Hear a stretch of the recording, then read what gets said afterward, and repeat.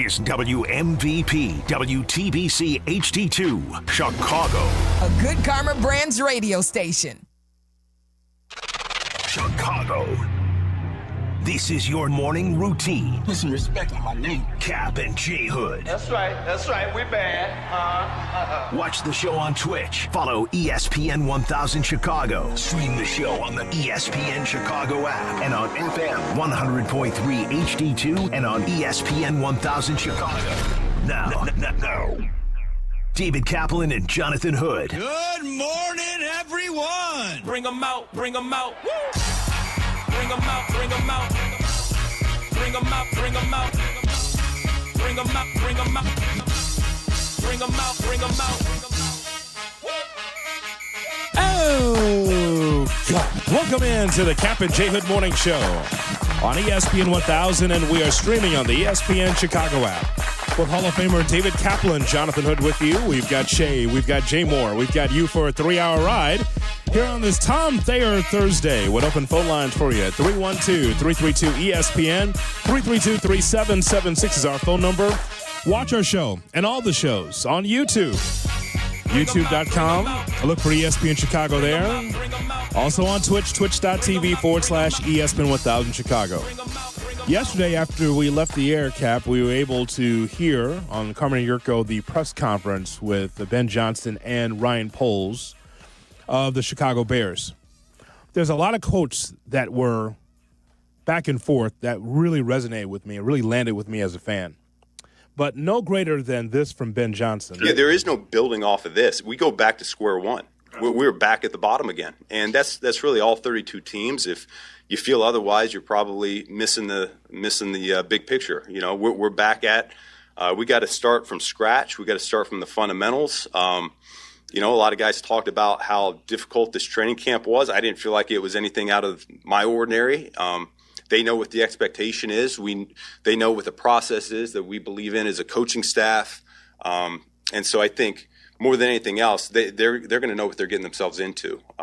And yet we got to dig a little bit deeper. We got to work a little bit harder. We got to give a little bit more if we want to take this thing over the top. I mean, it's no different. You're trying to lose weight. You're trying to lose 50 pounds. The first 30 is the easiest 30. You know, the last 20, that's the hard part. And so we did a nice job this year, but it's not enough. We got to do more.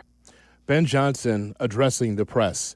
You notice at the beginning, before he took questions, he said that. Kind of sweeping, right? Yeah, we got to start from the bottom.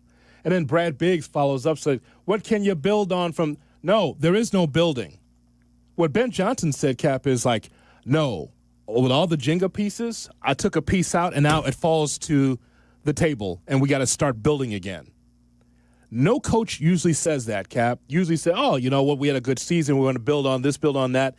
There is no building for Ben Johnson because you start from the absolute bottom. What a perspective from Ben Johnson. I loved it. Yeah. When he said that, I was like, whoa, no carryover? And then I started to think about it. I'm like, he's right. You're 0-0. And everybody goes back to work. You are an injury away from going, oh, God, who got hurt? Like, it was cool what we did. Super cool. And now I've got to take my team and go back to work and start again and try and see if we can go farther. Now, you as a basketball coach in the NIL era, you could be at the podium and say, yeah, we had a good season, but we're going to start from the bottom. You know why? Because most of your players are leaving, Cap. Correct.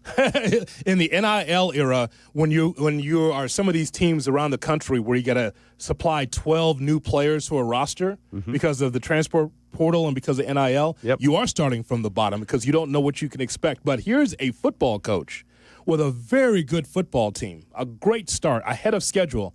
Nope, it wasn't good enough, folks. We didn't reach our goals. We're starting over. It's the Etch-a-Sketch kind of mentality from Ben Johnson. All right, shake it. All right, clean slate. I just drew something, and it looks beautiful, doesn't it? Screw this. Start over. Yeah. Etch-a-Sketch, Ben Johnson. Again, look That's around. Great analogy. Well, thank you. But, Cap, look around the league. Listen to these other exit press conferences. No one's saying that. No. Because they're trying to keep their job. They're optimistic, you see. But, for Ben Johnson, yeah, we got good players, but Yeah, we're starting from the bottom. Never mind that we won the North. Never mind that we turn heads in football. Nope, 0. Start from the bottom and build it back up again. I loved what I heard from Ben Johnson yesterday. I did. That's a great mentality because that permeates through the building. It does. You guys feel good about winning the North? If you guys feel good just getting the playoffs, wasn't good enough. Hit the weights. See you in the spring. Yep. Take that. Yep. Holy smokes. Let's go. Now, that's accountability that you love, right? Yeah, and it reminded me of the story that Julian Edelman was telling. He said, we won the Super Bowl. We went to do that duck boat parade. You know, they used to have the duck boats in New England. He said, we win the Super Bowl. We go do that. And then the next day or two, he said, it's locker clean-out day. And I hear music coming out of the weight room. I'm like, somebody left a stereo on in there. He said, I walked down, and there's Tom Brady in a full sweat, pumping weights by himself. Nobody around. I'm like, hey, bro, you know, we just won the Super Bowl. He's like, yeah, that was 3 days ago. I'm on to next year. I want to do it again. Yeah. Yes, 3 days ago is done. I'm finished. I celebrated. I'm good. He's like, that's why that dude was the GOAT. Never satisfied. Well, I don't know if Richard Simmons was there. I don't know if he was doing the Richard Simmons workout. Probably not. But the whole point is that it's about trying to get better for next year. He told, and we'll hear more from Ben Johnson, he told guys, just get out of here. Get away from football for a while. Yeah, Caleb take Williams. a couple weeks and just go do nothing. Nothing to do with football. Yeah. I loved it. Just get away from it because when we come back, we're going to hit it hard. And the other thing, too, is that, you know, coaches and general managers and those that take the mic that are in power, some will lie to you and say, oh, I never listen to the radio, never read what's out there on blogs or social media. Lie. I never do that. Yeah. But, you know, both Ryan Poles and Ben Johnson admitted something that usually people in those positions don't do. And there's this, you know, we were known as the cardiac bears and, you know, there's this feeling out there about this and that.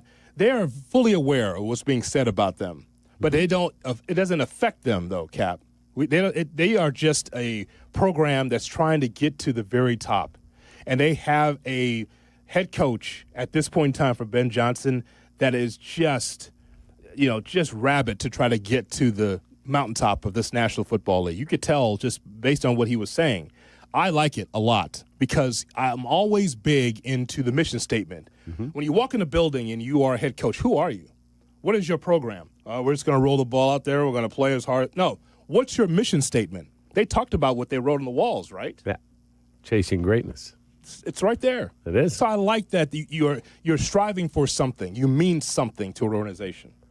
Now, are you telling me that we were coining chasing greatness on this show before they ever drafted Caleb? Mm-hmm. That means that was before Ben Johnson was ever in consideration to be the coach because Eberflus was the coach. Yes. And now nobody listens. We don't listen to the radio and watch that stuff or read. Uh-huh. And that we started talking about that every day. Mm-hmm. And now it's painted on the wall in their team room. You're telling me they never, ever listened? No. That they thought of that on their own? We're chasing greatness, and all we do. It's time for you to chase a check, brother. Yeah, exactly. Brought to you by Incan Law, 3126 million for the great Howard Incan. Kevin Sign Warren's these balls. office. Hi. Yes, could you connect me to Kevin, please? Oh, my. David Kaplan. Oh, hold on a second. Hey, Cap, what's going on? Should I have my attorney call you, Kevin, or can we just negotiate a little settlement here? Chasing greatness? That's mine. Mm-hmm. And, of course, you've trademarked that and copyrighted that over the years, correct? That's just a sticky detail. He was the first person to ever say that, Woody. Cap. Of course. Circa 2023. In this context, yes. Absolutely. He was the first person to ever say those two words together. Absolutely. I can't believe I stole those words. I can't believe I stole those words. That's it. Off-season message to Caleb Williams. We'll circle back on that. We had a good exit interview. My main message to him was he needs to get out of football for a little bit. He's done a phenomenal job in terms of staying focused all year long. He put a lot of time, a lot of effort. I thought he grew up as a professional. I thought his communication to the coaching staff grew. I thought his communication to his teammates grew. But we will certainly have a number of points of emphasis that he can dive into when he comes back this springtime. But it's important for really all of us, coaches, players, support. We get away for a little bit.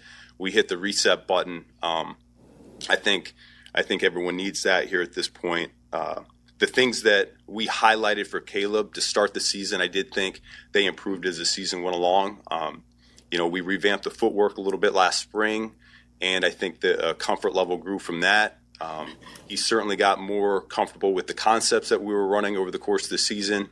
That's something that we can build upon, and yet there's still a lot more that we can push through in that regard. And so I'm really encouraged about the steps he took this year.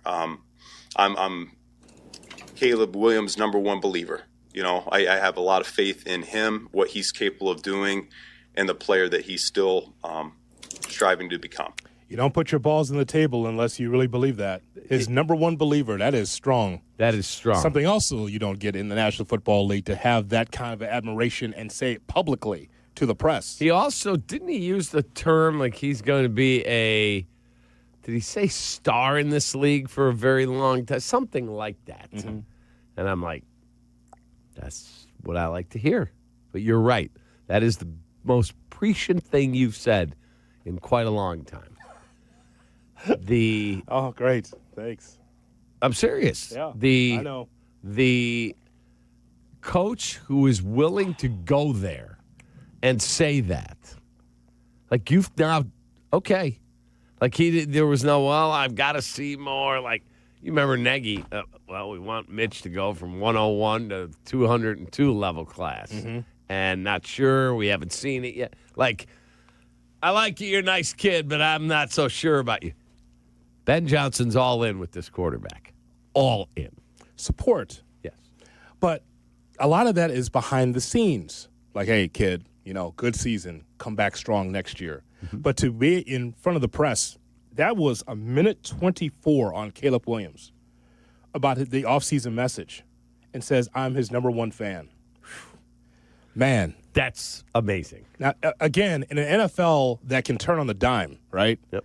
All of a sudden, and I'm not rooting for this, but we've seen this. We got plenty of proof of this, Cap, of a young quarterback doing well, and all of a sudden teams start keying in on him, try to figure out some of his tendencies, and all of a sudden it goes sideways. Yeah.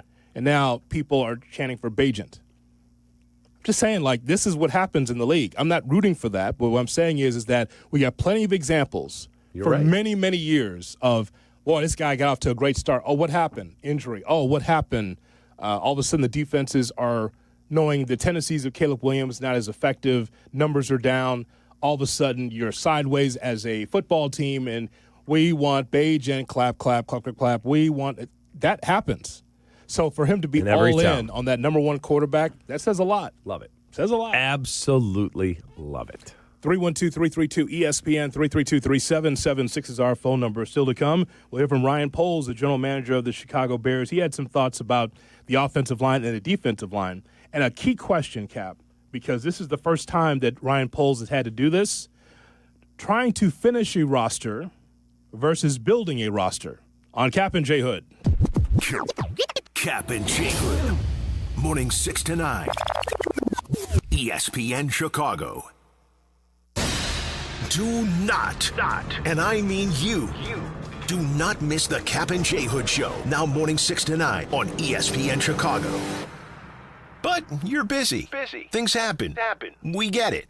If you have to miss it, you can always listen to the podcast on your time. Find it on the ESPN Chicago app or wherever you go to pod.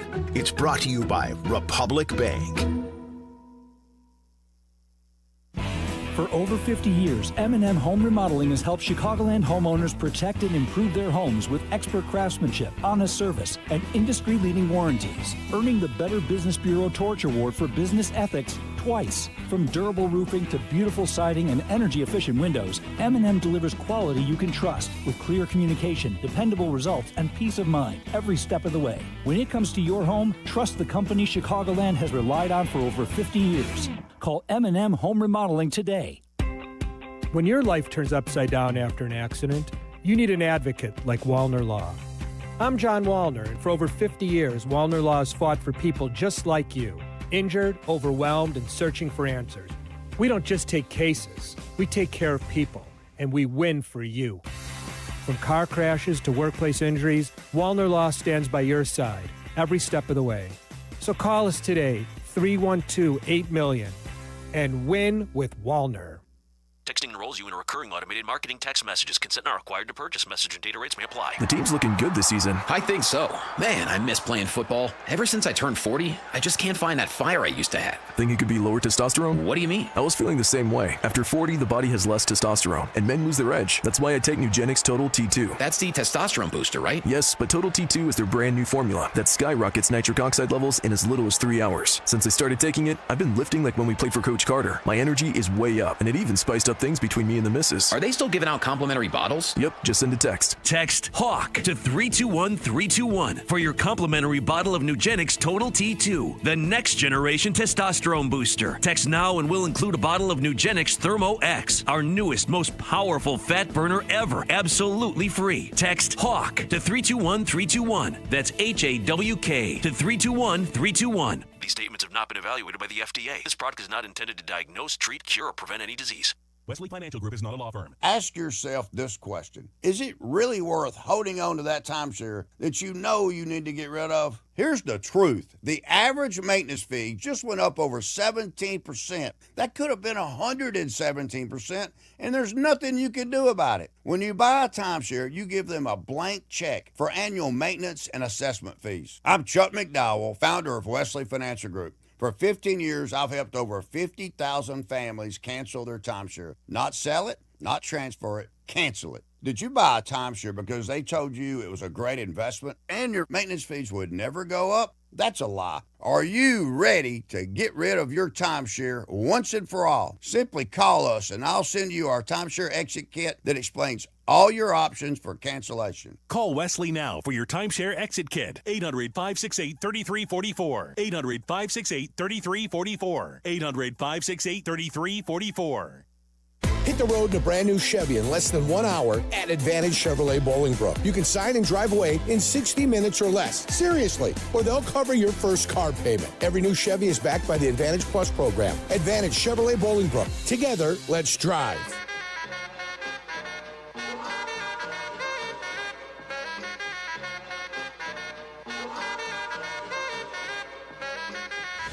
Kap and J Hood are back. Every newsman in this city's laughing at us, and I don't like it.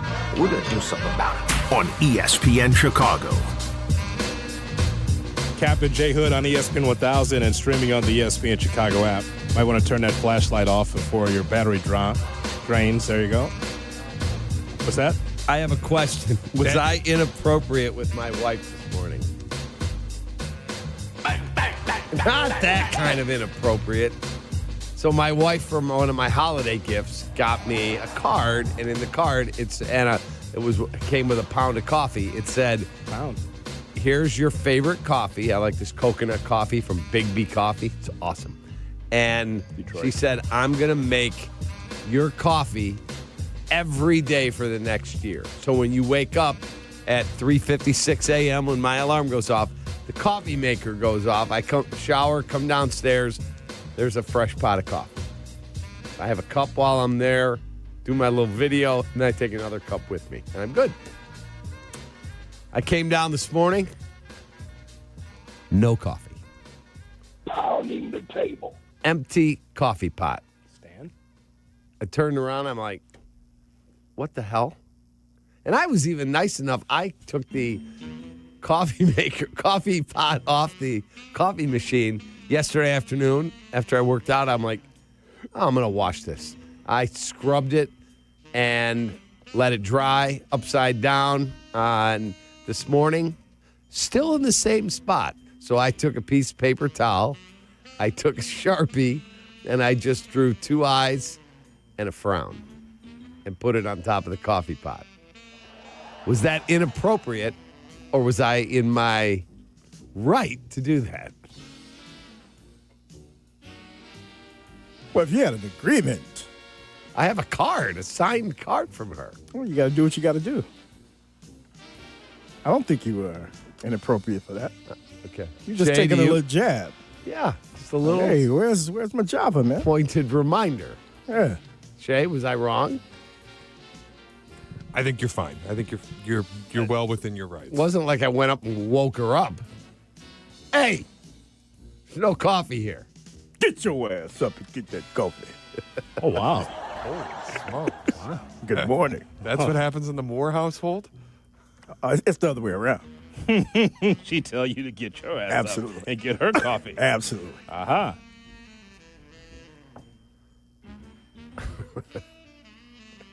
Just saying.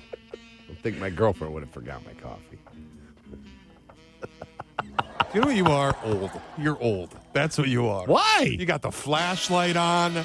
You're derailing good Bears conversation for whatever this nonsense is. You're old. You're losing your marbles. Buddy, as you always say, we're watching it in real time. Oh, yeah. This guy's got no clue. That doesn't reverse. Hey, I got to ask you something. Oh, no. Hey, sir, the flashlight's on your phone. It is?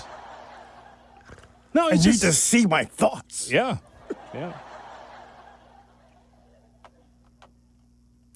Just was asking what I thought were friends. Jay Moore was the only one that was kind enough to give me a nice answer. Thank you, Jay Moore.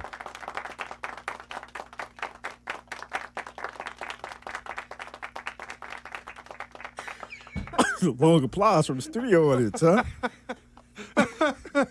I just want someone to finish the bit, and it was the audience. Because no, it wasn't happening in here. That's it. I just want someone to finish the bit.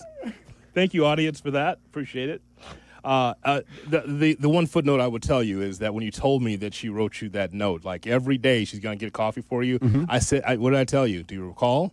I said, take the under. Yeah, you did. I said, it's not going to happen I every said day. 365 days, Yeah. she said, unless she's out of town for work. Yeah. And you said, take the under. Because she's busy and she will forget. There you go. So now she owes you more than just the coffee. Oh. Meet you for lunch, hon. That's exactly right.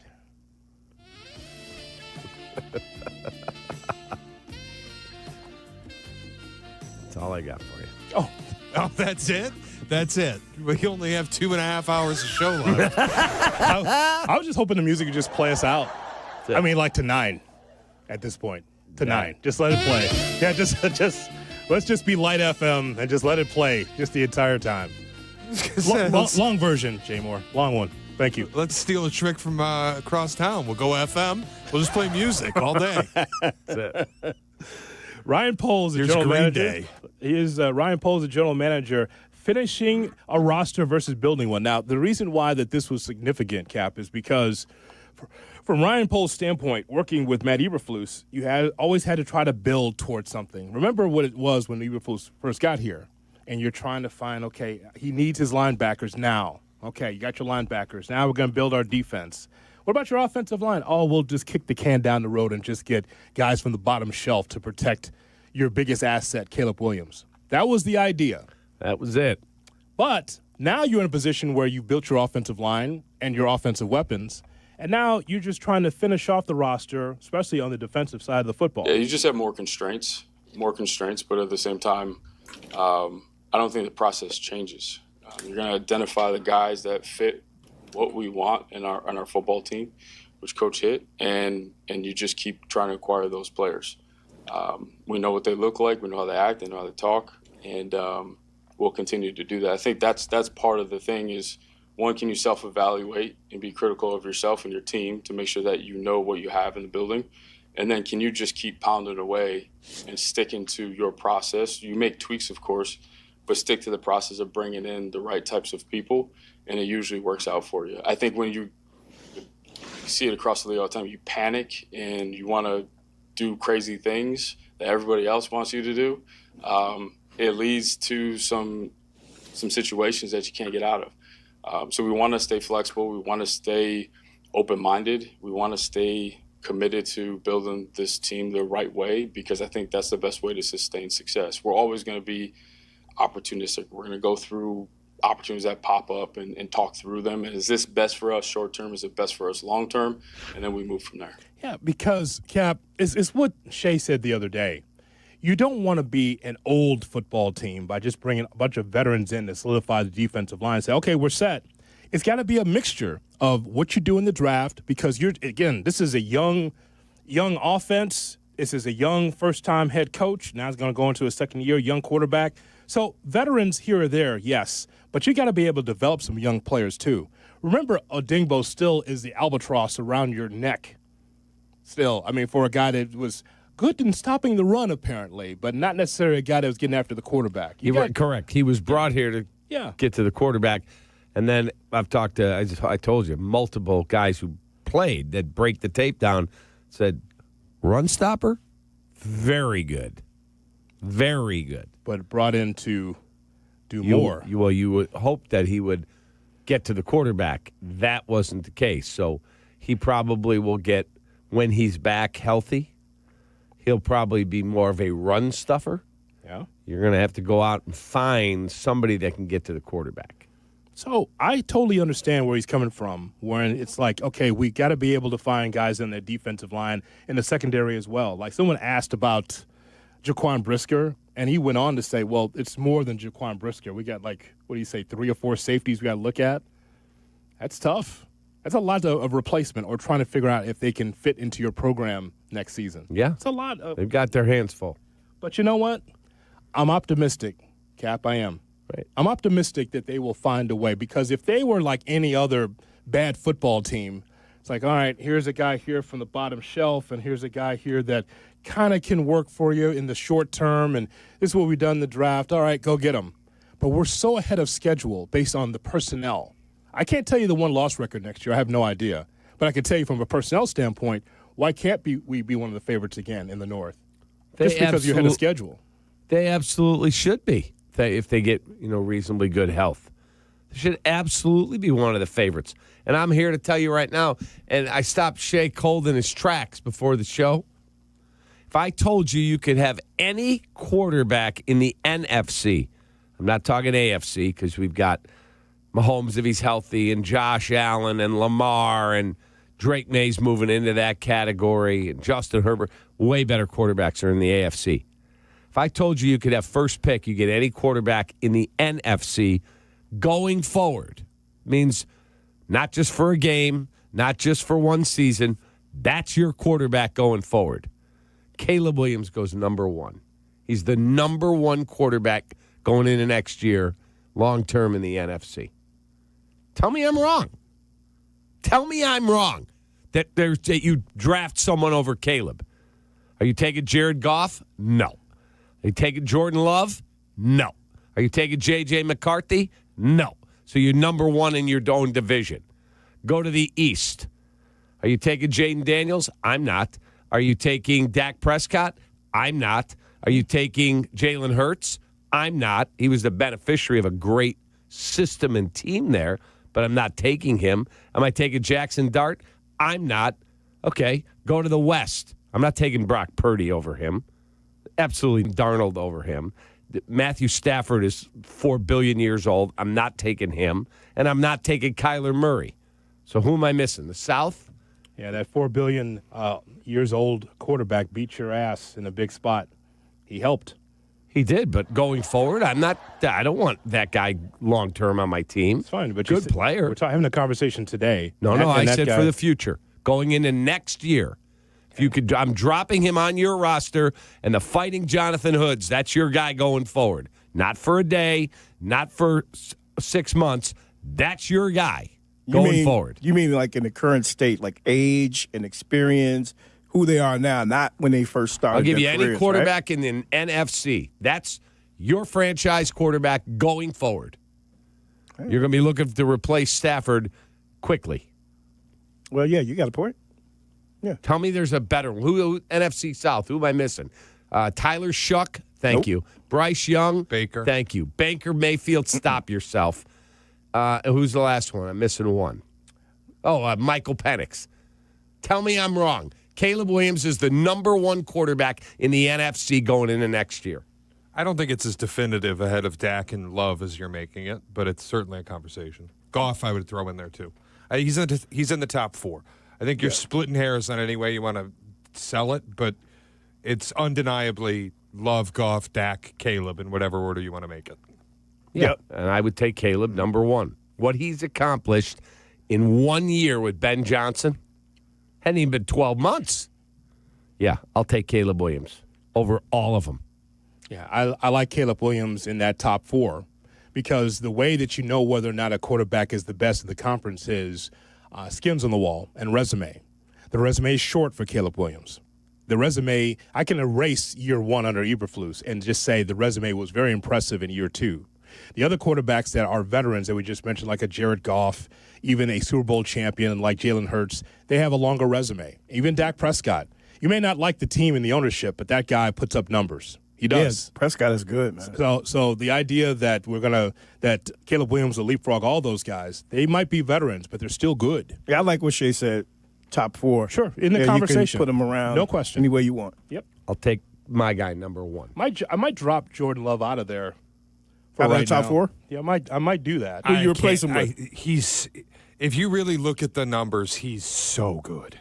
It's like there's some games where you go, why can't you win that one? But I also think people blaming the Bears loss on him. He threw 4 touchdowns and 330 yards, whatever. What do you want him to do?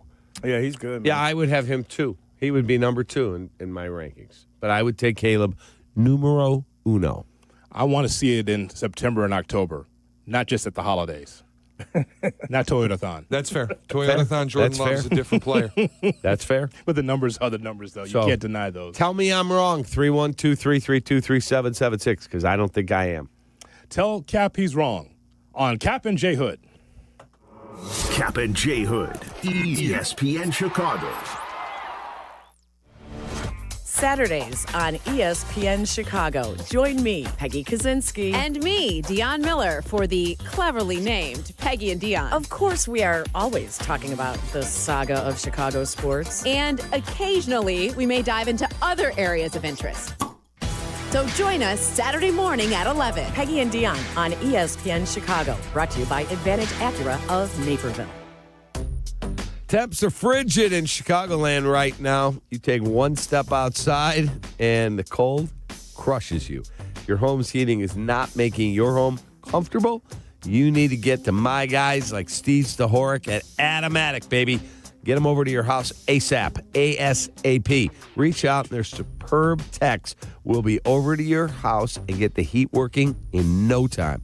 When your furnace needs help, especially in weather like this, Automatic shows up, gets it fixed, and makes sure your home stays warm and comfortable. Call Automatic or visit Automatic.com. Stay warm through this brutal winter. That is ATOmatic.com, Jay Moore. Crash, bang. You know, I've been saying that to Chicago sports fans for the last few seasons. Lisa, why don't you give it a try? Crash, bang. That's what that feels like. Of course, personal injuries feel much worse. They do. That's why the Chicago Personal Injury and Workman's Compensation lawyers at Maurice Longo are here for you. I'm Jim Maurice, and she's Lisa Longo. Visit us at mauricilongo.com. That's MORICILONGO.com. We're in your huddle when you need us. Hey, it's your buddy Tom Waddle, and I drive a Hawk. The New Year's sales event is going on at all 12 Hawk Auto locations in Forest Park, St. Charles, Plainfield, Joliet, Carroll Stream, and now LaSalle, Peru. Shop thousands of vehicles from 13 brands and save with 0% financing for 60 months or make no payments for 90 days. Plus, save even more with $500 to $2,000 bonus cash. Find your next car at hawkauto.com and drive what I drive. Drive a Hawk. HawkAuto.com. Financing on select models with approved credit.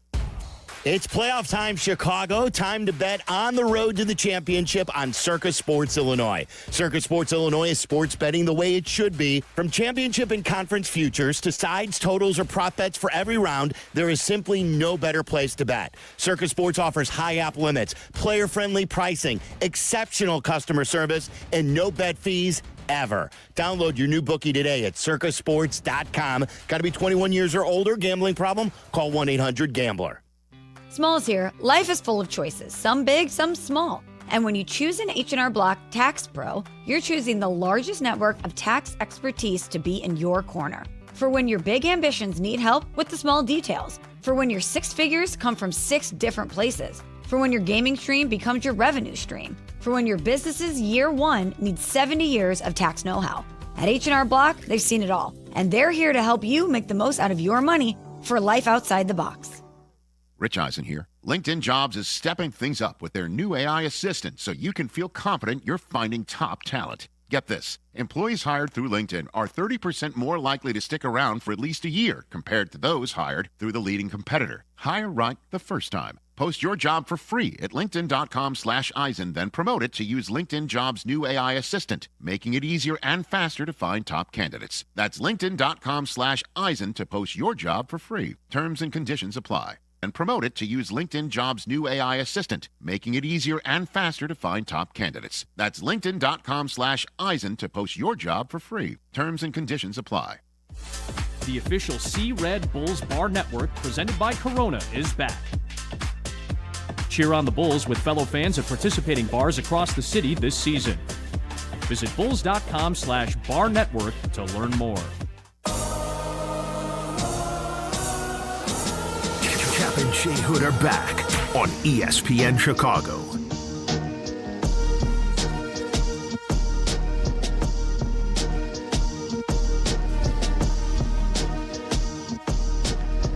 It's the Kap and J Hood Morning Show on ESPN 1000 and streaming on the ESPN Chicago app. Here's hoping that you're going to have a great Thursday. It's a Tom Thayer Thursday here on Kap and J Hood. We'll hear from Tommy coming up at 7:30. We're with you till 9 o'clock. Then it is Carmen Jurko at 9, Rich Eisen at noon, Waddle and Silvy at 2, and Bears Weekly with Jeff and Tom at 6. Right here on the home of the White Sox and the Bears, ESPN 1000 at 312-332-ESPN, 332-3776 is our phone number. We really liked what we heard from Ryan Poles and from Ben Johnson. It was great to hear from those guys as they were doing their exit conversations. And so it just told me that they're reinforcing the fact that, hey, we're starting over from scratch. Even though the team has got a lot of good players on it, difference makers, but they're starting from the bottom. And that's a great way to look at it because they want to build it back up and be even bigger and better than they were this past season. I loved it, Johnny, because every season is a blank slate. Now, I do believe when he gets 2, 3, 4 years into his program, God willing, and they've had success, that he will say, yeah, we now have the foundation in that we can build from. But I like the shot he took at them. He goes, we had guys complain that training camp was too hard. Yeah. It was normal by my standards. That's what he said. See? They read and hear everything. That's a shot. Mm-hmm. You better come correct because it's going to be just as hard, if not harder. It's funny you mentioned Caleb Williams, and if you're just joining us this morning, Kappa is declaring that Caleb Williams is the best quarterback for the future in the NFC. Correct. And you take a look at the landscape, there's good – it's an interesting mix. There is veteran quarterbacks, there's very young quarterbacks, and Caleb Williams is in a kind of different category because this will be year 3 for him coming up. And so it's going to be compelling to see how much further that Caleb Williams can take it based on what we saw this past year. Yeah, he's got the right coach and play caller. There's going to be stability. There'll be some changeover in the coaching staff. Eric Bieniemy's already left. He's headed to the Chiefs. Matt Nagy is out of contract, and there's a bunch of jobs out there, but he hasn't gotten one yet. So now he's interviewing with the Eagles to be their OC. So no more room in the inn for him as far as head coach, huh? Well, there's how many jobs are still open? I mean, the Raiders are still there. Yeah. 6 or 5, I think. Yeah, the Raiders are still open. Who else is still open? Cleveland. Mm-hmm. Who else is looking for a head coach? Ravens still. Ravens are still looking for a head coach. There's more. There's 6 openings left, I believe. Steelers are still out there, and it sounds like Mike McCarthy is the leader there. Terrible. So he should have did what Brian Flores did, signed the deal before he left. Just in case. Just in case. Yeah. It's pretty smart business, actually. Yeah, you don't land nothing, I'm right back at the crib. Never know what the NFL will stop you from being a head coach. Mm-hmm. Talking about actually the New York offices. I'm hoping the Bears don't lose Al Harris, who interviewed with the Pack yesterday, and now he's interviewing somewhere else. Shay, that lawsuit's still pending with Brian Flores in the NFL? Let me double check, because I think I remember reading something about it being resolved. I think he makes a lot of sense in Baltimore, personally. But so Bills, Steelers, Ravens, Browns, Cardinals, Raiders. There you go. Bills, Steelers, Ravens, Browns, Cardinals, Raiders. So 6. So Nagy still has a shot with that Raider team. I would think he'd be in play in Arizona, too. Sure. Bad jobs? Absolutely. Bad ownership, bad job? Absolutely. Sounds like Nagy to me. But if he goes to Philly. No shot. Hey, hon, we're taking the Philly job. Okay. Go to Philly. He's out of contract, needs a job. He goes to Philly. If they don't have a good year next year in that town, they just ran Kevin Patullo out of that gig. They're either going to go, you either fire Nagy or we're firing you, Sirianni. Like, that's the nomadic life of a coach. Now, I'm not going to be the attorney or the agent for Matt Nagy. However, if I'm one of these teams, I would ask in the interview process, Matt, you're in a good place in Kansas City and your contract ran out. Why aren't you still with the Chiefs? Why don't they want you? Damn. Could you explain that? Because if Andy Reid can't use you, why are you coming here? That's a good question, right? It's like the Atlanta Braves or Kansas City Chiefs or any other top franchise over the years that has had sustained success. And if they can't use you, then what's your problem? Like a Steelers, like a Claypool, right? Jeff Blauser going to the Cubs. Yeah. Why aren't you with that organization? What happened there? You'd ask, wouldn't you? I would, but if I was him, I would then answer that by saying, look, I love Andy. He's like a second father to me. But I want to call plays. Andy is not going to relinquish that. He is the play caller, and I fully understand it. But I've been there a long, long time, and I want to put my own offense in. I'm willing to, obviously take direction from Coach Sirianni if it's Philly that's interviewing me. But it's time for me to spread my wings and be a play caller again. Thanks for coming in. We appreciate it. Thank you for the explanation. We'll get back to you. Holy smokes. Andy, this season, the young lady on the way out, she'll punch your parking. Yeah, that's no problem. This season for the Chiefs actually just cleaned house, kind of. After they didn't make the playoffs, Mahomes got hurt. It's like, somebody's not coming back. It might be more from this Bears staff, too, by the way. But Ben Johnson's all for it, by the way. He totally understands that a lot of coaches are getting interest from his staff. I told the players this just a week or two ago that it's rare in year one that you feel like you have a 5-star staff. And yet that's what I believe. Just over the course of the season, seeing how they conducted themselves, what they sacrificed, the time they put in. We got a great collection of coaches. It's the right mix of experience, energy, ideas. And so I think they're a big reason for the success that we were able to have and the games that we were able to win. To your point, I do think it's a lot. I see future head coaches on this staff. I see future coordinators. I see these young coaches being future position coaches. I see that all across the board. And so when you have success and you win games, normally that's what happens. I know we already have some slips coming through that other teams would like to interview some of our guys, and I'm all for it, man. I want these guys to continue to ascend. Anything I can do to help them out, I think they all know I'm more than willing to do that. Oh, so Ben Johnson, understanding that there will be teams pilfering his coaching staff because they were so good this past year. God bless. Yeah.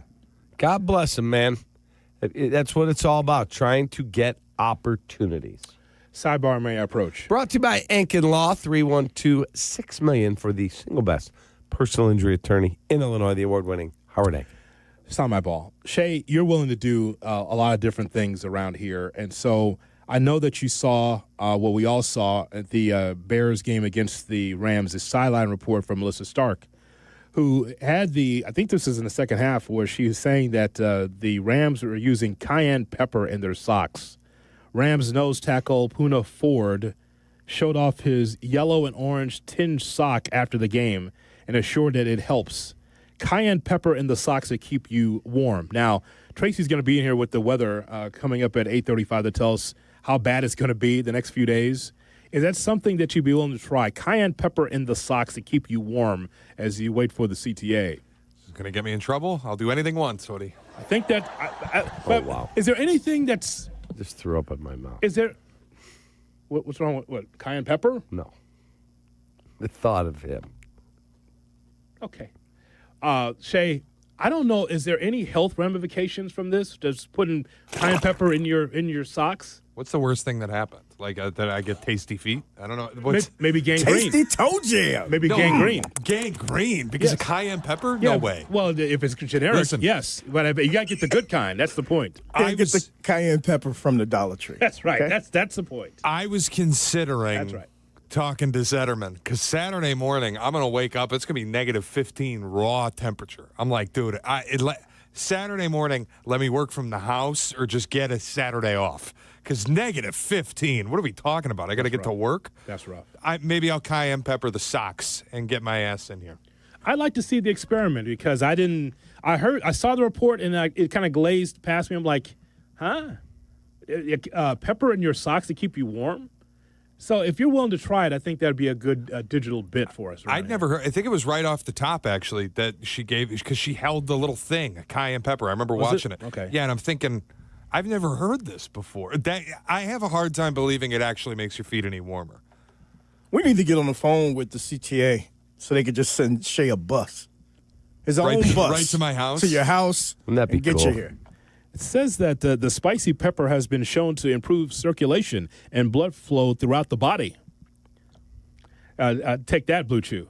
But apparently cayenne pepper apparently does the job as well. I don't think that's where you want to put cayenne pepper. I don't think that's where you want to put it. How far is the public transportation, the train station, to the new digs that we're moving into? It's not far. Not far. No. Yeah. Closer than here. You plan on taking it? Or? No, it's certainly closer than here. It's a 2-second, 5 steps outside the front door. Not from the Metro. It's not, Sparky. Oh, you're talking Metro. I'm talking CTA, brother. I'm talking about the Metro. The practical. That ain't my problem, to be honest with you. The CTA's not by my house. If they want to run something up to the northern burbs, I'm in. That's not true. Cumberland exit. You can blue line your way right down in here. You park your car up at the Cumberland exit, hop on the blue line. I tell you every day. And you know what? You would save money, you would do more, and you would ride better. To be clear, he's never going to ride with the poors. He's not going to do that. The unwashed masses, this guy? Absolutely not. Darman, drive me. The tinted windows, please. I like to have my nice truck warm and ready to go. Why? Park your car at the Howard Station, Red Line. He's not going to be with the unwashed I'll meet masses. you. I'll meet him on the Red Line. No, no, you don't want to do that. I'll do it, but he won't do it because I'm a man of the people. I'm not afraid. But this guy, absolutely not. The practical herbalist, by the way, says he recommends a half teaspoon of cayenne powdered mix with an ounce of foot powder. That's the key to keep your feet warm. Dearborn and Jackson, that's your Metro, Cap. Dearborn and Jackson. Okay. So it's not that far. No. Why are you giving me that information? He's not taking it. Yeah, Jane, where you think he's ever going to take the train? Really? Do you know No, what he's not. He Cap's absolutely not. life on the train, every person that gets on the train and walks by, are you David Kaplan? Honestly, it would be a dream come true for you. Oh, my. To talk to people? You'll never make it here, man. Yeah. You'll be on everybody's social media. You'll never get here, dog. I've walked with you in certain places, and we just can never get back. Because everybody, hey, Cap, it's hey, Cap. Well, if anything's breathing, he'll be glad to stop and talk to him. That is for sure. Just remember that. And so, again, he's not going to be around the unwashed masses. He's not going to be around the poors. Oh, my God. Who dressed you this morning? Stevie Wonder? My God. Look at you. Oh, you're awful. Anyway, A's 4, Angels 2. Be like anytime Ryan Clark gets on the TV here and he just looks at people on the train, that's not a very good jacket. Oh, my God. Yeah, I mean, he can't stop himself. So, I mean, that's why he just needs to be his own vehicle. That way he can't criticize anyone besides the drivers, in front of him. But actually talking to people, he'd get his lights knocked out. That won't work. So, nice effort by asking, but you're not going to be on any kind of public transportation. You? Absolutely not. Especially while Dahman is available. Dahman, drive me. I drive myself. Let him dance for the dollar. Watch this. Look at him running after the dollar I put out in the back of the wagon.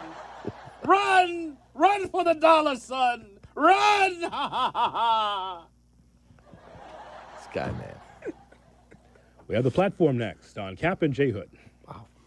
You're listening to Kap and J Hood on ESPN Chicago. Run! When it comes to your home, why juggle a dozen different contractors? Service Construction of Illinois does it all. Kitchens, bathrooms, basements, decks, outdoor spaces, you name it, they build it. For 50 years, they've been the one-stop shop for families across Chicagoland, combining craftsmanship, reliability, and a true passion for making homes shine. Work with Service Construction of Illinois once, and you'll know you can rely on them for any needs for the lifetime of your home. Visit serviceconstruction.net and start your project today. This is the story of the one. As the purchasing manager at a manufacturing plant, she knows the only thing more important than having the right safety gear is having it there when you need it. That's why she partners with Grainger for auto reordering, so her team members can count on her to have cut-resistant gloves on hand, and each shift can run safely and efficiently. Call 1-800-GRAINGER, click Grainger.com, or just stop by. Grainger, for the ones who get it done. Welcome back to Winter Hack Radio, the place for clever hacks to survive the season. Icy driveway? Well, try spreading sand or birdseed to help with traction. Snowy puppy paws? Well, grab a whisk, brush it off, done. Catch COVID-19? Well, just get... Actually, there's no hack for COVID-19. But if you test positive, prescription medications for COVID exist. Ask your doctor if they're right for you. Visit PfizerForAll.com to learn more. Sponsored by Pfizer. Career changers, including veterans and active duty service members. Your transition starts here. Go from GI to IT in a matter of months. Become a certified cyber warrior with training at My Computer Career. Cybersecurity specialists are in high demand, offering IT pros great opportunities and a rewarding lifestyle while protecting our people, liberty, and treasured institutions from cyber threats. Deploy your career in IT today at mycomputercareer.edu/CWP, an elite CompTIA certification partner. VA education benefits are available to those who qualify.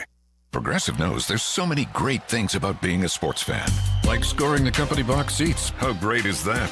Trick plays that actually work. Prevent defense when your team is winning by a lot. And even more preventative prevent defense as they're hanging on by a thread. And of course, saving money when you bundle your home and auto with Progressive. That's pretty great. Just like trick plays that actually work.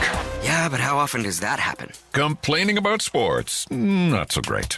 Progressive Casualty Insurance Company, affiliates, and other insurers. Not available in all states or situations. $2.5 million. The Verdoliak Law Group wins again for their clients. That's right. The Verdoliak Law Group recovered $2.5 million for a client who experienced a medical error. Hey, this is Jurko. If you're a victim of medical malpractice, make sure to call the Verdoliak Law Group. Good morning. Glad you're along for the Kap and J Hood experience on Chicago's Home for Sports, ESPN. Hello. Chicago. Good morning.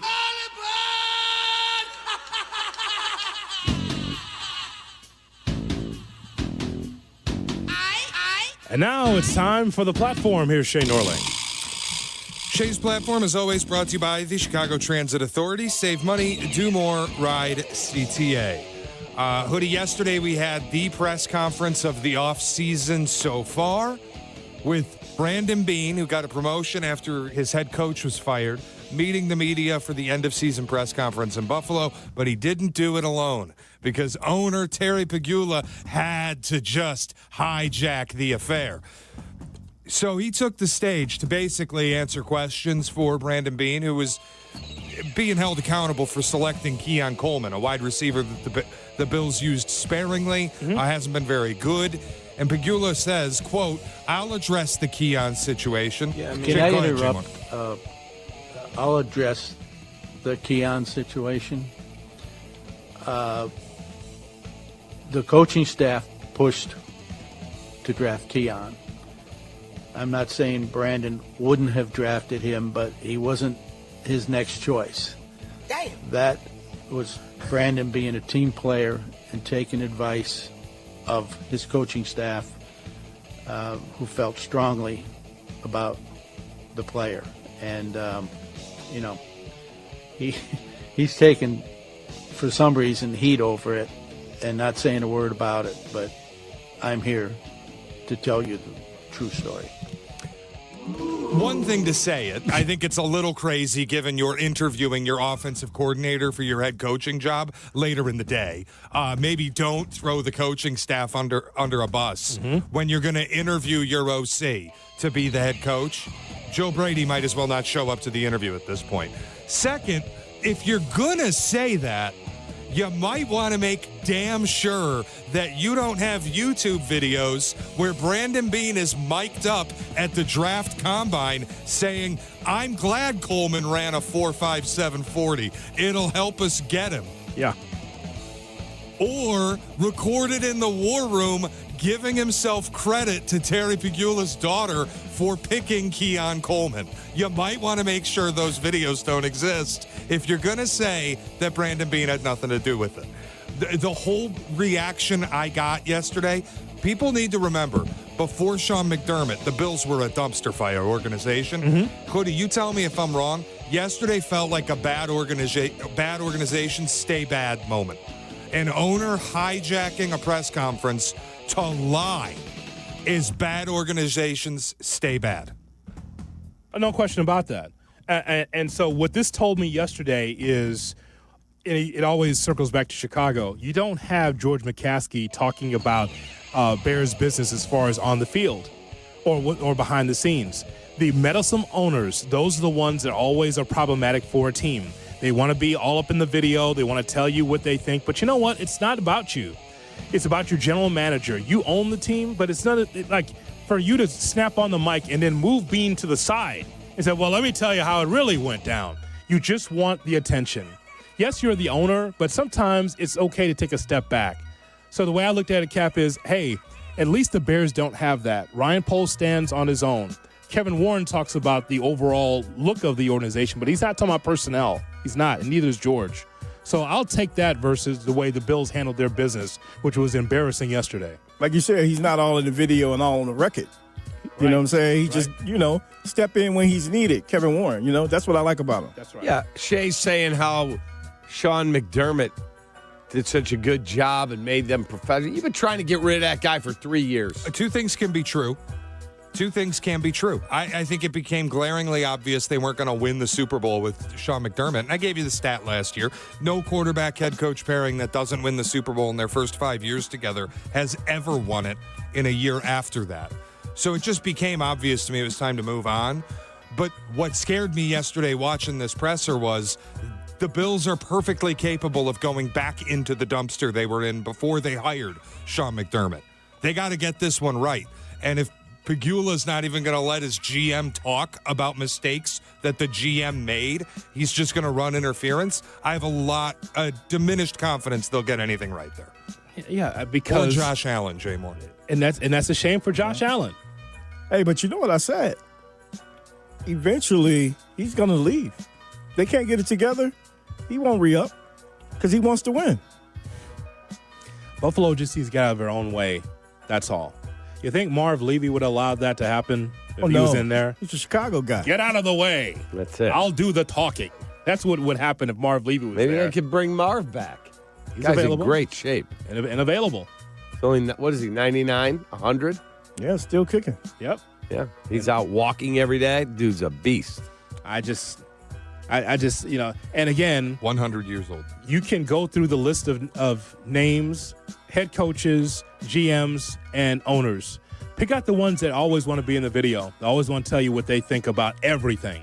It's one thing to say, hey, we need to be a better organization. When we start talking about personnel and inside stuff, you could draw a definitive line between meddlesome owner and bad organization or not being able to get to where they need to be. You can admire Jerry Jones for how much money he makes, but they're never winning the Super Bowl again under him. You understand that, right? That's never happening again while he's alive. Can't get out of the way. He won't let new people in the room to get fresh ideas. Correct. Diversity of thought, Cap. Not diversity is skin color, diversity of thought. He won't allow that to happen. Well, do you also remember when Theo said, one day I looked around and went, why does everybody in the office look like me? He said, I need more diversity. Not so I could say I hired diversity, because I want diversity of opinion. That's right. It's the same thing as Ben Johnson hiring coaches he had no relationship with. Yeah. That's a different way of doing things. Most guys just hire their boys, and it's the friendship network. But Ben Johnson said, I want people I've never worked with and I don't know that well so that I can be challenged. Like Dennis Allen down the hall. We beat your offense again. Ben Johnson gets pissed. It's like, you know what? My offense is going to work. And it did this past season. The platform brought to you by the Chicago Transit Authority. Cap, if you're stuck in traffic, you should just let the CTA be your driver. I know you're always complaining. You're sitting in traffic. The express lanes are closed. You can simply park at the Howard stop at the red line. Maybe you want to take the blue line. You hit the Cumberland exit. You make your way in on the CTA. You get into the city and back. Cap, fast and stress-free. It'll be great for you. It is. I used to take the blue line every Friday to the airport. You know, when I was doing college basketball. You'll avoid the hassle of stop-and-go traffic, spending money on gas, unexpected costs for car repair. Yeah. $5 covers your trip and back on the CTA. Just sit back. We'll do the driving. Tap to Pay is also available on all CTA trains and buses. Cap, all you got to do, you just hit your credit card on the turnstile, walk right through. You don't even have to sign up for anything, buy a ticket, none of it. Just tap and ride. Save money, do more, ride CTA. We'll be back in 2 minutes because not all dreams come true for Cap or some other fans. We'll talk about it right here on the Kap and J Hood Morning Show. Live from State Street in the heart of Chicago, this is the home of the Chicago Bears, ESPN Chicago. And this is Kap and J Hood, WMVP, WTBC, HD2, Chicago, a Good Karma Brands radio station.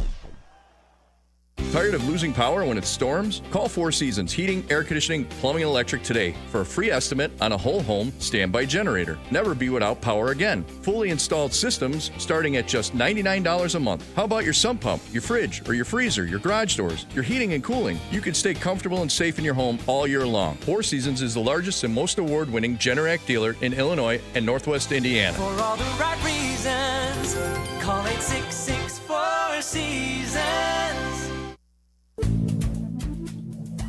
Good Karma Brands is proud to be an equal opportunity employer, providing equal employment, development, and advancement opportunities to all teammates and applicants. To learn more about careers with us, please send an email to talentacquisition@goodkarmabrands.com. That's talentacquisition@goodkarmabrands.com.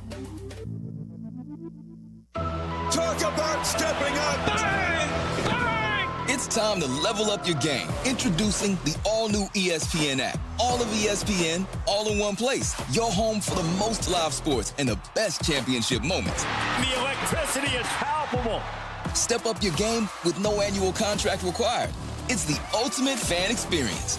Level up for more on the ESPN app or at stream.espn.com. Sign up now.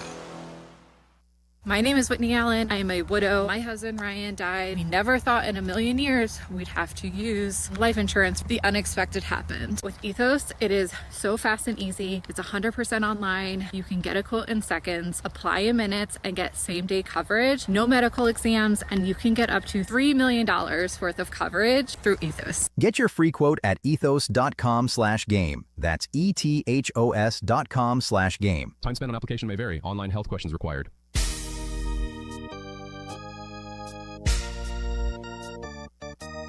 Kap and J Hood are back. We are back, baby. We are back. We're back. Classic. On Chicago's home for sports, ESPN Chicago. What's up, Chicago, and welcome in to the Kap and J Hood Morning Show on ESPN 1000 and streaming on the ESPN Chicago app. With David Kaplan, Jonathan Hood with you. We got Shay, we got Jay Moore, we got you on this Tom Thayer Thursday. We're going to hear from Tom Thayer coming up at 7:30. Right here on your home for the White Sox and the Bears, ESPN 1000. The Kap and J Hood podcast is brought to you by Republic Bank. If you just joined us, we've been talking about the Bears and hearing from Ryan Poles and Ben Johnson as they talk to the media as the season has come to an end for the Bears. But also, Cap, we got to talk about how sometimes your dreams just don't come true. As a Chicago Cubs fan that you are, you look at this team, and I think I've set the bar for you without you saying it. The bar for you and Cub fans is that it's the same thing as the Bears and the Packers. Got to beat that team up north. Got to beat that team up north. We don't say it as demonstratively all season as we do in baseball season when it comes to the Cubs and the Brewers, but I think it's the same drumbeat, isn't it? You got to beat that team up north.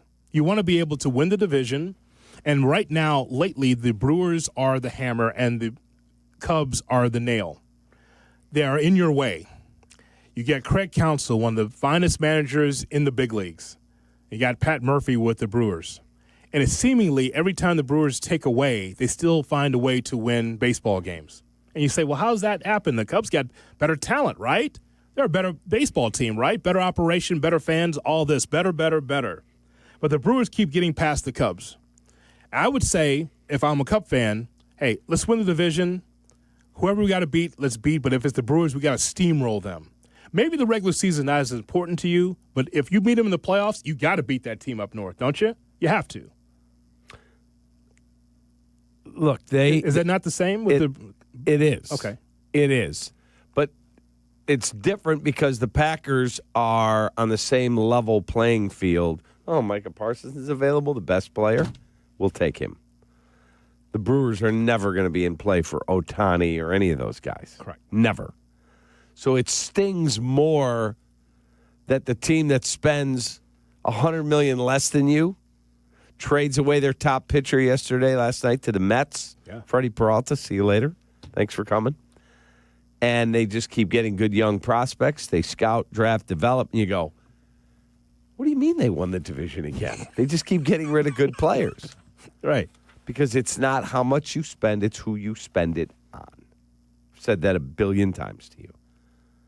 Well, they're cheap over there. They don't spend enough money, the Cubs. Okay. No. Can't have that excuse this year. They're going to be 200 and some million, while the Brewers will be like 100. If we're being real, that's not been a conversation for a while with the Cubs. You may think, hey, they could spend more, but they certainly aren't cheap. Correct. The Cubs? Correct. You are what you railed against when I listened to you as a small child on GN about the evil empire. You used to talk about this all the time about the Yankees.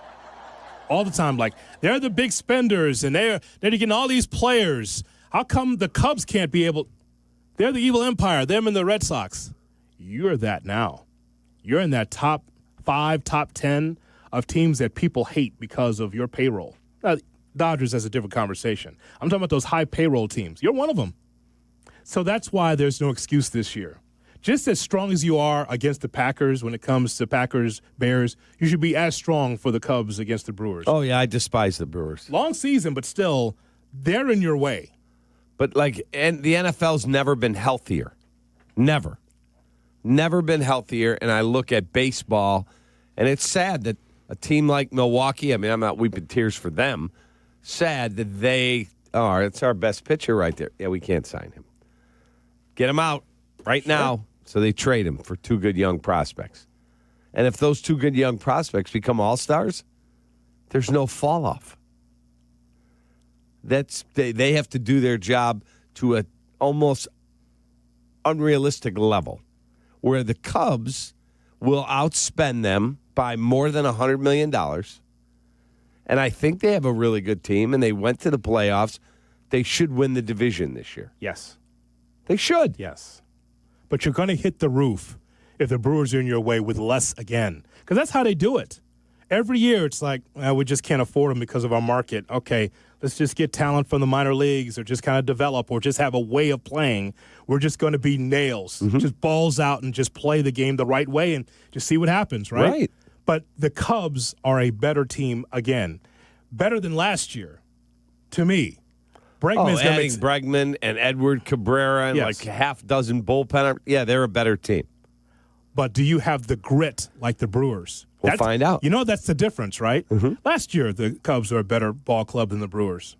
On paper. Like when Council's phone rang up in Whitefish Bay, isn't that where he lives? Mm-hmm. Hello. Hey, Jed, what's up? I just got Bregman done. What? Good. Yeah, how much? $175. All good. Really? Mm-hmm. That's more than the Brewers spent on payroll in almost 2 years now. And I would have said, what else do we got? You got something else going? Right. Got our bullpen solidified? We're not done. Okay. All right. All I'm good. working on a couple things. I got my lineup in my head. I'm going to take my wife out for dinner, celebrate this, and I'll talk to you. Okay. Let me know. All good. But you have to get past them. And I know one of the things that you wanted was the Cubs to go after Cody Bellinger.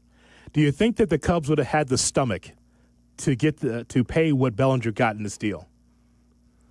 The answer is no after Bregman, by the way. You know, here's one thing, and I was not the hugest Bellinger fan. Can understand. He was fine his second year. He was all right. Yeah. He went on and had a really good year with the Yankees. But if you really are honest, you could have kept Cam Smith. You could have kept Paredes. You could have kept Hayden Wisniewski, used them in another deal, and just signed Bellinger and never brought Tucker in. You could have. You get the same result. You got the same result. I'm asking you. Honestly, it might have been better. You still lose to the Brewers. You still are. And that's the whole point of the conversation, Shay. Is like the whole thing is like you have to get past them. You have to. You've got to be able to get the top of the division and be able to have more staying power than you had last year. The question's still on the table. Would the Cubs have the balls to give Bellinger 5 years, 162 after you signed Bregman? And the answer is no. Well, I think there's also a different question here, too. Like, Bellinger getting basically the same deal as Bregman. Would you have rather had Bellinger if you're the Cubs? Would I have rather had Bellinger than Bregman? Doesn't he make a little more sense for the roster build? No, I'd rather have Bregman. Yeah, 100%. So you got, I don't know, man. So you had third solidified?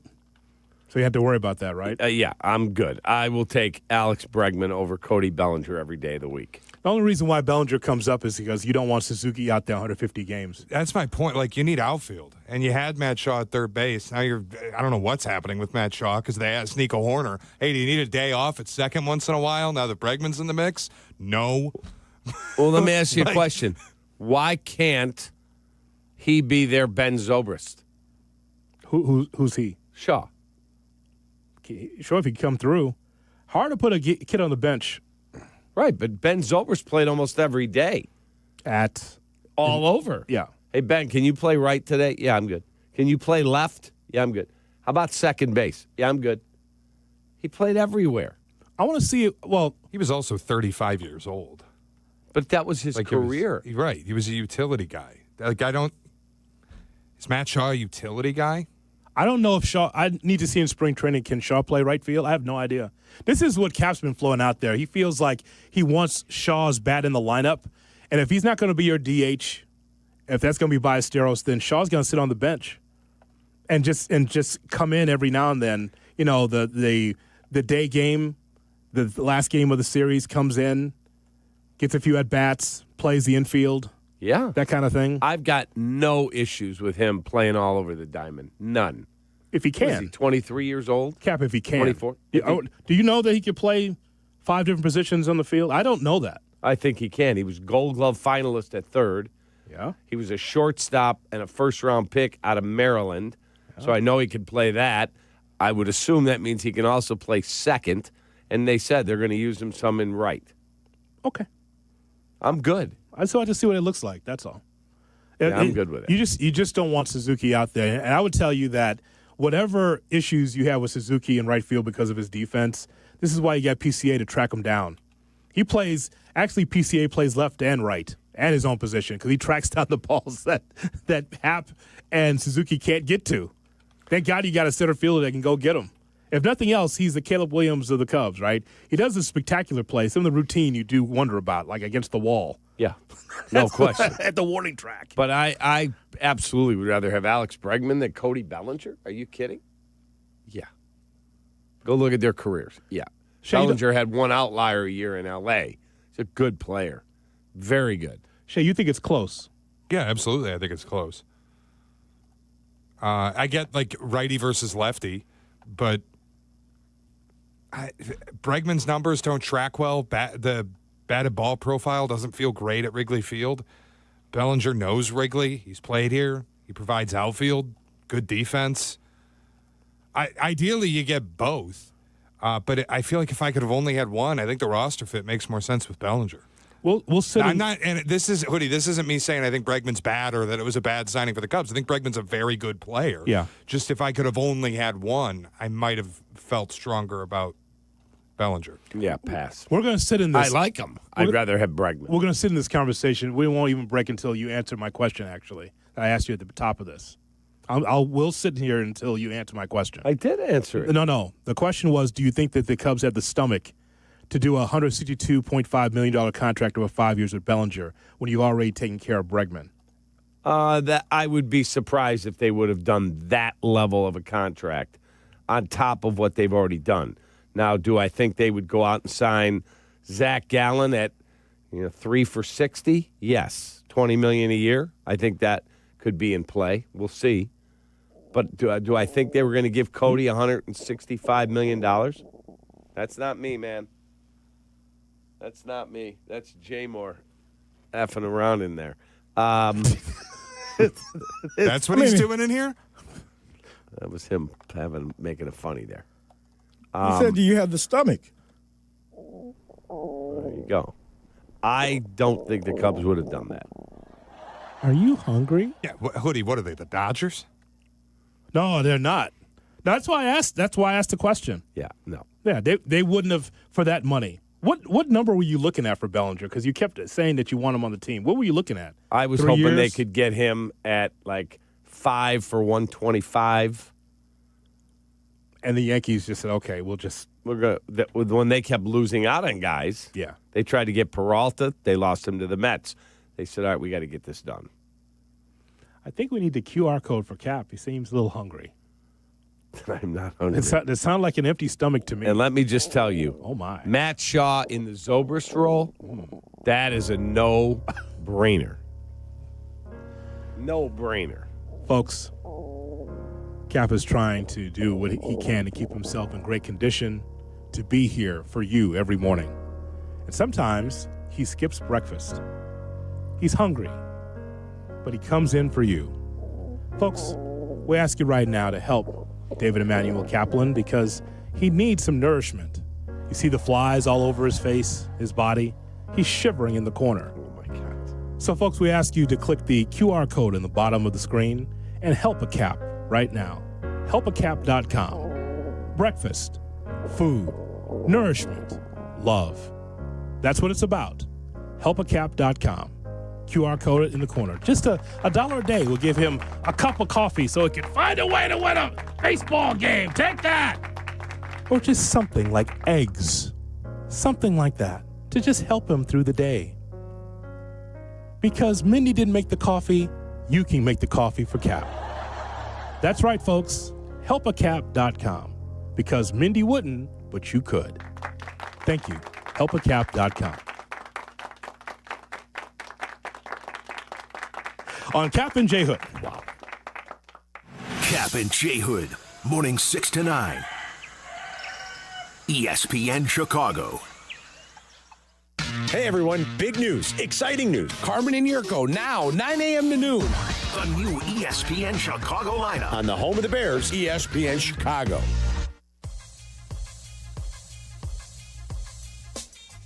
Folks, you cannot keep the polar vortex from coming to Chicago, but you can keep it from coming into your home. If you'll call my guy Russ Armstrong, the Chicago window guy. Russ keeps it real, baby. He offers the most energy-efficient windows and doors. Let me say that again.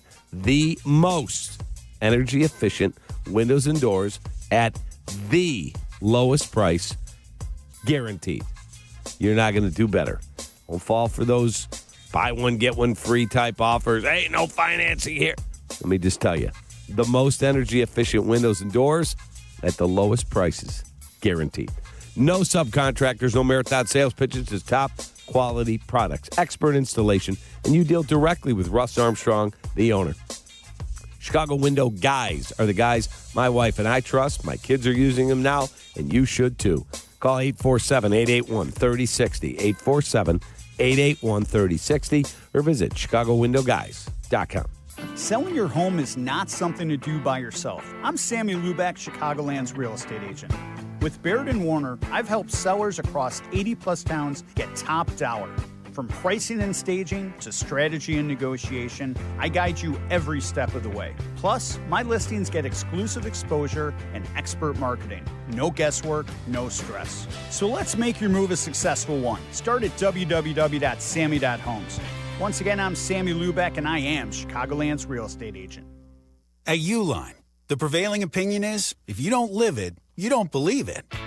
The people at Uline believe in hard work, and they live it by being there 24/7 to answer your call, having 41,000 items in stock, and offering same-day shipping from 12 locations across North America. Business owners, sellers, buyers, shippers, and packers believe it. Uline is the hard-working, dependable source for your shipping and industrial supplies. Visit uline.com.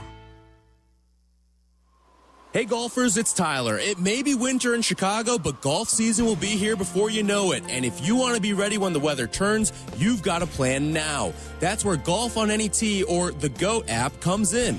GOAT is a golf membership that gets you unlimited golf all year long at 20 courses across Chicagoland. No greens fees, no cart fees, just unlimited golf. Sign up now and book a tee time for the first day courses open. Visit golfonanytee.com or download the GOAT app today and golf like me, golf on any tee. Whether you're building a single roof or a successful roofing business, roofing contractors like you need the right tools for the job, and software is no exception. Service Titan is on a mission to be the most powerful software platform for the trades, with purpose-built technology proven to maximize revenue, streamline operations, and deliver 5-star customer experiences. We are taking roofing companies like yours to the next level and beyond. Service Titan, we are built for this. See what we can do for roofers at servicetitan.com. Hey, fans! Welcome back to Fansville's Cheers and Tears. Oh. Okay, so like everybody deals with losing, right? To a rival on a last-second field goal. Whatever, it's fine. I'm totally fine. But I cope with losing with an ice-cold Dr. Pepper. Those 23 flavors are like so delicious. They totally wash away the pain of your college football team taking a big fat L. College football, it's a pepper thing. Republic Bank of Chicago's business banking solutions can reignite your business. Our team is ready to get you back in the game and moving in the right direction. Experience banking beyond expectations. Only at Republic Bank of Chicago. Member FDIC. Are you gonna be? Say that you're gonna be. Kap and J Hood are back. Show me the money. On ESPN Chicago. It's a Kap and J Hood morning show on ESPN 1000 and streaming on the ESPN Chicago app. We're with you till 9 o'clock. Then Carmen Jurko come in at 9, followed by Rich Eisen at noon, Waddle and Silvy at 2, and Bears Weekly with Jeff and Tom at 6 right here on your home for the Bears and the White Sox, ESPN 1000. It's clear, if anyone didn't know, that the Los Angeles Dodgers are just in a different sport than everyone else. It's not even baseball. It's just in a different sport. A brilliant idea when you were out from someone who texted in and said that they would love to see at the All-Star game this year, the Los Angeles Dodgers against the other All-Stars in Major League Baseball. Who would win? Because the Dodgers have all the All-Stars. The actually interesting thing about the All-Star game is, hey, Dodgers, everyone come out there. Now take on the best of the best in baseball. That's actually a better All-Star game because the Dodgers have all the All-Stars. You saw what happened here with the deferment of payments, right? Yeah, they're doing like a signing bonus and then deferring money till God knows when. Look, I was having this discussion with my brother, and he's like, "Why do you dislike the Dodgers so much? They're just playing within the rules." I said, "I don't dislike the Dodgers for what they're doing. I dislike what they're doing to the sport. They're playing within the rules. God bless them. I get it. I wish my team could play within the rules like that. No one else can. But guess what? I will cheer against them as hard as I can every single time." Yeah. I will. Yeah. I love Dave Roberts. I think he's a great manager. And I love his honesty when he does interviews. That'd be a dude I'd like to have dinner with, Dave Roberts. Like I've told you, there's a handful of guys. Yeah. I'd love to sit and talk just not the minutia of the sport, big picture stuff. Dave Roberts is one of them. I think that dude's awesome. I do. But I think what his franchise does for the game is terrible for the sport. But to Dr. Bruce's point, Cap, they have the TV deal and got that solidified before anyone else. While everyone else's TV deal is collapsing or crumbling, they've got their TV deal locked in, and they have a commitment to winning. And I know that the Yankees used to be this team for a long time, the evil empire, the same thing with the Boston Red Sox, evil empire. Listen, those teams are willing to spend, and they want to be able to win championships. Mm-hmm. Shea asked the question about a week ago. He said, if you're a Dodgers fan, are you good with this? And I would say that if you were a Tigers fan like Shea or me as a White Sox fan, if my team wins, is at the top, I'm all for it however you get there. Because what are we in it for as fans? Just to bitch about the team or to celebrate? There's nothing like being able to look at your team and say, we're at the apex of our sport. We're number one, even if it's for a year. If they are able to lock everyone out and reset everything from a financial standpoint in baseball, at least the Dodger fan can say, well, we got ours. Before they changed everything, I got my championships. Absolutely. They're doing whatever it takes. For someone who admires Lakeup of the Warriors or some of these teams that do anything to win, the Dodgers doing the same thing. Maniacal about winning. They are, but they're playing a different sport. If you tell me that the New England Patriots get to the Super Bowl and win it, that is a remarkable turnaround.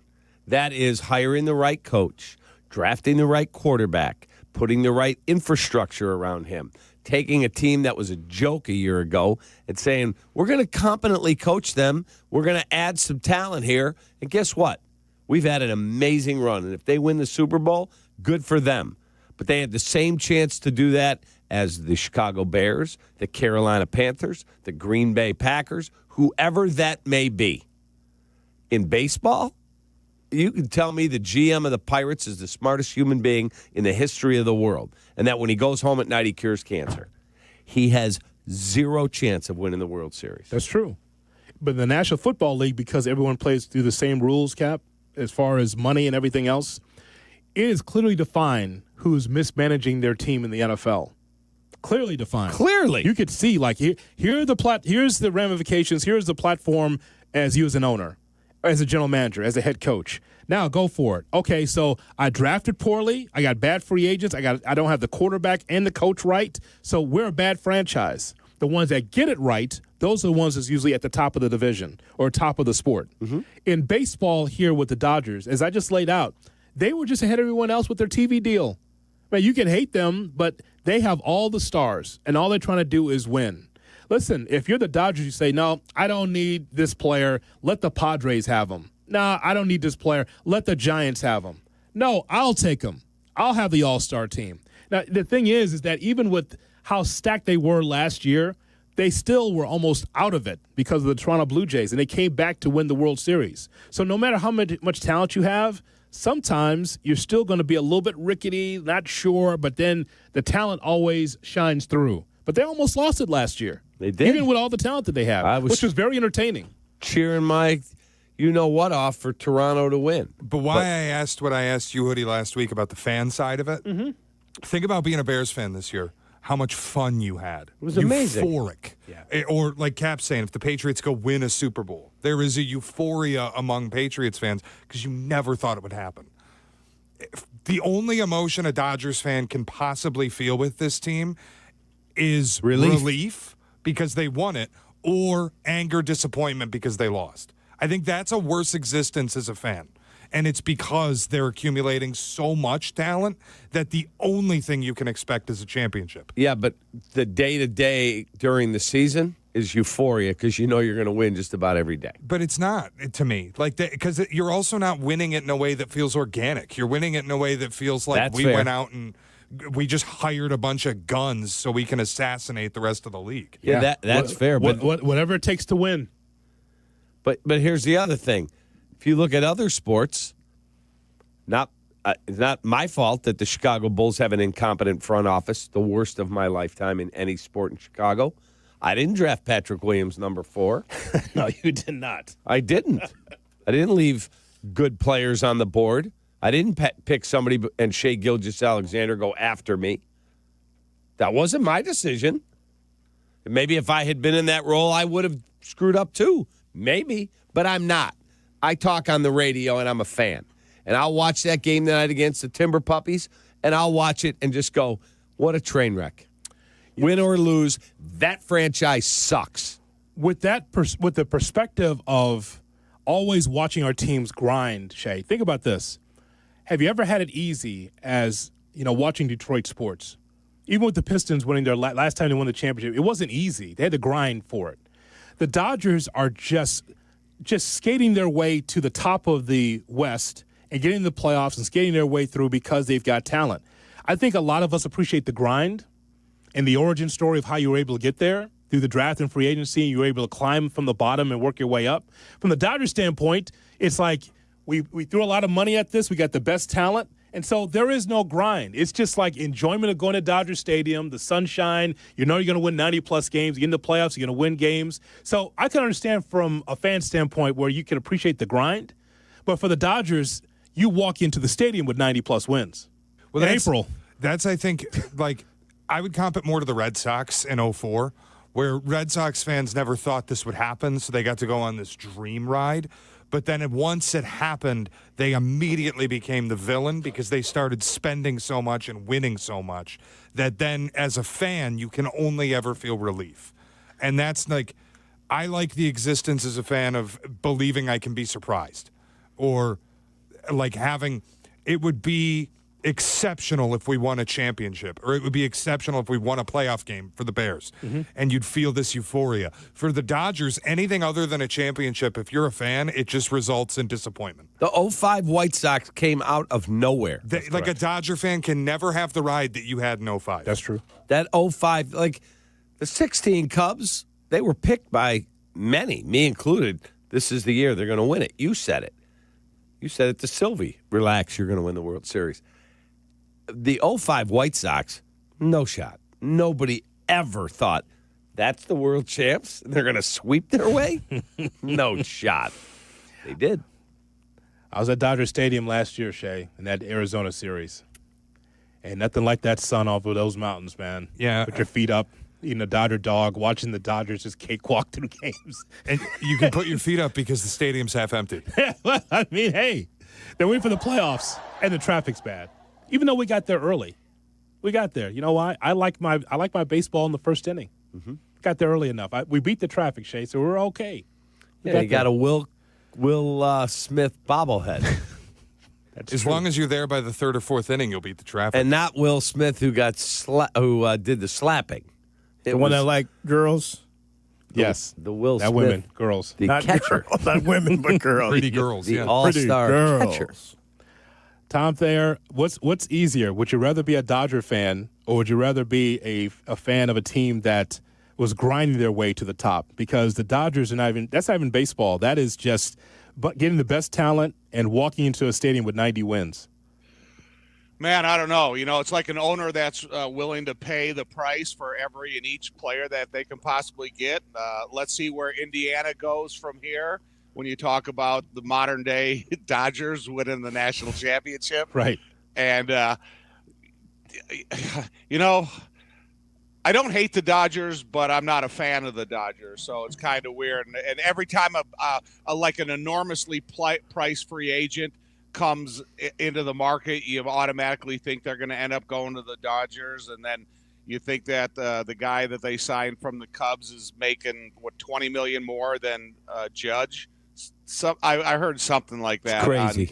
It's just amazing. So hey, listen, your team was able to grind to a Super Bowl championship, but some would say that you guys in '85 at the top of the game, people knew like '84 was good, but '85, yeah, it was your time. Yeah, but you had to draft well in order to get to that spot because of where they were, and then the pieces they started to put in place. And really, there's only a couple of guys like, McMichael that came aboard and played just an enormous role within that defense that came from New England. So it was a Jim Finks purebred team. Yeah, it was. And I remember talking to him, my old college basketball boss, John McDougal. Yeah. He went to school with Jim Finks in Salem, Illinois. And so I got a chance to be around him. And he would always say, I'd be like, boy, did you see that running back coming out? He's like, don't worry about running backs. Get me offensive and defensive linemen. That's how you build a football team. Yeah.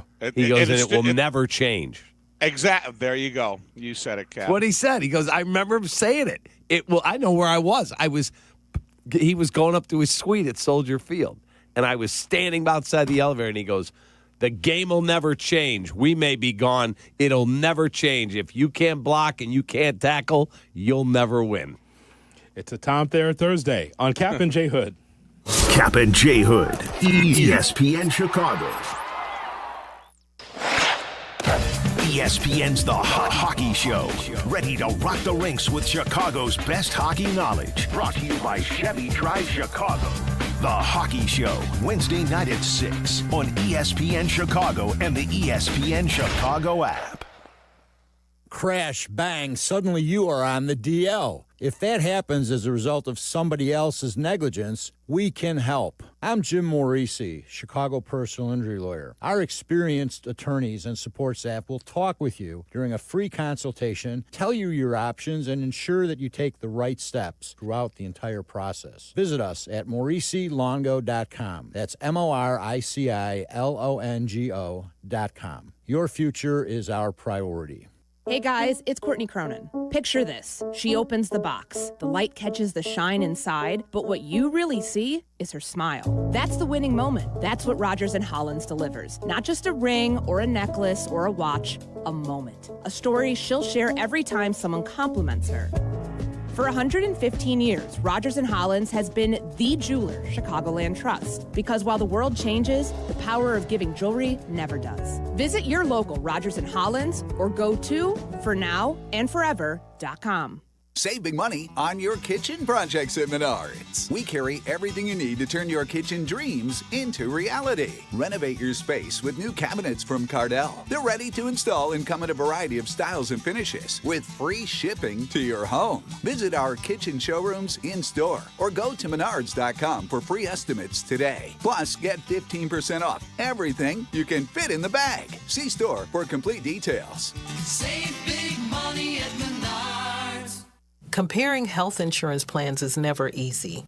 That's why I work for Get Covered Illinois. We are the state's official health insurance marketplace.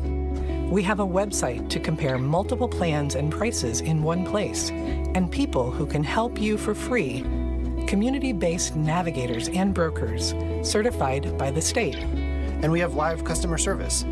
At getcoveredillinois.gov, we're here to help. Sponsored by the Illinois Department of Insurance. Texting enrolls you in a recurring automated marketing text messages. Consent not required to purchase. Message and data rates may apply. The team's looking good this season. I think so. Man, I miss playing football. Ever since I turned 40, I just can't find that fire I used to have. Think it could be lower testosterone? What do you mean? I was feeling the same way. After 40, the body has less testosterone, and men lose their edge. That's why I take Nugenix Total T2. That's the testosterone booster, right? Yes, but Total T2 is their brand new formula that skyrockets nitric oxide levels in as little as 3 hours. Since I started taking it, I've been lifting like when we played for Coach Carter. My energy is way up, and it even spiced up things between me and the missus. Are they still giving out complimentary bottles? Yep, just send a text. Text HAWK to 321-321 for your complimentary bottle of Nugenix Total T2, the next generation testosterone booster. Text now and we'll include a bottle of Nugenix Thermo X, our newest, most powerful fat burner ever, absolutely free. Text HAWK to 321-321. That's HAWK to 321-321. These statements have not been evaluated by the FDA. This product is not intended to diagnose, treat, cure, or prevent any disease.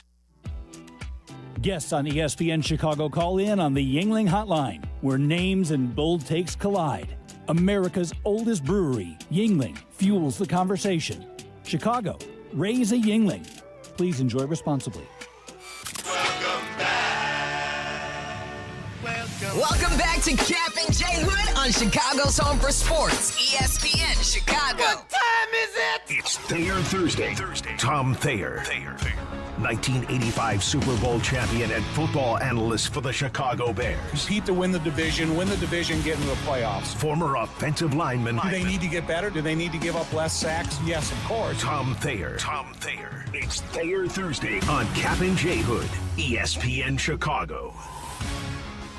It's the Kap J Hood Morning Show on ESPN 1000 and streaming on the ESPN Chicago app with David Kaplan, Jonathan Hood with you. Time for a Tom Thayer Thursday, brought to you by Aurelio's Pizza, Chicago's greatest, oldest pizza chain. Make Aurelio's part of your weekend plans. Aurelio's, it's the sauce. Good morning, Tom. How are you? Good morning, J Hood. I am fine. How are you doing? Oh, you know Cap? what? I'm awesome. You know, as Cap would tell you, it took me a minute to get over what we saw on Sunday. I couldn't just get over it quickly, Tom. I equated it to a party, the greatest party you've ever been to, and then the lights come on. You go, oh man, the party's over. I hope I haven't been to that party yet. But oh my God! Wow, I've heard the stories. You know, I'm looking at the stats from the game, and you know, statistically, the Bears, outdid the Rams. When you look at turnovers and how much they mean in the overall outcome of the game, you know, that was the one big hang-up. You know, they didn't give up any sacks. They got 4 sacks. They had more yards per play. They had way more rushing yards, all those types of things. And so when that game ended, I was as disappointed as any game this year, just because I thought that the Bears went in there and they went toe-to-toe with them. And then, you know, at the very end, the worst case scenario happened, and we were walking out of there, everybody, disappointed. I don't know necessarily angry, but definitely disappointed. So I want to ask you, like Hoodie, I said on Monday, all right, we got to get a new left tackle because Ozzy's not going to be back for a long, long time. And I'm all in that the window's now open to take the next step. And he's like, I'm not there yet. And I had my brother. I can't, I'm still hurt by what happened Sunday night. And I understand that. I was not. In the moment, I was so ticked because we had that every opportunity to win. But when I woke up Monday, I was so excited for the offseason because we got the coach right. We got the quarterback right. We've got Joe Tooney here. We've got Jonah Jackson. We got Drew Dahlman. We got Darnell Wright. Like, I see so much ahead that I wasn't as bummed as Hoodie was. And I understood where he and my brother were coming from. When you got in the car to go home, I'm sure you were. But did you have any of my feeling on Monday? I did, but the first thing I started thinking about, Cap, was I'm really interested in watching the Senior Bowl practices and the Senior Bowl itself, because in the last I don't know how many years we've been drafted at so high. We've been drafted so high up. Maybe the guy that we were going to draft wasn't necessarily making himself available for the Senior Bowl. So now when you go and you watch the Senior Bowl practices and you see these guys, there's a chance that the Bears' 25th draft choice could be in that Senior Bowl.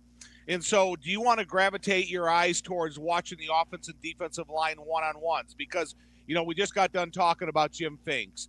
And if you're going to rebuild this team, quickly, you're going to have to invest in the offensive and defensive line.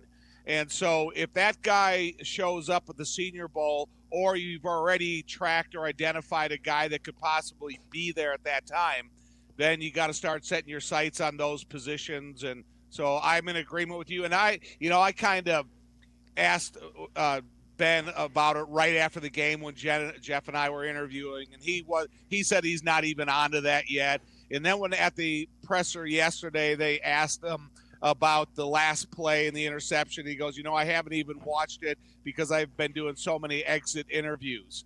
And, I think eventually you got to start thinking ahead quickly because so many things are coming at you a lot faster because you're deep into the playoffs.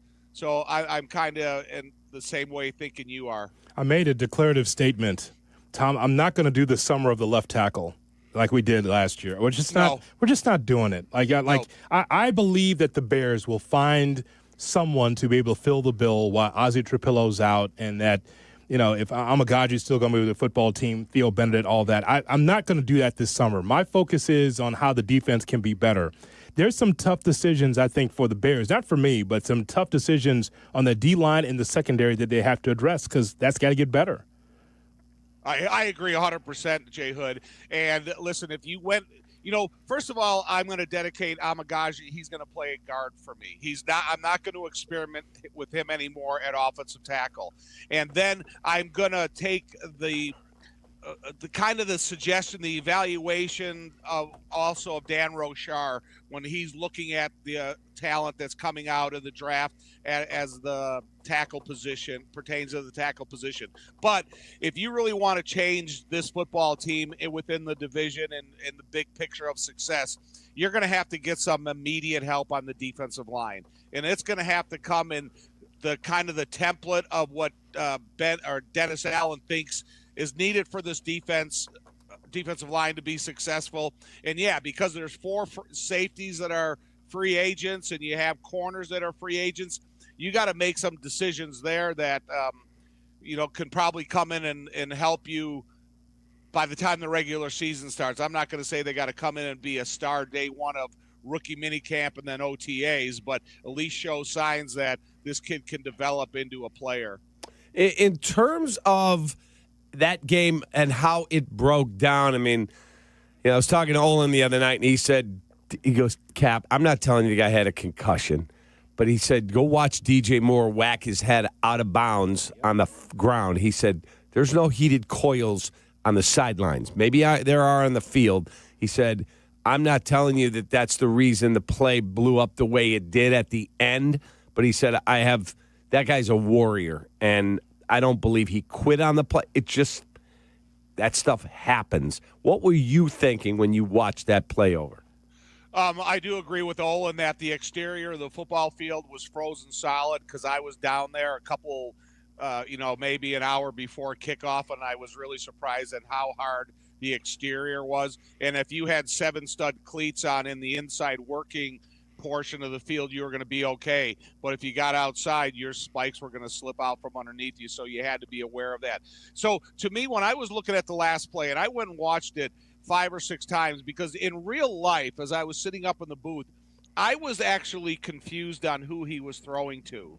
Because if you look at that play and Caleb drops back, he gets to his final drop step and he unloads the pass.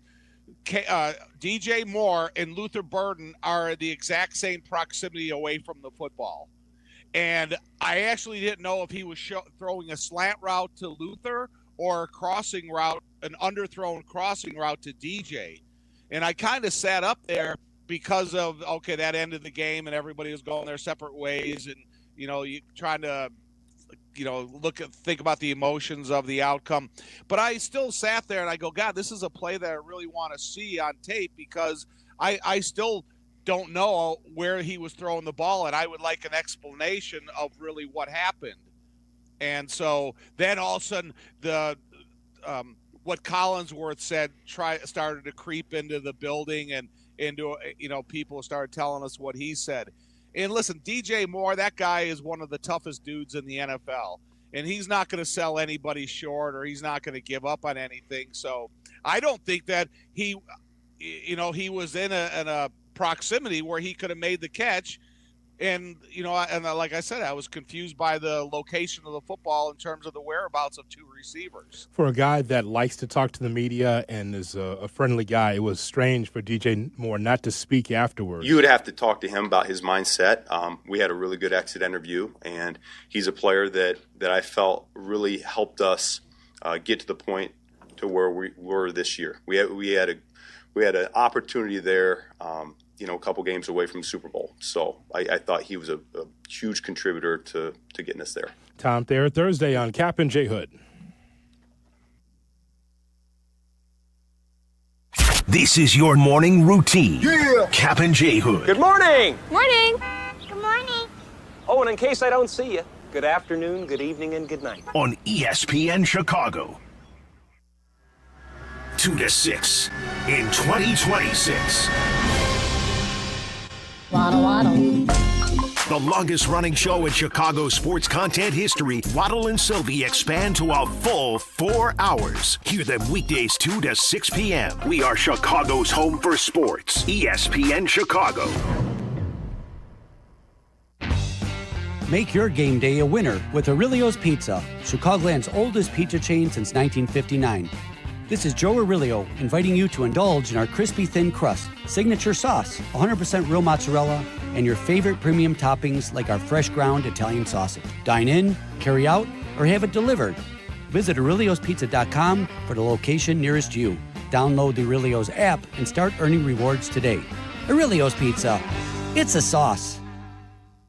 DraftKings, a Casino Queen sportsbook, an official sports betting partner of the NFL, makes every moment feel bigger. The game shifts fast, and with DraftKings live betting options, you can stay right in the moment. Plus, DraftKings has your back with early exit protection. If the player in your eligible NFL prop bet goes down at any point in the first half, you still get paid in cash. With DraftKings, you're covered through the entire half. New customers, here's your shot. Bet just $5, and if your bet wins, you get $300 in bonus bets instantly. Download the DraftKings Sportsbook app now and use code WMVP. That's code WMVP to turn $5 into $300 bonus bets if your bet wins. In partnership with DraftKings, the crown is yours. If you or someone you know has a gambling problem, crisis counseling and referral services can be accessed by calling 1-800-GAMBLER. 21 and over, Illinois only. Pass-through per wager tax may apply. Eligibility and restrictions apply. Bet must win to receive bonus bets which expire in 7 days. Additional terms at dkng.co/audio. Limited time offer. At Coast Ivoni, we get you. What do you mean, we get you? You're a Chicagoan, right? I am. You know about all the things that make this city what it is, right? Of course. And when you meet a fellow Chicagoan, there's that connection. It's a pride of being part of the greatest city. Nobody's going to tell you you're the second city or the third coast. All right, already. I get you. No, it's we get you. This is Courtney Cronin, and my friends Anthony Iavoni and Julio Costa are ready to fight for you, Chicago. 708-4million. Coast Ivoni, your trusted local personal injury lawyers. We get you. Progressive presents the Passionate Sports Fan Checklist. Signed jersey of your favorite bench warmer? Check. 14 bobbleheads that look nothing like the players they're emulating? Check. Twin TVs so you can watch the game on 2 different networks simultaneously? Check. Life-size wall sticker of your favorite player that routinely freaks you out at night? Check. A second life-size wall sticker so after the first one freaks you out, you see the second and you're like, oh right, the wall stickers. Check and mate. Bundle your renters and auto insurance with Progressive and save on protection for the things on your checklist. Get a quote at Progressive.com. Progressive Casualty Insurance Company affiliates and third-party insurers not available in all states or situations covered subject to policy terms. Every great team has its core players. But when the season gets tough, adding the right free agent can make all the difference. The same goes for business.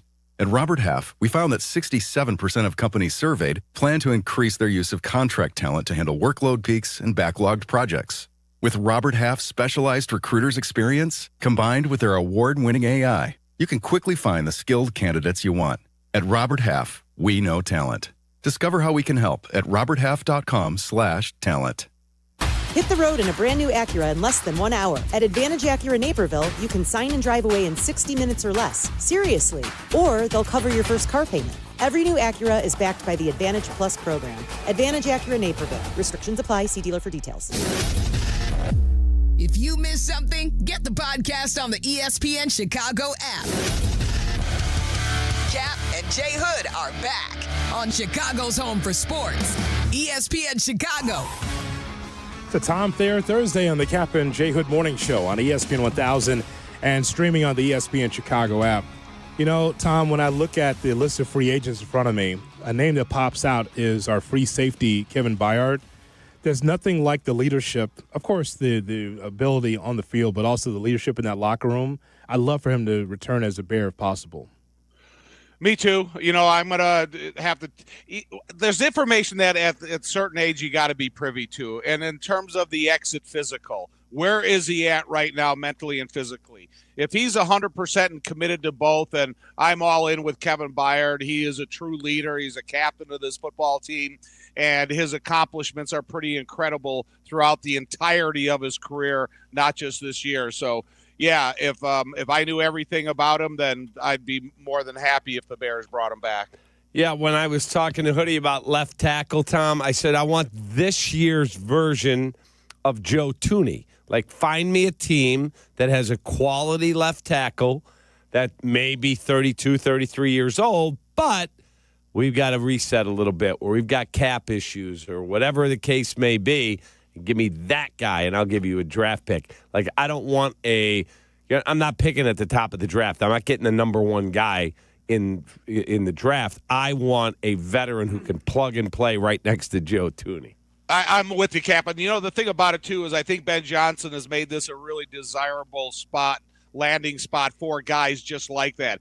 If they've been frustrated in a organization or a losing type of a culture, and he wants to start getting back into the playoff swing of things and be on an offensive line and have a chance to play with a future Hall of Famer like Tooney, then this would be a great opportunity for him, not only maybe to extend his career, or if there's a guy that is, been drafted out there and he's not necessarily living up to the hype because he's playing with a really bad supporting cast. So, yeah, I'm with you, man. Go out and find that guy that the first OTA that they go out to, he's got the jersey and he's breaking the huddle with the team, with the left tackle. Tom, you're familiar with William Shatner?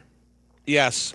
He would prefer for you to call him Bill, by the way. Call me Bill. I met him at a Comic-Con once and said, Mr. Shatner, call me Bill. Call me Bill. So he wants to be called Bill.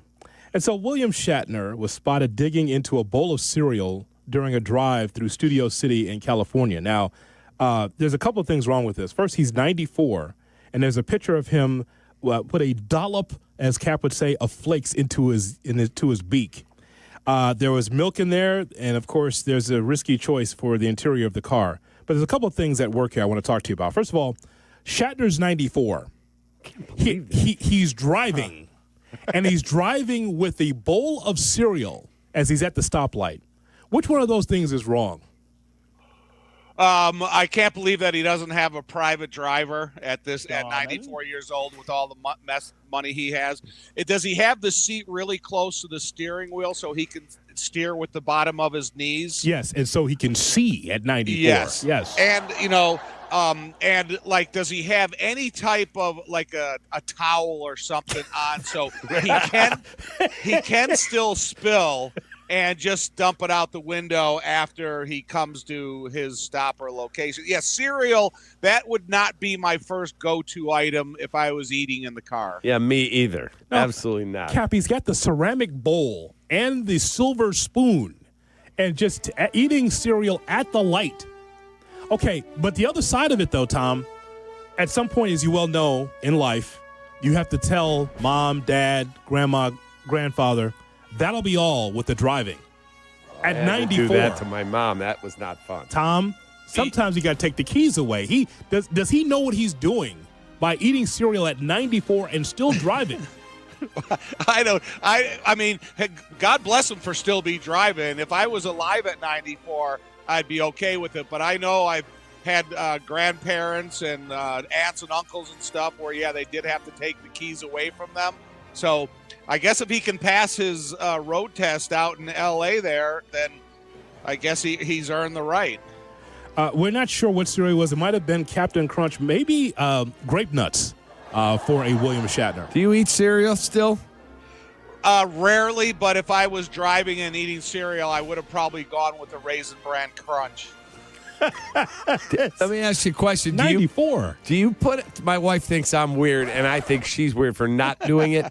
I put a towel over the floor mat underneath my feet in the wintertime because I don't want to have all that stuff on my shoes drip everywhere there. I just put an older towel there. Yeah, and then like every other week I wash it. But cereal milk would be the least of your problems. I can understand snow. Yeah. But Shatner with I think Tom asked a good question. Do you have a cereal towel?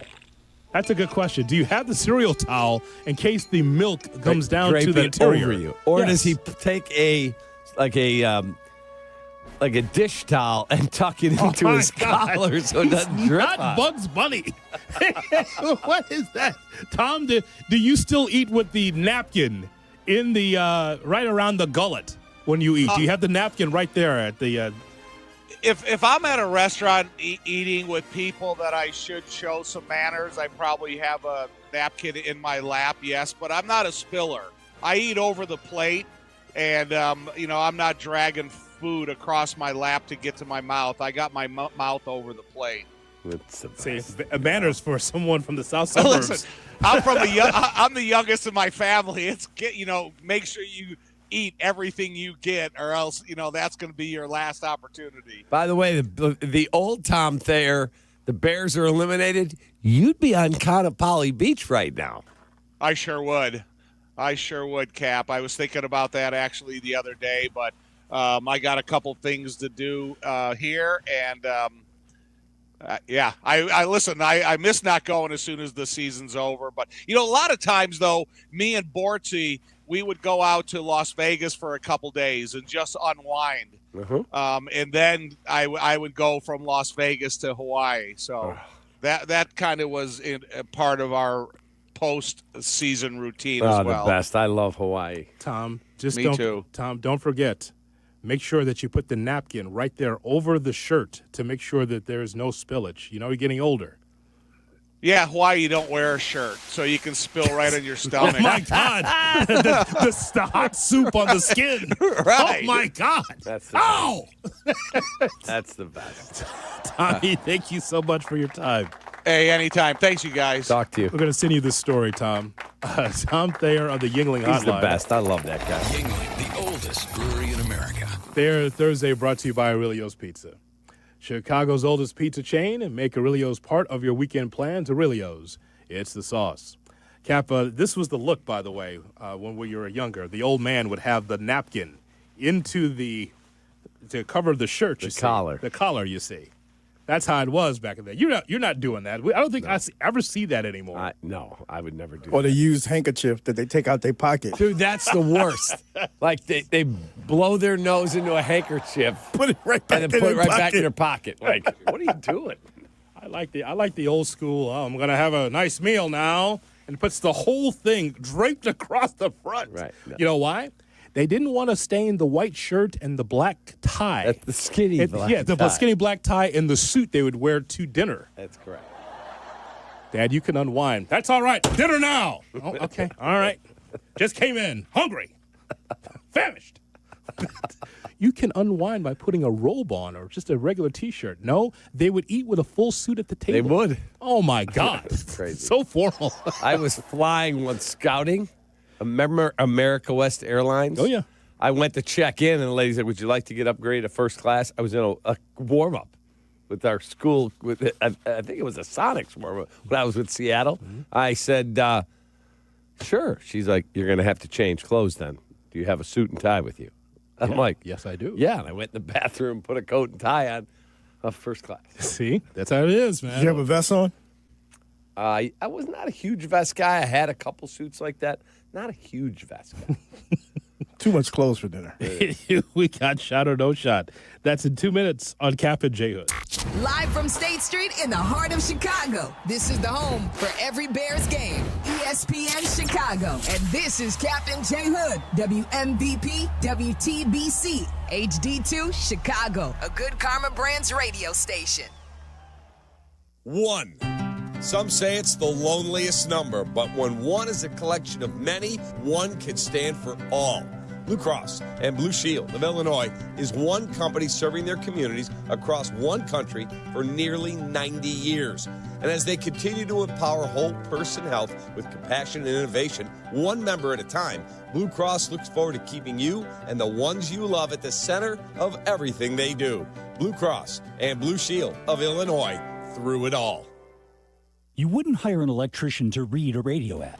Service Construction of Illinois. I think the wire's bad. You wouldn't hire the deck pro either. Service Construction of Illinois. Now, I would layer that with a few coats to make it smooth. You see, I, a professional announcer, can barely change a light bulb, but I can tell you with a soothing voice that Service Construction of Illinois has the craftsmen, contractors, and specialists to do it all. Whether it's a small job or complete renovation, start at serviceconstruction.net. Just like a strong offense keeps moving the ball, Republic Bank of Chicago's business banking solutions can keep your company growing. Business checking, treasury management, commercial loans, big business, small business. Republic Bank has everything you need for your business. Our team is here to get you back in the game and moving in the right direction. Experience banking beyond expectations. Only at Republic Bank of Chicago. Member FDIC. Visit ourbankchicago.com today. Guys, this is Courtney Cronin. Let's be honest, most of us aren't great at saying what we feel. That's where jewelry does the talking. And nobody does it better than Rogers & Hollins, family owned since 1910. From engagement rings to stunning jewelry and watches, whether it's a gift that speaks for you or something that elevates your look, they've got it all. Jewelry says it best. Rogers & Hollins makes it last. See the Rogers and Hollins difference at a store near you or go to fornowandforever.com. You're listening to Kap and J Hood. Follow the show on Instagram at The Catman and at IGJ Hood. This is ESPN Chicago, Chicago's home for sports. Checkmate 1-6, immediate suppression on target. That's why I see him in my shot. Shot or no shot with Kap and J Hood on ESPN 1000 and the ESPN Chicago app. That's why I see him in my shot. Good morning and welcome into the Kap and J Hood Morning Show on ESPN 1000 and streaming on the ESPN Chicago app with David Kaplan, Jonathan Hood with you still to come. We'll find out what's going on with the weekend weather with Tracy Butler. Shot or no shot with Shea Norling. Good morning, boys, on a Thursday. How we feeling? Well, I don't think we're good, man. Why? I don't think we're good, man, this morning. No. There's something going on here. Now, listen. I know that we've had really great conversation, the four of us, about a lot of different topics today. Yeah. Post-mortem Bears. This is great. We've had a great conversation, like every day, but today, something different in the water. We've had a lot of great conversations, but the one thing that's been the missing ingredient on Kap and J Hood are the phone calls. You know, the ones at 312-332-ESPN, 332-3776. I knew there was something strange, right? So that's like, hey, we've got to, the show's going well, got plenty to talk about, but we are missing the 12th man, as they say in the NFL. We're missing the phone call. That's correct. And so you said you got a missive from someone regarding our phone lines. Yeah, my friend Dean Carson texted me. He's like, tell Norling it's not ringing through. Well, I just tried calling. And so did I. So hold on a second. Bring the music down, Jay Moore. Let me try. Maybe it's everyone else. I think that I can call if I was going to be a caller. Me. 312-332 ESPN. That's 3776. All right, let me push it through and see what happens here. Hold on a second. Let's see. We'll call it here and find out. It's going to... The area code or telephone number as dialed is not valid. Please check the area code and telephone number and dial again. Thank you. The following tones are for the hearing impaired. Well, I can hear you fine. Damn. Hey, Keith, pay the bill, brother. That'd be Keith Williams, market manager. Let me tell you something. 36 years in the business. That has never happened before. Station phones cut off. They cut off. Hey, Illinois Bell. Yeah. Give us some phones. I know that we're moving soon, but Shay, they said, you know what? F that. Let's clip the lines. We're moving. Yeah, I'm shocked. Oh, actually. my God. Idler upstairs. He probably went, jerks are skipping out. All right. Cap walked in here and goes, are our phones not working? And I go, I didn't think about it, but you're right. We've been doing a good show, I thought. I've been having a good time. But you're right. This hasn't rung one time. It's a CON So conspiracy. We both took our cell phones and we called 312-332-3776. Nothing. 36 years. I've never seen that before. I mean, I know they want us out and we're leaving soon, but you're going to cut our lines? Holy smokes. We're still in operation around here. Shay. You wouldn't know it. Who do you think did it? Officer Strawley? They had him get up on the pole and cut it? That Strawley dude, man, I like all people. I ain't going to miss that dude. Okay. You talk about a guy who's got the personality of a dead flea. That guy. I mean, that's rough. So we're sorry if you're trying to get in the phone lines. That's why you can jump on YouTube, youtube.com, and put your comments in. And there's something there on Twitch. You can read them. But apparently we're doing college radio. The phone line's not working. All right. Carm's going to be great with that. 9 o'clock. We turn now to Shea Norling. Boy, I tell you what. Carm is going to hit the roof. This printer's out of ink, too. Oh, you should have heard him. Oh, no. You should have heard him. Oh, no. Oh, no. Folks, Carm's the greatest. Can't even read the log, man. But when things aren't going right, Carm hits the roof. He does. Oh, God. Just wait till Silvy gets Let's here. just get out of here. Want to leave? Because when Carm gets in, it's going to be. What do you mean we have no phone? Hey, you talking about Mount Kaplan. We're getting Mount Carmen today. Oh, my God. I've got the best job, Carm. Oh, my God.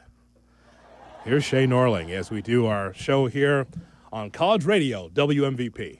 All right, Al Harris interviewed with the Green Bay Packers for their defensive coordinator position yesterday. Mm-hmm. I've heard a lot of people concerned about the loss of Al Harris. I don't really care personally if he leaves. I think, Cap, you agree, turnovers are going to regress whether Al Harris is your DB's coach or not. I don't think it would be catastrophic. He's not a play caller. He's not designing the scheme. But losing him to the Packers might sting a little extra. So shot or no shot. If Al Harris leaves the Bears to take the Packers defensive coordinator job, he will be a villain in Chicago. No shot. He played for the Packers. He came here, did a great job. We led the league in takeaways. That was his hallmark with his guys. No, I would wish him well. I'm disappointed if he's not with us because I really like him. Mm-hmm. But no, absolutely not. When you're good, they pilfer your coaching staff. That's what happens. And Ben Johnson's all for it. He understands, man. You play at a high level, you coach at a high level, like, I want that on my team. No, he won't be enemy. I mean, listen, the Packers as a team, they're the enemy to a lot of Bears fans. Al Harris, he's just on the coaching staff. It's okay. Agreed. It's okay. This is not Counsell and Pat Murphy. it's not quite that. Yeah. Because that's hatred. Milwaukee, they hate Counsell. Hate Counsell. They hate the Bears, but they hate Counsell more. Did you see the Coach of the Year finalists came out? We haven't talked about that yet. Shay. So we'll have to get into that, too, because when you have a guy who's a finalist, his staff's going to get pilfered. It's just a fact. Shay. All right, Jack McGrath was telling me about this on Monday. He saw something live at the game. It's now going around social media because it was seen on the All-22 tape of Bears and Rams.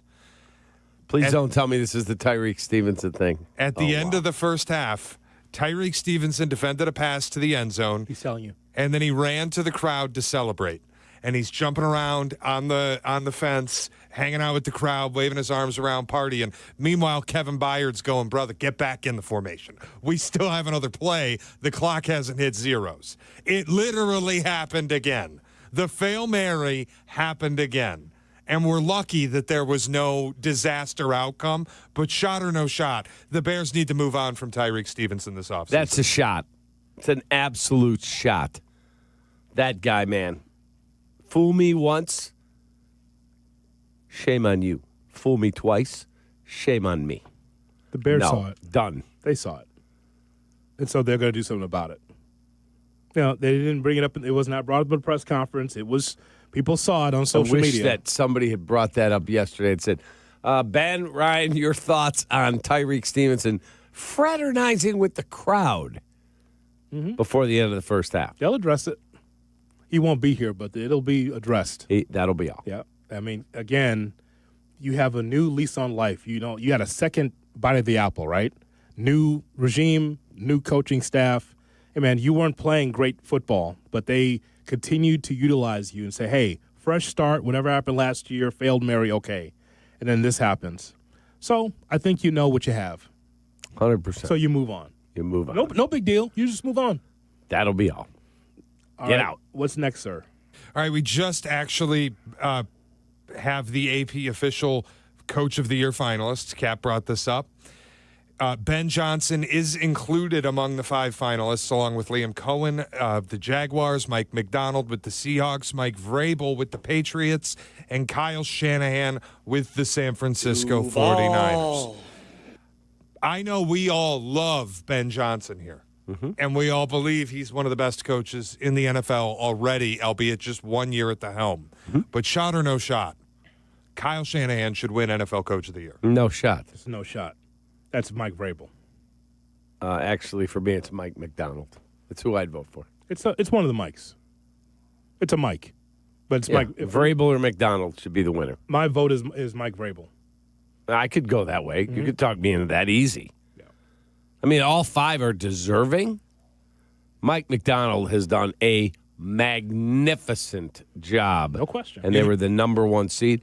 You know what they're calling him, Mike McDonald? The Sean McVay of defense. Pretty good. That'll work in this league. I would probably, Sure will. if I had a ballot, I would probably vote McDonald 1, Vrabel 2, Ben 3, Shanny 4, Liam Cohen 5. That's no shot at It's Ben not a shot Johnson. at any of them. No, just like I know Bears fans will hear that odd and say, well, what about Ben Johnson going from worst to first, winning the North, taking some steps in the playoffs? I just think that Vrabel coming in there, and I wasn't sure what that team would be. People look at the schedule and say, look how easy it was. Well, what were the Patriots before the season started? Did anyone have the Patriots going to the Super Bowl, this close to getting to the Super Bowl? No. So I would say Vrabel's done the best job. From Mayo to Vrabel has been amazing in New England. And keep in mind, it is a regular season only award. Correct. Which is where I think it should be Shanahan. I mean, the idea that team wasn't dead. They lost their quarterback for 8 weeks. They lost their 2 best defensive players, including their defensive captain and Fred Warner. They lost all their receivers. Brandon Ayuk, the word yesterday, he's done with the team. He's never come. I don't know what the hell happened there, but John Lynch said he's never coming back. We're done with him. Just the injuries that they sustained. George Kittle missed time. Christian McCaffrey wasn't 100%. They had their offensive line's all banged up. We had Trent Williams missing Bears time. had the most man games missed. Okay, but there's a difference. Dude, there's a difference between losing Dio and losing Fred effing Warner. Come on. The impact of the injury has to matter, too. The Bears didn't lose a George Kittle. The Bears didn't lose a Fred Warner. The Bears didn't lose a Nick Bosa. True. The Bears didn't lose their quarterback for 8 games. Fair. The impact of the injury that the Niners had is unbelievable. And Okay, the fact Liam they Cohen. won No one had 12 Liam games. Cohen winning. What they win? 12. Yeah. I mean, they were a 4-win team last year. Good thoughts on Frisco. It's Vrabel. I'm going McDonald, Vrabel. That's how I would do it. All right, coming up, we'll give you Around the NFL. Tracy Butler will tell us how cold it's going to be. Good TV tease right there. It is. And your phone calls coming up, 312-332-ESPN, 332-3776. Cap and I will take your phone calls coming up on the Cap and J Hood Morning Show. Kap and J Hood, morning 6 to 9. This is how it should be done. ESPN Chicago. Hey. Here comes the Chicago Bears podcast. It drops daily on the ESPN Chicago app, and its rotating co-hosts make an essential pod for Bears fans. Join host Pat the Designer and company for the Chicago Bears podcast from ESPN Chicago. Your home for Chicago Bears content. Yep. For over 50 years, M&M Home Remodeling has delivered expert craftsmanship, honest service, and the industry's best warranties across Chicagoland, earning the Better Business Bureau Torch Award for business ethics twice. Now, the trusted name in home remodeling also powers M&M Commercial Roofing. From leak repairs to full roof replacements, your business gets the same quality, transparency, and long-term protection you expect from M&M. Protect your property. Call M&M Home Remodeling and M&M Commercial Roofing. Your peace of mind is guaranteed. I'm Chicago personal injury lawyer Jim Morisi. Even when we're careful, other people's negligence can threaten our futures. As one of Illinois' most successful injury firms, winning the most complex personal injury and workers' compensation cases is what we do. Consultations are always free. Visit us at MorisiLongo.com. That's MoriciLongo. Morisi Longo and Associates. We're there when you need us. It's playoff time, Chicago. Time to bet on the road to the championship on Circa Sports Illinois. Circa Sports Illinois is sports betting the way it should be. From championship and conference futures to sides, totals, or prop bets for every round, there is simply no better place to bet. Circa Sports offers high app limits, player-friendly pricing, exceptional customer service, and no bet fees ever. Download your new bookie today at circasports.com. Got to be 21 years or older. Gambling problem? Call 1-800-GAMBLER. Hey, this is David Kaplan. I dislike winter. Give me a 95-degree sunny summer day, and I'm a happy guy. So I spend most of my winter free time indoors, and it's why I rely on Atomatic. They've been making Chicagoland homes and businesses comfortable for 80 years. I don't even have to think about the outside because my home is perfect all year round. If you're not feeling confident that your winter's gonna be carefree, go to Atomatic.com right now. That's Atomatic.com. My name is Whitney Allen. I am a widow. My husband, Ryan, died. We never thought in a million years we'd have to use life insurance. The unexpected happened. With Ethos, it is so fast and easy. It's 100% online. You can get a quote in seconds, apply in minutes, and get same-day coverage. No medical exams, and you can get up to $3 million worth of coverage through Ethos. Get your free quote at ethos.com/game. That's ethos.com/game. Time spent on application may vary. Online health questions required. This is the story of the one. As an HVAC technician, he and his digital multimeter are in high demand. So when a noisy office HVAC turns out to be a failing blower motor, he doesn't break a sweat. With Grainger's easy-to-use website and product information, he selects the product he needs to keep everything humming right along. Call 1-800-GRAINGER, click Grainger.com, or just stop by. Grainger, for the ones who get it done. Where's the single best place to shop for and experience the largest variety of brand new cars, trucks, and SUVs all under one roof? The Chicago Auto Show, February 7th through the 16th at McCormick Place. Find out more and buy tickets at ChicagoAutoShow.com. Follow Chicago's Home for Sports on Twitch at ESPN 1000 Chicago. Kap and J Hood are back on Chicago's Home for Sports. ESPN Chicago. Nick Foles sucks. He sucks. I'm just a fan. I'm not a football evaluator. I love the Green Bay Packers. The guy is drunk, but there he goes. This is not Detroit, man. This is the Super Bowl. I want winners. He starts to come and then he pulls out. This is a really thickly built guy. I mean, what's answer you looking for on these things here? It is time to go around the NFL here on the Kap and J Hood Morning Show. I'm still alive, aren't I? On ESPN 1000 and streaming on the ESPN Chicago app. You never have to worry about me. I'm always showing up. Load the wagon. The mule is here. That's what you always like to tell me. I called him yesterday just to be nice. And I said, hey, you doing good? Just checking in on you. Just load the wagon, pal. The mule will be there. Is that right, Shea Norling? That's exactly right. Don't worry about me. Never. I'm right here. Never. And I'm listening to every word. I like to know what the theme is because here we are on the precipice of two big football games this weekend. We'll get to more of a theme and some picks tomorrow because today we still have to wrap up some news of the week. Oh, news of the week. Mm-hmm. All right. Starting with if you thought conspiracy theories couldn't impact how an NFL team has to handle their business. Mm-hmm. I want to go back to the San Francisco 49ers and their injuries. Mm-hmm. There are reports that they may deal with free agent signing struggles because a tweet went viral that suggested the electrical substation near their facility may be responsible for all of the injuries that they've dealt with.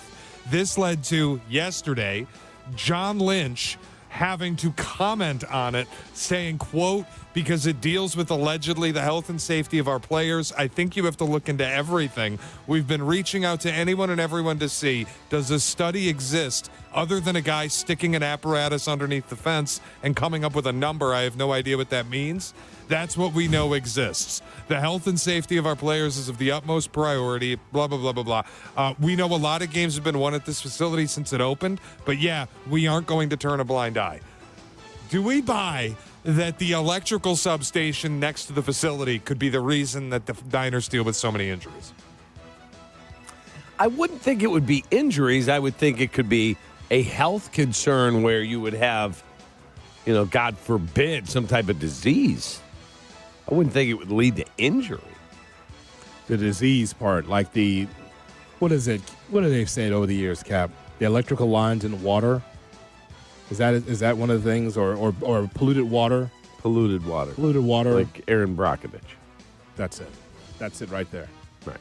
Something like that. But, I mean, listen. Does PG&E got a place over there? I mean, I don't know. That was a great movie, man. Aaron Brockovich? Oh, yeah.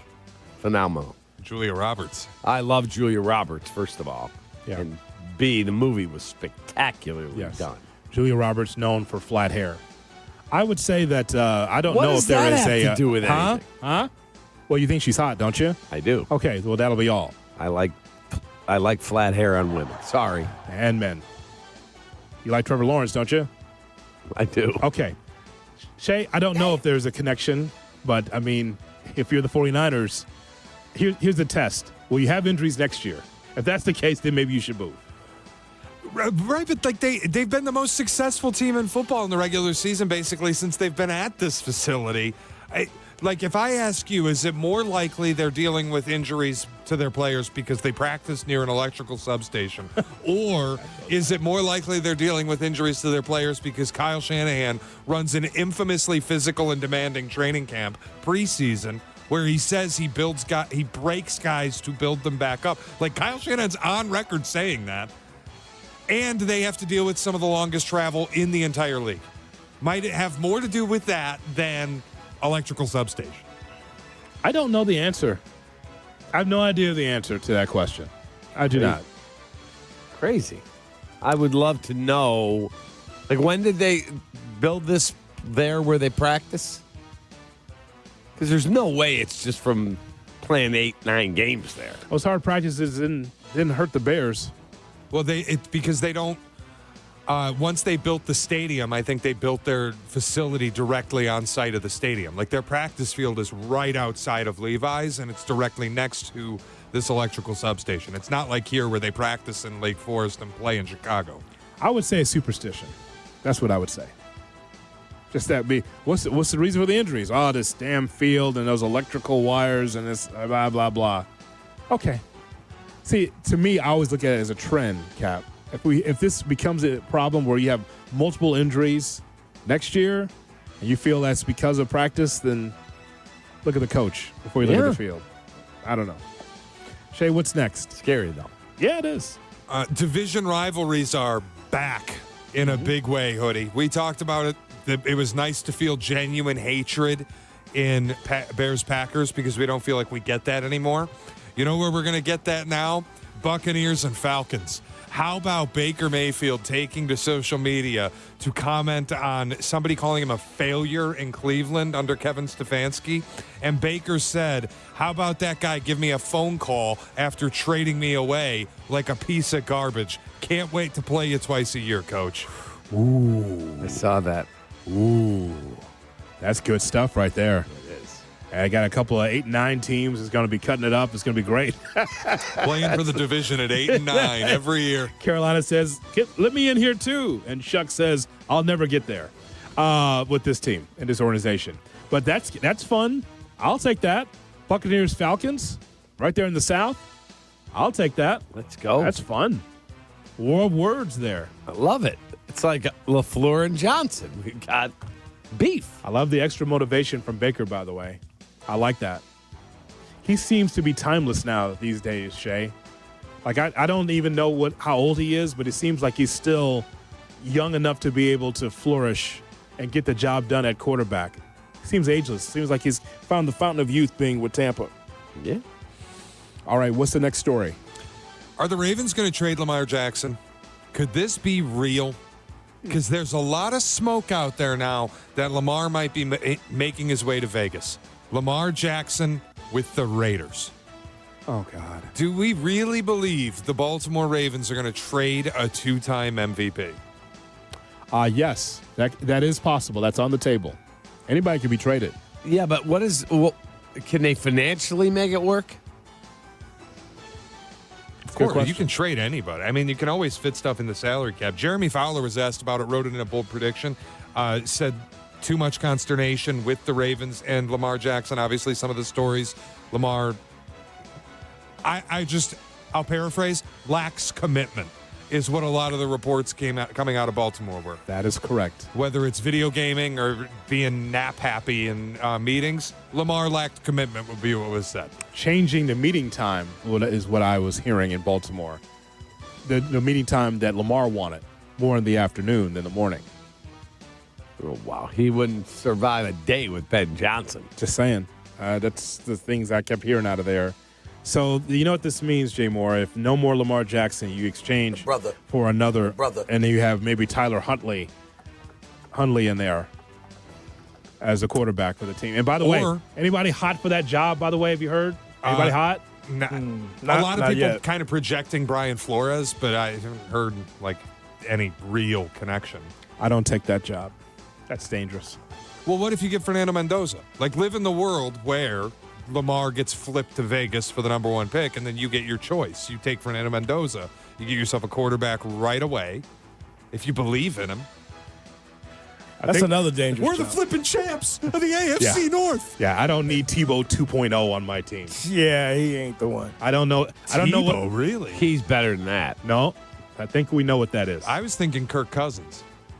Kirk Cousins is way better. That'd be awesome. I'm with you, Shaq. Well, but I don't mean Tebow as far as ability. I know you guys go right to the football ability. I'm talking about the personality. The hokiness. No, that's what I'm saying. The hokiness, the folksiness, the won't swearness. Yeah. He gives me Kirk Cousins vibes. If he's Kirk Cousins, that's a big step up in class because you may not love the personality, but the numbers are tremendous for Kirk Cousins. Where's Waddle on the line? Well, we'd get Waddle on the line to give us some amens, but we can't open the phone lines. That's it. Well, the personality ain't throwing the ball, so. I think I know what that. That's true. Can he spin it? Yeah, like I felt like he might be a weird loser. Can he spin the ball? Mendoza's just okay. He's not there. Like I felt like I was being a bad guy when we would watch his interviews as the season went on. I'd be like, I know he's a great kid and he's got an awesome story. It's just too much for me, man. It's too hokey. Yeah, it's very syrupy.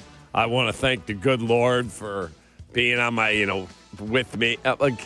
You know what? He's busy. He's got other stuff going on in the world. We remember how you felt when Riley Leonard wanted to thank God after Notre Dame won a game. You be religious. Go to church. Go to the mosque. Go to the temple. Do whatever is best for you. Yes. I don't need. And you want to give a quick, hey, thank God we, putting me in this position. We move on. I don't need 9 shout-outs to God. I don't. I think it's over the top. It's his personal belief, but the other side of it for me, I have no problem with that. The other side of it for me is that is the praise and worship there when you're on your ass sacked 9 times with the Raiders? Are you still pointing to this guy as like, hey, thank God I got sacked 9 times and we lost 50-4. You good with that? Fernando, yeah. When you get done with treatment, there's 3 showgirls from the Vegas Strip out here that wanted to meet you. Yeah, I mean, all I it's can just tell going to you, be a different life for him, man. All I can tell you is that it's never the other way when you're losing. It's true. That's the whole thing. I have no problem with someone praising, but when you get your ass kicked in front of that rickety offensive line with the Raiders, you're gonna be pounding your chest and pointing skyward. Thank you, good Lord, for me getting Fernando, sacked 9 your times. thoughts on the 38-10 loss today? I just want to thank the good Lord for putting me in this position. Nope. No. You don't get that. From the Twitch chat, Mendoza is a Kirk Cousins personality with Trevor Lawrence talent. All right, relax. Let's all calm down. Holy Wait, he's smokes. a what? Kirk Cousins' personality with Trevor Lawrence talent. Let's all relax. You know how I long? think Trevor Lawrence is better. Hold on a second. Of course he is. Hold on a second. What are we talking You know about? how long it took for Trevor Lawrence to realize his talent? A long time. Jeez. So just be careful on that. And when we had Eberflus with Caleb, he had to deal with the train wreck that was Urban Meyer. So what do you mean, rookie year, Trevor Lawrence? First 3 years, Trevor Lawrence? No, like Trevor Lawrence in college, he would have been the number 1 pick as a true freshman. Correct. What are we talking about Correct. here? That's true. Mendoza's not close to that. Not at all. Who's the analyst for Fox? No, not even Urban Meyer with Lawrence would Mendoza be. I'm not sure. Don't think he would be. Remember that first year was a train wreck with Urban Meyer. Horrible. So I don't think so. I think I know what that is with Mendoza. Good luck. And again, it's like anything else, Cap. I look at football with a fresh set of eyes. You can bring Mendoza in, whoever coach you're going to put with it, but do you have the offensive line, the infrastructure to support the young man? Right. He's a great human. He's a really good player. And guess what? Good luck if the Jets pick you. Tracy, give us a call. 312-332-ESPN, 332-3776. You got to go to Twitch if you want to be able to converse with us. Yeah. Yeah. Call us. Idler cut the lines. Tracy saying, what? What are you talking about? What are these guys talking about? No phone calls, Tracy. You're going to find out more, Tracy, coming up next on Kap and J Hood. What? Trixie! Good morning. Good morning. Kap and J Hood Morning Show on ESPN Chicago. Got a few minutes? Check out our shorts. YouTube. Got an hour? Watch interviews and silly show moments. YouTube. Got nothing going on now? Join us on our live stream. It's all on YouTube right now. Subscribe at ESPN 1000 Chicago. We're sorry. You have reached a number that has been disconnected or is no longer in service. Hey guys, it's Courtney Cronin. Picture this. Hello. She opens the box. The light catches the shine inside, but what you really see is her smile. That's the winning moment. That's what Rogers & Hollins delivers. Not just a ring or a necklace or a watch, a moment. A story she'll share every time someone compliments her. For 115 years, Rogers & Hollins has been the jeweler Chicagoland trusts. Because while the world changes, the power of giving jewelry never does. Visit your local Rogers & Hollins or go to fornowandforever.com. Smart capital planning starts with the roof. M&M Commercial Roofing, powered by over 50 years of trusted craftsmanship from M&M Home Remodeling, helps Chicagoland properties and facilities plan, not just react. M&M Commercial Roofing starts with detailed inspections and clear reports, then guides you through options, repairs, recover systems, coatings, replacements, or new construction. This is roofing built around your priorities, timeline, and long-term plan. Schedule a consultation with M&M Commercial Roofing and plan with confidence. Hey, bro, weirdest thing is happening at the game. This guy sitting next to me says, "You're our good luck charm." Every time I crack a Bud Light, we score a touchdown. Now his entire family wants to buy me Bud Lights. I think I'm some kind of a football prophet. Talk soon. The team needs me. Anything for Bud Light, the official beer sponsor of the NFL. Stock up today. Enjoy responsibly. Copyright 2025 Anheuser-Busch Bud Light Beer, St. Louis, Missouri. Hey guys, it's Silvy. We say it every year, new you. But this year I'm actually doing something about it. I've been going to Cairo One Wellness Centers for months now. My body feels great and I'm moving better than ever. If one of your New Year's resolutions is to feel better and actually take care of your body, you gotta check out Cairo One. They have 50 locations across Chicagoland, so there is one near you. No drugs, no surgeries, just personalized chiropractic care. Visit CairoOne.com today and let them know that Silvy sent ya. Texting enrolls you in a recurring automated marketing text messages. Consent not required to purchase. Message and data rates may apply. The team's looking good this season. I think so. Man, I miss playing football. Ever since I turned 40, I just can't find that fire I used to have. Think it could be lower testosterone? What do you mean? I was feeling the same way. After 40, the body has less testosterone, and men lose their edge. That's why I take Nugenix Total T2. That's the testosterone booster, right? Yes, but Total T2 is their brand new formula that skyrockets nitric oxide levels in as little as 3 hours. Since I started taking it, I've been lifting like when we played for Coach Carter. My energy is way up, and it even spiced up things between me and the missus. Are they still giving out complimentary bottles? Yep, just send a text. Text HAWK to 321-321 for your complimentary bottle of Nugenix Total T2, the next generation testosterone booster. Text now and we'll include a bottle of Nugenix Thermo X, our newest, most powerful fat burner ever, absolutely free. Text HAWK to 321-321. That's HAWK to 321-321. These statements have not been evaluated by the FDA. This product is not intended to diagnose, treat, cure, or prevent any disease. Hit the road in a brand new Toyota in less than 1 hour. At Advantage Toyota River Oaks, you can sign and drive away in 60 minutes or less. Seriously. Or they'll cover your first car payment. Every new Toyota is backed by the Advantage Plus program. Advantage Toyota River Oaks. Restrictions apply. See dealer for details. Follow Chicago's Home for Sports on Twitter at ESPN 1000. Kap and J Hood are back on ESPN Chicago. Chicago's Home for Sports. We're sorry. You have reached a number that has been disconnected or is no longer in service. This moron next to me. Kap and J Hood on ESPN 1000. Sorry, I'm not Catholic. You don't have to be. You can be learned about a lot of different things without being Catholic. Okay, You can I'm actually inquisitive. learn. Yeah. Tracy was on the phone with a nun, and you said she's got to go. She has a mass. I said, attending or working, and you said working. I'm like, what does a 94-year-old nun do at the service? The priest is the one doing the preaching. You said the priest does all the work, is what you said. Right.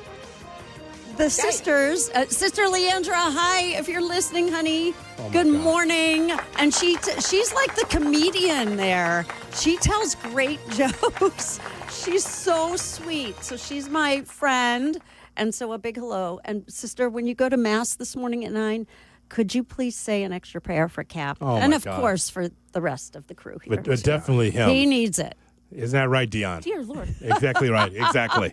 Exactly. Wow. Good morning, Tracy. How are you? All right, gentlemen, it's going to get cold. Perhaps proud of you've yourself? heard. What do you mean proud of myself? Do you think I made it? Did you? Pretty much. Is that what I do? I have a little laboratory and I just create Make the weather. wind chills. Bewitched. Yeah, I know. You just twinkled but I your nose. can't. Is it Yes. is it wiggling? I Yes, don't to honestly wiggle your know. nose, and all of a sudden we got this weather. So you should tell. I mean, not just the weekend. Usually we talk about games, but like today, Friday, Saturday. Yeah. What can we expect? Okay, so today it's just plain cold. Okay. Highs below average, lows below average, but overnight tonight into tomorrow morning, temperatures are going to drop. And when we wake up tomorrow, even when I wake up at 1:30, the temperatures will be below zero. Tomorrow, most likely, the temperatures stay below zero the entire day. I mean, we get to maybe zero for a high. And we haven't seen a high temperature of 0 or below for a few years. I think it's back in 2022. When we had a high, I think the high was 1 below on like January 22nd, 2022. But all day long tomorrow, temperatures below zero, reaching zero perhaps, but the wind chills, that's the key, 20 below or colder, possibly as cold as 40 below zero, which you can get frostbite in a matter of minutes with those sorts of conditions. So it's really no joke. It's dangerously cold. I know that there will probably have schools that make some changes to schedules and such, but overnight, Friday night into Saturday, we're also looking at wind chill staying probably colder than 20 below. At least by Saturday, we get up to 10. But guys, there is this monster storm that is going to be pummeling the South with ice. And I'm talking down in Mississippi, into Georgia, into the mid-Atlantic, into the Northeast with ice and snow. They're down in Mississippi now. Sister, could you say even more prayers for Kap? It's okay. It's a WLS ice joke he just gave you right there. He's just beyond saving at this point. Yeah, no. If we really care, He's dear beyond. Lord. He's beyond. Thank you, Dion. You were saying But you're saying about the I was ice. saying, Yes. Yeah. Gosh, I was saying about the weather-related ice and snow. Get up off me. And we. Go ahead. We are going to be on the northern fringe of this system, so we are watching for snow here Saturday evening into Sunday morning. And by the way, I am working Sunday morning, so I know you'll be watching. So Yes. I have to. I will be giving you no shot.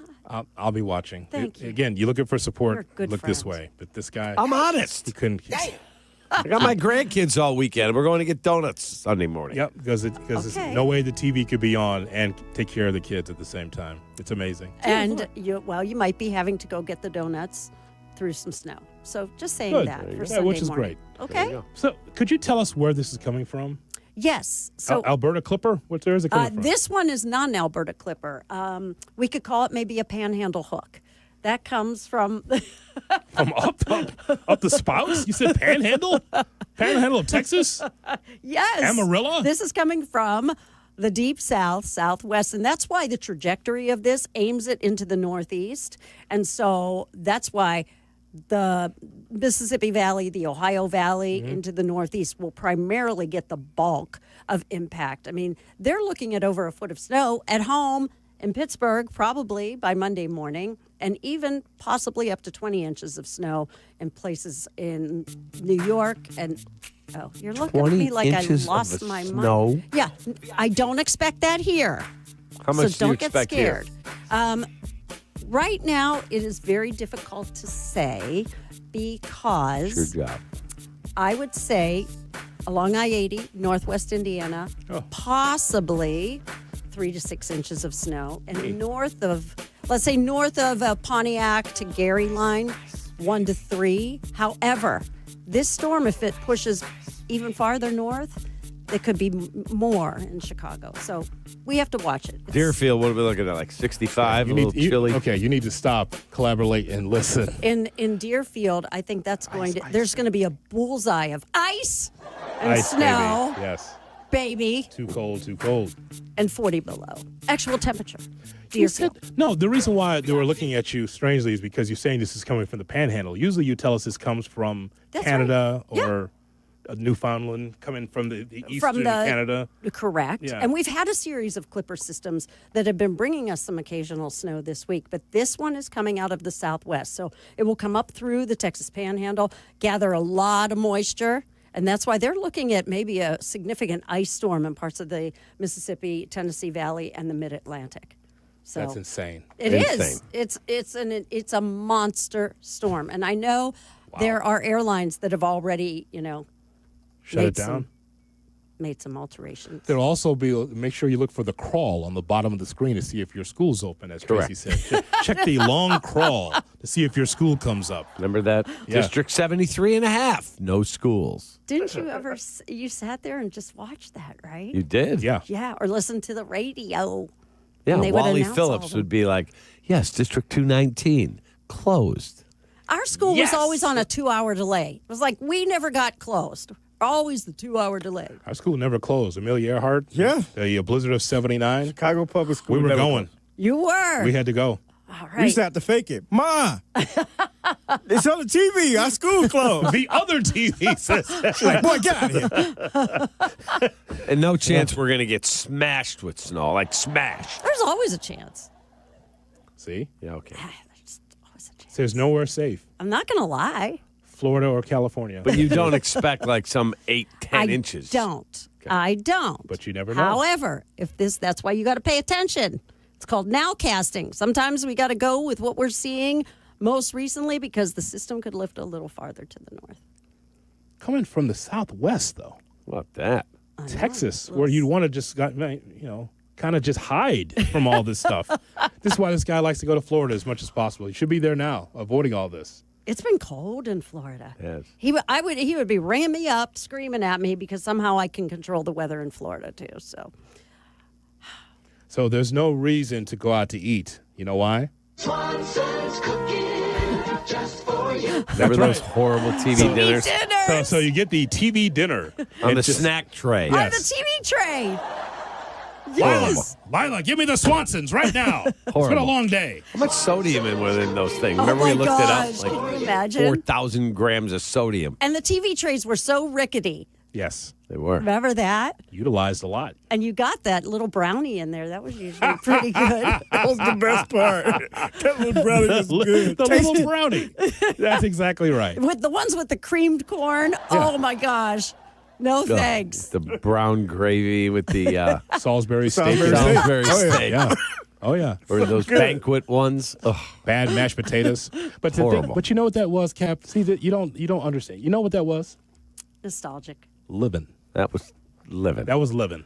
That's Tracy, right. did you ever have where like someone would knock at the door out of nowhere? Company's here. Oh, yes. And then of you'd have to course. get the Entenmann's out. And what was the coffee you said your mom would have? Or ho-hos. Well, she would always have Hills Love Brothers Toho's. or In the international. international. That's a special one. That's the special. International coffees. International House of Coffee. Yes, Oh. that's a separate spot. Oh. In a special part of Like the in a pantry. You tin, see, right? Yes, in a tin. A red tin. And my mother always had Sanka.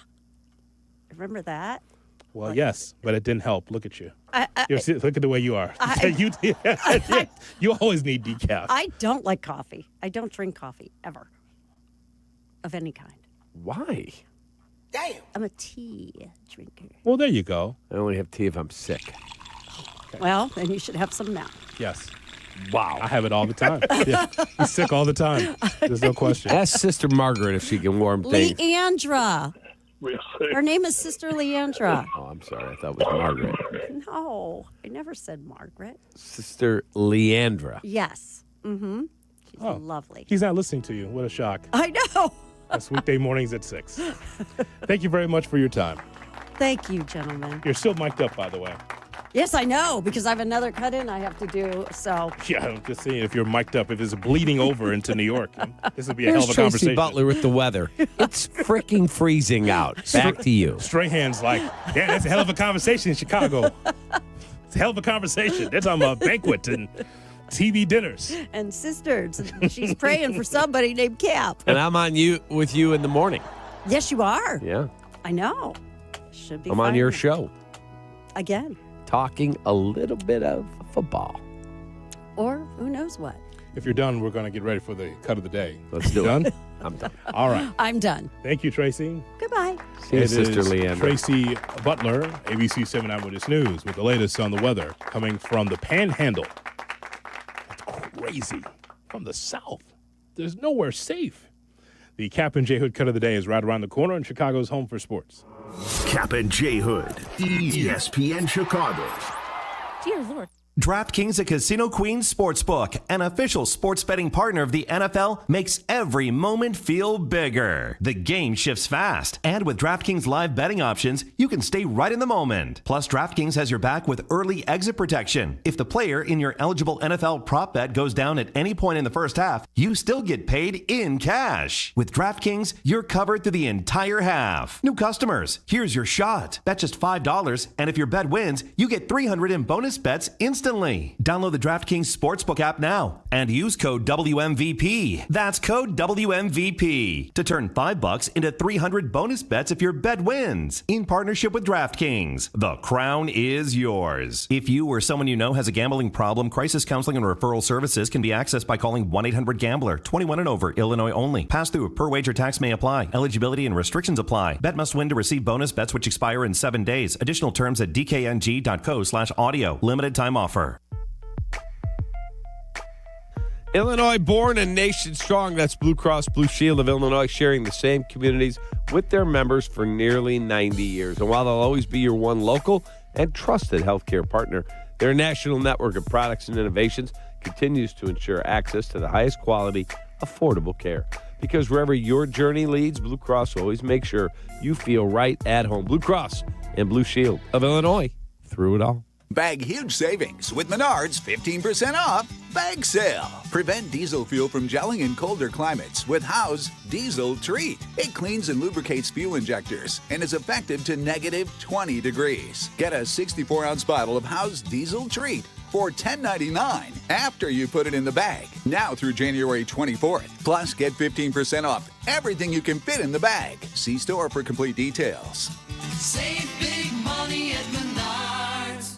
Texting enrolls you in a recurring automated marketing text messages. Consent not required to purchase. Message and data rates may apply. The team's looking good this season. I think so. Man, I miss playing football. Ever since I turned 40, I just can't find that fire I used to have. Think it could be lower testosterone? What do you mean? I was feeling the same way. After 40, the body has less testosterone, and men lose their edge. That's why I take Nugenix Total T2. That's the testosterone booster, right? Yes, but Total T2 is their brand new formula that skyrockets nitric oxide levels in as little as 3 hours. Since I started taking it, I've been lifting like when we played for Coach Carter. My energy is way up, and it even spiced up things between me and the missus. Are they still giving out complimentary bottles? Yep, just send a text. Text HAWK to 321-321 for your complimentary bottle of Nugenix Total T2, the next generation testosterone booster. Text now and we'll include a bottle of Nugenix Thermo X, our newest, most powerful fat burner ever, absolutely free. Text HAWK to 321-321. That's HAWK to 321-321. These statements have not been evaluated by the FDA. This product is not intended to diagnose, treat, cure, or prevent any disease. Nature is calling. No, not that way. Fishing, hunting, hiking, nature. Chauncey's Great Outdoors, Saturday mornings from 6 to 7 and available on demand on the ESPN Chicago app. Kap and J Hood are back on ESPN Chicago. A little phone tap. That's the reason why that you called in and can't connect to Kap and J Hood. Someone has tapped the phones. That's what's happened. 312-332-ESPN is our phone number. Give it a try. Maybe someone can bleed through, Kap. Maybe. They can find their way. Find a way to make a phone call. Never seen that before, Kap. You're better than that, Keith and Danny. Better than that. Well, this is above them. That's who's running this building. They're trying to get us out of here. I'm with Hoodie. I think it's a conspiracy against us in the building. They clipped the lines. You think it's Idler? Yeah, I think they cut the lines. It's also interesting. I brought it up off air, but usually, Hoodie, you get like the woman's voice. Yes. And it's instant, right? Like you call a number and instantly you get the, you've dialed the wrong number, whatever it is. We got like the Rod Serling from the Twilight Zone, and you got to wait for it to ring out 6 times before he starts talking to you.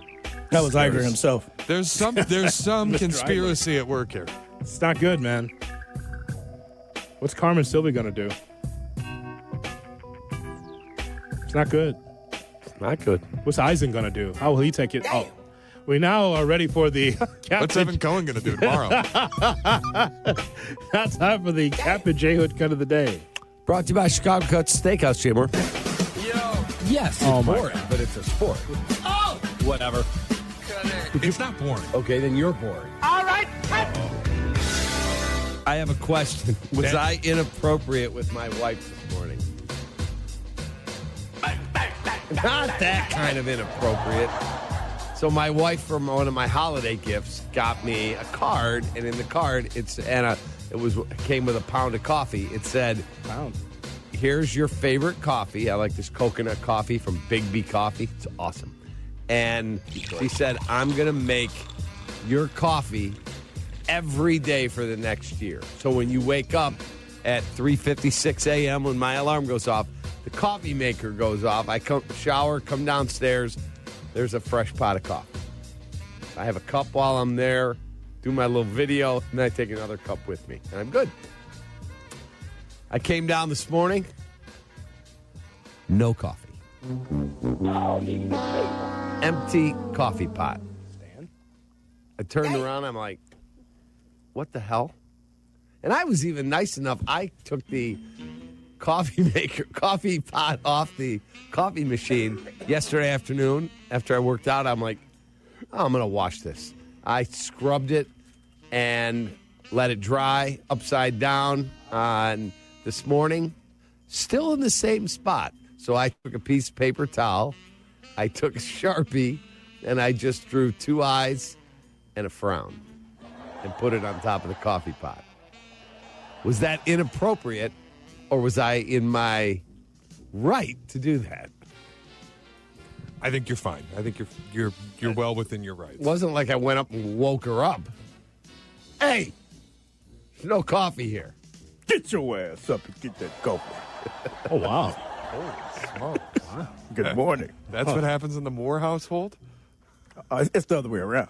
She tell you to get your ass up and get her coffee. Absolutely. Aha. And that's all, folks. The Kap J Hood cut of the day. Brought to you by David Flom and Matt Moore's Chicago Cut Steakhouse. It's awesome. The new bar that they opened over the last year is incredible. Tell them we sent you on LaSalle, north side of the Chicago River. We have certain games on while we do our show, replays. Yeah. And the Illini defeated Maryland 89-70 at State Farm. Illini are just rolling 16-3. It's a good basketball team. Yep. I do think that it's strange that John Jurkovic is not behind this team. Isn't it insane? We talked about this at like 5:40 this morning. Yes. Every guy on the team basically is an itch. Peja Stojakovic's kid, another itch. They're all foreign. Merkovich and Isavic, and like you said, Stepanovic. Yeah. I don't understand. Petrovic, like you said, Like this should Drosden's be kid. Yurko's favorite basketball team of all time. This should be a team that he should support. Carmen is in here saying it is. Okay, then where's the remote in Champaign then? See, you take it to the next step. It's one thing to support him on the air, Carm. Why aren't you at true. Cam's? Actually, matter of fact, Carm, 3 guys at this station went to Alabama, Illinois together. Yurko wasn't with us. You should. Why aren't you at Cam's doing a remote before an Illini game? See, Carm, you can just jump in and say, oh, no, he supports them, but you got to do the whole bit. You got to be in Champaign, let the people touch Yurko. Yurko having Excuse a me? speech. Nothing wrong with that. He'd enjoy it. He's available. And so he could. So the idea, by the way, that you could have a speech before the game in the locker room. Why not? So you take it to the next level. Coach Underwood, who's that man coming in? That is the great John Jurkovic. Yurko is going to give the pregame address. We'll talk to you tomorrow. Thank you, Shay. Thank you, Jay Moore. So long, everybody. Take that, Yurko. From Chicago. Well, see you later. I've got the best job, Carm. Never be afraid to rub your meat. Kap and J Hood, morning 6 to 9. ESPN Chicago. For over 50 years, M&M Home Remodeling has helped Chicagoland homeowners protect and improve their homes with expert craftsmanship, honest service, and industry-leading warranties, earning the Better Business Bureau Torch Award for business ethics twice. From durable roofing to beautiful siding and energy-efficient windows, M&M delivers quality you can trust with clear communication, dependable results, and peace of mind every step of the way. When it comes to your home, trust the company Chicagoland has relied on for over 50 years. Call M&M Home Remodeling today. Hey golfers, it's Tyler. It may be winter in Chicago, but golf season will be here before you know it. And if you want to be ready when the weather turns, you've got to plan now. That's where Golf on Any Tee or the GOAT app comes in. GOAT is a golf membership that gets you unlimited golf all year long at 20 courses across Chicagoland.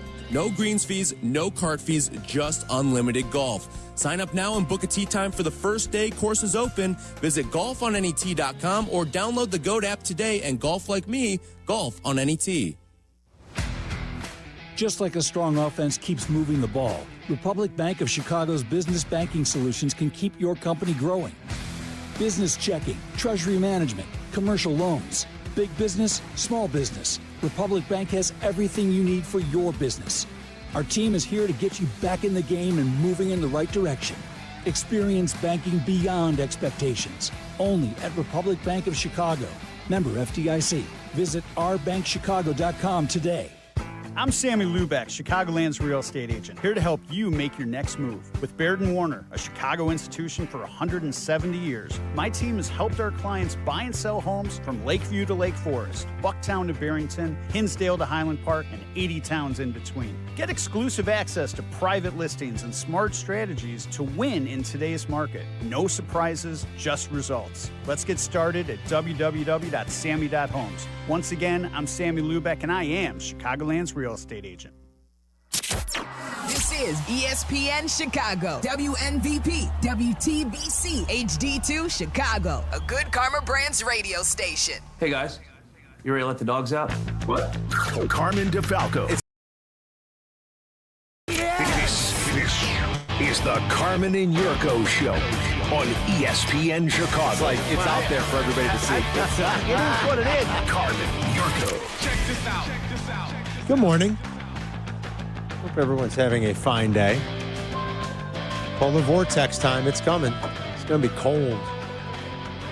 So get ready. You know, there is some good news, though. Me and Danny Zetterman and Sylvie are on the We Hate Chicago in the Winter text chain. And the boys were chatting last night about the cold and what's coming this weekend. And I said, there is a bright spot here. I will be the... There's a bright spot. I will be the voice of encouragement. Of reason. 1 week from today. Okay. The sun officially sets after 5 o'clock. That is true. 1 week from today. 1 week from today. See? Huh? It's good news, Carm. The 29th? Yeah, the 29th. Yeah. We have sunset after 5 o'clock. When do we spring ahead? The first weekend of March? I don't know. First or second weekend? No, I think it's the 8th, if I'm not mistaken. Probably the second weekend then. Yeah, March 8th. Yeah, March 8th. You're right. March 8th, we spring ahead. Yeah. See? You know what that means? I'm here to give you a little bit of good news, even though we're going to freeze our balls off this weekend. That means the sun will be setting then at probably 6:30. That's right.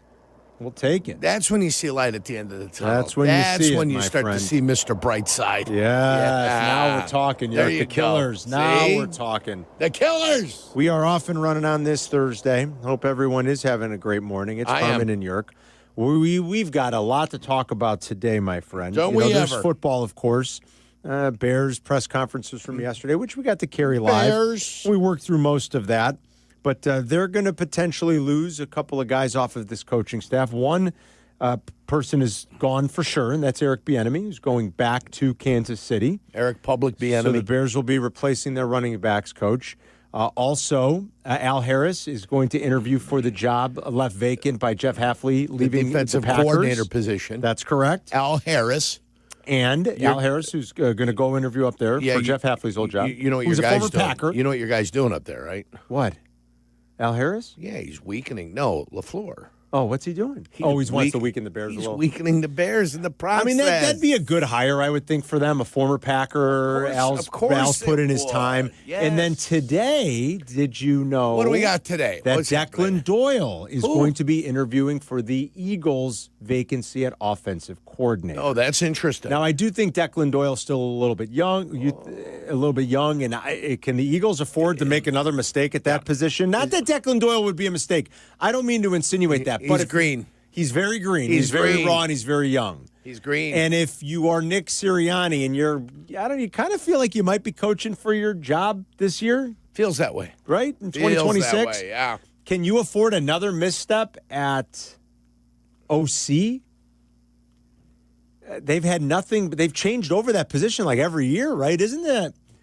Hasn't Jalen Hurts basically gone every year since his sophomore year of college with a different OC? Isn't that which seems almost impossible? Like he was in college in 2017. But I think he's had a new OC every single year. Hopefully they take that push-tush and tush-push and throw it in the garbage.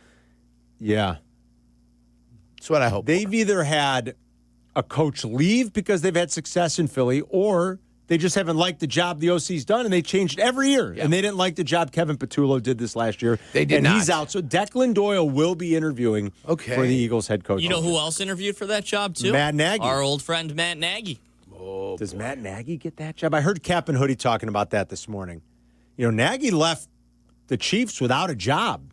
Yeah. I think he wants the chance to be able to call plays again, and he thinks maybe that'll be the thing that will convince another team to give him a head job. I know he's interviewed for some of the head jobs. He interviewed for the Tennessee job. I might get longer odds on Kansas City next year because of how they finished this year.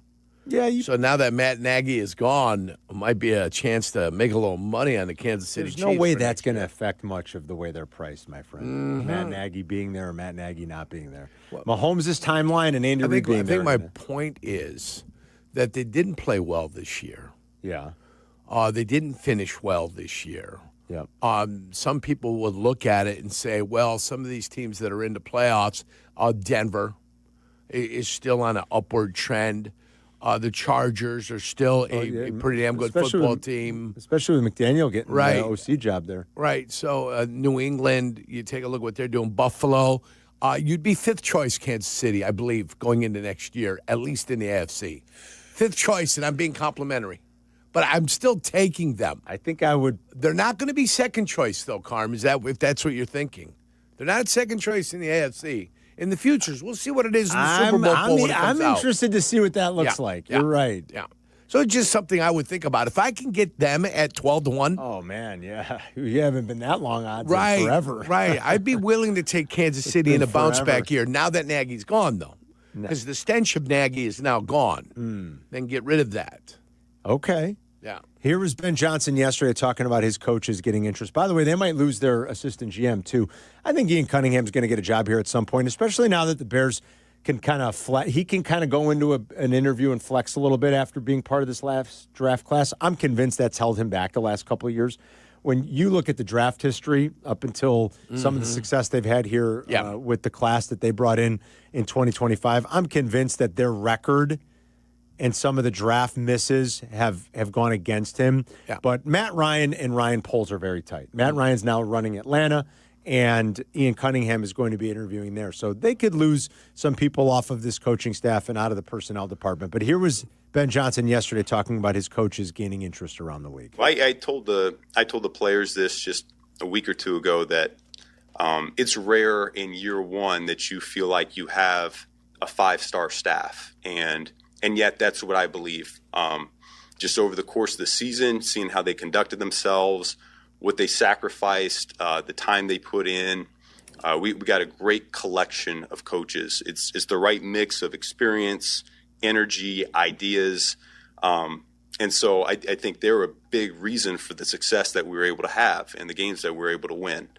To your point, I do think it's a lot. I see future head coaches on this staff. I see future coordinators. I see these young coaches being future position coaches. I see that all across the board. And so when you have success and you win games, normally that's what happens.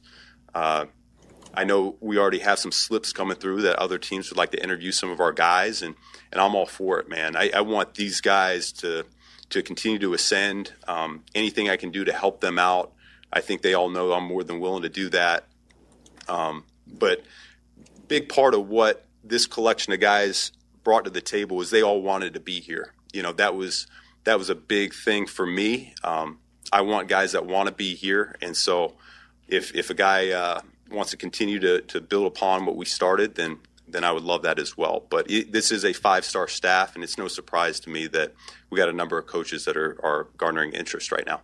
And that is happening. They've lost one. They might lose a couple more. We'll see. The soundbite that's really going around is kind of how Ben Johnson kicked off his press conference yesterday, and we kind of nailed that one. When we started the show yesterday, we said, what do you think we're going to hear from Ben Johnson? And we said, he's very much going to have the mentality and the mindset of it's right back to work, that the rhythms of this year are it's done. It's over. The year's over for them. Like 31 other teams. They were good. They weren't good enough, right? And the rhythms next year are going to be different. You always say that. There's no really replicating the magic from one season to next. They all take on their own different sort of patterns and rhythms. Yes. And there's going to be something new and different for next year. Right. And Ben Johnson's already got that mindset, and it's great. You know, and he talks here in the soundbite about, you don't forget about building off of, this year. It's back to work, and we've got to go out and earn it again next year. We've got to try to be great. 100%. And we've got to earn it again. Earn it. I mean, it's great that they turned the page. Right. And they've headed in a different direction. Now they got to maintain that momentum. They've got to go ahead and build upon it. But it starts anew with fresh people. Yeah. This was Ben talking about the offseason and going into 2026. Man, just in regards to last season, I really appreciate our guys. They came in the springtime, and they dedicated a large amount of trust to what we were doing, buy-in, work ethic. They sacrificed a lot, and that's what gave us a chance there at the end. We won games. We put ourselves in a good position, but ultimately we came up short. And so our guys are going to learn from this, the guys that we're able to bring back. And I can't say enough good things about this particular group of coaches, of players, of support staff. I thought they were special. And I said that at the end of the year. They believed that. And I'll forever be grateful for what they were able to do this season. But we're one of the 31 other teams that fell short. If anything, that just rejuvenates me and makes me want to push harder and longer than what we did this past season. So I'm already looking ahead to 2026 myself. With that being said, I'm really excited about seeing this city, this fan base come to life. These last 2 games, I'll never forget. Just the energy, the vibe, you could feel that. And it is a serious home field advantage that we're creating here in Chicago.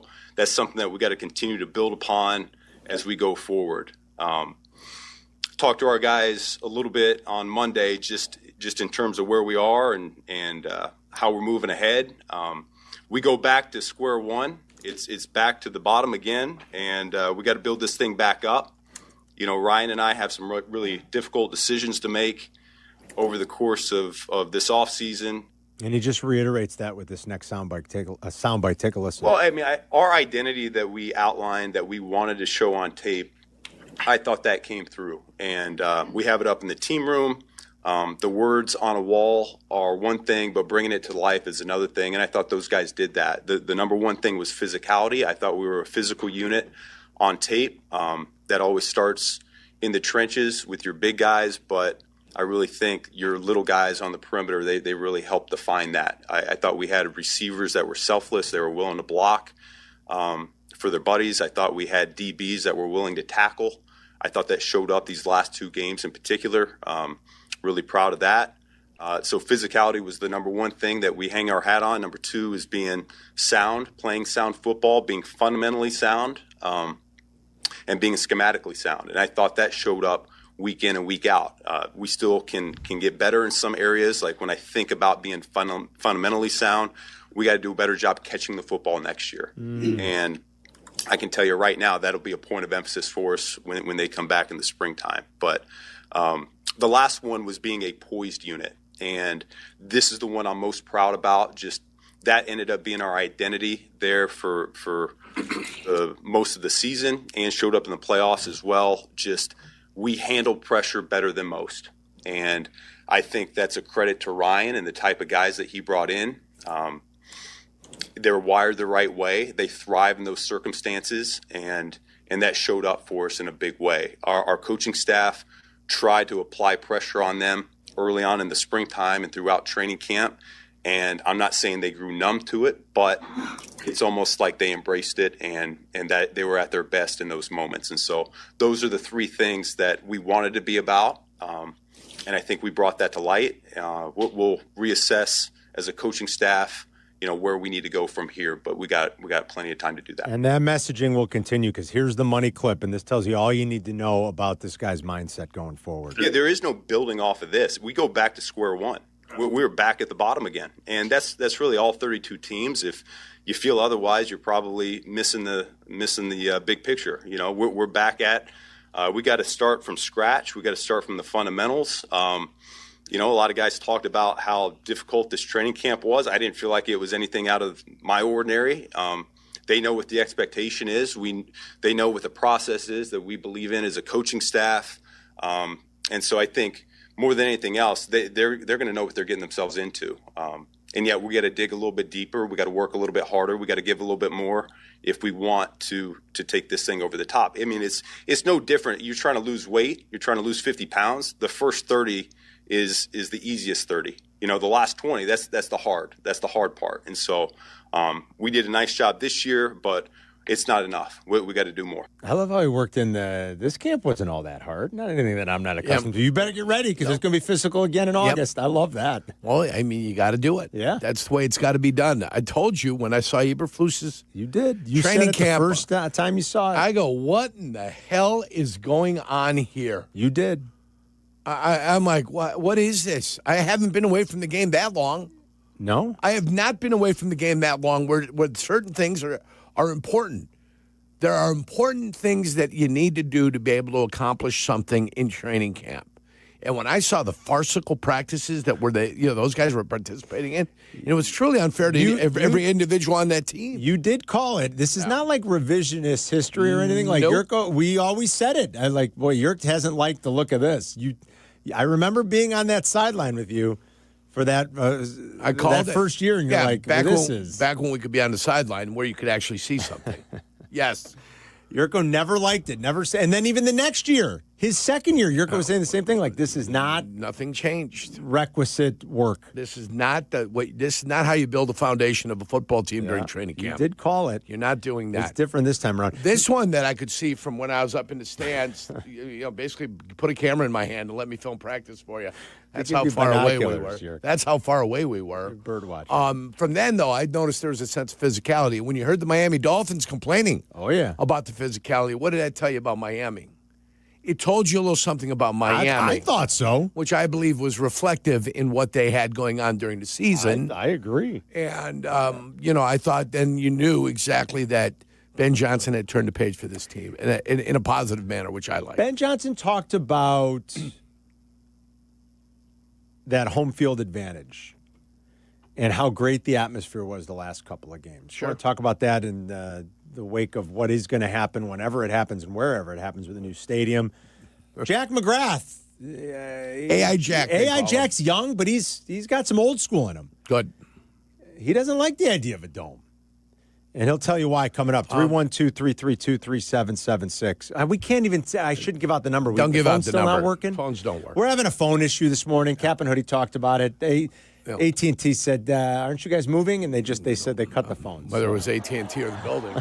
I don't know, somebody. You never know. So, yeah. I also want to talk about Brandon Beane and all the video footage that came out yesterday. Dude, I'm telling you. Keon Coleman. I sent you something after the show. Oh, yeah. Where I was just chuckling. You couldn't help but chuckle. I'm so glad That's we were when the on owner, top of that yesterday. The owner's got a lot of things going on. He's got a lot of things, other business interests besides just the Buffalo Bills. Yeah. Right. That's why you don't stop a press conference and interject your thoughts. Amen. Because you don't understand. You don't know day-to-day operations that these guys go through. You understand the big picture. You understand the financials. You understand the bottom number. You understand what your team did and it did in the playoffs. That's what you understand. But you don't understand the conversations that were being had. And that's why Pagula should shut the hell up. It's about as bad of a look as you're going to get. It's your team. From right? an end-of-season press It's your conference. team. You own that team. But that's when you need to know when to shut the hell up. Yeah. Because he looks like an absolute fool. It's awful. And then Bean for not interjecting himself and saying, well, maybe. And then all that footage that's available now. It's unbelievable. Oh, it's comical. I'm so glad we played that yesterday. Yes. We were on it. Yes. It is just, I can't. It's an awful Carm, it wasn't one snippet. No. It was like 10 different times. Yeah. And his explanation for what triggered him to fire McDermott, where, you could have probably lined up like 10 other reasons of failures over the years and never really having a true signature defensive performance in any of these elimination games, even though you had a defensive-minded head coach. Like, there are so many things you probably could have pointed to, and it was awful. The way he did interject himself and some of the things he said about why he decided to move on from McDermott, and then just the bus tossing for a coach that did win a lot of games for you in the regular season, although he was far from perfect. It was incredible. It's Carmen and Jurko. We'll be right back. You're listening to Carmen and Jurko on ESPN Chicago, Chicago's home for sports. Hey, it's Rich Eisen. You can now listen to The Rich Eisen Show right here on the home of the Chicago Bears. The Rich Eisen Show, weekdays noon to 2. ESPN Chicago. All righty. Advantage Dealer Group makes car buying simple and fast with their 60-minute guarantee. They know the process starts online, so every one of their dealerships has designed the experience with you in mind. Browse the wide selection of new and used vehicles at Advantage Chevy, Toyota, and Acura. Use their payment calculators, explore financing options, and stop on by. They value you and your time getting you in and out your new car in 60 minutes or less. Advantage Dealer Group, where car buying fits your schedule. Waddle Law helped me get the compensation that I deserve. Waddle Law helped me get back on my feet. Thanks to Waddle Law, I'm at a better place today. Waddle Law cares for you. We're compassionate. We're empathetic to your situation. And I promise you, I will get you more money than any other law firm in the city of Chicago. That is my promise to you. Hire us, win with us, be successful with us. Call us at Waddle Law, 312-8-million. We're here at Menards Bag Sale, asking shoppers what they're putting in the bag to get 15% off. Paint, batteries, tools, toilet paper, extension cords, grocery items, hardware for my cabinets, snack items, crackers, and some canned goods stuff. Shop vac supplies, toothpaste, cereal, coffee, dog treats. I've got a lot of stuff to grab. The list goes on, but the sale ends January 24th. Hurry in for Menards 15% off bag sale. See store for complete details. Save big money at Menards. Think one type of pepperoni is enough? Think again. Lou Malnati's new Triple Pep Pizza goes all in with 3 premium styles of pepperoni stacked for maximum flavor. You get crispy cuffed pepperoni, smoky pepperoni strips, and classic pepperoni slices, all working together on every bite. It is fully loaded and unapologetically bold. Order it deep dish or thin crust and enjoy it your way. Dine in, carry out, or even ship it nationwide. Lou Malnati's Triple Pepperoni. Order today at LouMalnati's.com. Do you know what to do if you're stuck on the railroad crossing? Get out of your vehicle. If a train is not approaching, find the blue and white emergency notification system sign on the traffic signs at the crossing. For help, call the number on the sign and give them the crossing number so they know your location and can alert train traffic. Remember, find the blue and white to save your life. For more information, visit oli.org. Empower. After wanting one for years, Kevin is finally enjoying his new hot tub. This is the life. He worked with Empower to help him get good at money, so now he could be a little bad. Oh, no, not my phone. Oh, Kevin. Kevin's phone may be in hot water, but his finances aren't. Invest well, live a little. Start today at Empower.com. Prizes, flyaways, even cash money. You want it? We've got it. Find a list of all contests and official rules by visiting ESPNChicagoContests.com. That's ESPNChicagoContests.com. You're listening to Carmen and Jurko Listen to us now. Live on the ESPN Chicago app. Chicago's home for sports. ESPN Chicago.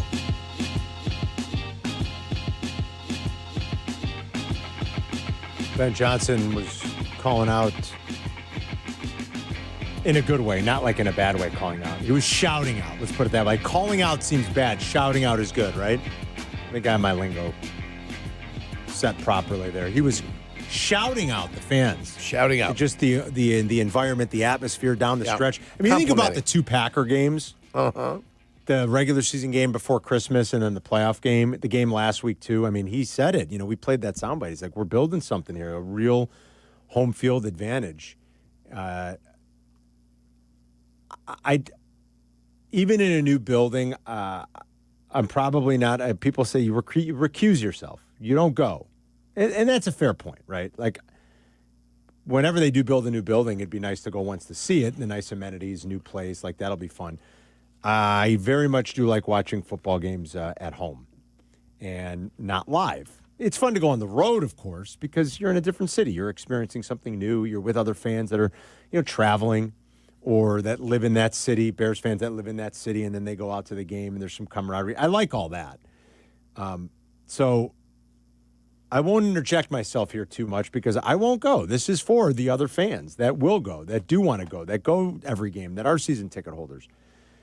And it's like the old dome versus outdoor. And football should be played outside, and the Bears should continue to use that to their advantage. Although I don't know how much of an advantage it is. Who really knows? I don't know that you can find one accurate study that's going to give you a fair conclusion on how it affects one team negatively and the other team positively. I mean, I think when the weather's bad, neither team might play its best when the weather's lousy. But in terms of like climate control and a dome, have most people just come around to the fact that that's best for the organization going forward? Young Jack doesn't agree. He's young. He wants it outside. It's best for the organization in that they'll get much more revenue because they'll be able to host events and Final Fours and everything in the winter. So I realize it's probably unlikely that it'll be a retractable roof or some other. Well, it won't be retractable because they said it costs too much. Exactly. Quite frankly, I mean, the expense is one that they do not want to incur, and that it'll be outside. But just after this weekend, in the past 2 weekends, where we saw the Packers game be a snow globe game with cold weather, and fans were going nuts in the tailgates and in the stadium because of the snow and the cold weather, and because it was the Packers, all added together. And last week's game where the cold weather, you say it's not necessarily a factor, but Matthew Stafford, for the first 3 quarters of that game, looked like he didn't really want to be there the way he was throwing the football. So I think it played a factor, and it played a significant home field advantage for the Bears. There was just something special about being outside in the cold weather, layering up. I was at both games. I was at the Cleveland game, too, where it was freezing outside. Oh, man, you were like at the 3 coldest games of the year. I wasn't there. I was working the pregame for us. So I didn't see the full game. I was just there for a few hours for that Cleveland game. But overall, if you layer up, it's not that bad. And everybody's going through it at the same time. I really enjoyed being out in those cold weather games and rooting on the Bears. It feels like you're part of something when you're out in that cold. You don't think you'll feel that at the new building when you have short sleeves on? You'll be rooting on the Bears. It'll be loud. Domes get loud. You can use that to your advantage. In Minnesota, it gets pretty loud, they say. All the fans that traveled to see the Raiders play, the Bears play the Raiders this year with that big victory at the end. Maybe those fans weren't excited because they were in a dome. We were in shorts and T-shirts. Yeah, all the good times. The celebration sucked because you were indoors, wasn't it? Fabulous, actually. Come on. There's it's a football feeling here. It's a playoff football feeling. What are we talking about? Well, this is his opinion. It's okay. Everybody's going through it together. Everybody's in the cold together. It brings together the fandom. It's a different feeling in the stadium. He's got a microphone. Yes. He does have a microphone. There's no denying that. Some people do. Like Jack's not alone. Some people like sitting outside in the cold, and they think it's the way Bear football should be played or the way gridiron football should be played. The postgraduate circuit. I don't know if you heard that a few weeks ago before the Packer game. Hoodie and I were playing like an old newsreel. We did that Saturday show together. We were playing like an old newsreel from the 30s here, talking about the Bears. And it's like old-time announcer. I mean, it's right out of Central Casting. It's old-time announcer voice. And he called it postgraduate football. As in, the league was nothing yet, and college football was all that really mattered. Yeah. But there's like this new thing happening. Yeah. After you get out of college. Professional football, postgraduate football. It was outstanding. Yeah. So postgraduate football is supposed to be played outside. I always preferred to play on the grass. You like the grass better? I preferred not to play on artificial surfaces. Well, you guys played on crap. But they have improved artificial surfaces over the course of time. So you played on that old junky carpet like in Philly and in Buffalo, York. Like that stuff was bad, right? Pittsburgh, Cincinnati, old baseball stadiums. And that then stuff was bad, right? Oh, it was awful. Yeah, it was terrible. But the point is, now the indoor stadiums, they're not that bad. No, and even the ones with roofs out in L.A., SoFi has still got an open air concept. That one does. I mean, it's still got a roof over it, but it's an open air concept. Yeah. So, I mean, Miami, there's a reason in Miami you don't have a roof. There's a reason in Tampa Bay you don't have a roof on your football stadium. Right, you don't. Because you're outdoors. It's warm weather. It's wonderful. The viewing experience is spectacular unless it rains. Right. And then if it rains, you're miserable. But then in some warm weather places, they do have domes. Houston is a dome. Yeah. Obviously, Dallas is open. You know, Dallas has the eye. You're open. A portion of it opens. So Dallas does have that. They've got the retractable feature. But Houston is a dome. Dallas is completely covered. No, Dallas still has the eye, doesn't it? No, that's the old stadium. No. Am I nuts? The new stadium doesn't have You are nuts. There's We've no been eye. there twice. Are you sure? I am positive. I don't know what check you that are for looking. me, Jack. I don't know what the hell you're looking I at. could have sworn last time the we were old there, stadium the roof had the eye. Yeah, well, the old stadium definitely. The old stadium had the eye. Am I crazy? All right. Well, New Orleans is a dome. New Orleans is definitely a dome. Houston is a dome. Carolina, not a dome.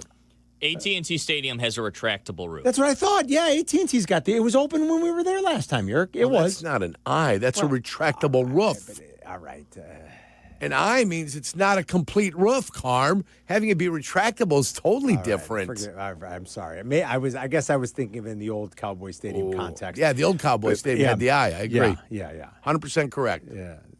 That stadium in Dallas is nice. I hope the Bears can pull off something like that entertainment complex that they have. I really think that's the one outside. model. Yeah, that came after, right? Right, that came after. Yes, yeah, they built it up after. The whole thing is spectacular. Yeah, well, it's like Green Bay. You haven't been there. I know. It's like Green Bay. Yeah, I know. Well, I was only up there when we were for the draft. And we had a ball when it we was were up great. there for the draft. I got to say, it was great. It's fantastic. That's on game days. It's got to be amazing. It has to be. It's glorious. Yeah, no, I feel you on that. I know. If I ever go to a Packer Bear game, I've got to go in there in neutral colors.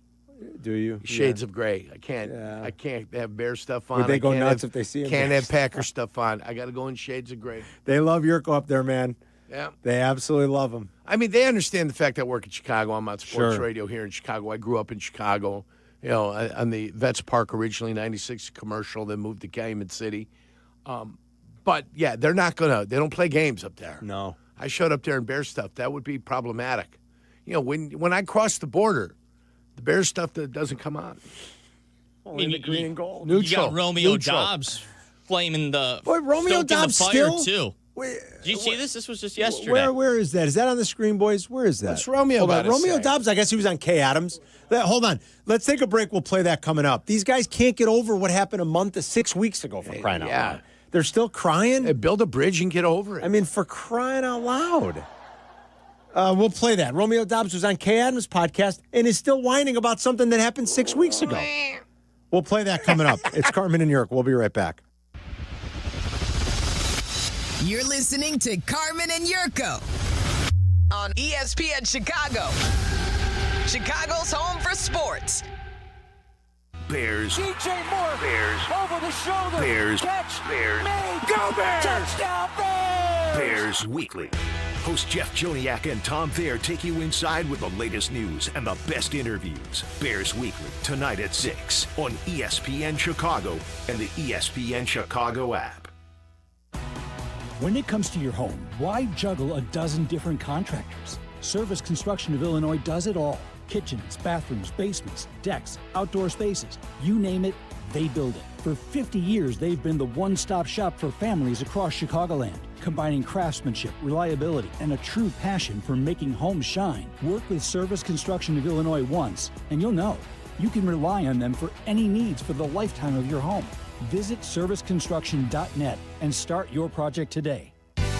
After seeing some hoops or pucks at the UC, let the CTA be your drive home. The number 19 United Center Express bus takes you from the arena to Union Station, Ogilvie, and Michigan Avenue for just $3. If you've ever waited for a ride share at the UC, you know it's awful. Take the CTA. Buses run express for an hour after each game and will take you to Metro stops and hotels along Michigan Avenue. At under $3, you've got more money for merch or food at the game. Find the CTA Express buses right outside the stadium. Illinois born, nation strong. That's Blue Cross and Blue Shield of Illinois, sharing the same communities with their members for nearly 90 years. And while they'll always be your one local and trusted healthcare partner, their national network of products and innovations continues to ensure access to the highest quality, affordable care. Because wherever your journey leads, Blue Cross will make sure you always feel right at home. Blue Cross and Blue Shield of Illinois, through it all. Hey guys, it's Silvy. We say it every year, new you. But this year I'm actually doing something about it. I've been going to Cairo One Wellness Centers for months now. My body feels great and I'm moving better than ever. If one of your New Year's resolutions is to feel better and actually take care of your body, you gotta check out Cairo One. They have 50 locations across Chicagoland, so there is one near you. No drugs, no surgeries, just personalized chiropractic care. Visit ChiroOne.com today and let them know that Silvy sent ya. Rich Eisen here. Hiring for your small business can feel like a full-time job, but LinkedIn Jobs AI Assistant takes the heavy lifting out of it. It filters applicants based on the criteria you set and suggests 25 great fit candidates daily, so you can invite them to apply and keep things moving. Hire right the first time. Post your job for free at linkedin.com/Eisen, then promote it to use LinkedIn Jobs' new AI Assistant, making it easier and faster to find top candidates. That's linkedin.com/Eisen to post your job for free. Terms and conditions apply. Then promote it to use LinkedIn Jobs' new AI Assistant, making it easier and faster to find top candidates. That's linkedin.com/Eisen to post your job for free. Terms and conditions apply. Hey, it's Rich Eisen for Pella Windows and Doors. Sometimes teams take a time out to regroup and call the right play. When it comes to your home, Pella Windows and Doors always has the winning game plan. They do it every day, and that's why your neighbors trust them. Visit Pella.com/Eisen today. Right now, Pella Windows and Doors of Greater Chicago and Northwest Indiana is offering buy one, get one 50% off and everyday 0% financing. Some restrictions may apply. See store for details. Offer ends January 31st, 2026. Hey Bulls fans, looking for a new way to enjoy Bulls games? This season you can sit in Benny's Splash Zone by Jewel Osco. Tickets allow fans to experience Benny's famous popcorn spill up close in specially marked seats and include complimentary popcorn. Visit bulls.com/splash zone to learn more. You're listening to Carmen and Jurko. Follow the show on Twitter at Carmen DeFalco and at Jurko64. This is ESPN Chicago, Chicago's home for sports.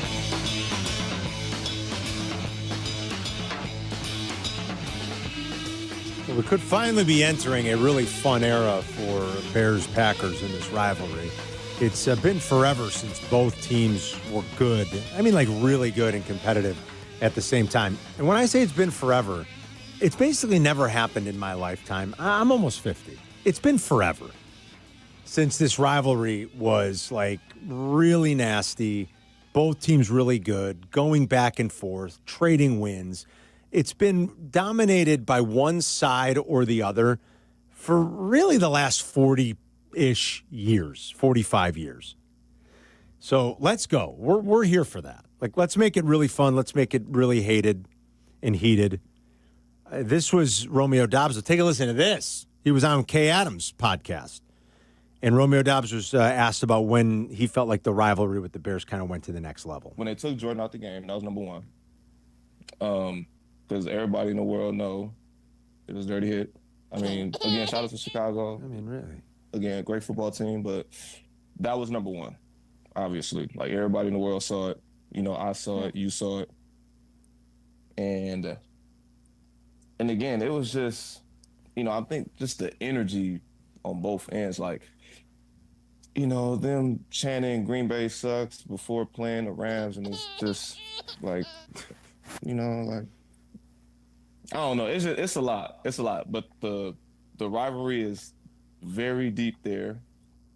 Have these guys never seen a player get knocked out with a concussion before? I mean, what? When they took Jordan out the game, that was number one. Mm-hmm. Because everybody in the world know it was a dirty hit. What?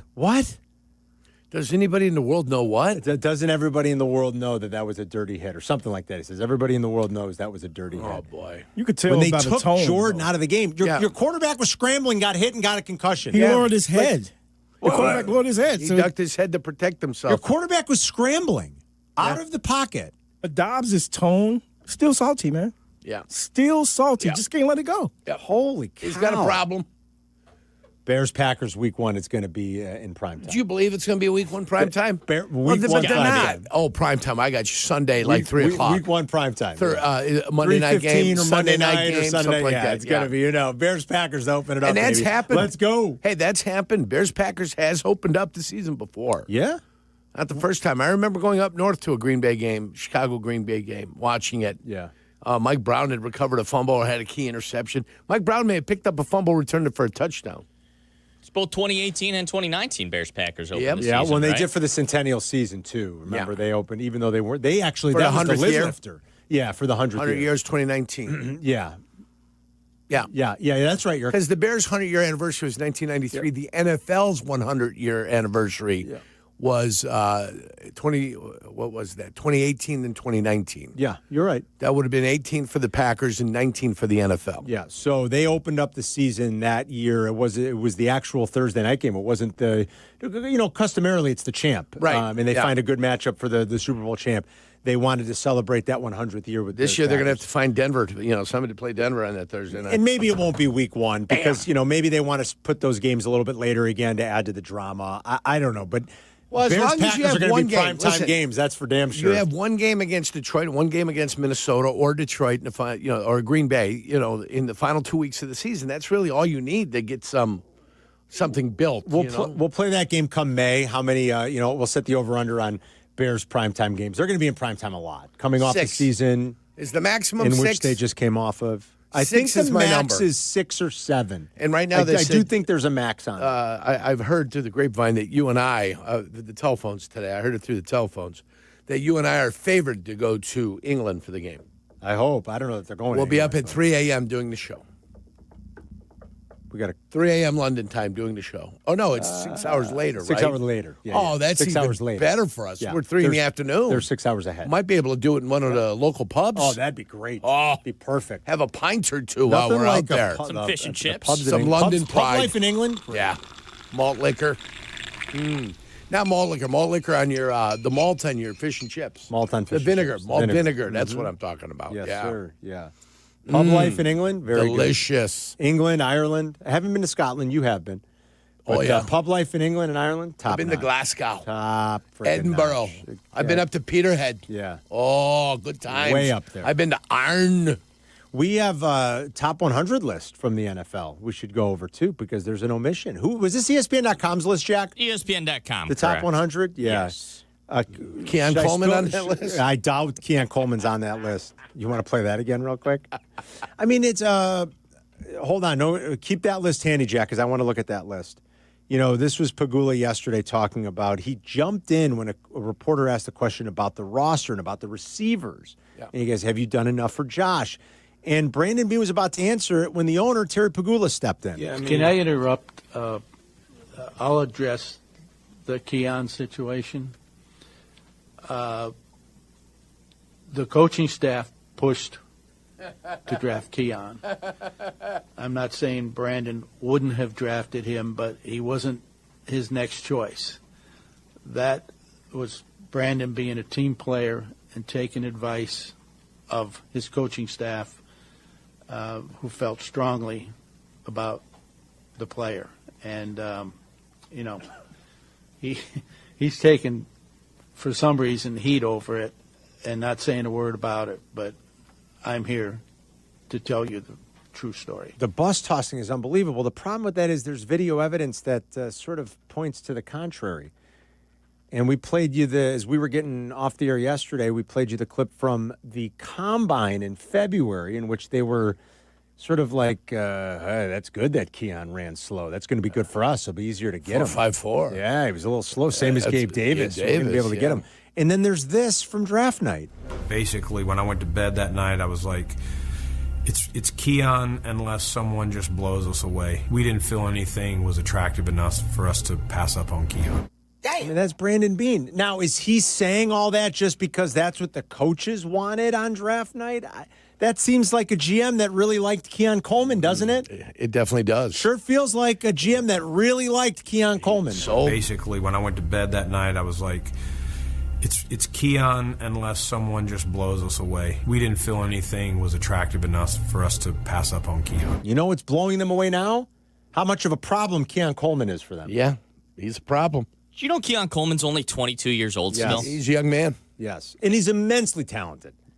Like, I liked Keon Coleman when he was coming out of Florida State. Sure. What stinks now, my opinion doesn't matter as much because I'm not the general manager of the Bills or any other NFL team for that matter. Well, what stinks for them now is you have the owner trashing Keon Coleman. That can't do anything for his confidence, and it's almost now you have to get rid of him. It's ridiculous. He could still develop into something. Like Jurko I don't know that he will. He might. He's very talented. He's immensely talented. Like Jurko said, this is where the owner needs to step back and maybe sit this one. Maybe sit a few plays out, champ. Pipe down. Why don't you go view the stadium for a little while, champ. Why don't you go by the construction area and go over there and give them thoughts? No? Any interest? Of course, it depends on when it is. Listen, the game is anytime after Thanksgiving. Forget about it. Any interest in Bears-Bills in the new building next year, in the new stadium, as a road trip? Any interest at all? Or not really? Oh, you're talking to me? Yeah, I'm just asking. I have to do post-game, so I'm probably locked in here. Yeah, that's a good point. Yeah, that's a good point. They won't make accommodations for Peggy and I. That would be travel. That would be all types of stuff. If the game's early enough, that could be a fun trip. I mean, Buffalo. I think you guys are going to enjoy it. I've never been to Buffalo. I mean, who the hell wants to go to Buffalo? I should have my head examined. Well, you but go to see Josh Allen in the new stadium. Why not go? Have you ever seen the falling water? I've never seen Niagara Falls. Niagara Falls. Never go see the falling water. What the hell would we do in Buffalo? Yeah. Oh, you'd be surprised. Really? Oh, yeah. I don't know, man. I think you'd be surprised. Really? Yes. I think you have a good time up in Buffalo. I don't know. Well, you make it a road trip. You go. I've done this before. You go Cooperstown, and then you can make your way back around to Chicago. I've never been to Niagara Cooperstown. Falls. You can go to Saratoga Race Course. It depends. But Saratoga's only open like in August, isn't that? August or September, one of the two. Yeah, August or September. You get up there, you see Saratoga, then you watch the game on Sunday. I've heard Saratoga's a There's sight all to types see. of things that can be done, Carm. I have heard it's a sight. You just got to make a choice to want to do it. I guess. I don't know. Miami or Seattle seems like a better road trip. But the new stadium, see Josh Allen play against the Bears. I mean, of course Miami is better. Miami's. But how many times can you go to that damn fish market and watch them throw salmon across the thing? Oh, in Seattle? That's it. That's it. There's nothing else in Seattle? Yeah, Space I've never been to Seattle either, I mean, believe it or you've not. got Willis Tower and you got the Hancock Building. What the hell's the Space Needle going to do for you? I don't know. I've never Nothing. Nothing. The Space Needle does nothing for you. The trip to take is Miami. Miami never never disappoints. Never disappoints. Yeah. There's a top 100 list out. The top 100 players in the NFL from this past season, right? Most valuable players. The most valuable players. Most valuable players. All right, the most valuable players. The top 100 most valuable. Boy, that makes it even... Yeah.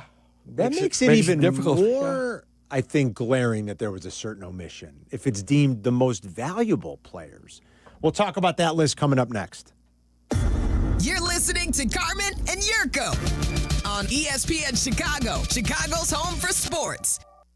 Hi, this is Dave Musial, owner of Four Seasons Heating, Air Conditioning, Plumbing, and Electric, and I want to guarantee you a breakdown-free winter. Did you know that a dirty furnace costs more to operate and can lead to higher utility bills and untimely breakdowns? Now is the time to schedule your Four Seasons furnace tune-up and save $50. A Four Seasons furnace tune-up includes a 35-point inspection, complete cleaning, and we calibrate every component of your furnace. So call today. For all the right reasons, call 866-4 Seasons. You know me, I love a moment of certainty. And when it comes to your home, Jeff has the solution. That's right, Jeff, because in this market, you shouldn't take a chance selling your house with just anyone. No commissions, no lengthy showings, just a direct approach from a local veteran-owned company. Since 2007, we've been buying houses quickly in Chicagoland.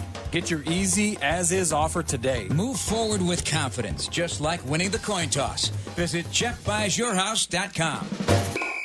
Okay, I have to tell you, I was just looking on eBay where I go for all kinds of things I love, and there it was. That hologram trading card.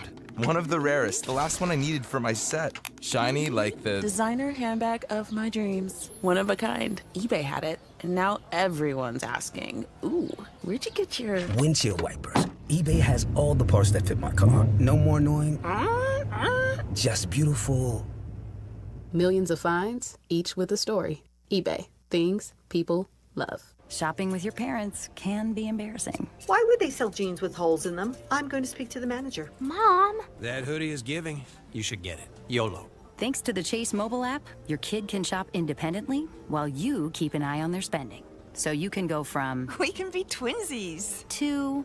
How was shopping? Saw you stayed on budget. Thanks, Mom. Freedom for kids, control for parents. That's family banking from Chase. Account subject to approval. Chase mobile app is available for select mobile devices. Message and data rates may apply. JP Morgan Chase Bank N.A. Member FDIC. The post-crib assembly press conference brought to you by Progressive. Michael, you had some trouble putting the crib together today. What went wrong? You know, those instructions can be tough, and, well, you saw the outcome. Were you upset when your wife pulled you and called in the backup? No, I mean, the baby needs a crib to sleep in, so whatever it takes. You've got a changing table to put together next. It's got a lot of drawers. What's your comment? You know what? We're done here. Like it or not, sometimes you need a backup. That's why there's Progressive to protect your home and auto. Progressive Casualty Insurance Company affiliates and other insurers. Not available in all states or situations. Life is full of choices, some big, some small. And when you choose an H&R Block Tax Pro, you're choosing the largest network of tax expertise to be in your corner. For when your big ambitions need help with the small details. For when your six figures come from 6 different places. For when your gaming stream becomes your revenue stream. For when your business's year one needs 70 years of tax know-how. At H&R Block, we've seen it all, and we're here to help you make the most out of your money for life outside the box. Get started at hrblock.com. $2.5 million. The Verdoliak Law Group wins again for their clients. That's right. The Verdoliak Law Group recovered $2.5 million for a client who experienced a medical error. Hey, this is Jurko. If you're a victim of medical malpractice, make sure to call the Verdoliak Law Group. You're listening to Carmen and Jurko.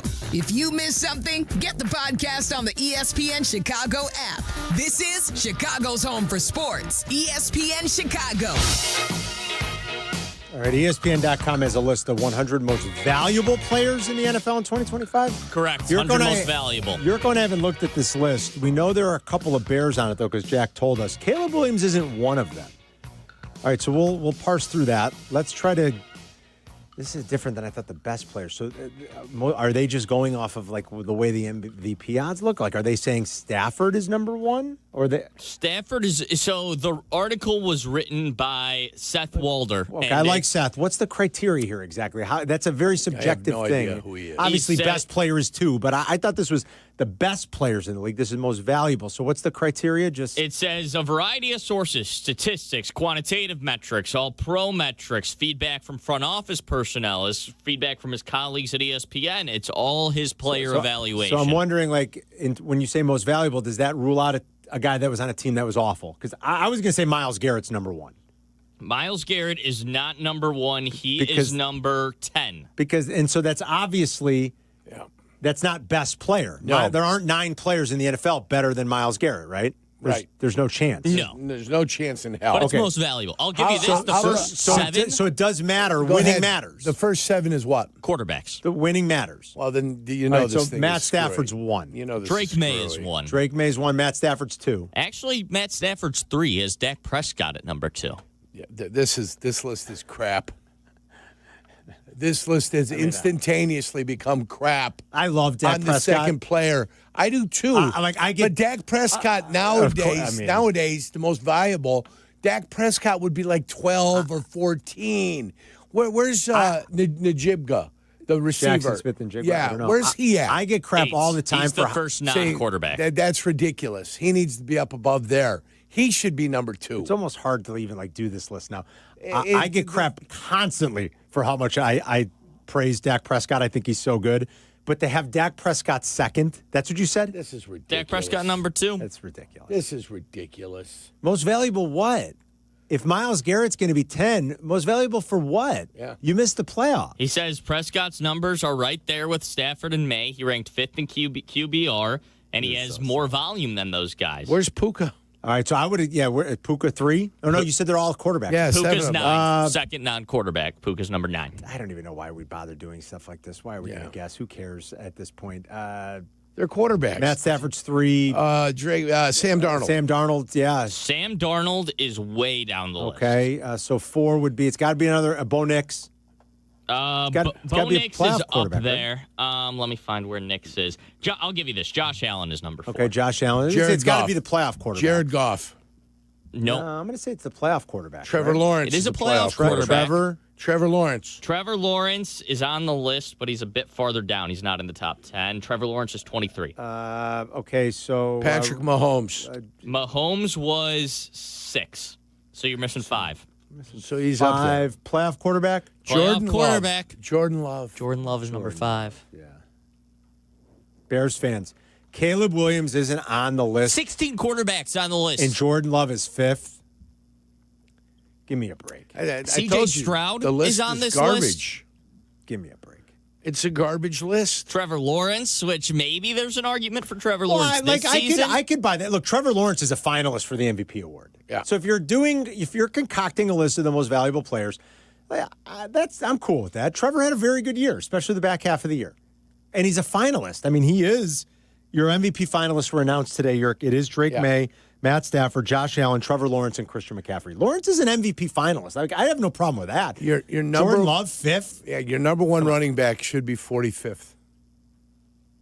No, I bet your CMC's higher than that. Your number 1 running back is 45th. What do you think? No, I bet you it's way higher. I'm asking. I'm hoping he's searching for a running back. I'm searching for and running he can't back right find now. one. Which to me, then 46. Oh, wow. Thank you. CMC? And who it is? Bijan Robinson. Oh, Bijan. Okay. There you go. That's fine. Bijan. I don't know what he says nowadays. Who it is? I call him Bijan. Have you seen that saga where he keeps changing what the pronunciation of his name is? His mama named him Bijan. I'm going to call him Bijan. Bijan.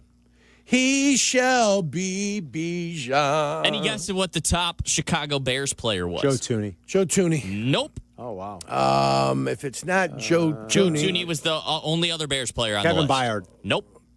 Offensive guy. Offensive guy. And Caleb's not on the list. Darnell Wright. Darnell Wright ranked 41 on this list. Is it Luther? Darnell No, Wright. it's Darnell Wright. So how many Bears? 2? 2 Bears on the list. Darnell Wright, Joe Tooney. Darnell Wright, offensive Joe lineman. Tooney. No Byard. That's okay. No Caleb. 16 quarterbacks and no Caleb Williams. Come on. Team won 11-5.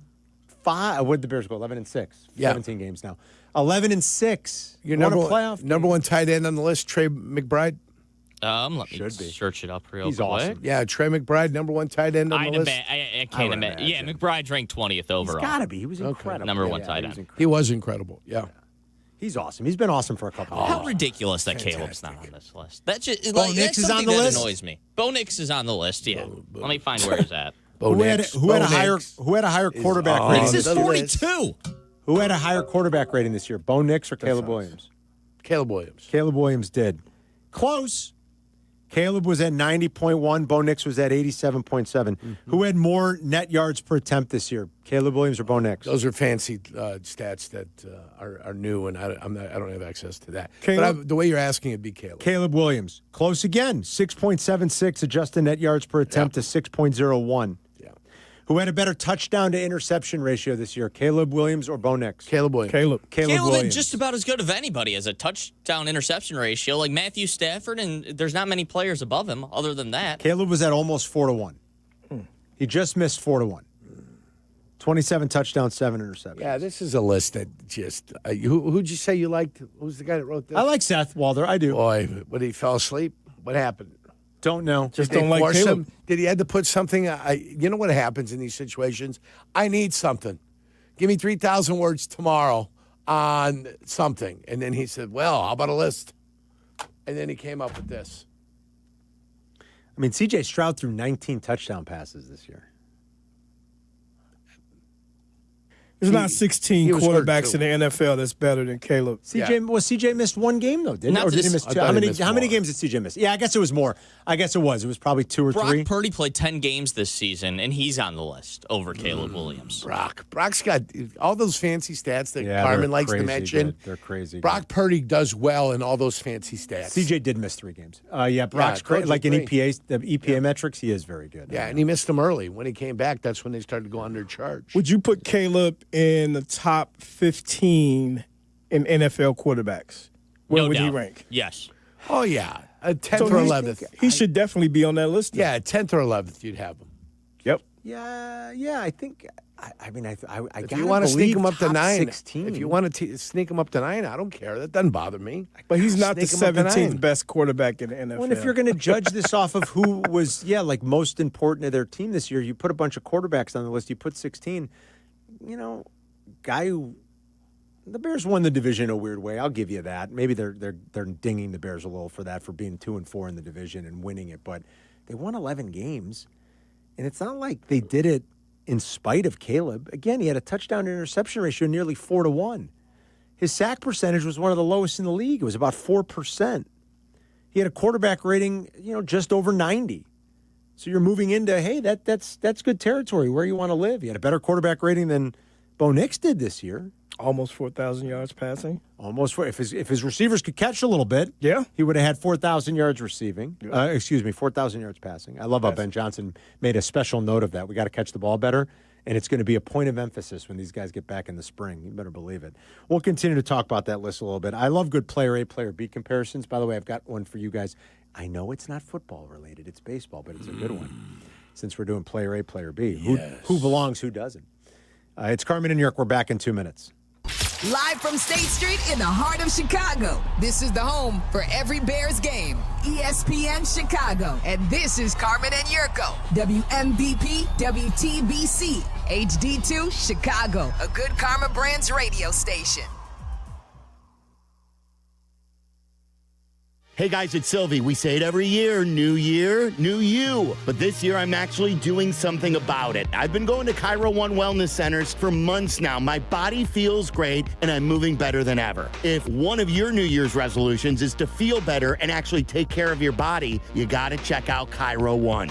They have 50 locations across Chicagoland, so there is one near you. No drugs, no surgeries, just personalized chiropractic care. Visit CairoOne.com today and let them know that Silvy sent ya. The Menards 15% off bag sale is here. Whether you pack it, load it, stuff it, or stack it, if it fits in the bag, you save 15%. Need new tools? Updating your bath or faucet? Or simply want some snacks? Put them in the bag and save 15%. So pick up a bag in-store at Menards and find out how much you can fit in the bag. Now through January 24th. See store for complete details.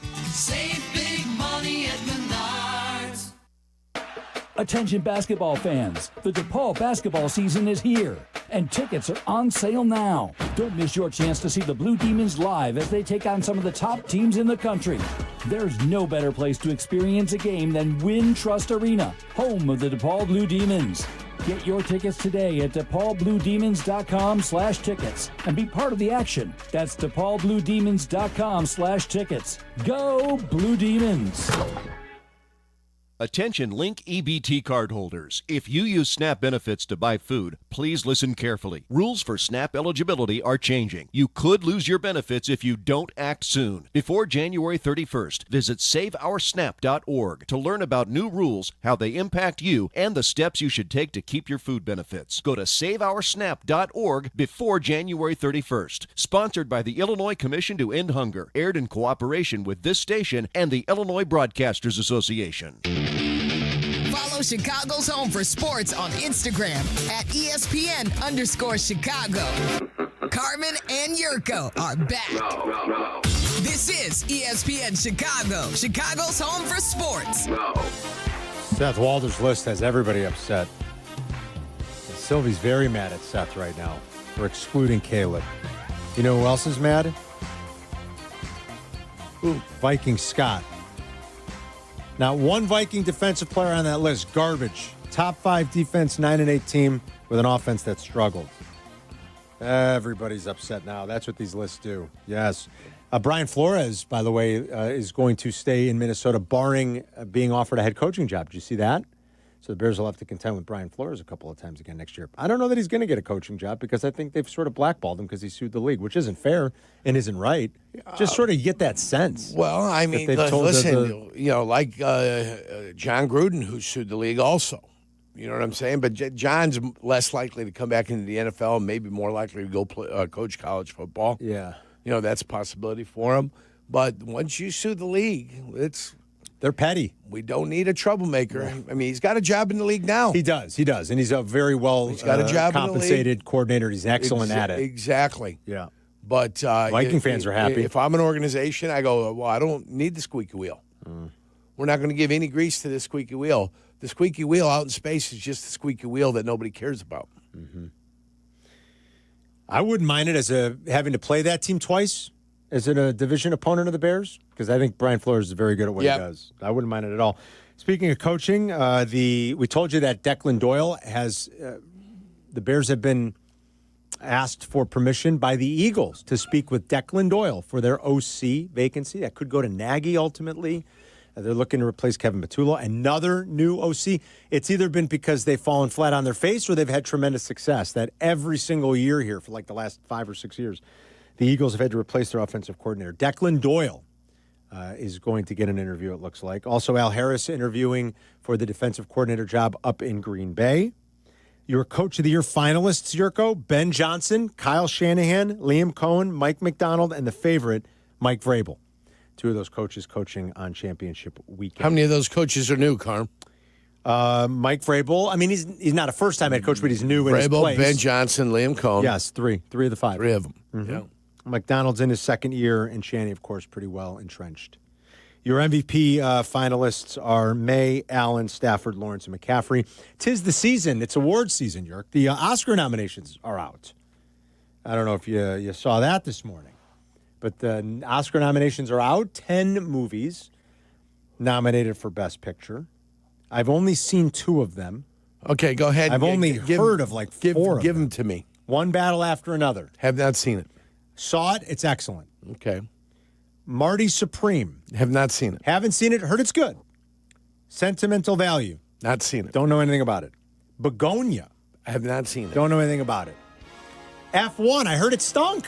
I have not seen F1. It had Brad Pitt as like the older driver in it. Yeah, I heard it was awful. I don't know whether it's good or bad. All right. I have not seen it. Race car movie of Ford versus Ferrari. Great movie. That's an exceptional movie. Exceptional. I agree. Frankenstein. I mean, I know the story. Yeah, right. I mean, here's a remake. Mm-hmm. Jeez, might as well do another Spider-Man. Hamnet. Have not seen it. Haven't seen it. Have not seen it. I've heard this one is outstanding. The Secret Agent. I have heard it's quite good. Secret Agent. Yes. I have not seen it. That one's on my list. I will watch it before the Oscars. And what's the next one? Train Dreams. Never heard of it. I have not seen it. And then finally, another movie that I have seen on this list. I've seen One Battle After Another. Sinners. Excellent. Sinners is go see it. Yeah, haven't seen it. Oh boy, what a thrilling list. Those are the 10. Yeah. And Josh Allen's wife, Haley Steinfeld, who's in Sinners, did not get nominated, although that, I think, has the most nominations of any movie. I think it's got like 15 nominations. I have a feeling you could have stopped at the top 3 movies, and you still wouldn't have a quality candidate for an Academy Award for Best Film. I think you could stop at 3 movies. Your best 3 movies you got on that list. The other was pretty good. Okay. Stop at 3. I see what you're saying. After 3. Stop after 3. Yeah, what are we doing after 3? Yeah, that could be. Trying to find movies? Remember when the Academy went and said, well, we've got to have 10 movies to nominate because there's so much quality. Nah, not really. No. Not really. I'll try to see a few of these. I don't know. You know, okay. Secret Agent, definitely. Great. I want to see. Hollywood is disappointed this year. Yeah. I mean, during like the COVID thing, Renee and I used to go to a movie all the time. We were the ones that were going to keep the thing going. AMC was going to stay open because the 2 of us were going to see a movie. And let me tell you, during the COVID, there were 4 of us in the theater. Yeah. 2 and 2. And that was it. Everybody was afraid of their own shadow back then. Okay? Yeah. 2 and 2. 4 people in the theater. That's when they transitioned. They took all the, remember they used to have like Space Invaders and arcade games in there. They took those out and they turned them into alcohol. Bars. Makes more money. Of course it does. The arcades don't do crap for you. No, quarters. So that was the process of the transformation of the movie theater to serve some alcohol so that people could at least be entertained when the movie was crap. All right. Okay? Yeah, that could be. So that was the problem. But we were there, and Hollywood was pumping out films, good films, films that were entertaining, films that, for a wide variety of audiences, not just audiences that love the Academy stuff, but just regular, normal entertainment that people can laugh at. You know? They have disappointed. Last movie I saw in the theater was the one that was about Bob Dylan. Yeah, that one was pretty good. I saw that. That was a good movie. And that was Timothy Chalamet. Timothy Chalamet. Why am I blanking on the name of that? I watched it too. It was good. But that was like a Rolling Stone. No, it was something similar to that, though. It was one of his songs. A Complete Unknown. A Complete Unknown. There you go, right there. Yeah. It's the next line. Yeah, right. You know, the next line, Carm. I just would have continued on. And then they did they had to do an Elton John movie. They did the Freddie Mercury movie. They that did one was awesome. The Bruce Springsteen movie. Haven't seen it. Nominated? No. Not nominated? No. No. No, not nominated. No. Okay. Well, no, right? Right. I mean, I don't know. I asked the question. I didn't. It was a question mark at the end. I didn't have an exclamation point at the end. So no, not nominated. So those are then we're going to make it about one rock star. Let's make it about every rock star that ever played any music. Where's the Robert Plant Led Zeppelin one? Well, I don't know, but now they're doing now they're making movies about cover bands. Yeah, and she got nominated. Kate Hudson got nominated. So I don't understand. I couldn't believe it when I found out that it's not about Neil Diamond. It's about some cover band. It's a unique story. I guess. I don't know. Did Hugh Jackman get no. Nothing for Hugh Jackman? No. It's not Jackman. It's Hugh Jackman. What a shame. He's Australian. Hugh Jackman. Hey, he's Australian. He is Australian. Were you with us when we interviewed Hugh Jackman for Real Steel? Of course. And Sugar Ray Leonard? Of course. Oh, what a day that was. That was great. We used to go to Super Bowls, remember? Handsome. Handsome MFer. Oh, Hugh Jackman. Hugh Jackman, good-looking man. Handsome. Good-looking man. Yeah. Striking. Some would say striking. And he's a song and dance man. I didn't even know that. Oh, yeah. Well, my song and dance daughter man. loves the one he did about P.T. Barnum. Yeah, I remember. Greatest Showman? The Greatest Showman. Yes. Oh, my God. I've seen that movie 1,000 times. My daughter loved that movie. She was like, not as much anymore maybe, but she went through her phase. And my niece of The Greatest Showman. Holy cow. I saw over that and over and over and over again. Oh, my God. Yeah. But he's good, though. He is. He's a talented guy. Mine was Shrek. Oh, yeah, because the kids were. Shrek's great, though. Is over and over and over again. Shrek is pretty good. Yeah. There's an interview going around about Luka Doncic, and he loves movies somewhat like that. One of the highest revenue-generating sports movies of all time. High School Musical.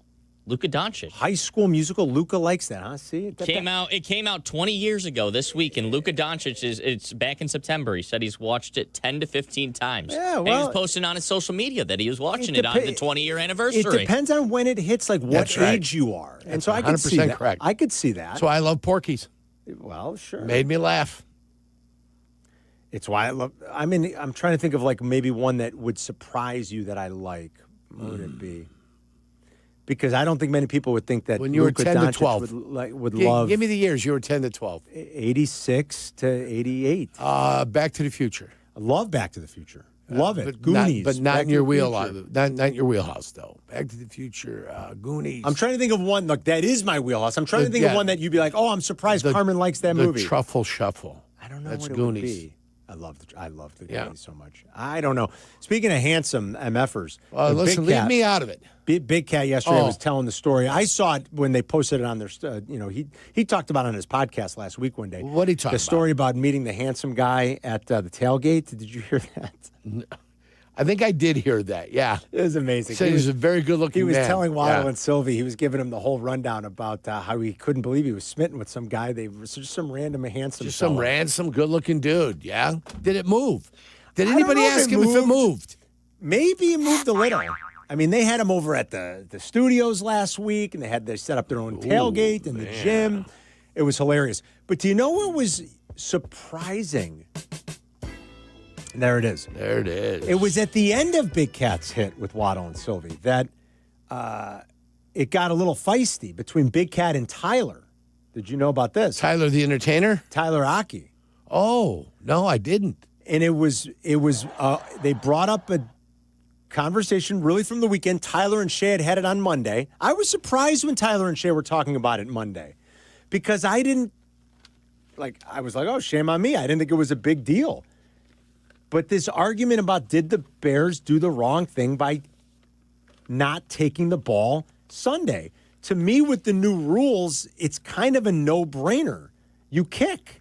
Yeah, and stop them. Because you and when you then get the ball know back, what you exactly. have to do. You know exactly what you have Tyler was formulating the argument that, are we sure that's the right thing? And in fact, it might be the complete wrong thing. Like, this is famous from the Super Bowl a couple years ago when Shanny did it. Like, we were all stunned. We're like, Shanny, what are you doing? The Chiefs were stunned. They're like, no, you don't want the ball first anymore. You want to know exactly what you have to do. If you need a touchdown, if a field goal is going to win it, it's going to affect how you call third and fourth and short plays. It's like it affects a whole bunch of things. I don't get and somebody explain it. I mean, we still have phone issues. I'm sorry, by the way, folks. If you want to drop it in the Twitch chat, I don't get what the argument would be anymore for taking the ball first.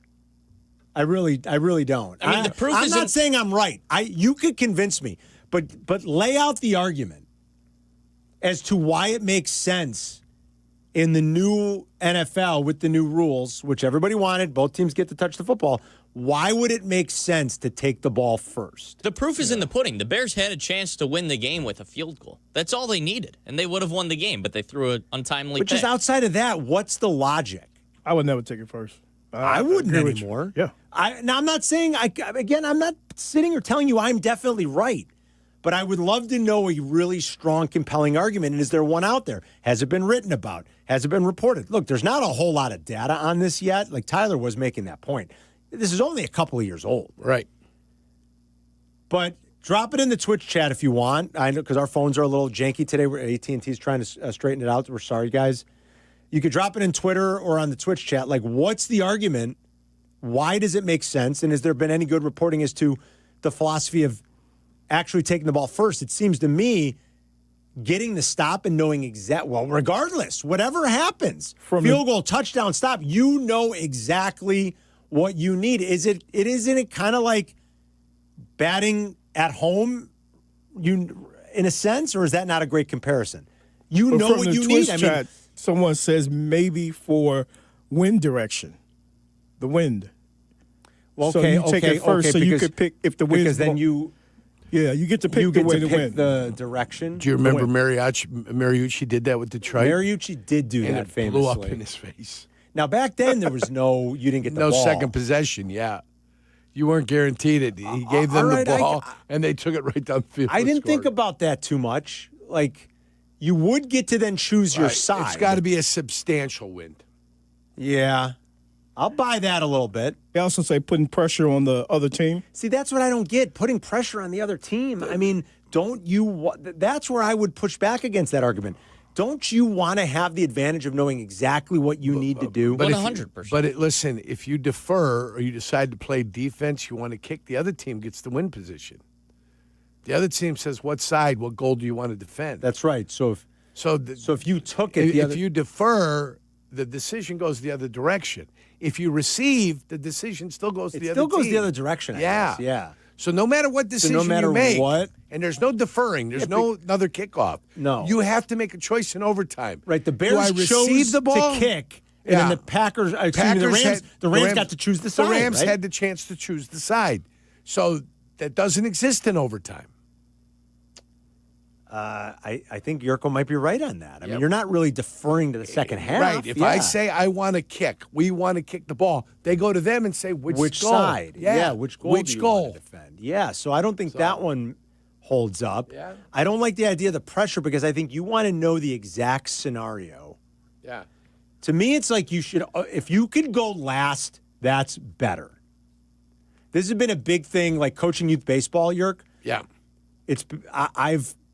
A lot of coaches believe, in tournaments and stuff, it's usually done, a pool play is done by a coin flip. And then, who wants to bat first or who wants to bat second.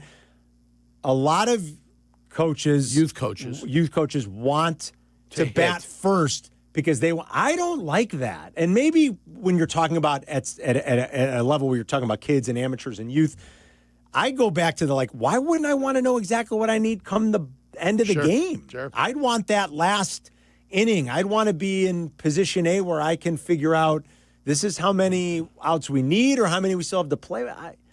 Maybe that's not fair because I think at the pro level, certainly you want the home field. Maybe that's not a great apples-to-apples comparison, but I'd always want to know exactly what the scenario is and what do I have to do to win. Sure. What stance did Tyler and Shay and Big Cat take? Tyler very much thinks that there's an argument to be made for taking the ball. Taking the football. And Big Cat was having none of it. Yeah. I'm willing to have a discussion. Big Cat was having none of it. I think he's gonna 86 Tyler here. Yeah, oh boy. Hey, did you see what Tyler's not welcome on their next bus trip to Milwaukee? Did you see what Malachi Tony did? Malachi? Yeah, did you see what Malachi Tony did? No. Oh, the punt? He entered the portal. He entered the portal. He entered the transfer portal. Malachi I thought you meant Tony. fielding the punt at the 5. No. Malachi As Tony. great as he is, he fielded a punt at the 5. The Miami wide receiver, number 10. Yeah. Entered the portal. Oh, wow. 6 landing spot, including Ohio State, LSU, and others. Yeah. You believe that? That's got to piss Miami off. Well, weren't they talking to him? Weren't there guys talking to him after the game, trying to convince him to stick around? Who had the big Miami hat on? Not Ed Reed. It was somebody that former defensive back down there, was wearing a big Miami baseball cap and was talking to Malachi Tony after the game. Yeah. He's leaving. He's transferring. I just saw that. I thought, without going with the breaking news sounder, I thought it was good enough to go ahead and just kind of tell you about That's big news. Yeah. That kid's a stud. He's just such a talented kid. He and Smith both next year, back in college because they're not eligible yet. Can you imagine if he goes to Ohio State? So it's Malachi Tony and Jeremiah Smith on the field together. Can you imagine that? Oregon, Florida, Ohio State, LSU, Texas Longhorns. Wow. Dude, if he goes to Oregon, he and Dante Moore, I couldn't imagine him at Ohio State, that combination. Well, I could. Oh, my God. I can imagine it. The big, I was surprised what a big, speaking of Miami fans, the adult film star that's a big fan. People making a big deal. By the way, I didn't know she was an adult film star, so that she's more for the younger crowd. Yeah, not for the good kids. Why is that? I didn't know who she was. I had to look it up on my phone to find out who it was.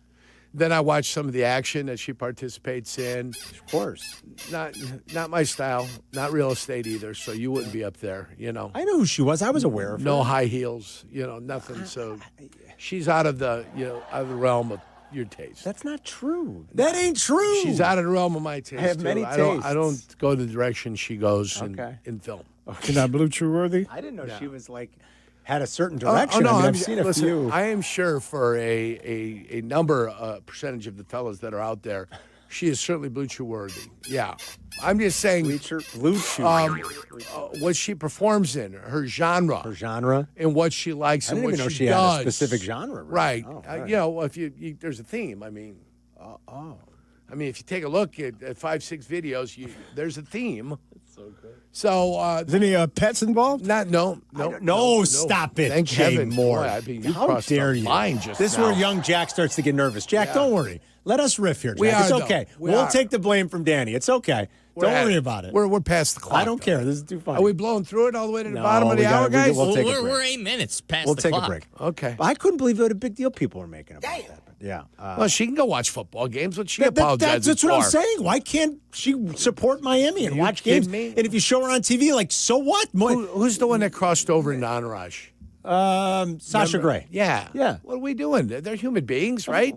They eat breakfast in the morning like everybody else. Who cares? That's all they Nobody do. knows who she is anyway. They're in front of a camera making action happen. 98% of the people watching it didn't know, that's the adult film star. Exactly. What are you making a big deal about it? You probably walk by an adult film star. Everybody always says, what do we say to our once a kids? month. What do you mean, what do you say to your kids? When she has them finally. Cut that meat.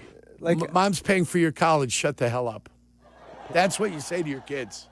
I don't understand that. Yeah. How dare they? Oh my heavens! It's just a fan in the stands. That's right. She wasn't naked. Pick up the beat and clap your hands. Quit saying it's a new app. ESPN horny. It's Carmen and Yurko. Not Yeah, bad. we'll be right back. You're listening to Carmen and Yurko on ESPN 1000. 1000, Chicago's home for sports. The Chicago Bears podcast. It drops daily on the ESPN Chicago app, and its rotating co-hosts make an essential pod for Bears fans. Join host Pat the Designer and company for the Chicago Bears podcast from ESPN Chicago. Your home for Chicago Bears content. With 3 locations to serve Chicagoland, Advantage Chevrolet gives you so much more. Visit and see the amazing inventory and savings at Advantage Chevrolet Bridgeview. And Advantage Chevrolet values your time. They'll have you in your new Chevy in less than 60 minutes, or they'll make your first car payment. That's right. Drive off in your new Chevy in less than 60 minutes, or they will make your first car payment. Visit AdvantageChevrolet.com. Together, let's drive. Must mention offer upon arrival before negotiation. Restrictions apply. Ask dealer for details. Traffic got you down. Let the CTA be your driver. Get into the city and back fast and stress-free. Avoid the hassle of stop-and-go traffic, spending money on gas, or those unexpected costs for car repair. $5 covers your trip and back on the CTA. Just sit back, we'll do the driving. Tap to Pay is also available on all CTA trains and buses. Save money, do more, ride CTA. Hey guys, it's Silvy. You know me, I hate the cold, and I don't like dealing with cold drafts in my house. That's why we called Window Nation a few years ago, and the difference, incredible. Right now, it's a great time for you to do the same. Window Nation's Buy 4, Get 4 Windows free sale is going on now. Plus, you get your new windows with 0 down, 0 monthly payments, and 0 interest for 2 years. So if you feel drafts, see fog or mold around the frame, and your heating bill keeps on jumping, it is time. Do not wait. Visit windownation.com today. Hey, fans! Welcome back to Fansville's Cheers and Tears. Oh. Okay, so everybody deals with losing, right? To a rival on a last-second field goal. Whatever, it's fine. I'm totally fine. But I cope with losing with an ice-cold Dr. Pepper. Those 23 flavors are so delicious. They totally wash away the pain of your college football team taking a big fat L. College football. It's a pepper thing. Okay, I have to tell you. I was just looking on eBay where I go for all kinds of things I love, and there it was. That hologram trading card. One of the rarest. The last one I needed for my set. Shiny like the... designer handbag of my dreams. One of a kind. eBay had it, and now everyone's asking, ooh, where'd you get your... windshield wipers. eBay has all the parts that fit my car. No more annoying. Just beautiful... Millions of finds, each with a story. eBay. Things people love. Guests on ESPN Chicago call in on the Yuengling Hotline, where names and bold takes collide. America's oldest brewery, Yuengling, fuels the conversation. Chicago, raise a Yuengling. Please enjoy responsibly. Follow Chicago's Home for Sports on Twitch at ESPN 1000 Chicago. Carmen and Yurko are back. This is Chicago's Home for Sports. ESPN Chicago. You know, my partner means well, and, he scrolls a lot during the show. Always get information, guys. Let's pump the brakes on the Malachi Tony is entering the transfer portal. I was floored when Yurko said it. That doesn't appear to be the case. My partner, God bless him, he was scrolling and something came up on MSN. Boy, I'm telling you, you've got to read the article, every single word of the article, because it says he's entering the portal. It does say that, but the tweet that they cite as the source for it is a parody account. Right. That is not what do you mean real. a parody account? I don't even know what that means. It means it's a fake news Twitter account. This is the issue with social media these days. You're getting my poor partner in trouble over here. Malachi Tony is not, as we know it as of right now, entering the transfer portal. And as we say, you got ball sacked. Well, and listen. I said, Jack came in kind of sheepishly in the break, and he goes, hey, Yurk, where'd you see that Malachi Tony thing? And I went, oh, God, he got, didn't he? He went and looked it up right away. He got. He went and looked it up right away. But he is thinking about it. How about that? I don't know that that's true. Yeah, That ain't true. His mom tweeted out in response to the fake report saying that it's go Canes. So I don't. Cocaine. Whoa, whoa. Hell of a Chat. drug, according Are to you Michael breaking Russell. another story there? What are you talking about? Forgive the last 5 minutes. I don't care. I'm like, man, Malachi Tony and Jeremiah Smith on the same team. Well, when it happens, you guys will be coming back to me with apologies. If it happens, yes, you can. You will have the last laugh. This isn't an Ozzy interviewing for the Sox job. You Yeah. were all over that. That was true. And it's not like I was watching Adam Schefter, which is hilarious. Jurko goes, it's not like I got duped not by like the you Adam get- it's Schefter not like account. you get got by like the Adam with one misspelling in the Schefter. The fake You Ian know? Rappaport. Remember, Yeah. that was the famous one. The Right. fake rap sheet. Right, exactly. The fake rap sheet. Yeah. It's not like I fell for the fake rap sheet. Yeah, I mean, the original source that it comes from So is good. parodying It's too good. On 3 Sports, which is a reputable site. This one is NO3 Sports, No 3 Sports. No 3 Sports. I love that site. So That's where I get all my tread lightly, information from. kids. Don't believe everything you see on the internet No and on wonder. social media. No wonder I've been wrong so That's for why so I was long. so floored when he said it. I was like, what? God, that's great news, though, if that happens. Oh, I'd be I like piss off Miami fans something awful. I'll tell Can that you much. believe it? Things you read are not true. That's see, Yurko, interesting. always be careful. Look, I can't even Always now. be closing and always Did Naoma Ahsoka and Serrana Surste really have a problem at the Australian Open? I can't believe anything now. Now I'm a skeptic. Is that a real thing? I don't know. Well, I know it is Australian Open season. Yeah, but- frosty handshake, they say. But I don't even believe it was frosty now. No, don't believe No. it. Unless you saw it, don't believe it. I don't believe anything that I read no more now. Now, you can believe this. Let me hear The it. Broncos are starting a backup quarterback this weekend, Yurk. For one reason or another, I'm a skeptic now. No, this is true because Bo Nix is definitely hurt. Mad Dog had some trouble. Mad Dog Russo he's got a little trouble with the backup quarterback. Take a listen here. But do you have confidence in Peyton getting the most out of the quarterback in this ball game here? Stick him in this game on Sunday afternoon against the Patriots. What's your take on that game? Stick him. Who's Stickum? I have no idea. Stick him. Bears could have used that Sunday. Could use little some Stickum. Stickum. Bears could use a little Stickum. Put that on your glove, yeah. Rome could have used it. Trying to catch a ball with his elbows. But do you have confidence in Peyton getting the most out of the quarterback in this ball game here? Stick him in this game on Sunday afternoon against the Patriots. What's your take with that game? They're sure hoping that Stickum is good on I like Sunday. Stickum. Stidham hasn't thrown a Stidham. You know, at some point now I'm going to say Stickum. I mean, it's like it's like Yurko does this. He hasn't thrown a ball since 2023, Carm? Is that what you're about just to say? 4 career starts. He has the fewest number of career starts for a quarterback starting a conference title game in NFL history. Yeah. Do you know who was the previous? I guess you'd call it, if you want to call it, a record holder. I don't know who had the previous distinction of having the fewest number of career starts when starting a conference title game. He had started 5. Okay. You played against him. It's not Kurt Warner. It's not Kurt Warner. It was Because not. remember, Kurt Warner played that whole Yeah, season. not Jason Garrett. Not Jason Garrett. That's not a bad guess. Same era. Yeah. Little, Same era? Little bit after you played against him. 97, maybe? No, before. Steve McNair. Not Steve McNair.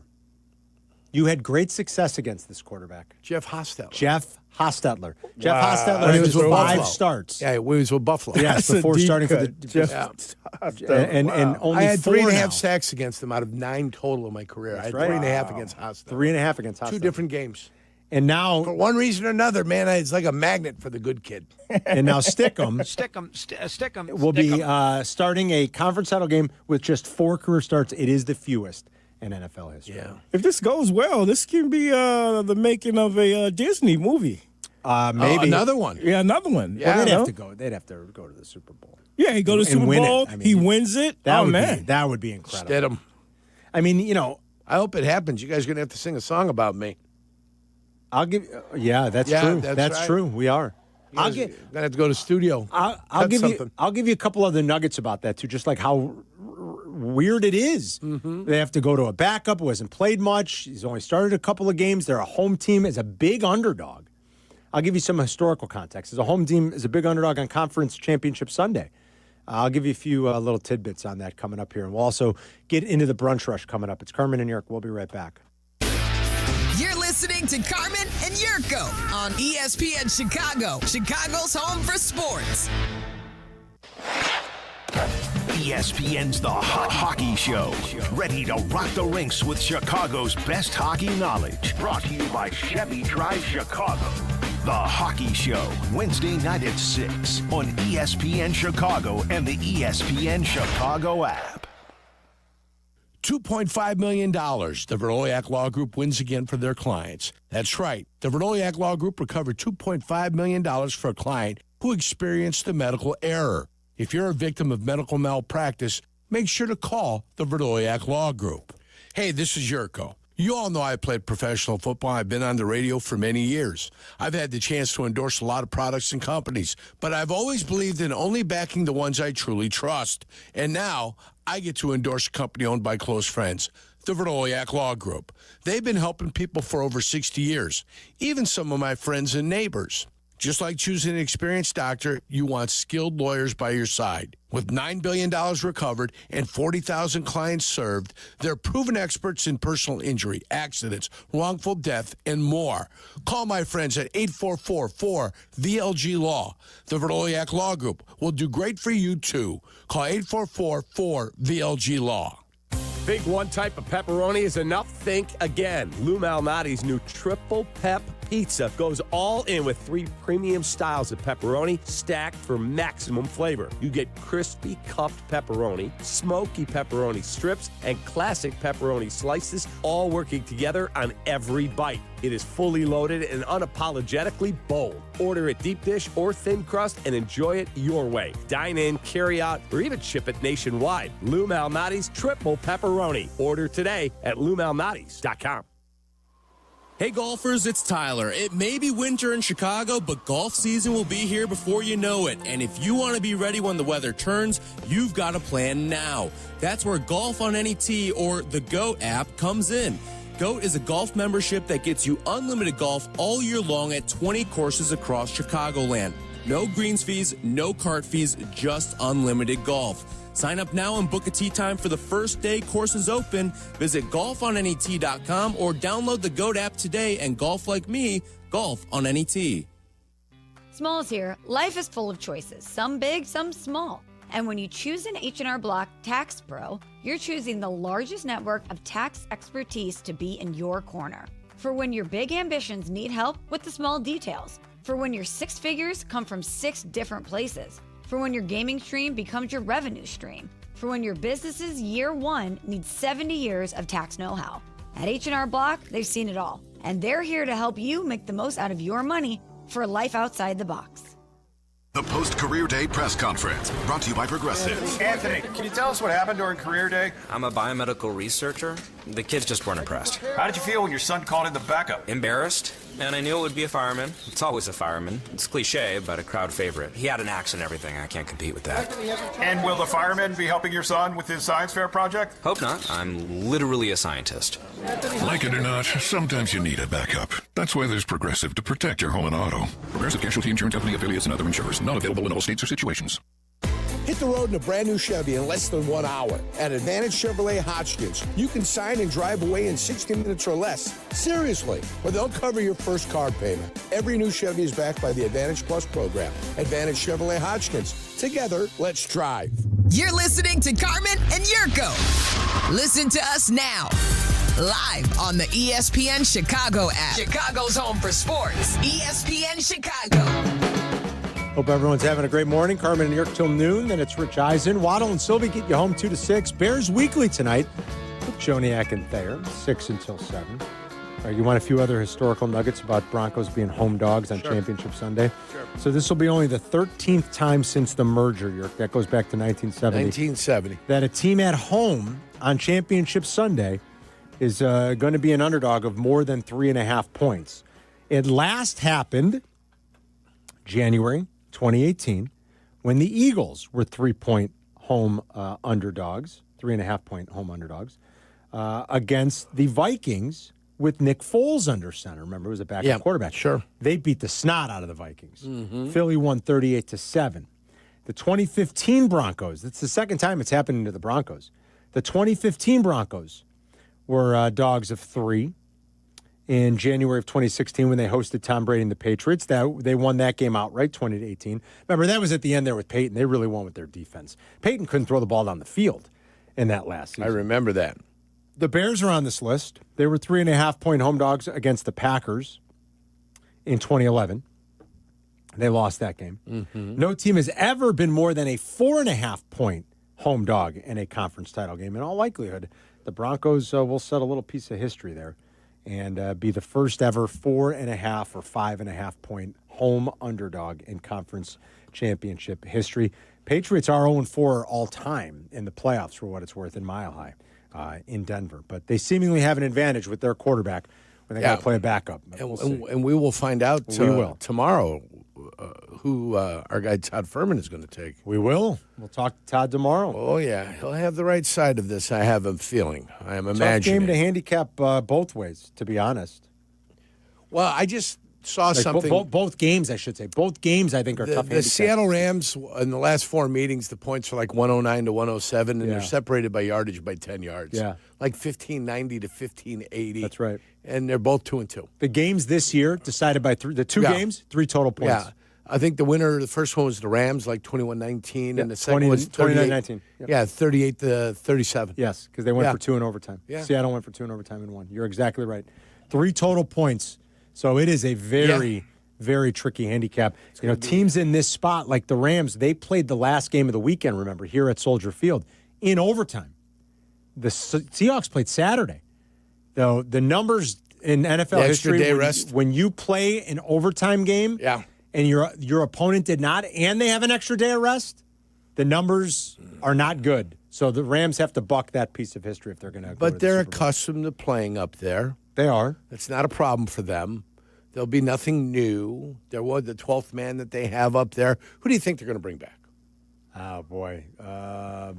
Who's Seattle bringing back? They bring back Kurt Warner? Jeez. The running back? The running back, Kurt Warner? Yeah, you remember Kurt him? with a C? Are they bringing Steve Largent back? They could. Kenny Easley. Jim Zorn. Is Kenny Easley still with us? Kenny Easley died? Remember he had the kidney issue. Oh, man. Remember that? I don't know if I'm just Maybe you're asking. right. I mean, I'd be cautious in with the Kenny Easley thing. Man, my bad. Kenny Easley was awesome. Yeah, because he and Alonzo Mourning at about the you're same right. time. Kenny Easley died last year. Mm-hmm.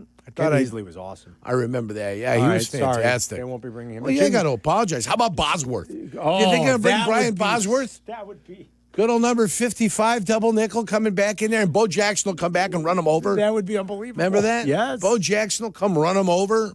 So good candidates. Cortez Kennedy.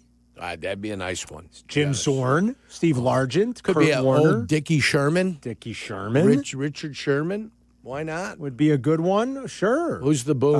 Who's the other guys that were in the backfield you had for the Cam boom? Chancellor. How about Marshawn? Marshawn would be great. Can you imagine the place going nuts?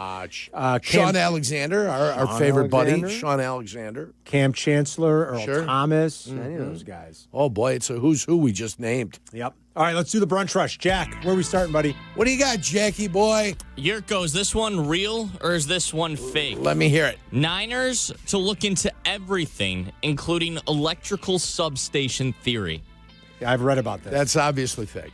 No, this is true. Yeah, this is real. Yeah. Fake. John Lynch said in his press conference yesterday, the 49ers are looking into a viral conspiracy theory that the electrical substation near their training facility in Levi's Stadium is contributing to a pileup of injuries and ligament tears. They can't stay healthy. And I did read this, that someone has floated the idea. They built it around high tension wires? Is that what happened? Electronic substation sending out ultrasonic waves, weakening tendons and ligaments. If I were them, I'd leave no stone unturned and look under. Interesting. I would do everything to try to figure it out because they can't stay healthy. Who knows if that's got anything to do with it? That's fake. No, that's real. They really are. That's real. All right. You know, somebody was listening 20 minutes ago. They had to hop off. They went into a meeting. They got out of the car, whatever. And they're at the office right now. They're like, yeah, I heard Yurko say Malachi Tony's transferring to Ohio State. Malachi. I said Malachi, Tony.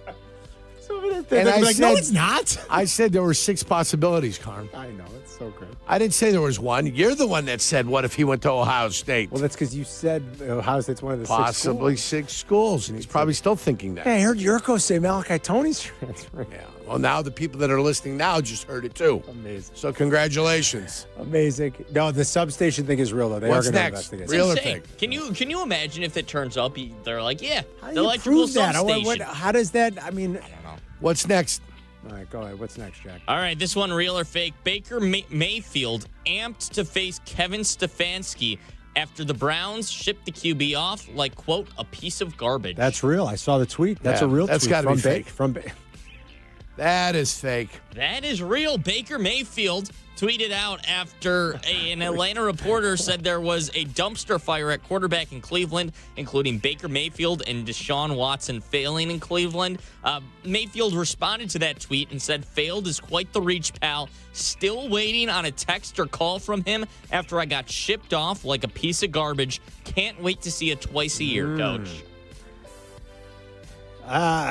Does Kevin Stefanski owe Baker Mayfield a call when they ship him out? I would think so. They didn't. So now former Browns great Joe Thomas has responded back to Baker and Mayfield. He said he essentially said, paraphrasing here, he said it's a two-way street. You have a phone too. You could call him up at any time. Yeah, that's true. I always If you've love got that. an They're issue. Like, oh, he never calls. Well, did you ever Yeah, call? Exactly. I think that's a fake story. It's not including the Joe Thomas stuff. That's fake. Obviously fake. Nah, look what we've done now. I love how he's somehow spinning it like it's our fault. I'm not spinning it like it's anybody's fault. I told you I can't believe anything I read or hear now. That's all. It's not a problem. Baker seems to be a chip on the shoulder guy, right? Don't you think? I think so. Yeah. You've got to use cool. You got to use anything as motivation. Right. There's a lot of chip on the shoulder guys out there. That's how they find a way to motivate themselves. Yeah. So Aaron Rodgers is a chip on the shoulder guy. Yeah. Oh yeah. I think oh so. yeah. He'll find a motivation. So I don't mind it. And yeah, now Kevin Stefanski's going to be in that division coaching the Atlanta Falcons. So add a little juice to the rivalry. Just not It's good. often you see a quarterback that publicly throw it. I don't think he cares. I'll give Baker credit for that. I guess he's not going to shy away from it. There you go. You know, he's put himself out there. Okay, what's next?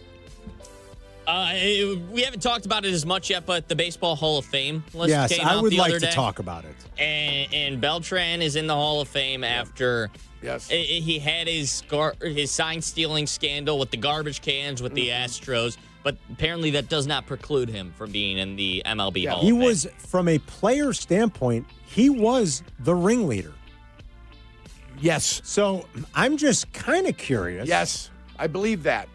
For the voters that vote, and I think Carlos Beltran is a Hall of Famer. Yes, Sure. he's a Hall of Fame player. He was phenomenal. Yep. Now we're accepting some cheating, but not all of it? What are the rules here? What's the line? What are the rules? It's the So you can't take steroids, but you can concoct an elaborate scheme to illegally steal signs. That cheating's okay. It's the Baseball Writers of America. Is there a worse organization in the world? I'm sure we could find one, like ISIS, but... I mean, apt comparison then, I guess. You made it. I believe that. You asked if there's one organization in the world. I think I could find one. See, I believe that. That you believe? See? I don't understand it. Like what? Because A-Rod still is getting no real movement here, is he? He was like in the 40% or something? Yeah, 40% for Right? him. Him and Manram. Manny. Manram. A-Rod. Yeah. Sosa's like off the ballot, isn't he? Is it like Sosa's just off of it now? Listen, Sammy Sosa was baseball in the 90s. Well, late 90s, for late sure. 90s, he was baseball, period. Said. So I'm curious. So if you are a voter, not that any of them are listening right now. I mean, maybe Jesse. But again, I don't think Jesse has I'd any like to be sort a of member of hardline that stance club. against the steroid guys. I'd like to be a member of that club. So Baseball Writers of America. what is the? Yeah, I guess somebody can call up and you can rationalize it any way you want. Oh, here's the difference. Yeah, it's cheating. Mm-hmm. You know, cheated. Yeah. Jesse sent me his ballot yesterday. You want to Read hear it. what he? Yeah. He voted for 3 guys: Andrew Jones, Why only 3? Beltran, What's he doing? and Mark Burley. What's he doing? Only voting. None of the steroid guys. So as Jesse has a, I'm going to fire into him tomorrow. Jesse's the Jesse's in gatekeeper. for Yurko tomorrow. Yeah. Yurko's off tomorrow. Light him up like a Christmas I'm going to tree. light his ass up. Gatekeeper. Light you up, meat. He's the gatekeeper. Oh, he gets to decide. Baseball royalty, Jesse Rogers. Get out of here. Silvy was already going after him the other day. He's all fired. He's going to be piss and vinegar tomorrow. This guy's going to come in there. I mean, what's the deal, Jess? I mean, Carlos Beltran, again, I'd vote for him. Yeah. But I would also vote for A-Rod. I'd vote for Barry Bonds. Yeah. I'd vote for Roger Clemens. Carlos Beltran was going to be the manager of the Mets. You guys remember that? He was, yes. They said, sorry, yes. Can't do it now. He was suspended a year. He was the player ringleader of that whole thing. He voted for Burley, Andrew Jones, and who? And Beltran. And Beltran. Okay. Is the argument, that wasn't affecting his performance. It was the end of his career. Yeah, like you can rationalize it any way you want. You're kidding yourself. Yeah. That's what I'm here to tell you. The gears are just spinning in your brain, and you're coming up with any rationalization that you need to make yourself feel better. That's all you're doing. And I guess we're all guilty of that from time to time in certain walks of life, but that's all you're doing, just so you understand it. So A-Rod's a no, but Beltran's yes. Carlos Beltran was a great player.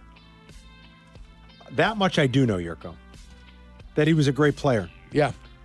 I'll give you a list of players real quick. You ready? Big league history. Yeah. 400 or more home runs, 2,500 or more hits, 1,500 or more runs scored, and 300 more or more stolen bases.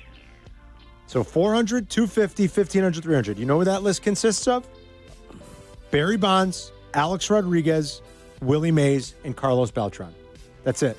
It's a pretty good list. Those four guys. Yeah. Andrew Jones had 400-plus career home runs and 10 Gold Gloves. You want to know who's on that list? Who? Andrew Jones, Mike Schmidt, Ken Griffey Jr., and Willie Mays. You know who the best player in baseball history is? Obviously, Willie Mays. He's on both those lists. Yeah. That'll settle it for us. What was the first criteria one more time? For which one? Which player? For Beltran. 400 or more career home runs. It's 400 home runs, 2,500 hits, 1,500 runs, 300 stolen bases. It's Bonds, A-Rod, Willie Mays, and Beltran. That's it. Pretty impressive list. I think both those guys are deserving. And whatever Andrew Jones lacked in overall offensive punch, he was a very good home run hitter. I mean, he hit a lot of home runs in his career. When you win 10 Gold Gloves at a premium position like center field, Yerk, it's kind of like Ozzie Smith. I got news for you. You're going. Ozzie Smith could barely hit his weight. Ozzie Smith was almost a zero offensive player. But when you're the best defensive player probably ever at a premium defensive position, you get to go in. I'm cool with that. I don't know if you are, but I am. I'm cool with that. Oh, I got as much credibility as the baseball writers do. So no, but you like baseball and you understand it. Like you agree that Ozzie was good enough and made enough of an impact as a defensive player alone to be in, right? Do you agree with that? Ozzie Smith. Oh yeah, right? Shortstop. Yes, yes. And that's why Andrew Jones, which is why Omar Vizquel should be absolutely. Yeah. And the fact Jesse didn't vote for Omar Vizquel, who was on the ballot this year, to me is scandalous. Scandalous, Jesse. Yeah. Just wait till we light his ass up tomorrow. That's the brunch rush. Baseball writers of association. We'll be right back. Gumbies. You're listening to Carmen and Jurko on ESPN 1000, Chicago's home for sports. DraftKings, a Casino Queen sportsbook, an official sports betting partner of the NFL, makes every moment feel bigger. The game shifts fast, and with DraftKings live betting options, you can stay right in the moment. Plus, DraftKings has your back with early exit protection. If the player in your eligible NFL prop bet goes down at any point in the first half, you still get paid in cash. With DraftKings, you're covered through the entire half. New customers, here's your shot. Bet just $5, and if your bet wins, you get $300 in bonus bets instantly. Download the DraftKings Sportsbook app now and use code WMVP. That's code WMVP to turn $5 into 300 bonus bets if your bet wins. In partnership with DraftKings, the crown is yours. If you or someone you know has a gambling problem, crisis counseling and referral services can be accessed by calling 1-800-GAMBLER. 21 and over, Illinois only. Pass-through per wager tax may apply. Eligibility and restrictions apply. Bet must win to receive bonus bets which expire in 7 days. Additional terms at dkng.co/audio. Limited time offer.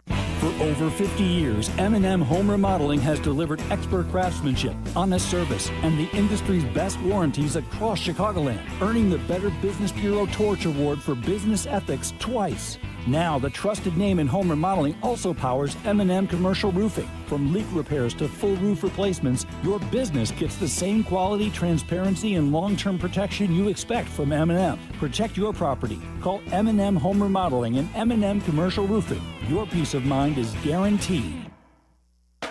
Attention basketball fans, the DePaul basketball season is here, and tickets are on sale now. Don't miss your chance to see the Blue Demons live as they take on some of the top teams in the country. There's no better place to experience a game than Wintrust Arena, home of the DePaul Blue Demons. Get your tickets today at DePaulBlueDemons.com/tickets and be part of the action. That's DePaulBlueDemons.com/tickets. Go Blue Demons! Every great team has its core players, but when the season gets tough, adding the right free agent can make all the difference. The same goes for business. At Robert Half, we found that 67% of companies surveyed plan to increase their use of contract talent to handle workload peaks and backlogged projects. With Robert Half's specialized recruiters' experience, combined with their award-winning AI, you can quickly find the skilled candidates you want. At Robert Half, we know talent. Discover how we can help at roberthalf.com/talent. My name is Whitney Allen. I am a widow. My husband, Ryan, died. We never thought in a million years we'd have to use life insurance. The unexpected happened. With Ethos, it is so fast and easy. It's 100% online. You can get a quote in seconds, apply in minutes, and get same-day coverage. No medical exams, and you can get up to $3 million worth of coverage through Ethos. Get your free quote at ethos.com/game. That's ethos.com/game. Time spent on application may vary. Online health questions required.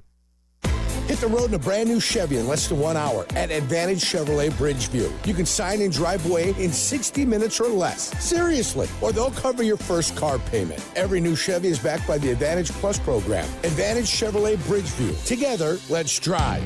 You're listening to Carmen and Jurko. Follow the show on Twitter at Carmen DeFalco and at Jurko64. This is ESPN Chicago, Chicago's home for sports.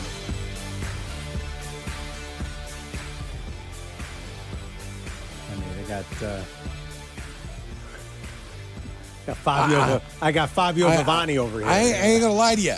You know, Carmen inspired me when he made the carbonara. No, what the carbonara. The carbonara This guy's in front a of me. chef, man. He's telling me how he made his pasta. I was like, dude, you hit it out of the park. You did every step right. Yeah, and I didn't make my homemade gravy, which is a little bit upsetting to me. It's okay. I could have made some homemade. Got some Maranzano tomatoes crushed. You know, worked the hands in there and crushed them up, and put a little something in there. But I did the spicy Italian sausage pound. Put them in there. Right. I got rotini, the good one. $6 for pasta. You know, you made an investment there, right? You know the one that comes in the bag? Yeah, of course. You know, the real good like slow-dried. Uh-huh. You want the slow-dried pasta. Slow-dried, not the flash-dried. No. You want slow-dried pasta. I put a shallot in there.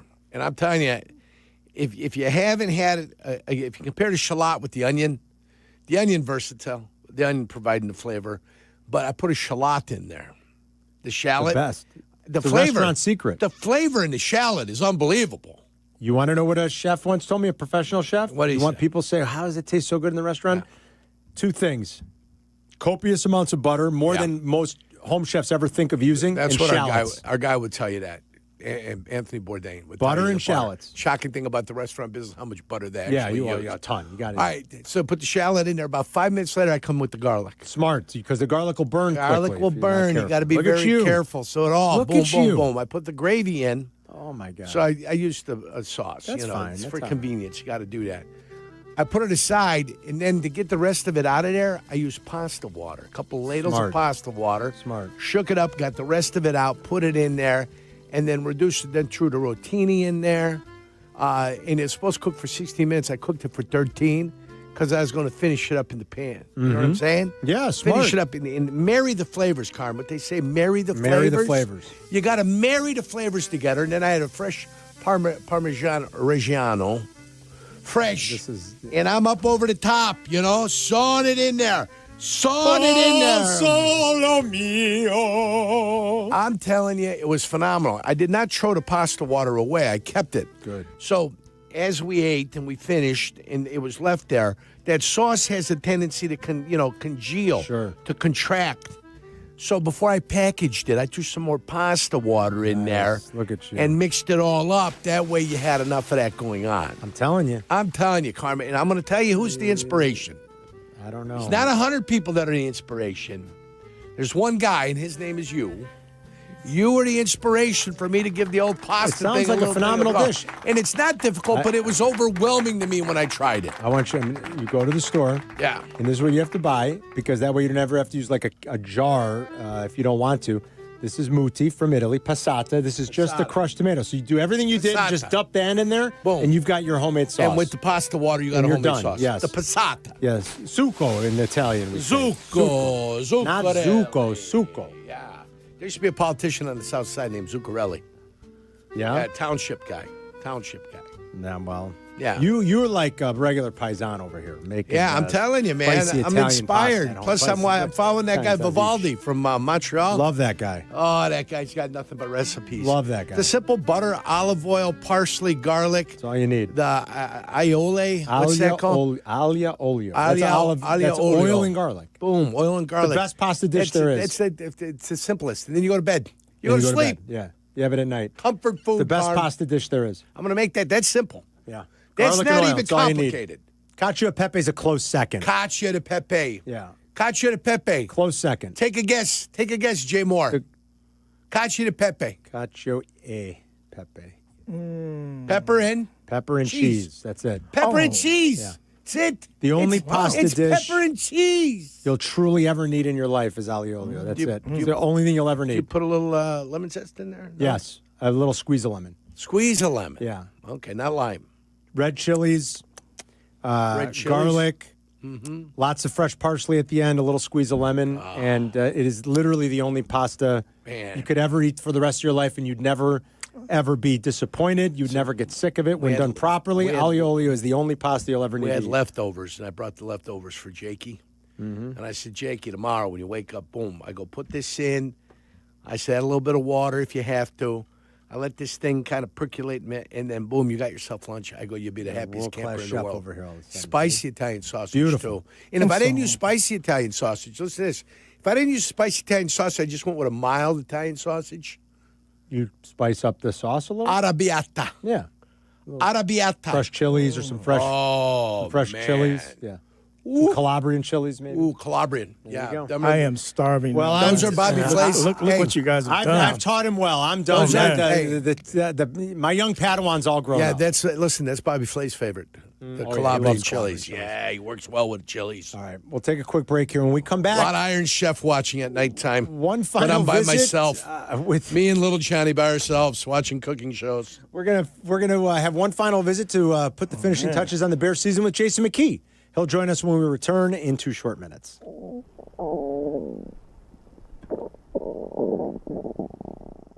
Live from State Street in the heart of Chicago, this is the home of the Chicago Bears, ESPN Chicago. And this is Carmen Jurko, WMVP, WTBC, HD2, Chicago, a good Karma Brands radio station.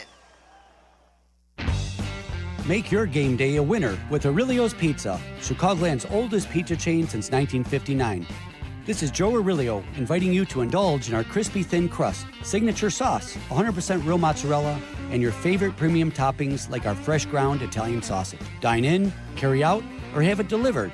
Visit Aurelio'sPizza.com for the location nearest you. Download the Aurelio's app and start earning rewards today. Aurelio's Pizza. It's a sauce. Hey, this is David Kaplan. I dislike winter. Give me a 95-degree sunny summer day, and I'm a happy guy.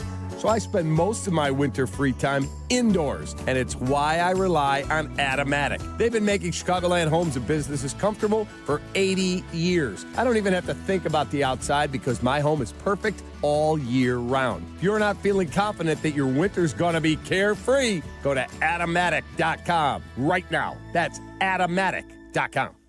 I'm Sammy Lubeck, Chicagoland's real estate agent, here to help you make your next move. With Baird & Warner, a Chicago institution for 170 years, my team has helped our clients buy and sell homes from Lakeview to Lake Forest, Bucktown to Barrington, Hinsdale to Highland Park, and 80 towns in between. Get exclusive access to private listings and smart strategies to win in today's market. No surprises, just results. Let's get started at www.sammy.homes. Once again, I'm Sammy Lubeck, and I am Chicagoland's real estate agent. Finding health insurance can be so confusing. People need help. That's why I work for Get Covered Illinois. We are the state's official health insurance marketplace. And we're here to help. With thousands of brokers certified by the state and hundreds of trained insurance guides, what we call navigators, available in communities across Illinois. All free. At getcoveredillinois.gov, we're here to help. Sponsored by the Illinois Department of Insurance. You're listening to Carmen and Jurko. If you missed something, get the podcast on the ESPN Chicago app. This is Chicago's home for sports, ESPN Chicago. Every Thursday throughout the football season, we've had the pleasure of talking to our buddy Jason McKee, part of our network team. We love having him. He does a lot for our Bears coverage and adds a lot, especially on the sidelines during games. We got one final visit with him to put the finishing touches on the 2025 campaign. He joins us now on the Yingling Guest Hotline. J-Mac, how you doing, buddy? Doing good. I'm hungry, man. You guys talking about food. That was an awesome segment. I'm about to go find me some Calabrian chilies and all kinds of things. Oh, yeah. Go get some pasta. Oh, yeah. Everybody's hungry now listening to Jurko talk about his dinner last night. You know? Yes, It was sir. good. When I made you it fresh. When you look back at this 2025 campaign, if you've had a little bit of time this week to process it now, a few days since the loss, Jason, what are some of the big takeaways and just the thoughts and feelings about the way the season went? Yeah, obviously we look at the thrilling moments, the many victories that came within 2 minutes. I think we're at 7 was the number, if I'm not mistaken.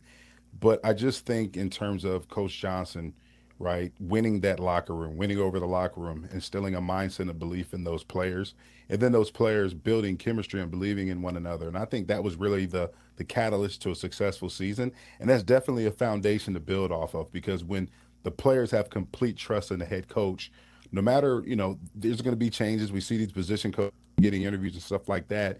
Every year that roster and that staff is going to change, but the figurehead, the head coach, he's going to be there. So his level of accountability and standards isn't going to change. And that's just going to be facilitated by the new coaches that come in.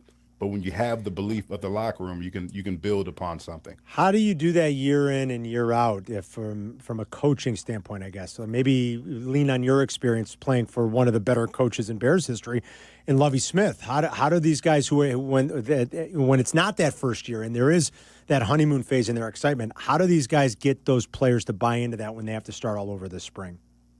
Yeah, and you just can't live in the past, right? You had a successful season, obviously, this year, and it's a new year, right? New challenges, teams, everybody's 0-0, so you can't go into it and sit and relish in the victories that you had in the past. You got to go out and be hungry and to have a mindset that we didn't accomplish anything. And you heard Ben Johnson talk about that at his press conference. He said he's already referring to this season as last season, which is awesome. Right. So, I'm excited at the level in terms of a head coach that we had. And I'm excited about seeing if we have a level of sustained success here in Chicago. What are the tough goodbyes going to be to some of the guys that are on this roster?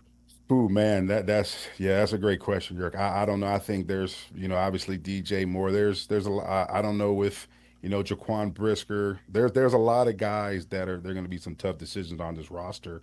But I'm excited at the new additions that they may possibly bring in. So I think the one thing is, just listening to the press conference with Ryan Poles and then Ben Johnson, I'm glad that Ben Johnson's going to have a big influence in terms of the type of players that they're going to bring in, because it's his scheme, it's his team. And if he's not a big part of those football decisions, well, then, hey, you may bring in guys that don't fit what he's trying to do. When you have that type of of organization or that type of process is not going to work.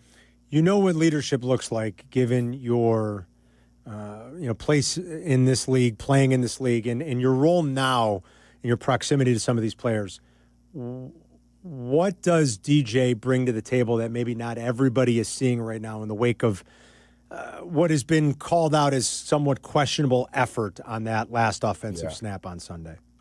Yeah, the one thing when I look at DJ Moore, he's a football player, but not only that, he embodies a toughness trait, right? And when we've seen a lot of receivers that don't have a toughness trait, there's a lot of receivers that are prima donnas. There's a lot of receivers that can't play through injury. And I think when you look at DJ Moore, he's a guy time and time again to get banged up, and he's right back on the field. So, yes, we look at that last play, and was it effort? Was he banged up? He had been in the blue tent a few times throughout that game. So I don't really know if he was playing hurt and if that contributed to that play. I'm not in the huddle, so I can't really, give a diagnosis of what actually happened. But I will never question the DJ's Moore, his toughness.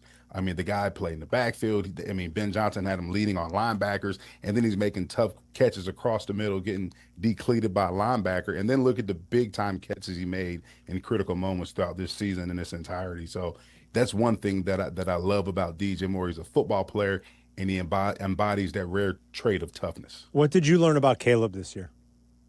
Man, I love the fact that I get an opportunity to spend a lot of time with him. What I learned from Caleb, and I think the biggest sign of growth that I saw with him is, and you heard Coach Johnson talk about that at his press conference, it was poise. Mm-hmm. And I think that is the biggest development and maturation that Caleb had this year. I saw poise. Year one, we saw things on the sideline in terms of body language. And, when we saw body language this year, it was more in an encouraging fashion towards his teammates to get them going. And, you have that poise, and it resonates throughout that huddle, and then you're able to execute in critical moments like the offense did, time and time again this season. What does he have to do to get better? Definitely got to work on his accuracy. We see him make the off-schedule plays and the critical plays, but, I want to see him operate consistently from in the framework of a pocket.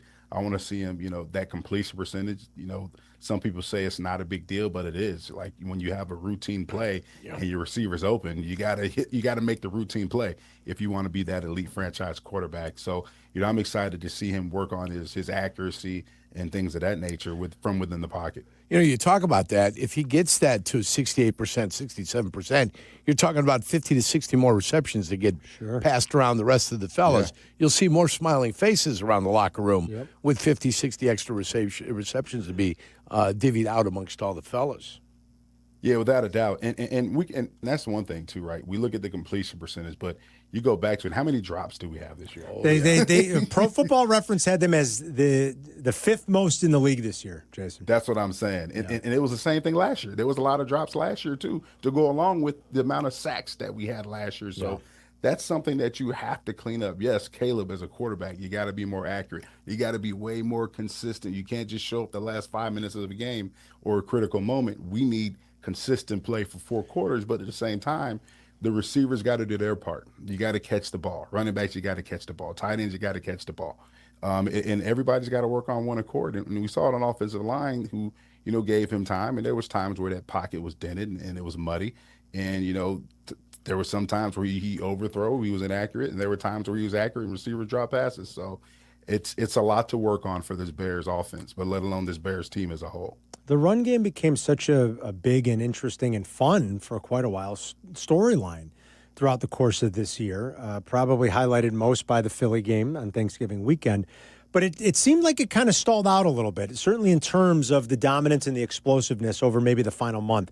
Anything schematically that you noticed? Is it just, this league is scouted well and people kind of figured out exactly how they wanted to defend the Bears, and it's going to be incumbent on Ben Johnson to kind of go back to work and figure some things out for 2026? Because the run game is always going to be a staple of his offense. Yeah, I think when you look at, the run game starting off slow, getting hot in the middle of the season, and then kind of filtering out, I think it's more of execution.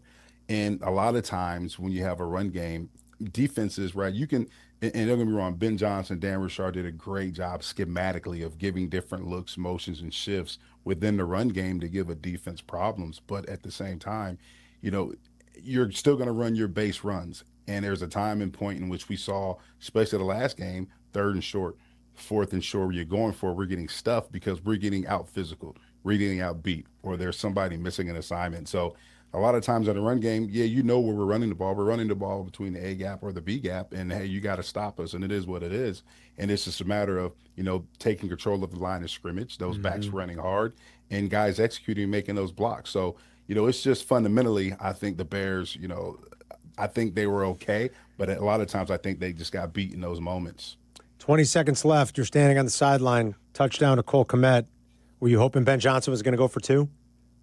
Man, I thought he was going to go for it. In that situation, you got the defense on their heels. I mean, you just made a wild play. I mean, you got Sean McVay. His eyeballs are bulging out because he's in shock. Everybody's in shock. The defense is in shock. And, I mean, you got all the momentum right there, a chance to put it away and send you to the NFC Championship game. And I say that to say this, right? You go for it, you get it, you're a hero. You miss it, now everybody's talking about, you should have kicked it. You should just kick it and go to overtime. Hey, I stand with Coach, and you still had a chance in overtime to win the game, and you didn't execute, and that's what happens. Listen, thanks for being part of our coverage all year, Jason. We really do appreciate it. Enjoy a little downtime if you get any. I know as a coach yourself, you don't get too much of that, but enjoy some downtime and relax a little bit. And we'll bug you soon in the spring to talk about the offseason, okay? Thank you, guys. It's been fun. Thanks, buddy. We love you. There's Jason McKee on the Yingling guest hotline. He'll be back with us in 2026 and part of our network coverage here on your home for Bears football. Love having him on, absolutely. All right, we'll take a quick break. We'll come back, continue to talk a little football. We're getting you set for this weekend with NFC, AFC Championship Sunday upon us. Play a little bit more Ben Johnson sound from his press conference yesterday. It's Carmen and Jurko. We'll be right back. You're listening to Carmen and Jurko on Chicago's home for sports, ESPN Chicago. Bears. DJ Moore. Bears. Over the shoulder. Bears. Catch. Bears. Made. Go Bears. Touchdown Bears. Bears Weekly.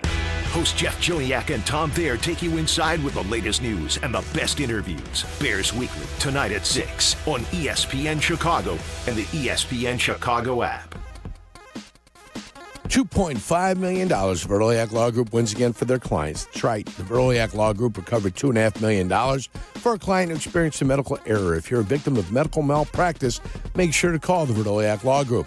After playing professional football and spending years on the radio, I've had the chance to endorse a lot of products and companies. But I've always believed in only backing the ones I truly trust. And now I get to endorse a company owned by close friends, the Verliak Law Group. They've been helping people for over 60 years, even some of my friends and neighbors. Just like choosing an experienced doctor, you want skilled lawyers. With $9 billion recovered and 40,000 clients served, they're proven experts in personal injury, accidents, wrongful death, and more. Call my friends at 844-4VLG-LAW. The Verliak Law Group will do great for you, too. Hey golfers, it's Tyler. It may be winter in Chicago, but golf season will be here before you know it. And if you want to be ready when the weather turns, you've got to plan now. That's where Golf on Any Tee or the GOAT app comes in. GOAT is a golf membership that gets you unlimited golf all year long at 20 courses across Chicagoland. No greens fees, no cart fees, just unlimited golf. Sign up now and book a tee time for the first day courses open. Visit golfonanytee.com or download the GOAT app today and golf like me, golf on any tee. Bag huge savings with Menards 15% off bag sale. Peak 50/50 antifreeze and coolant provides your vehicle with year-round protection, and it's compatible with all vehicles. Pick up a 1-gallon jug of Peak 50/50 antifreeze and coolant for $6.99 after you put it in the bag. Now through January 24th. Plus, get 15% off everything you can fit in the bag. See store for complete details. Save big money at Menards. That's the ease at which you get information. You want it, you get it. Like that. Ask your phone. Group chat. Smartphone. You're always connected and informed in real time. No waiting. So if you're diabetic and still using finger sticks to read your blood sugar, what are you waiting for? Knowing your blood sugar levels instantly is important for managing diabetes. Call US Med at 888-665-0696. To learn more about continuous glucose monitors, a real-time instant method to track your blood glucose, US Med is an approved provider for Medicare and over 1,000 private insurers. And the best part? Call 888-665-0696 and we'll give you a free insurance benefits check today. So call 888-665-0696 today. That's 888-665-0696. And manage your diabetes as easy as... Jump behind the wheel and experience the latest cars, trucks, and SUVs at the 2026 Chicago Auto Show, February 7th through the 16th. Take brand new vehicles for a spin on city streets and experience the latest tech and safety features. Learn more and buy tickets at ChicagoAutoShow.com. Follow Chicago's Home for Sports on Instagram at ESPN_Chicago. Carmen and Jurko are back. This is ESPN Chicago, Chicago's Home for Sports. I used to actually try to seal up the one side of my muff so no heat would escape. Everybody needs to be walking around with a muff this weekend. With how cold it's going to get. Where do I get one of those muffs? I got my muff. That hand warm in that muff. Yeah, I got my muff permanently emblazoned with pockets right here. Yeah. Now it's like a half a muff on each side where you can't go and touch your hands. Right. But this is Not aligned. bad. It's insulated. But I think you need the warmth the of your actual hands, muff. the actual muff. Yeah, somebody got their muff ripped off you last week. Yeah, I don't know if you saw that. it. Yeah. Keep that hand warm in that muff. You better. Starting tomorrow. It's starting tonight. The vortex arrives tonight. Tonight, yes. Tonight. And then through, it looks tonight, like Sunday. Whoa. Siberian Arctic air. Yeah. Crashing down upon us. If we had Tracy Butler here, I think she would call this one the Manitoba Mauler. That's coming down out of Canada. But this is like real vortex, though, not just one of those like screamers or maulers, right? This is the This actual. is coming in and rotating on us? Yes. Is that what a vortex does? I think. Man, I'm telling you. Right? I'm intimidated by We all this got to vortex. go buy those muffs, though. Seal up our hands in the muff. yeah. It's going to be freaking freezing, Mr. Bigglesworth. It's going to be more than that being sealed up, I tell you. When we wake up tomorrow, they're saying the air temperature is going to be like minus 12. A mass of whirling fluid or air, especially a whirlpool or a whirlwind. Yeah, we're going to get vortexed, man. They're thinking about canceling schools tomorrow. Oh, boy. Can't have any exposed skin. Guys, for a soft long as period of pudding. time. Soft as pudding. You know, now that they've got the ability to have that remote learning where, you know, everybody can get zoomed up. I don't even know if they would do that, though. I think they would just... I think, no. Would they do that? They're doing that, yeah, remote learning. Yeah. Well, then they want to give you the day off. You don't get the day from the government. Oh, I don't think our kids, like, if my kids don't have school tomorrow, they wouldn't have to. No, see, they're talking about that electronic schooling, that type of stuff. Yeah, tomorrow. Wow. Why would you get the day off? Then the government doesn't give you money for that day. Well, You know I how it don't works, know. right? I don't know. I didn't think that. For the better attendance you have in school, and for the more days that you're in, you get governmental funding. So you can't let one of those days go and have it affect your funding at But the then end you of the year. make it up at the end of the year anyway. Well, not always. Well, I would think that they build in a few of these just in case. Oh. You know, I don't remember ever getting like a day for. You know, we had some snow days. I mean, it had to be a lot of snow. Yeah. When we were It kids, had I to don't be remember ever epic. getting a day for the cold though. Do you? 19. Unless the boiler went out. At Well, St. that Andrew would the be- Apostle all right, grade that- school. that would make sense. Then the call would go out. The boiler's out. There's no heat in the school. You can't come We to had school. some days for cold. Did you? I don't remember as a kid ever having he's young. cold. He's days. young. now. He grew up in the 2000s. Well, my kids were saying last night. That's when kids were being pampered. They were like, hey, there's a chance school's going to get canceled. I was like, I guess there might be. But I said, I wouldn't count on it, guys. I said, plan on going to school on Friday. You just had a 3-day weekend.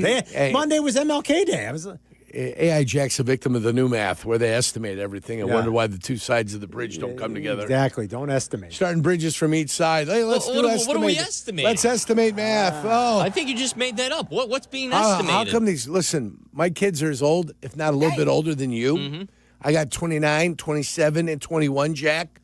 So I had to deal with kids coming home and telling me, Dad, I'm doing it wrong. He exaggerates I'm it a doing little. math wrong. He exaggerates it a little. I'm doing math wrong.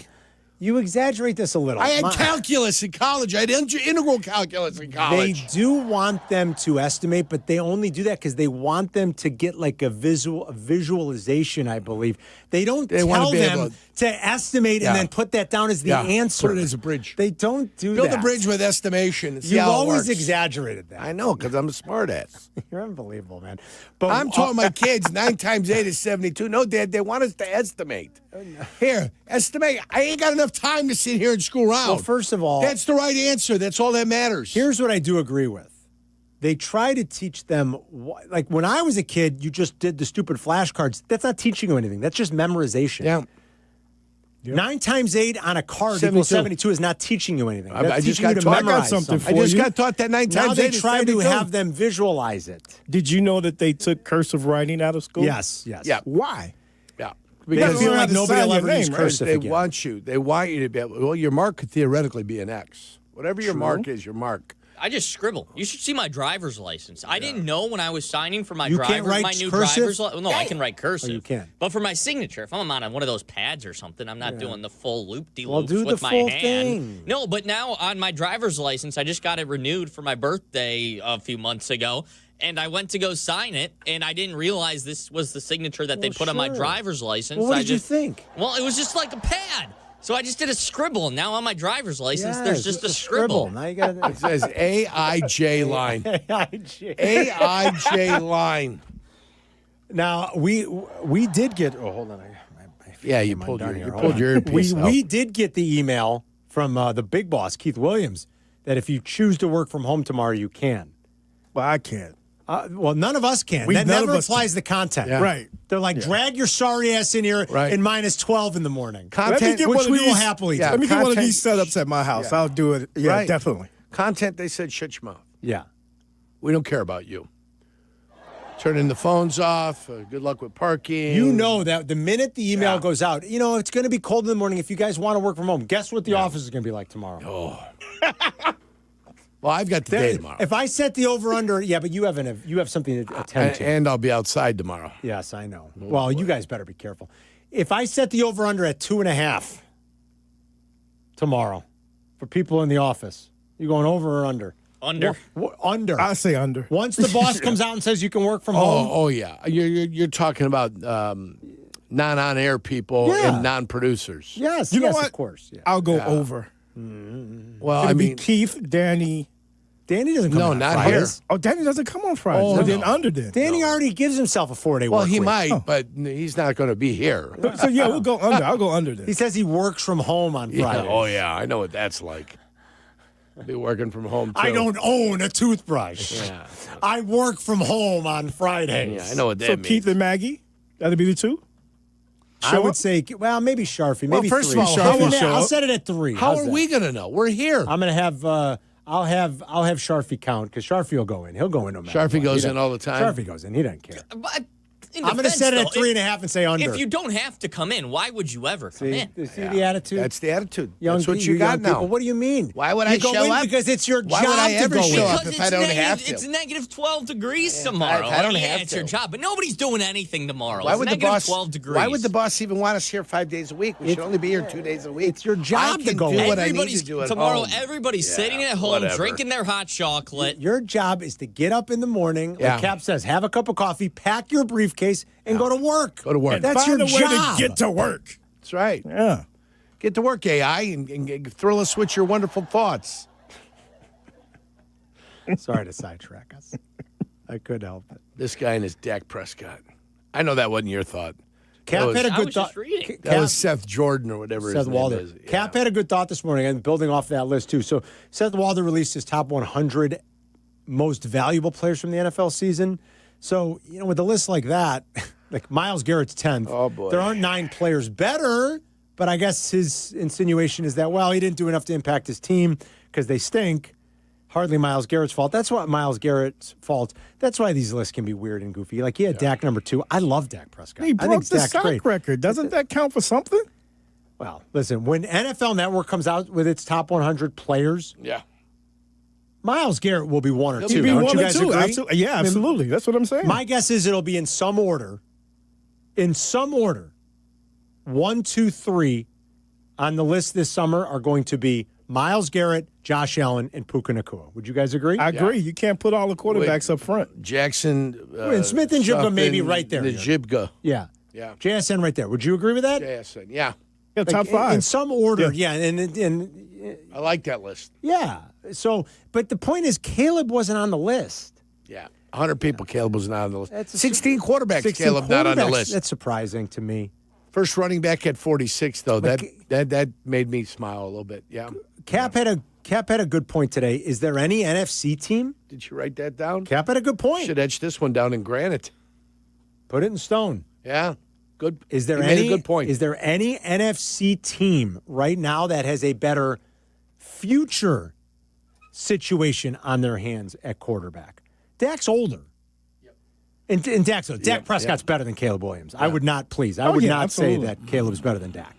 Nor should anybody. Yeah, that's your silly. Bear fandom is blinding you if you think right now Caleb Williams is better than Dak Prescott. Shay had a great point. He put Dak and Caleb, and he had a top 4. He said you could just put them in any order. Yeah, but I get Cap's point about the future. Yeah. Jared Goff isn't going to be the future much longer. He's getting older. Dak Prescott, same thing. Matt Stafford especially. Matt Stafford's knocking on the door of 40. You don't know what you have with Jaden. You don't know what you have with Jaden. No, you don't, because the oft-injured Jaden Daniels. Jalen Hurts, while I give the guy a lot of credit for navigating some playoff runs for them, I mean, are any of us really blown away with Jalen Hurts? I never have been. I don't think so. Young. Kind of regressed to me. I don't know who's I think it's a good point Cap made. Ooh. Jordan Love, I think you could argue. I think Caleb. What about New Orleans? Tyler Shuck, I'd like to see a little bit more of that. Shook. I'm not ready to go there yet. Tyler Shook. I mean, it was impressive. It was an impressive final month or so, but I'm not ready to go there What yet. is Purdy in his 5th or 6th year? This was year 5th. 5. Yeah, 5th. For Purdy. Throwing this out on Tyler Shuck, too. He's a rookie, but he's also the same age as Brock Purdy. And he's 3 more years older than Caleb Williams. Remember, yes, he's old. Yes, remember, Tyler Shuck was in the same recruiting class as Trevor Lawrence. Let that set in. He's got kids at home. I'm looking at Purdy right now. And an enlarged prostate. Does he? No. So 26 years old. He'll be 26 this whole year up until December for Brock By the way, Purdy. this was Purdy's 4th year. Forgive me. Not 5th. This was Purdy's 4th season. There you go. 4th Going year. into year 5. So But 4 Purdy's years, 26. 2nd year. We're going into year 5, right? Right, yes. Yeah, he's there going into year 5. Okay. I'd say, yeah. Caleb's 24 Purdy, years old. Is Purdy your young player then also then that you're talking about? Yeah, that could be a convincing argument. But Caleb just turned 24, not just, but back in November. He's still young. Twitch chat wants your guys' thoughts about Jackson Dart. What do you guys thought about feel Jackson him? Dart. Yeah, I thought about him and I forgot him quickly. He's in the There you go, Tyler Shuck Twitch. convo for me. Like I need a little bit more. He's exciting, but he has to stop throwing his head at everybody when he's running. I don't trust him to stay healthy. Right here, right now, when you're taking an age contract situation and what we've already seen, I think Cap might have been onto something. Maybe you could argue Love, maybe you could argue Purdy, although Purdy got paid and is getting paid handsomely.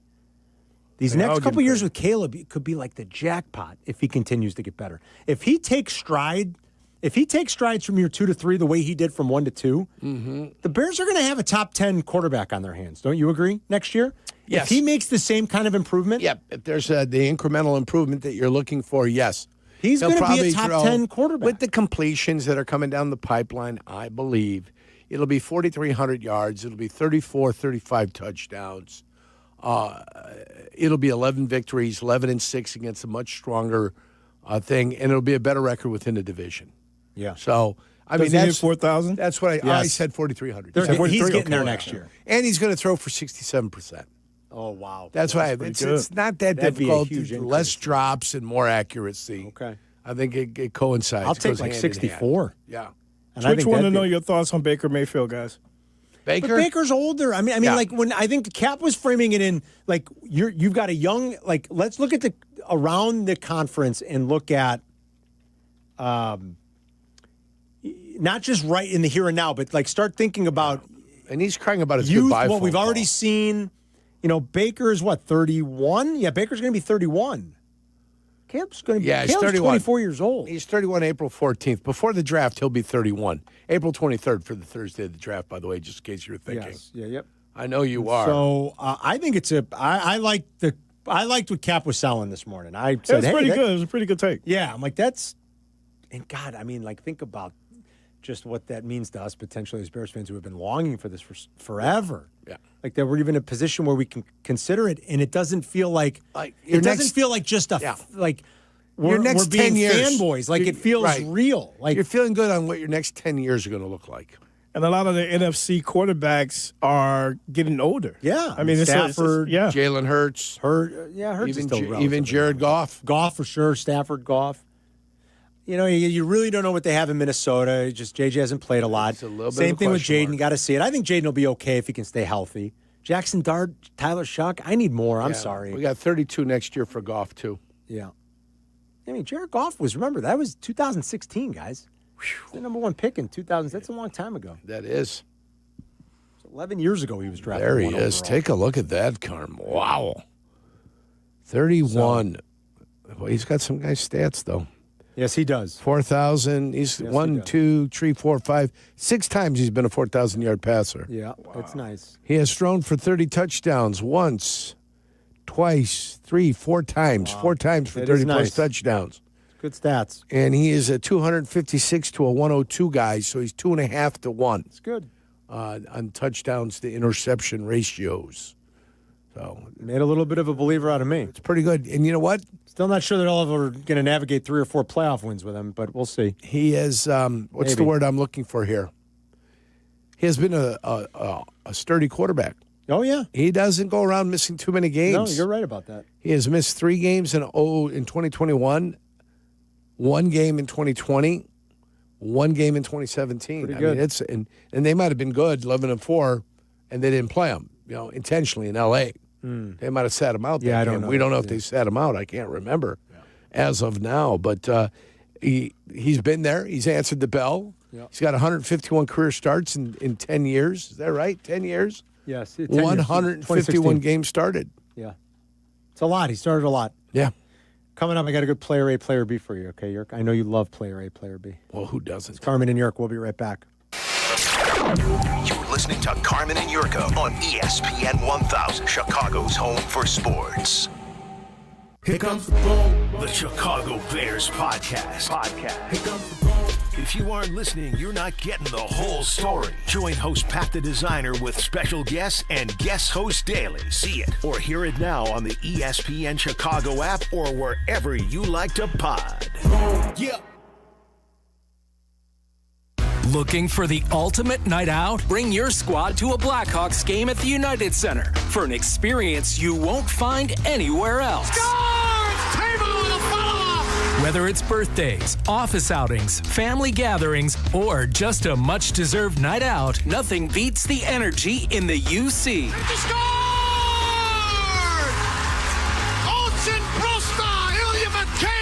Group ticket packages are available at blackhawks.com/groups.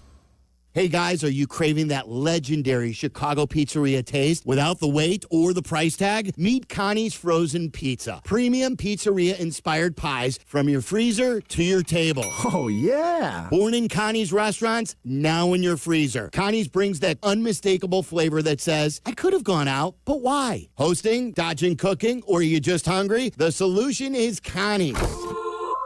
Find Connie's Frozen Pizza in your local freezer aisle. Connie's Frozen Pizza. Authentic Chicago taste without the pizzeria prices.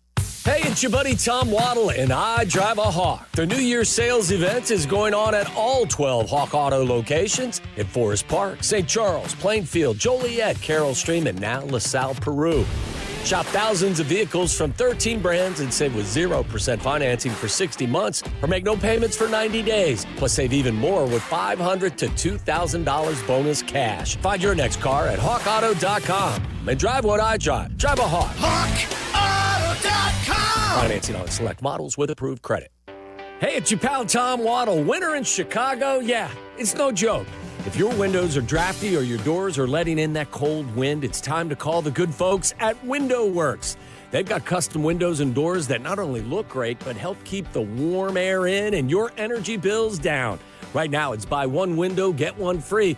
But hurry, this winter savings event won't last long. Just dial pound 250 on your phone and say Waddle to schedule your free consultation. That's pound 250 and say Waddle. Wesley Financial Group is not a law firm. Ask yourself this question. Is it really worth holding on to that timeshare that you know you need to get rid of? Here's the truth. The average maintenance fee just went up over 17%. That could have been 117%, and there's nothing you can do about it. When you buy a timeshare, you give them a blank check for annual maintenance and assessment fees. I'm Chuck McDowell, founder of Wesley Financial Group. For 15 years, I've helped over 50,000 families cancel their timeshare. Not sell it, not transfer it, cancel it. Did you buy a timeshare because they told you it was a great investment and your maintenance fees would never go up? That's a lie. Are you ready to get rid of your timeshare once and for all? Simply call us and I'll send you our timeshare exit kit that explains all your options for cancellation. Call Wesley now for your timeshare exit kit. 800-568-3344. 800-568-3344. 800-568-3344. Prizes, flyaways, even cash money. You want it? We've got it. Find a list of all contests and official rules by visiting ESPNChicagoContests.com. That's ESPNChicagoContests.com. Follow Chicago's Home for Sports on Twitch at ESPN 1000 Chicago. Carmen and Jurko are back. This is Chicago's Home for Sports. ESPN Chicago. Rich Eisen's coming up at noon. Waddle and Silvy are back with you, live and local, 2 to 6 to get you home. And then we've got Bears Weekly with Joniak and Thayer tonight from 6 to 7. It's Carmen and Jurko now. Jay Moore, Jack McGrath along with us. You guys want player A, player B? Absolutely. Let's play. Do it. Player A, player B. You guys ready? Yeah. Is this football or baseball? Baseball. Keep a mental note or jot it down. He likes to do baseball in the middle of football season. But go ahead. Yes. Baseball it Yeah. is. We're not in the middle of football season. I'm We're at the channeling end, it. I'm channeling it. It's football season all the time because the combine's here, free agency's here. Then we got the draft. Carm, we are theoretically still in the middle of football season. So open up your mind, open up your muff to this, the fact that this is happening, okay? Go. Keep that hand warm in that muff. Absolutely. If you can, why not? Okay, 1,157 career games over 9 MLB seasons. This Say is it again. Player A. 1,157 games over 9 seasons. MLB seasons. This is player He had a A. 9-year career then. Player A. Is it a 9-year carear or is this the best 9 years of a 15-year No, career? these are active players. Okay, active players. These are two active players. Go. Slash line, career slash line, 261, 334, 483. Okay. 120 career OPS plus, 30.5 baseball reference wins above replacement. WAR. Yep. And his 162 game averages look like this: 32 home runs, 97 RBIs, 97 runs scored. Okay. Player B, 769 games through 8 MLB seasons. Okay. He is 1.5 years younger than player A, for what it's worth. Career slash line of 273, 358, 507. A 140 OPS plus, 27.3 baseball reference wins above replacement, and 162 game averages of 31 home runs, 103 RBIs, 96 runs scored. Almost identical. 162 game averages for both players. Player B does have a 140 career OPS plus. Player A has a 120 career Who'd the Cubs just OPS acquire? Plus. The Cubs just acquired Alex Bregman Alex is who you're Bregman, thinking yes. of. Is it Bregman and Tucker? No. Oh, that was going to be my guess, too. Is it I kind of assumed that. Is it Bregman, Tucker, or Bellinger? Is it Bregman, Tucker, or Bellinger? Yes. Okay. So it's Which either, one's which? It's either 2 out of 3 or 1 out of 3, right? Yes. Okay. Which one's which? So the second player, Player B. on average, player B, only played 769 games in 8 seasons, which means he hasn't been super healthy. He's missed large portions. Good catch by Jack. Also, the has other a- guy has played almost, it seems like, every single game across his 9 Pretty seasons. much. Who do you think players A and B are? I think A might be Bellinger and B might be Tucker. You nailed it. Player A is Cody Bellinger. Player B is Kyle Tucker.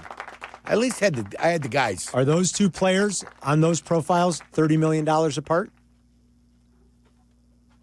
What one guy signed for and the other guy signed for? $30 million. Tucker. Well, Bellinger Bellinger got just, like 32. Bellinger just cashed in, right? Finally. Yeah.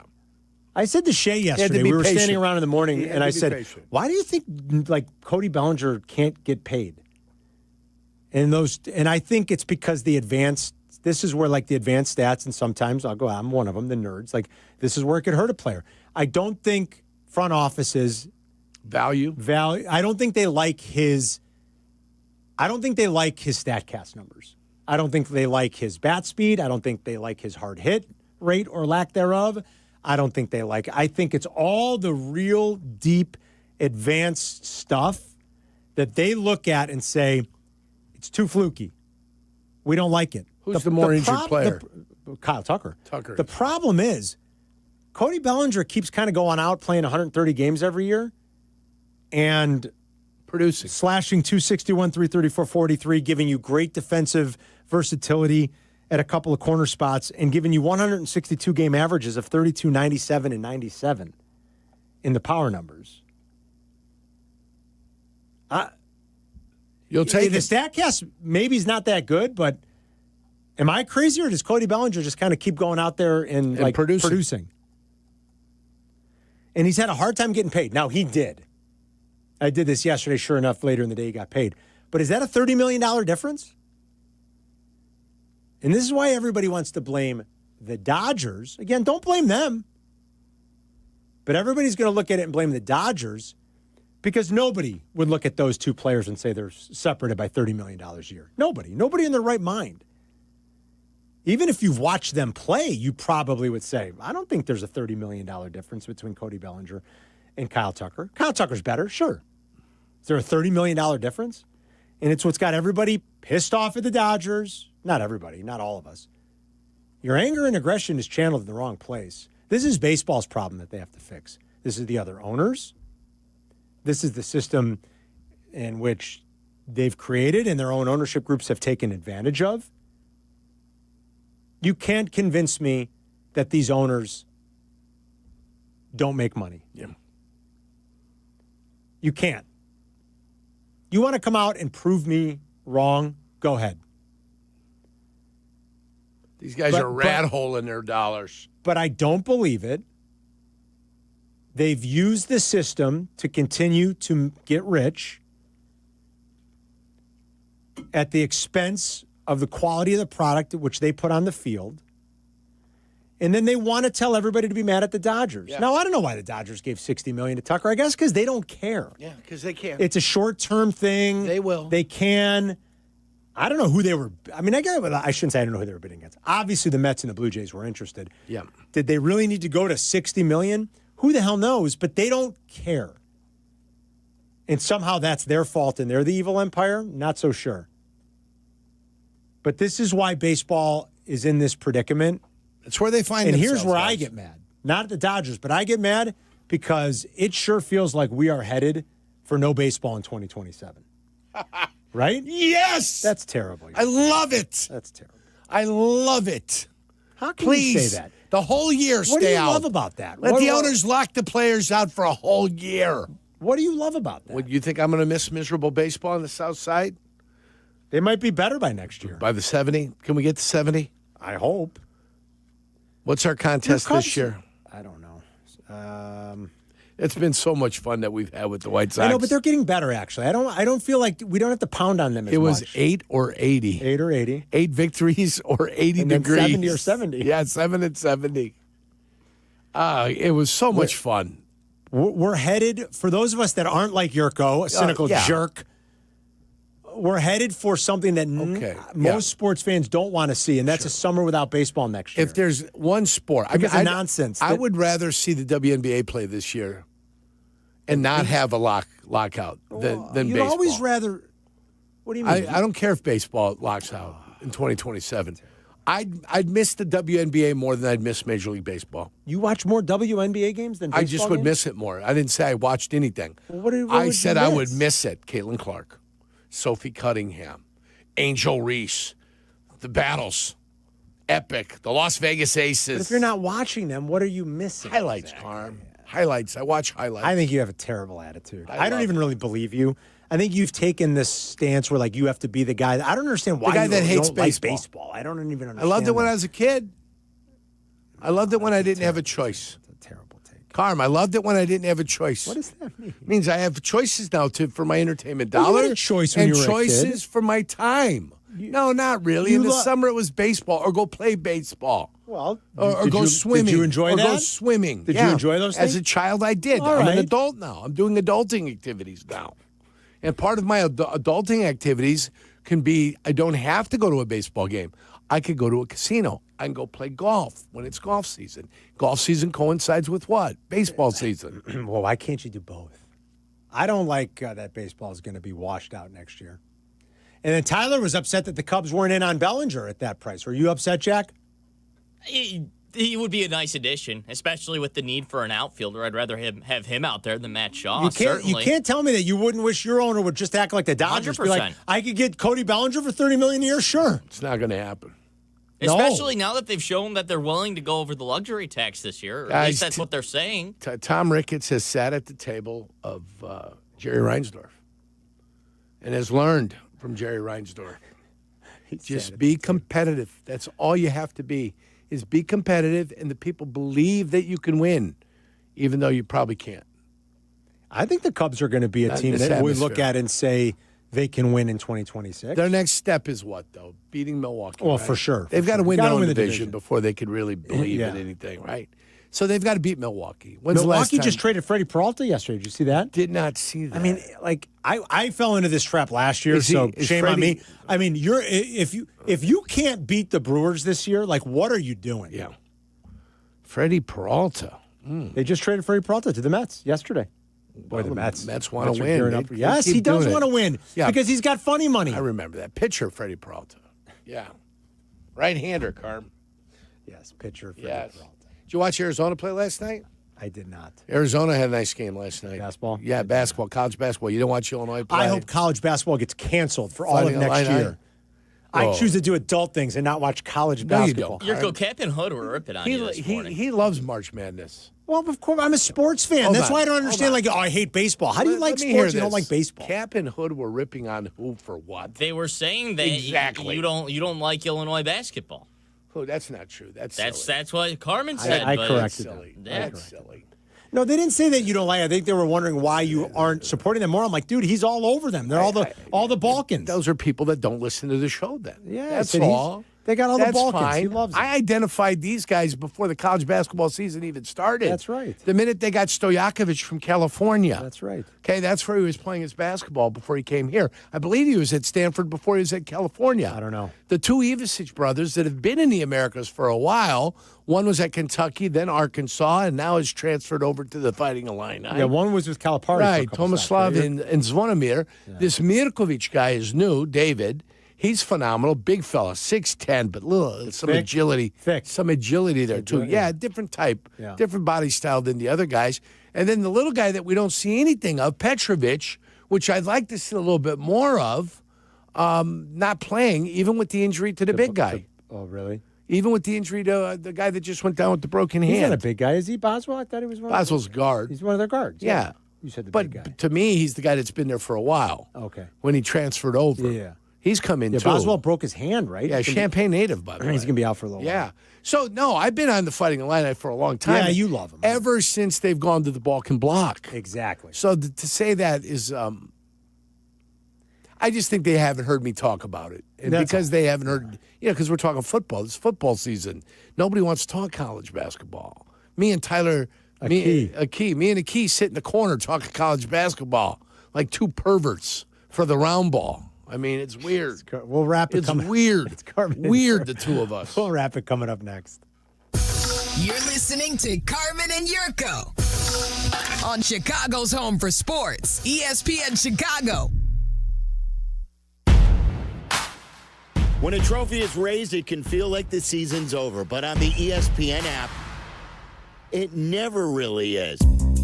Because with more than 47,000 live events, plus originals, highlights, and coverage from every corner of the sports world, there's always something to dive into. No off-season, just everything a fan needs to keep going. Always in season. Get all of ESPN all in one place. Download the ESPN app on your TV or phone today. With 3 locations to serve Chicagoland, Advantage Chevrolet gives you so much more. Visit and see the amazing inventory and savings at Advantage Chevrolet Bridgeview. And Advantage Chevrolet values your time. They'll have you in your new Chevy in less than 60 minutes, or they'll make your first car payment. That's right. Drive off in your new Chevy in less than 60 minutes, or they will make your first car payment. Visit AdvantageChevrolet.com. Together, let's drive. Must mention offer upon arrival before negotiation. Restrictions apply. Ask dealer for details. You wouldn't hire an electrician to read a radio ad. Service Construction of Illinois. I think this wire's bad. You wouldn't hire the deck pro either. Service Construction of Illinois. Now, I would layer that with a few coats to make it smooth. You see, I, a professional announcer, can barely change a light bulb, but I can tell you with a soothing voice that Service Construction of Illinois has the craftsmen, contractors, and specialists to do it all. Whether it's a small job or complete renovation, start at serviceconstruction.net. Do you use a Link EBT card to buy food? Please listen carefully. You could lose your benefits if you don't act soon. Before January 31st, visit saveoursnap.org to learn about new rules, how they impact you, and the steps you need to take to keep your food benefits. Don't wait. Go to saveoursnap.org today. That's saveoursnap.org before January 31st. Sponsored by the Illinois Commission to End Hunger. Aired in cooperation with this station and the Illinois Broadcasters Association. Individuals and businesses with tax problems, listen carefully. Do you feel like you're losing control of your finances? If you owe over $10,000 in back taxes or have unfiled tax returns, we can help you take back control. The IRS is the largest and most aggressive collection agency in the world, and they can seize your bank accounts, garnish your paycheck, close your business, and file criminal charges. Take control of your tax problem now by calling the experts at U.S. Tax Shield and take advantage of the Fresh Start program and new laws that may allow us to negotiate a settlement for the lowest amount possible. Our team of tax attorneys and enrolled agents can stop collections and get you protected so you can take control of your financial future. U.S. Tax Shield offers a price protection guaranteed quote to get you protected today. U.S. Tax Shield is A+ rated with the Better Business Bureau, so call now. 800-687-5192. That's 800-687-5192. U.S. Tax Shield. 800-687-5192. $2.5 million. The Verloyak Law Group wins again for their clients. That's right. The Verloyak Law Group recovered $2.5 million for a client who experienced a medical error. Hey, this is Jurko. If you're a victim of medical malpractice, make sure to call the Verloyak Law Group. You're listening to Carmen and Jurko. Listen to us now. Live on the ESPN Chicago app. Chicago's home for sports. ESPN Chicago. Bill Barnwell wrote a lengthy article. Stop me if you've heard that before. I love that. Yeah, he wrote a lengthy article about the wide receivers this offseason in the NFL. Mm-hmm. Like Pickens will probably get franchised. Right. And then he wrote like the UFAs that should get paid. And then he wrote a section about trade candidates, wide receivers that are trade candidates. Sure. A.J. Brown, Keon Coleman, duh. Yeah. Quentin Johnston with the Chargers. Xavier Legette with Carolina. Sorry, he's going into his 4th year. They're probably trying to figure out what they should do with Quentin Johnson. Who? Quentin Johnson, yeah. Maybe they think like Legette's a little expendable with Tet there now, and they could get something. And then he did write about DJ Moore. Moore's had a strange career in Chicago. The Bears were happy to add a now 28-year-old wideout as part of the trade that ultimately gave Bryce Young to the Panthers. And Moore responded with over 1,300 yards in his debut season. But his numbers have gone down dramatically in each successive campaign. Moore averaged 80 receiving yards per game in 23. By 2025, that had fallen to 40. There are unquestionable strengths to Moore's game, including his willingness to go over the middle and his ability with the ball in his hands. He has also developed a reputation for, depending on who you ask, freelancing or not always having his head in the game. He looked to be sleepwalking through a lost 24 season at times, and it certainly seems as if the 2018 first-round pick didn't run the right route or make the right adjustment on the interception Caleb Williams threw in overtime during the divisional loss to the Rams. Since the Bears acquired Moore, they've used significant draft capital on Rome Odunze, Luther Burden, along with tight end Colston Loveland. They hired Ben Johnson. We know if Johnson really sees Moore as an essential part of the offense. We don't know, if Johnson really sees Moore as an essential part of the offense. The Bears could lean into more 12 personnel groupings with Loveland and Kmet next season, or otherwise find more reasons to get out of their 11 personnel packages. He kind of goes on and on a little bit then because, again, these are usually pretty lengthy breakdowns. Moore is still a starting caliber wideout, and there would be interest if the Bears decide to listen to offers. A middle round pick would be a realistic return. 3, 4, 5. Somewhere in that range, right? Yes. Depending That's upon what the I would interest. think. 3, 4, 4, or 5. So who would be willing to do that? You got to look at the teams that could use a little punch at receiver. I mean, like the Raiders could. I don't know that the Raiders want first Roma. team I think they want Roma Dunze more than they want DJ Right. Moore, but I think the Raiders could use it. Sure. I think a team like here. Let's think real quick. I think a team like the Saints. Like Olave can't. They can't. Is Olave ever going to play a full season? He got hurt again late this year. I don't know. He's wonderfully productive, Oh, I he's believe, awesome at when he times. plays. You guys are mentioning young teams. How about some of these teams that are usually contenders? What about the Chiefs or the Ravens? Both of those teams could use receivers. Chiefs can always use a receiver. I don't know if they can don't want to pay him, pay though. receivers. Though. And I don't know if they're going to want to pay DJ's salary. Right. The Saints, I think, could. I think. I don't think the Ravens. Is Olave, 1163 this year. He's awesome, but how many games did he miss? I'm going to find out right now. 2. He played 16 games. Well, he just missed one. He just missed one at the end. All right, that's good for him. 100 receptions. But here's your thing: 100 receptions, 156 targets. Yeah, you're looking at less than 65% completion. 72 just yards a spitballing game. like where else around. Like, I don't know. Interesting talking point maybe, and maybe we'll discuss it a little bit again tomorrow. Jesse's in for York tomorrow. Thanks for listening. Well, nobody can call today because the stupid phones are broken. Yeah, thanks for Hopefully calling. we have that fixed tomorrow. But thanks for listening and thanks for jumping in on the Thanks Twitch for calling, and guys. YouTube chats. Thank you to Jay Moore. Thank you to Jason McKee for joining us, and thanks to Jay Moore and Jack McGrath for producing the show as always. We'll see you tomorrow to wrap the week. It's going to be me and Jess. Keep an eye on Malachi Tony. Keep an eye on Malachi Tony. Malachi Tony, yes, we will. We'll get you set Keep for an eye on him. Just keep an eye on him. Championship Sunday. We'll talk to Todd Furman live in Vegas. We'll have Mike North bonus play. Stay warm. We're going to wake up to not wind chills, air temperatures that are like 10 degrees below zero. So don't forget your booties, campers. It's cold out there. We'll see you tomorrow. Enjoy the rest of your day. Waddle and Silvy are back at 2. Rich Eisen is next. We're sorry. You have reached a number that has been disconnected or is no longer in service. You're listening to Carmen and Jurko on ESPN Chicago, Chicago's home for sports. Just like a strong offense keeps moving the ball, Republic Bank of Chicago's business banking solutions can keep your company growing. Business checking, treasury management, commercial loans, big business, small business. Republic Bank has everything you need for your business. Our team is here to get you back in the game and moving in the right direction. Experience banking beyond expectations. Only at Republic Bank of Chicago. Member FDIC. Visit ourbankchicago.com today. Finding your dream home is truly tough. So many options. The stakes are high, so don't go it alone. I'm Chicagoland's real estate agent, Sammy Lubeck. I have deep local knowledge. Working with Baird & Warner, I've got access to private listings you won't find online. I help buyers like you find the right home and win it. Whether it's your first place or your forever one, I'm here to make the process simple and successful. Start your search at www.sammy.homes. Once again, I'm Sammy Lubeck, and I am Chicagoland's real estate agent. When your life turns upside down after an accident, you need an advocate like Wallner Law. I'm John Wallner, and for over 50 years, Wallner Law has fought for people just like you, injured, overwhelmed, and searching for answers. We don't just take cases, we take care of people, and we win for you. From car crashes to workplace injuries, Wallner Law stands by your side every step of the way. So call us today, 312-8-MILLION, and win with Wallner.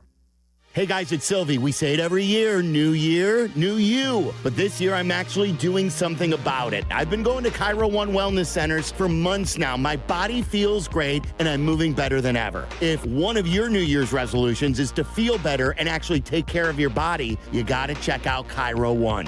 They have 50 locations across Chicagoland, so there is one near you. No drugs, no surgeries, just personalized chiropractic care. Visit CairoOne.com today and let them know that Silvy sent ya. This is ESPN Chicago, WNVP, WTBC, HD2 Chicago, a good Karma Brands radio station. Disney Plus from noon to 3 Eastern. Miss the show? We've got a podcast so you can listen anytime. But here's the best part. Our YouTube channel. Subscribe at youtube.com/Rich Eisen Show and you'll never miss a moment. Now, on with the show. Let's begin. This is the Rich Eisen Show.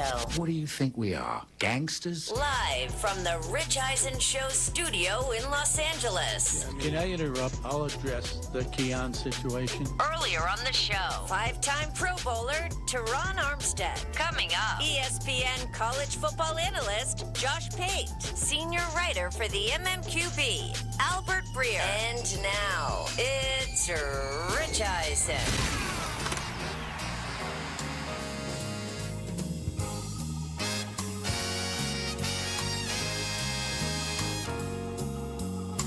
Show is on the air. Albert Breer of Sports Illustrated is going to join us in an hour right from this moment to tell us what happened with the Bills in their press conference yesterday to lead to some of the comments being said, a lot of the backstory there, as well as spinning it forward when we might see other coaching jobs filled. What is going on with the Ravens gig? Is it close to Jesse Minter? Could the Chargers lose their defensive coordinator to the spot where Jim's brother left or was told to leave? Pardon me. It was Tomlin who left his gig willingly in Pittsburgh. The latest on all of that. Again, that's 1 hour from now. But we figured let's bring Josh Pate back on this program now that the college football season is all done and have, I guess, a college football exit interview with the ESPN college football analyst, Josh Pate. Good to see you, Josh. How are you, sir? All right. I'm good. I got acupuncture for the first time in my life today. Okay. So I'm laid out. Yeah, this pertains to you, by the way. I'm not just running down my schedule so far today. Please. So I'm sitting there. I've got needles all over my head and my ears. And my wife is there because anytime I do something for the first time, I take her with me. Okay. And I'm floating in and out of consciousness, and she drops the, "Hey, Rich Eisen wants to know if you want to come on a show." She had my phone in her hand. Okay. Always safe. And I said, what must this be about? I mean, we're like 72 hours removed from the championship. Right. But I told her without hesitation, yes. Ask him if he can move it up an hour. Yes, I will do it. So I'm happy to be here, man. I appreciate that, Josh. I didn't mean to interrupt anything, because I also know, having done acupuncture in my existence, that the first time I did it, you know, you're right. You're floating. You're figuring like, oh God, this is pretty cool, but I'm a little bored, you know, with my own thoughts. I reached for my phone, but moved in a way that there was an electrical shock that shot me right down the entire body.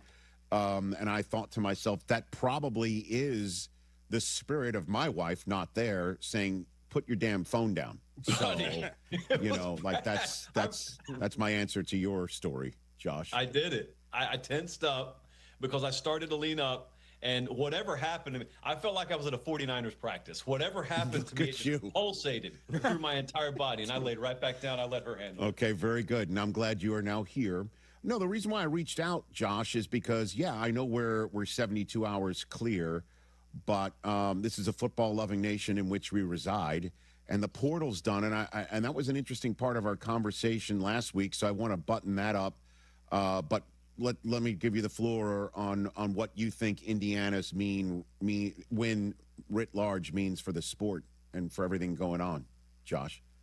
All right, so I still think they're an outlier in a sense that if you just look at what it took for them to do what they did, I've never seen a team as efficient as them. It was like as close as we could get to AI football without it being AI football. That's how ruthlessly efficient they operated. And so I still think that's a really, really fine needle to have to thread. I do think there was a little bit of a Roger Bannister type effect of, you know, it took forever for a human being to run a sub 4-minute mile. And then Roger Bannister does it. And then like 1 million people did it. And so you look at it and you say, well, was it always this easy? Well, no, it was never easy, but it was possible. It just took someone showing you that it could be done.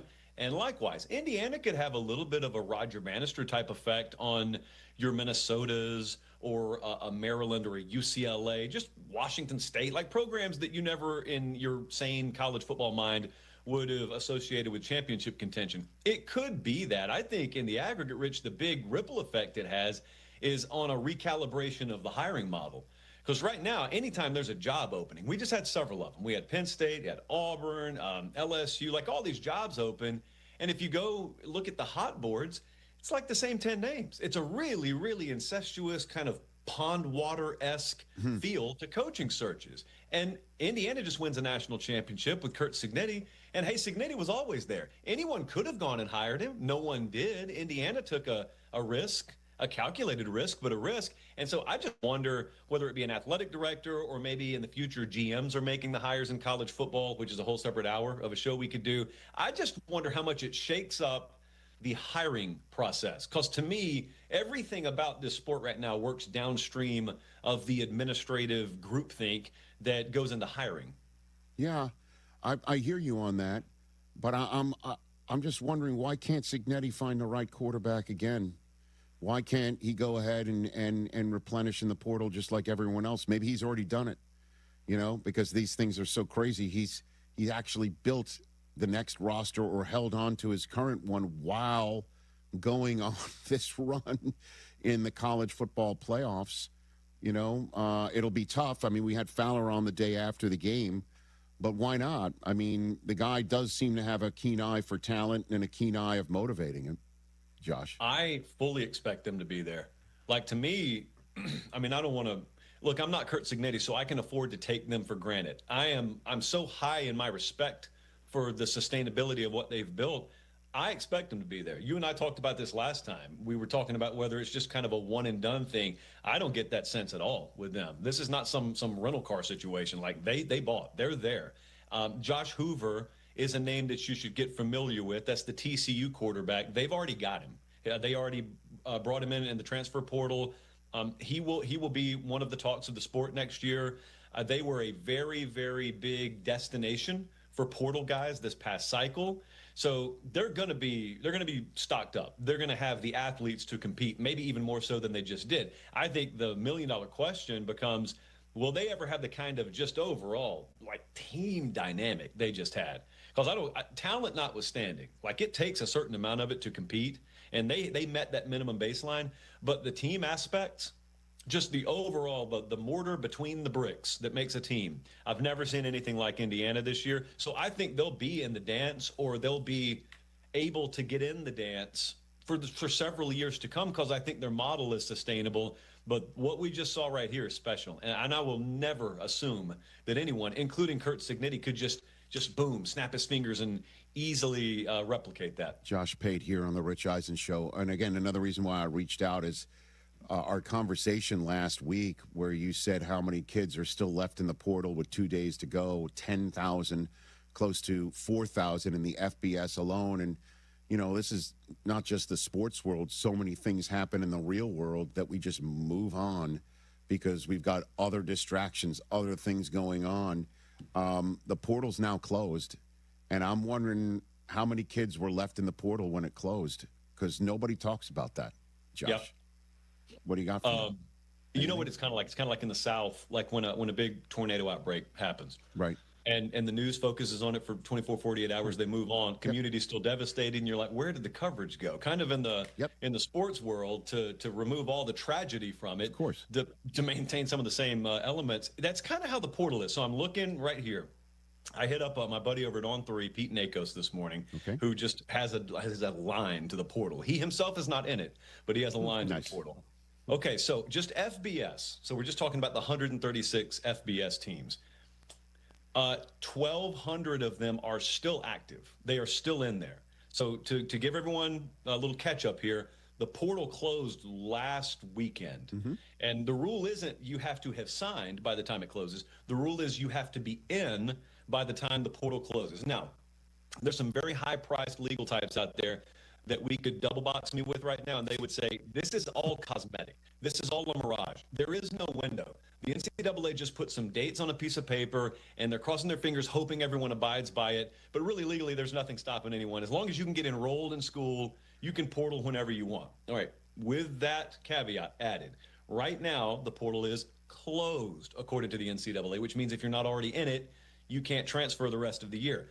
1,210 are still active in that portal, meaning they have not signed anywhere.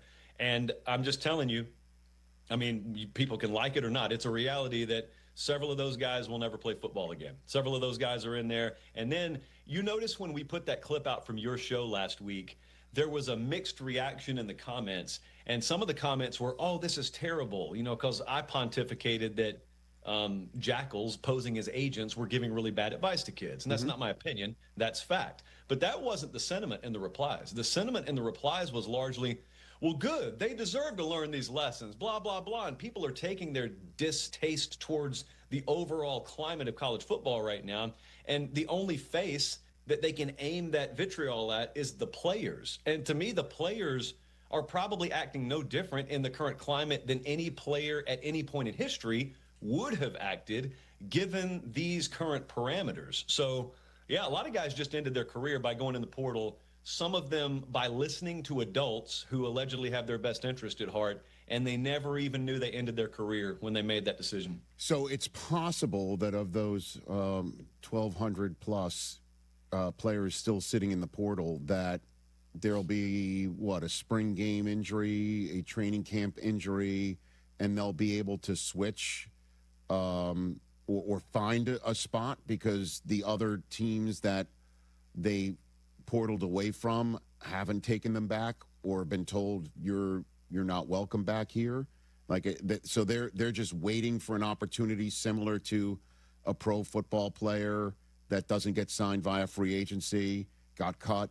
Is that basically what their experience is going to be like over the next few weeks and months, Josh? I imagine some stories are going to be like that. You got to remember, as much as people chuckle under their breath when I say this, there is still an academic element attached to this where you can't just go sit at home or sit in the dorm. Like, there's this small matter of you needing to be in class, you needing to be enrolled somewhere. So as long as you're enrolled in somewhere, I guess you remain in good academic standing. And yeah, there's no limit. You can indefinitely stay in the portal until you want to sign somewhere. You just got to get enrolled there. But again, and this is why I wanted to say what I said a couple of minutes ago. This is all what's sort of just loosely written on the NCAA banner they're flying behind the plane right now. Nobody knows if it stands up to legal scrutiny. In fact, we kind of know it doesn't. It's a case-by-case thing as to which of these things have been torn to shreds in court and which ones haven't yet been torn to shreds in court. So I think we're going to have one of the most ridiculously legally contentious off seasons in college football history, because that's all you're going to hear about for the next 6 months, unless you just plug your ears, is a bunch of legal fights about what the NCAA can and can't enforce with the transfer portal. The only pushback or caveat I will give to what you just said about an academic a piece to this still existing is unless there's somebody in the portal that's already graduated. Right. And the thing that leapt out at me in the days leading up to the national championship game, Josh, was an exchange between Carson Beck and a reporter. And I think the reporter must have an angle, or she had a story about, the academic portion of all of this, and asked Carson Beck, was he in class like last week or the day before or something like that? I'm paraphrasing, but that was the general gist, is asking him, hey, were you in class this past week? And he laughed and he goes, I graduated. I haven't been in class in 2 years, said the quarterback of a team that was playing in the national championship game. And I'm like, wow, like that's a professional quarterback. Like, he does not go to class because he's already graduated, and he's just being paid to play football, but it's for the University of Miami Hurricanes rather than the Miami Dolphins. That's a fact, Josh. That happened, Yeah. And I don't know. I just had to bring that up in response to you saying what you just said. Well, you got to remember, so also the life cycle of your modern day high-level college football player is they enter high school knowing, I plan on playing college football. So they get themselves in such a situation where they're ready to early enroll in college. Some of them skip their senior year in high school. They rearrange their schedule academically where they meet the academic requirement to graduate high school. Ryan Williams did this at Alabama. And so he's enrolled as a 17-year-old freshman at Alabama, but they early enroll. They're on campus all year, so they're taking a year-round class load. So, I mean, look, Carson Beck's not the best example of this, but a lot of these dudes are done. They already have degrees, and even if they're just a standard 4-year guy, I mean, a lot of them are working on a master's by the time they're second half of their junior season, just because they've already met the requirements. So before I let you go to your massage or whatever you're doing next, let's do this. Let's have a little bit of fun where your answer will not be remembered or I won't bring it up if it's wrong. But if it's right, you'll be like, I called it on January 22nd. The Heisman Trophy winner for the upcoming season is who? Josh Pate. I need to write this down. Hold on a second. The upcoming season, I want you to call your shot, but I don't know what the event is. Probably December 10th or whatever the date is. Right. This day is going to happen. It'll feel like it's December 11th by the time they announce it, because you just sit there going, okay, can we just get the name, please? I got a boat riding on this. You do. Yeah, I know. I got futures up too. So okay. No pressure. Right. Make your call, Josh Pate. What do you got for me? It's silly for me to even ask, but I'm doing it. No, it's not. No, it's not. This is Big J stuff right here. I want to go. I want to go Dante Moore at Oregon. Ooh. Hey. Whoa. Okay. All right. Why? Yep. Why do you like? Oh, see, the why is that's what I don't like. I don't like the Okay. All right. I asked. I don't get a follow up. I agree. Okay. Very good. I appreciate that. Does that make him the first overall pick in the draft, though? I think it's Arch Manning still. Okay. I mean, it's Arch Manning's the answer, obviously, but that's the one everyone's going to give. That's boring. So it's January. No one remembers this. Dante Moore's got a kid named Evan Stewart coming back. DeCorian Moore becomes a sophomore, second-year player. So they'll be loaded at the wide receiver position. Okay. And also, is there a hungrier program in America right now than Oregon? They've been disposed of 2 times in a row. I mean, thoroughly disposed of in the postseason. So new coordinator up there, but they hired from within. So there's continuity in the system. I think Dante Moore is about to have himself a big year. Josh Pate, thank you for the time. I appreciate it. And look for my calls. I'll just try and be less intrusive when I text. Yeah, I'll send you my acupuncture schedule. If you could if we could just work that out. We'll dovetail it. I'm there. I'm there for you. Thank you for the time. Appreciate it, brother. Josh Pate's college football show on YouTube, and then of course on the ESPN family of networks. Do you have a Dante Moore card? Or just I don't. I think we're about to get. But I'm going on there. They're going on eBay right now. Yeah. Don't. This is. You have this look of you're about to tell me the odds. I am. Yeah. Of course. But how are there odds? What do you mean? I just asked a stupid question. No, because if he gets it right, if he gets it right, when is the Heisman Trophy ceremony? Probably the first weekend of December. Right. Of 2026. No, the first weekend of December is usually it's usually the conference championship games, which they have yet to do away with. Second Saturday in December? Hold on. Let me just tell you these odds while you look this up. So my man Josh Pate, beautiful bald brother, said Dante Moore of Oregon. He's 13-1 right now, which is a few back. Same odds as Sam Levitt and Gunnar Stockton. Julian Sayin also at 13-1. Jeremiah Smith, 13-1. They are behind the favorite once again, second year in a row, the offseason favorite, TJ Jefferson. Arch Manning is 8-1. CJ Carr 8-1. Josh Hoover 11-1. Hoover. Yeah, Josh Hoover, who would again we just mentioned is going to be the next quarterback at Indiana. And if you're curious, Malachi Toney, who we fell in love with during the college football playoffs, only 18 years old, 27-1. Did you mention Jeremiah Smith's name? I did. 13-1. He's the same odds as Dante Moore. Yeah, the old Google machine here says it's likely December 12th or 19th. Got it. So December 12th. So he just did it basically 10 months and change in advance. Yeah. Your guy, Rich Eisen, Bryce Underwood, 30-1. Lenora Sellers, also 30-1. So Dante Moore, if he says, I'm not going to the draft, I'm staying put, and he wins the Heisman Trophy, and he's part of an Oregon national championship team, good decision. Boom. Because he's probably got some new sneakers to go along with it. Remember FSU? The joke was to call him Free Shoes University. Free Shoes University. Yeah, that was so disrespectful. I think that's who Dante. That was supposed to be an insult. I know. That was so. Now it's like that's who Dante Moore plays for. You know. I was like, it's a crazy world we're living in now. Oh no. Oh yeah, that was used to be the gag. Free Shoes University. Yeah, Florida State stood for Free Shoes University. That's right. Not anymore. Except what one time Dion gave me free shoes. See, you didn't wear them, did you? Did I tell you that story? I told you that vaguely story? recall. I'll tell you this story. Yeah. Hit it. All right, so Thursday Night Football, first season of Thursday Night Football, I think it was 2006. We're on the road, and Dion noticed Mariucci was wearing these worn-out shoes. Yeah. So he always joked that he's going to get Gucci's for my Moochie. I remember this. Have I ever told you this story? No? A long time ago. Okay. Gucci's, I have to get Gucci's for my Moochie, is what he said. And so, sure enough, Mooch shows up on a Thursday night with these new Gucci's. Yes. And all of us kind of go to Dion like, where's the love? Where's the free shoes here? Yeah, what gives? From Florida State. Shoes Where's the free house, shoes? except for Rich. And so last game of the Thursday Night Football season was Giants in Washington. And we all go to our hotel rooms. And in the hotel room, in a shoebox, were new Gucci loafers for everybody. Woo. He got it for the entire group. That's baller. That is baller. He got Dion's Gucci's got for a shoe collection, Rich. he got Gucci's for everybody. Let me tell you, if I hit the lottery, brothers, all you guys are getting some Gucci's.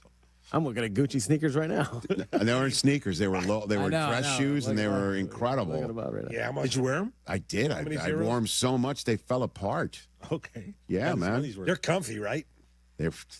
They were free. All right? And I say that to you, Mike, because that's your language, sir. Come on. Hey, so, Rich, if you want to buy Jordans for your Jefferson anytime, I'm a size 13. Okay. Let me make a note. Gucci's for my Moochie. I remember. Said Deion Sanders, and then he got all of us. 844-204-RICH is the number to dial right here on the program. Don't go anywhere. Our higher register is still to come for championship weekend. Rich Eisen here. LinkedIn Jobs is stepping things up with their new AI assistant so you can feel confident you're finding top talent. Get this. Employees hired through LinkedIn are 30% more likely to stick around for at least a year compared to those hired through the leading competitor. Hire right the first time. Post your job for free at linkedin.com/Eisen, then promote it to use LinkedIn Jobs' new AI assistant, making it easier and faster to find top candidates. That's linkedin.com/Eisen to post your job for free. Terms and conditions apply. And promote it to use LinkedIn Jobs' new AI assistant, making it easier and faster to find top candidates. That's linkedin.com/Eisen to post your job for free. Terms and conditions apply. A SoFi personal loan is here to help you achieve something once thought impossible: overcoming high interest credit card debt. Walk the tightrope of your finances with one low, fixed rate monthly payment, no fees required, and as soon as the same day funding. That's right. Pull off your own debt-defying stunt with a SoFi personal loan. Visit SoFi.com/trick to learn more. Loans originated by SoFi Bank, N.A., member FDIC. Terms and conditions apply. NMLS 696891. Hey guys, I get it. You'd love new windows, but you don't want to pay a fortune for them. Well, January is a great time of year thanks to Window Nation. Right now, they're more affordable during Window Nation's Buy 4, Get 4 Windows free sale. Plus, you can get them with 0 down, 0 monthly payments, and 0 interest for 2 years. If you're feeling cold drafts from your windows, seeing fog or mold around the frame, or paying a lot more for your heat than your neighbors, it's time for new windows. Do not wait. Put an end to your window problems. Visit windownation.com now. Hey, bro. Weirdest thing is happening at the game. This guy sitting next to me says, "You're our good luck charm. Every time I crack a Bud Light, we score a touchdown." Now his entire family wants to buy me Bud Lights. I think I'm some kind of a football prophet. Talk soon. The team needs me. Anything for Bud Light, the official beer sponsor of the NFL. Stock up today. Enjoy responsibly. Copyright 2025 Anheuser-Busch Bud Light Beer, St. Louis, Missouri. Attention basketball fans, the DePaul basketball season is here, and tickets are on sale now. Don't miss your chance to see the Blue Demons live as they take on some of the top teams in the country. There's no better place to experience a game than Wintrust Arena, home of the DePaul Blue Demons. Get your tickets today at DePaulBlueDemons.com/tickets and be part of the action. That's DePaulBlueDemons.com/tickets. Go Blue Demons! DraftKings, a Casino Queen sportsbook, an official sports betting partner of the NFL, makes every moment feel bigger. The game shifts fast, and with DraftKings live betting options, you can stay right in the moment. Plus, DraftKings has your back with early exit protection. If the player in your eligible NFL prop bet goes down at any point in the first half, you still get paid in cash. With DraftKings, you're covered through the entire half. New customers, here's your shot. Bet just $5, and if your bet wins, you get $300 in bonus bets instantly. Download the DraftKings Sportsbook app now and use code WMVP. That's code WMVP to turn $5 into 300 bonus bets if your bet wins. In partnership with DraftKings, the crown is yours. If you or someone you know has a gambling problem, crisis counseling and referral services can be accessed by calling 1-800-GAMBLER. 21 and over, Illinois only. Pass-through per wager tax may apply. Eligibility and restrictions apply. Bet must win to receive bonus bets which expire in 7 days. Additional terms at dkng.co/audio. Limited time offer. Make your game day a winner with Aurelio's Pizza, Chicagoland's oldest pizza chain since 1959. This is Joe Aurelio inviting you to indulge in our crispy thin crust, signature sauce, 100% real mozzarella, and your favorite premium toppings like our fresh ground Italian sausage. Dine in, carry out, or have it delivered. Visit Aurelio'sPizza.com for the location nearest you. Download the Aurelio's app and start earning rewards today. Aurelio's Pizza. It's a sauce. Guys, this is Courtney Cronin. Let's be honest, most of us aren't great at saying what we feel. That's where jewelry does the talking. And nobody does it better than Rogers & Hollins, family owned since 1910. From engagement rings to stunning jewelry and watches, whether it's a gift that speaks for you or something that elevates your look, they've got it all. Jewelry says it best. Rogers & Hollins makes it last. See the Rogers & Hollins difference at a store near you or go to fornowandforever.com. Hey, Chicago, headed to a game? Take the CTA. We'll get you to the game and back for just $5. That's less money spent on travel and more money in your pocket. No searching for parking, no random surge pricing on rideshare, no traffic. We'll do the driving for you. The CTA has train stations and bus stops within steps of all the major stadiums and venues in the city. Plus, we've got tap to pay available on all CTA trains and buses. There's no need to purchase a ticket ahead of time. Just tap and ride. Plan your next trip at transitchicago.com/plan a trip. Save money, do more, ride CTA. Statistics show that roughly 20 veterans die by suicide every day in the United States. And each day, over 1,000 dogs are euthanized in shelters across the country. Canines for Warriors is the leading nonprofit organization providing highly trained service dogs to veterans with PTSD and other invisible wounds of war. Hannah and I, since we've been together, we have done so much. There's nothing I won't do now as long as Hannah's by my side. Without Hannah, I'd probably still be stuck in the living room with the curtains drawn, with my back to the wall, with probably a gun on my lap. The majority of service dogs from canines are rescues, and with each pairing, 2 lives are changed forever. We rescue the dog rescues the warrior. To learn more about how Canines for Warriors is saving lives at both ends of the leash, please visit caninesforwarriors.org. That's caninesforwarriors.org. Guests appearing live on ESPN Chicago. Call in on the Yingling Beer Hotline. /game. That's ETHOS.com/game. Time spent on application may vary. Online health questions required.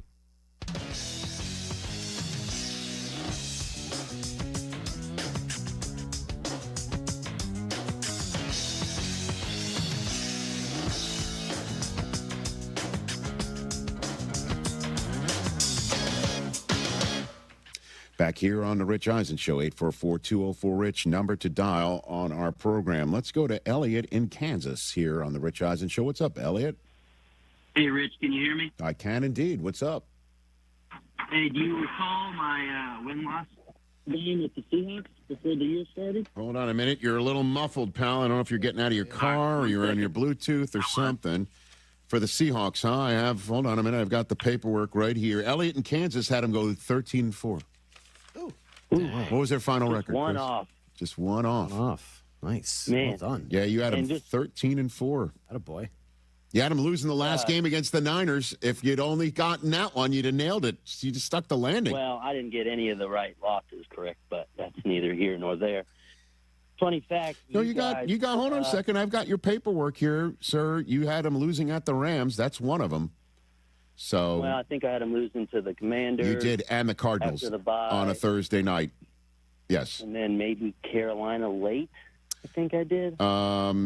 No, you had them beating Carolina in Carolina. You nailed most of them. So, but anyway, what's on your mind? That, and then some of the Seahawks hype videos for the playoffs have Chris Brockman and TJ in it, talking about them taking fourth in the division. Oh boy, not true on my end, but absolutely. All right. I get it. That's all I had for you. Thank you, Elliot in Kansas. Let me just thank you very much. I appreciate that. Elliot in Kansas bringing up again. For those of us who have takes for a living, we're lucky that's what we do for a living, right? That we have takes and it's somewhere that can be disseminated and people will either take it in or not or get angry at you for having that opinion. It's manna from heaven for those who want to play the "you never believed in us" card, you know. And so that's why I don't know if anybody notices on NFL Game Day morning, whenever I lone wolf a team, and the camera zooms in on me howling with the silly lid, right? I will always look right down the camera lens and give a smile. Because if I'm going to be clowned by somebody's social media team, I want it to be at least a good picture of me. Because sometimes whenever I would do that and I'd be clowned by social media, like one eye would be open, it really wasn't very good. Yeah. The screen grab wasn't flattering. So if I'm going to at least be screen grabbed and aggregated against my will and because of my lack of proper prognosticating judgment, I want it to be a good picture of me. Yeah.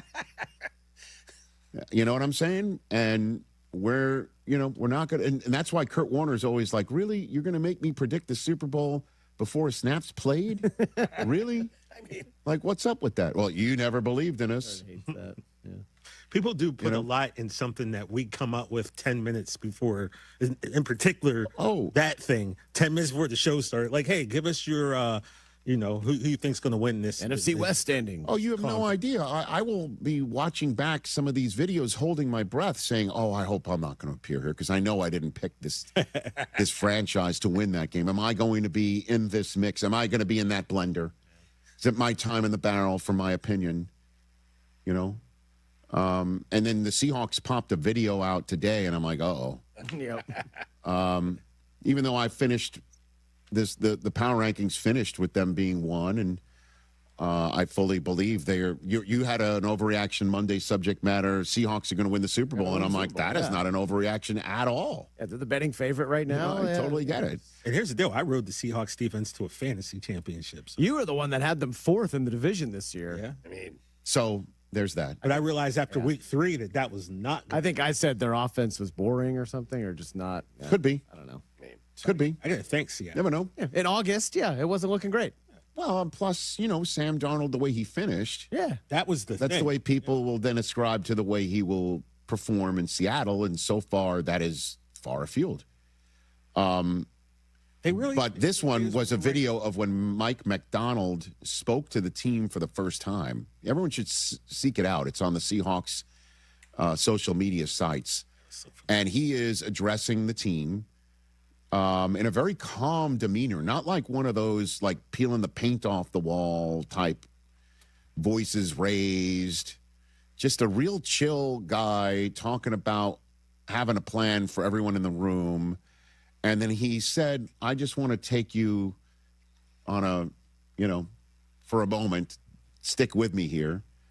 And he says, like, "I want to take you to the NFC Championship game in Seattle on a cold sun, it's 30 degrees. The 12s are out there."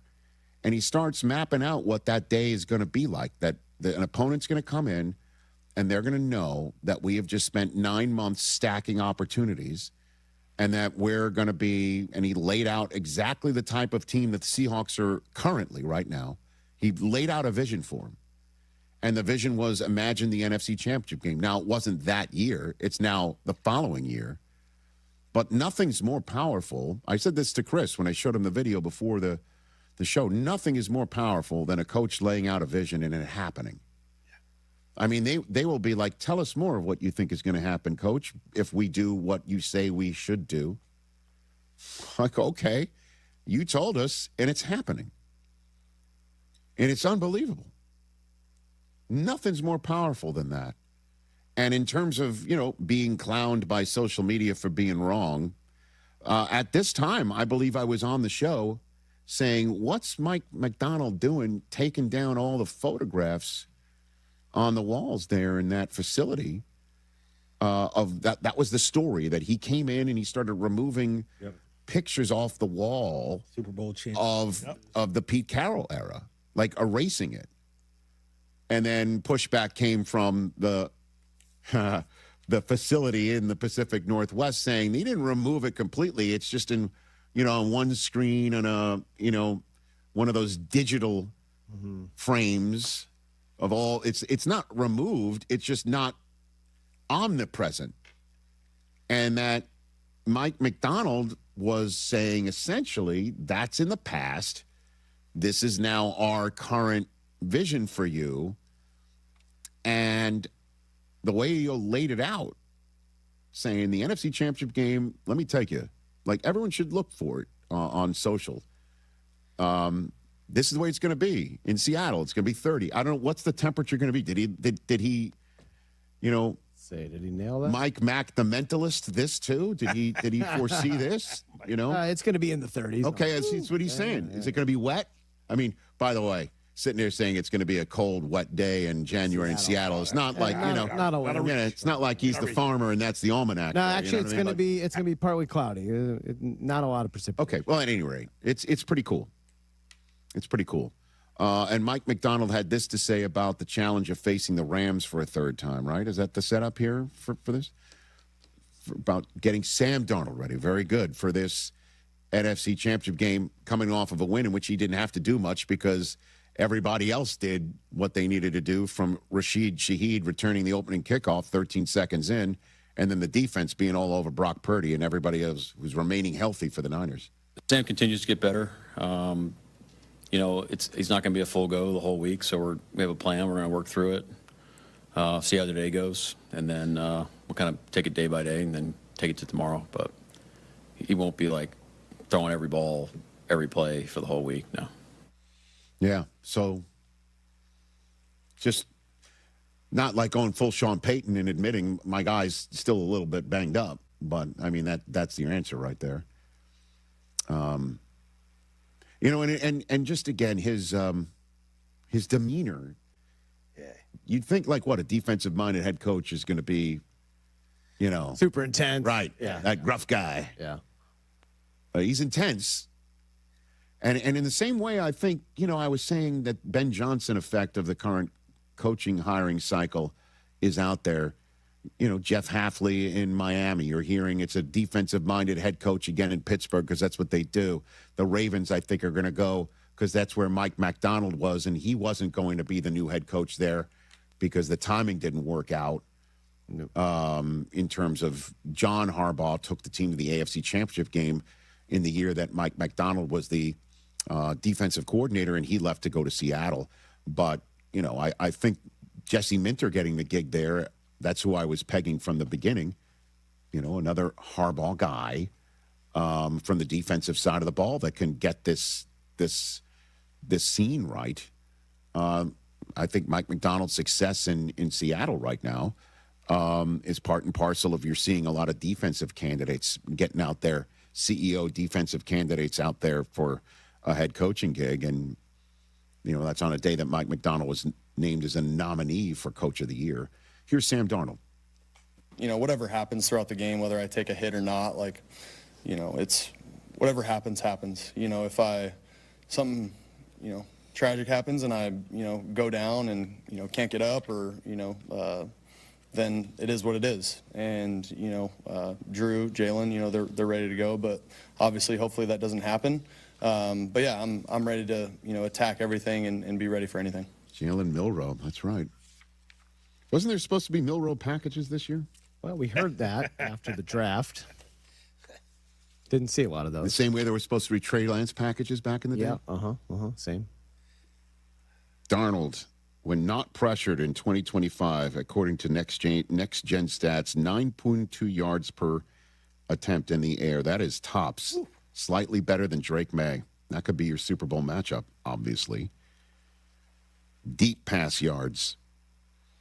853 of those. That's fourth in the NFL. Its completion percentage on deep passes, 52.3%.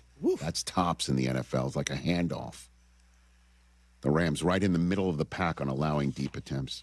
Listen, I could go on and on about the next-gen stats. We saw this matchup on a Thursday night. And if that game plays out on Sunday, same type of game, we'll be talking about it for years. Sign me up. Right? And, you know, I got this number, too. I think it's going around. Let me get this for you. Because I saw it this very morning. In the history of the Rams and, the NFL popped this one out. Did you see this on Instagram? 57 matchups. The Seahawks, 29 wins. Rams, 28 wins. In those games, Seattle has scored 1,223 points. The Rams have scored 1,222 points. Oh, wow. So forget about them being evenly matched this year. Every year. Yeah. Through all the years. All time, yeah. NFC Championship game, baby. 844-204-RICH, number to dial right here on the show. We're getting ready for Albert Breer, top of hour number 3. Coaching carousel, quarterback carousel, all sorts of carousels. That's coming up here on this very busy Thursday. Rich Eisen here. As you all know, I care deeply about pediatric cancer research and awareness. That's why I'm proud to talk about Hyundai Hope on Wheels. For over 27 years, every Hyundai sold has helped fund life-saving pediatric cancer research. Together with over 850 dealers nationwide, they've raised more than $277 million, supporting over 25,000 kids in their fight against cancer. At Hyundai, hope isn't optional. It comes standard. Visit HyundaiUSA.com and search Hyundai Hope on Wheels to learn more. My name is Whitney Allen. I'm a widow. My husband Ryan died. We never thought in a million years we'd have to use life insurance. The unexpected happened. With Ethos, it is so fast and easy. It's 100% online. You can get a quote in seconds, apply in minutes, and get same-day coverage. No medical exams, and you can get up to $3 million worth of coverage through Ethos. Get your free quote at ethos.com/game. That's ETHOS.com/game. Time spent on application may vary. Online health questions required. What if your instincts could pay off? With Robinhood Prediction Markets, you could put your knowledge to work on the events that matter to you. Prediction Markets isn't just sports. It's the Fed rate decision, your favorite award show, and so much more beyond the playing field. Trade events with Robinhood. Visit Robinhood.com/predict. That's Robinhood.com/predict. Futures and cleared swaps trading involves significant risk and is not appropriate for everyone. Event contracts are offered by Robinhood Derivatives LLC, registered futures commission merchant and swap firm. Has the excitement of betting turned into worry? Feeling overwhelmed every time you roll the dice? Problem gambling doesn't just affect your wallet. It can impact your health, relationships, and peace of mind. But there's hope. Gateway Foundation is here to help you take back control of your life with personalized treatment options. You don't have to face this alone. Call Gateway Foundation today at 844-444-5780. That's 844-444-5780. On average, between 2 and 3 people are killed each day in car accidents with rideshare drivers. According to the University of Chicago, rideshare drivers have directly led to the death of almost 1,000 people per year. While rideshare drivers carry auto insurance, it's important to know that the amount of insurance coverage available often depends upon whether or not the driver is logged onto the rideshare company app and whether there is a passenger in the vehicle. For example, if the driver is logged into their rideshare app, the liability coverage could reach $1 million. If they are not logged into the app, then the rideshare driver is using their own car insurance, which could be much lower coverage. That's why it's important to have a lawyer who knows how to conduct a proper investigation when you're in a rideshare accident. If you've been injured in a rideshare accident, call the Verdoliak Law Group. Call 844-4VLG-LAW. We've been fighting for injured people for 60 years. With over 30,000 clients represented and over $9 billion recovered, Verdoliak Law Group has the resources, knowledge, and experience to fight for you. Call 844-4VLG-LAW. Hey, this is David Kaplan. I dislike winter. Give me a 95-degree sunny summer day and I'm a happy guy. So I spend most of my winter free time indoors, and it's why I rely on Atomatic. They've been making Chicagoland homes and businesses comfortable for 80 years. I don't even have to think about the outside because my home is perfect all year round. If you're not feeling confident that your winter's going to be carefree, go to Atomatic.com right now. That's Atomatic.com. Selling your home is not something to do by yourself. I'm Sammy Luback, Chicagoland's real estate agent. With Baird & Warner, I've helped sellers across 80-plus towns get top dollar.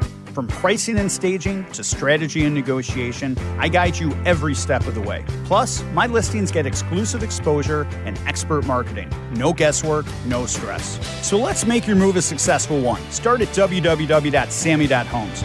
Once again, I'm Sammy Lubeck, and I am Chicagoland's real estate agent. Enough already. We can do more. Enough already. We can find a cure. Enough already. We can do better for our kids. Enough already. We are relying on you. Childhood cancer is the leading cause of death by disease for children in our country. We can do something about that. We can come together to support the best research for safer, more effective treatments and cures for our kids. We can come together to support Children's Cancer Research Fund, a national nonprofit dedicated to ending childhood cancer that is on the front line of breakthroughs. Because it's enough already. Go to childrenscancer.org to join us. Go to childrenscancer.org today. There's an app for that. Download, listen live, podcasts on demand. The ESPN Chicago app. The Warriors at the Mavericks. Coverage begins tonight at 7 Eastern. With tip-off at 7:30 Eastern on ESPN Radio and on the ESPN app. Presented by Indeed.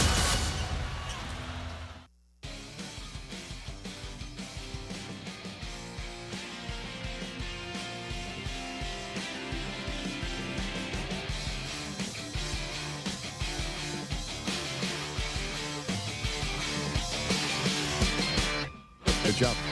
Pella Windows and Doors. Sometimes it takes a timeout to regroup and call the right play if you know about a winning team. So when it comes to your home, Pella Windows and Doors always has the winning game plan. They're not just window and door experts. They're experts at taking care of you and your home. At Pella, they find the products that meet your needs, and their experts install them. They do it every day, and that's why your neighbors trust them. Discover why Pella is a trusted choice for homeowners everywhere. Visit Pella.com/Eisen today. That's Pella.com/Eisen. Pella. Hey. All right. I'm trying to get the name of the person. Is it Annie Carter or just Carter? Okay, Carter in Columbia, Missouri. What's up? Hey, Rich. First-time caller. Thanks for taking my call. What's up, Carter? I know I might be a little late to the game, but I just want to say I knew, I don't know if it was last week, a couple weeks ago, you said we're going to miss the Chiefs in the playoffs. Okay. I'm a Chiefs fan, and I'm going to tell you right now, last Saturday I got my wife out on a date, and I got her involved in that game while we were eating. She was so excited. So I am not missing the Chiefs this year. I enjoyed the playoff football so far, and I'm satisfied with who's in there right now and what's going on. And then I also want to throw in, you were talking about John Candy, my favorite John Candy movie, Uncle Buck. That's a good one. Carter, has anyone told you sound like Mahomes a little bit? No one has ever told me that. My sisters tell me I look like Travis Kelce, though. Listen. I know. Google me, Carter Moran, State Camp, Missouri high jumper. Google me. Do you win? Is it that simple? Oh, there he goes. Why are people doing this to me? That has to They're be just Kelce. hanging up.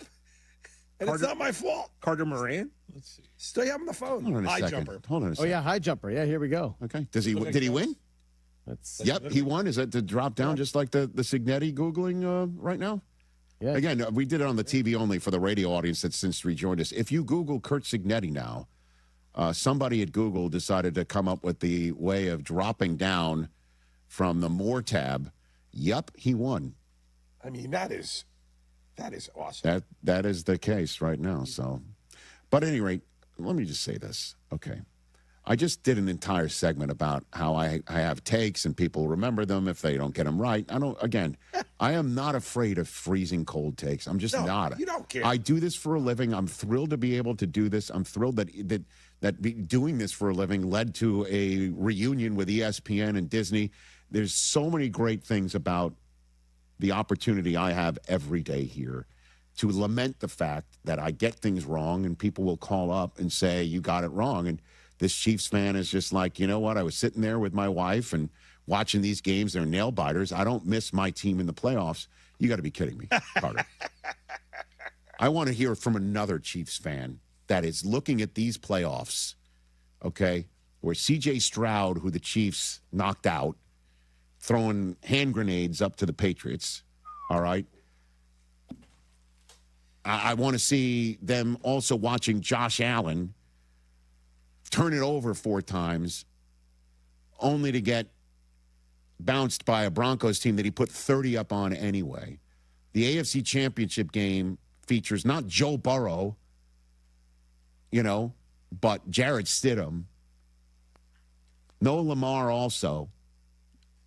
You don't think Chiefs fans are sitting at home or the Chiefs are sitting at home going, damn it, of all the years for this thing to fall apart, it's this year? They had a 9-year run, man. It doesn't matter. It's like the answer is, honestly, how many yachts can you water ski behind? The famous Wall Street line? You know what I mean? Like, greed, for the lack of a better word, is good when it comes to this sort of thing. You don't think, seriously, I want to hear from you, Chiefs fans.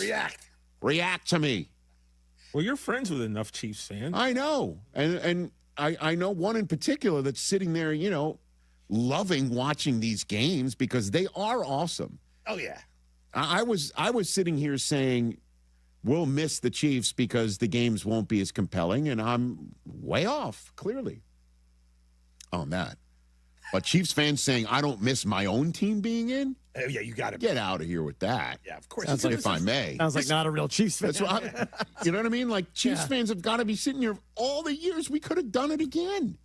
Or Carter was a guy who this was the first January that he's been able to go out on a date with the missus. Yeah, you don't know. 10 No, years. I get it. There's 11 other months for dates.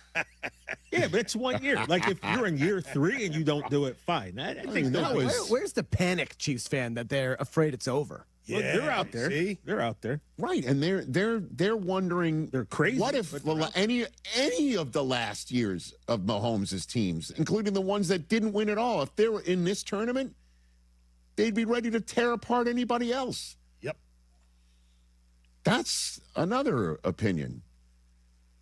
I don't mean to denigrate a fan's love of football. No. As a whole. But for him to say, I don't miss my own team in it. I mean, my goodness. All right, here's Gary in San Antonio. I love it. I asked if there was a phone line open. Here he is. What's up, Gary? Hey, Rich, thanks for taking my call. I am a diehard Chiefs fan. Yep. And, yes, I miss my Chiefs in the playoffs. Okay.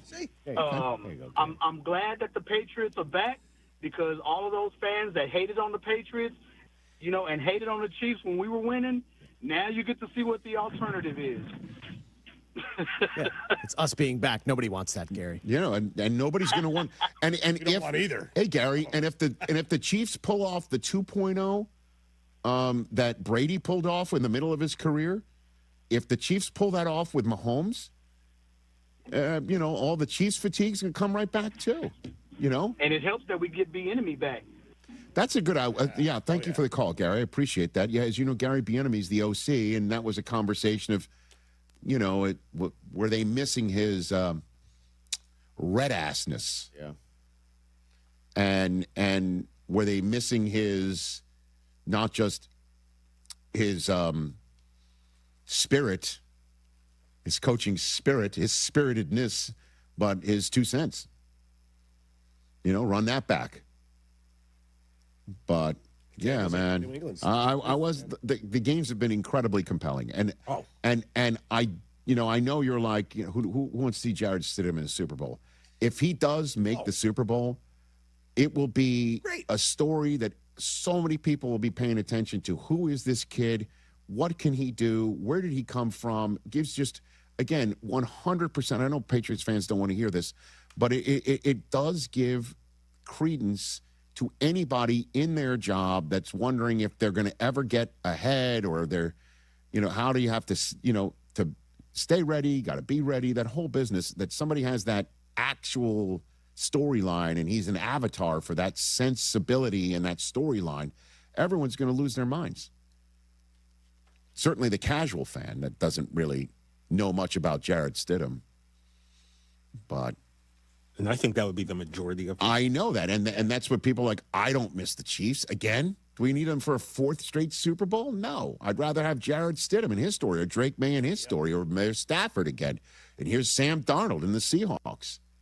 Bottom line is, well, I guess it won't matter. I was about to say the viewers, but it doesn't matter who's playing. Like, yeah. I don't know. The only person who maybe misses the Chiefs is, what, Jake from State Farm? I don't see him very much. Yeah, Is there anybody on these teams hooked up with Jake in the way that Pat is? Good question. Just wondering. I don't know. All right. Next year. Albert Breer coming up in hour 3. Progressive knows sports brings people together, but you gotta feel bad for people who don't even get it. Some people will never know what it's like to see their favorite team's hopes decided by a ping pong ball to draft the next superstar. Or not. I mean, sure, it's silly for your happiness to hinge on the success of a 20-year-old entry-level employee, but you just can't help yourself. The stress is exhilarating. Progressive can't bring people together like the draft, but we can bring your home and auto insurance together with a bundle. So switch and see if you could save hundreds. Progressive Casualty Insurance Company, affiliates, and other insurers not available in all states or situations. Hey, fans! Welcome back to Fansville's Cheers and Tears. Oh. Okay, so like everybody deals with losing, right? To a rival on a last-second field goal. Whatever, it's fine. I'm totally fine. But I cope with losing with an ice-cold Dr. Pepper. Those 23 flavors are like so delicious. They totally wash away the pain of your college football team taking a big fat L. College football, it's a pepper thing. Hey guys, it's Silvy. We say it every year, new you. But this year I'm actually doing something about it. I've been going to Cairo One Wellness Centers for months now. My body feels great and I'm moving better than ever. If one of your New Year's resolutions is to feel better and actually take care of your body, you gotta check out Cairo One. They have 50 locations across Chicagoland, so there is one near you. No drugs, no surgeries, just personalized chiropractic care. Visit CairoOne.com today and let them know that Silvy sent you. Hey, this is Courtney Cronin. If you're injured, you want a legal representative that gets you and where you come from. Exactly. When you call us, you're not getting some out-of-town mega firm. You're talking to Chicagoans. That's Julio Costa of Costa Iavoni, and his partner Anthony is also here. Thanks, Courtney. We're proud of the trust we've built here in town. There's an immediate connection with Chicagoans. They know we'll take the time to understand what they're going through. And then we will fight to win. At Costa Iavoni, we get you. Costa Iavoni, your trusted local personal injury attorneys at 708-4million. Okay, I have to tell you, I was just looking on eBay where I go for all kinds of things I love, and there it was. That hologram trading card. One of the rarest, the last one I needed for my set. Shiny like the designer handbag of my dreams. One of a kind. eBay had it, and now everyone's asking, ooh, where'd you get your windshield wipers? eBay has all the parts that fit my car. No more annoying. Just beautiful.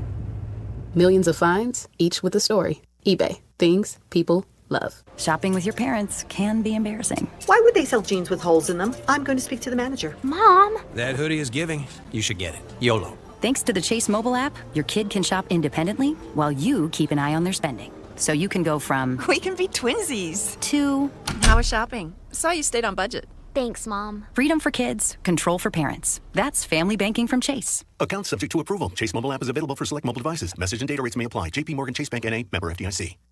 Hey, it's your pal Tom Waddle. Winter in Chicago? Yeah, it's no joke. If your windows are drafty or your doors are letting in that cold wind, it's time to call the good folks at Window Works. They've got custom windows and doors that not only look great, but help keep the warm air in and your energy bills down. Right now, it's buy one window, get one free. But hurry, this winter savings event won't last long. Just dial pound 250 on your phone and say Waddle to schedule your free consultation. That's pound 250 and say Waddle. Attention basketball fans, the DePaul basketball season is here, and tickets are on sale now. Don't miss your chance to see the Blue Demons live as they take on some of the top teams in the country. There's no better place to experience a game than Wintrust Arena, home of the DePaul Blue Demons. Get your tickets today at DePaulBlueDemons.com/tickets and be part of the action. That's DePaulBlueDemons.com/tickets. Go Blue Demons! I'm Angela Bassett. As a first responder on screen, I know what it means to act fast in an emergency. In real life, the same urgency can save lives, especially when it comes to a food allergy. For 33 million Americans, one bite can turn an ordinary meal into a life-threatening reaction. And too often, they don't have the one thing that could save them, epinephrine. But emergencies don't wait. And when a severe reaction happens, being prepared makes all the difference. Now, there's a needle-free option, a new way to carry epinephrine that makes it easier than ever to be ready. No needles, no hesitation, because when the unexpected happens, the best thing you can do is be ready. Know the risk, know the options. Be ready to act. Learn more at foodallergy.org/ready to act. This is ESPN Chicago, WNVP, WTBC, HD2 Chicago, a good Karma Brands radio station. It's fact. He let his team down. Unsportsmanlike. Weekday morning starting at 6 Eastern on ESPN Radio and on ESPN2.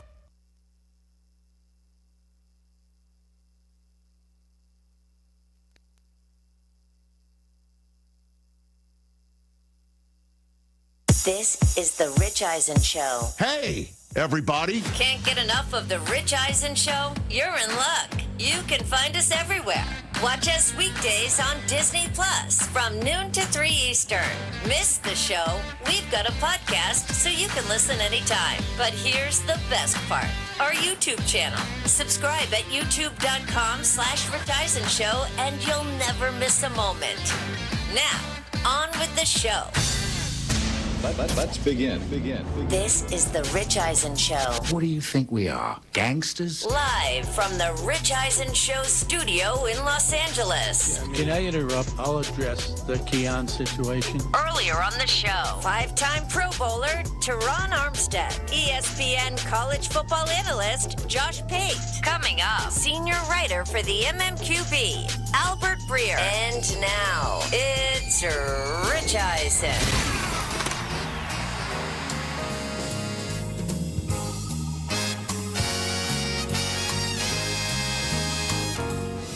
Hour number 3 of the Rich Eisen Show. Championship Sunday just a few days away as of this very moment. Jeff Hafley was just introduced as the new head coach of the Miami Dolphins. Still 6 gigs unfilled for next year's head coaching photograph at next year's owners meeting in March. It's kind of like the Back to the Future photograph. The Polaroid is getting filled in one by one. Yeah, right. 844-204-RICH being the number to dial. We chatted with Josh Pate last hour to close off the college football season. Hour number 1, Teron Armstead was here. If you missed anything, there's always our YouTube channel, youtube.com/Rich Eisen Show. All 3 hours available in podcast form, however you get your pods. There's also the Disney Plus page. Once we're done, you can watch us back anytime you want by hitting the tab to watch the entire show back. One of our favorites, kind enough to join us once again with so much happening, is Sports Illustrated's Albert Breer. Good to see you, Bert. How are you, buddy? Hey, Rich. How we doing? Sorry, I was coming in hot. Got caught in a little traffic on the way home. Oh, no kidding. Oh, no. Yeah. It's there was, I think, like when there's even the prospect of a snowstorm now up here, which you're a native to the Northeast. A lot of people get on the roads. And I don't know if they're emergency shopping at the grocery store or whatever, but yeah, it was pretty busy out there. Well, from what I hear, what's coming to New England, that there's going to be a captive audience for sure for the AFC Championship game with the snow hitting. But before we get to anything for championship weekend, I would love to know your thoughts, backstory of the firing of Sean McDermott that led to a press availability of owner Terry Pegula and the new GM/president of football operations of the Buffalo Bills in Brandon Beane. What led to all of that? What do you have? Yeah, so I think what you've seen over the last week is a lot of the tension and pressure that was on everybody over the course of the last 3 or 4 months spilling out. I don't think, and you can see it by the way their interviews list has been kind of cobbled together now. I don't think that there was any major discussion between ownership and anybody else in that building about doing this. Yet, I think as November became December, as December became January, as the AFC bracket materialized, and there's no Joe Burrow in there, there's no Lamar Jackson in there, most of all, there's no Patrick Mahomes in there. There was just this tension and pressure that didn't exist before.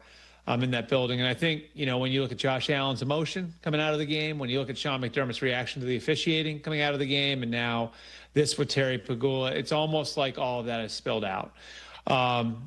This has been, I think, one of the most well-run organizations in the sport over the last 9 years since Sean McDermott and Brandon Beane got there. And so, to me, it's really eye-opening watching that. It's like watching a car crash in real time, over the last few days there. And so, They still have good people there, and I trust they get it right. But the optics of it aren't good. Throwing a player who's still on your roster and Keon Coleman under the bus the way that they did. And I think, I don't think it was all that graceful the way that Terry Pegula talked about Sean McDermott either. It kind of felt a little bit like you're kicking a guy when he's down, which I'm sure, if he had a second chance at that, maybe he would word some of the things a little bit differently. And then I think the optics of promoting Brandon Beane. I think Brandon Beane's one of the most capable general managers in all of football. However, you have to understand the way this is going to look, and I think of the scene from Office Space where I can't remember what the guy's name was, but the character, the main character in Office Space, and the other guys had just been let go, and they go to tell him, and then he's like, well, yeah, I got promoted. I know it's not fair. You know what I mean? Like, it just sort of felt that way. And the reality of it is, like, this is sort of a restructure for them. And they're going to what Pegula has in the NHL with the Sabres, and maybe what he's more comfortable with, which is you're going from having your coach and GM report to ownership to now having the coach report to the GM and the GM report to ownership. So they're restructuring a little bit here. At least that's the idea. We'll see we'll see whether or not, like, whoever the new coach is changes that at all. But a messy week altogether and a restructuring of the organization that's part of it. And it's hard not to think that when you listen to the words, right, and you listen to them say, like, what happened in Denver was the reason why, it sort of, I think, brings to light, just how tense and how scattershot everything's been there the last few days. Because it does make it sound like it was an emotional decision rather than one that you normally take some time, clear heads, and things of that nature. And Pegula still seemed to be hot. He seemed to be not only hot about the way it ended in Denver, but also the way he's clearly attuned to narratives that have been ascribed to his general manager and one particular player in Keon Coleman. And unfortunately for them, one of the more shared pieces of video I saw on socials yesterday, Albert, was the Hard Knocks, in which Brandon Beane is clearly on board with Keon Coleman, if not his own idea. But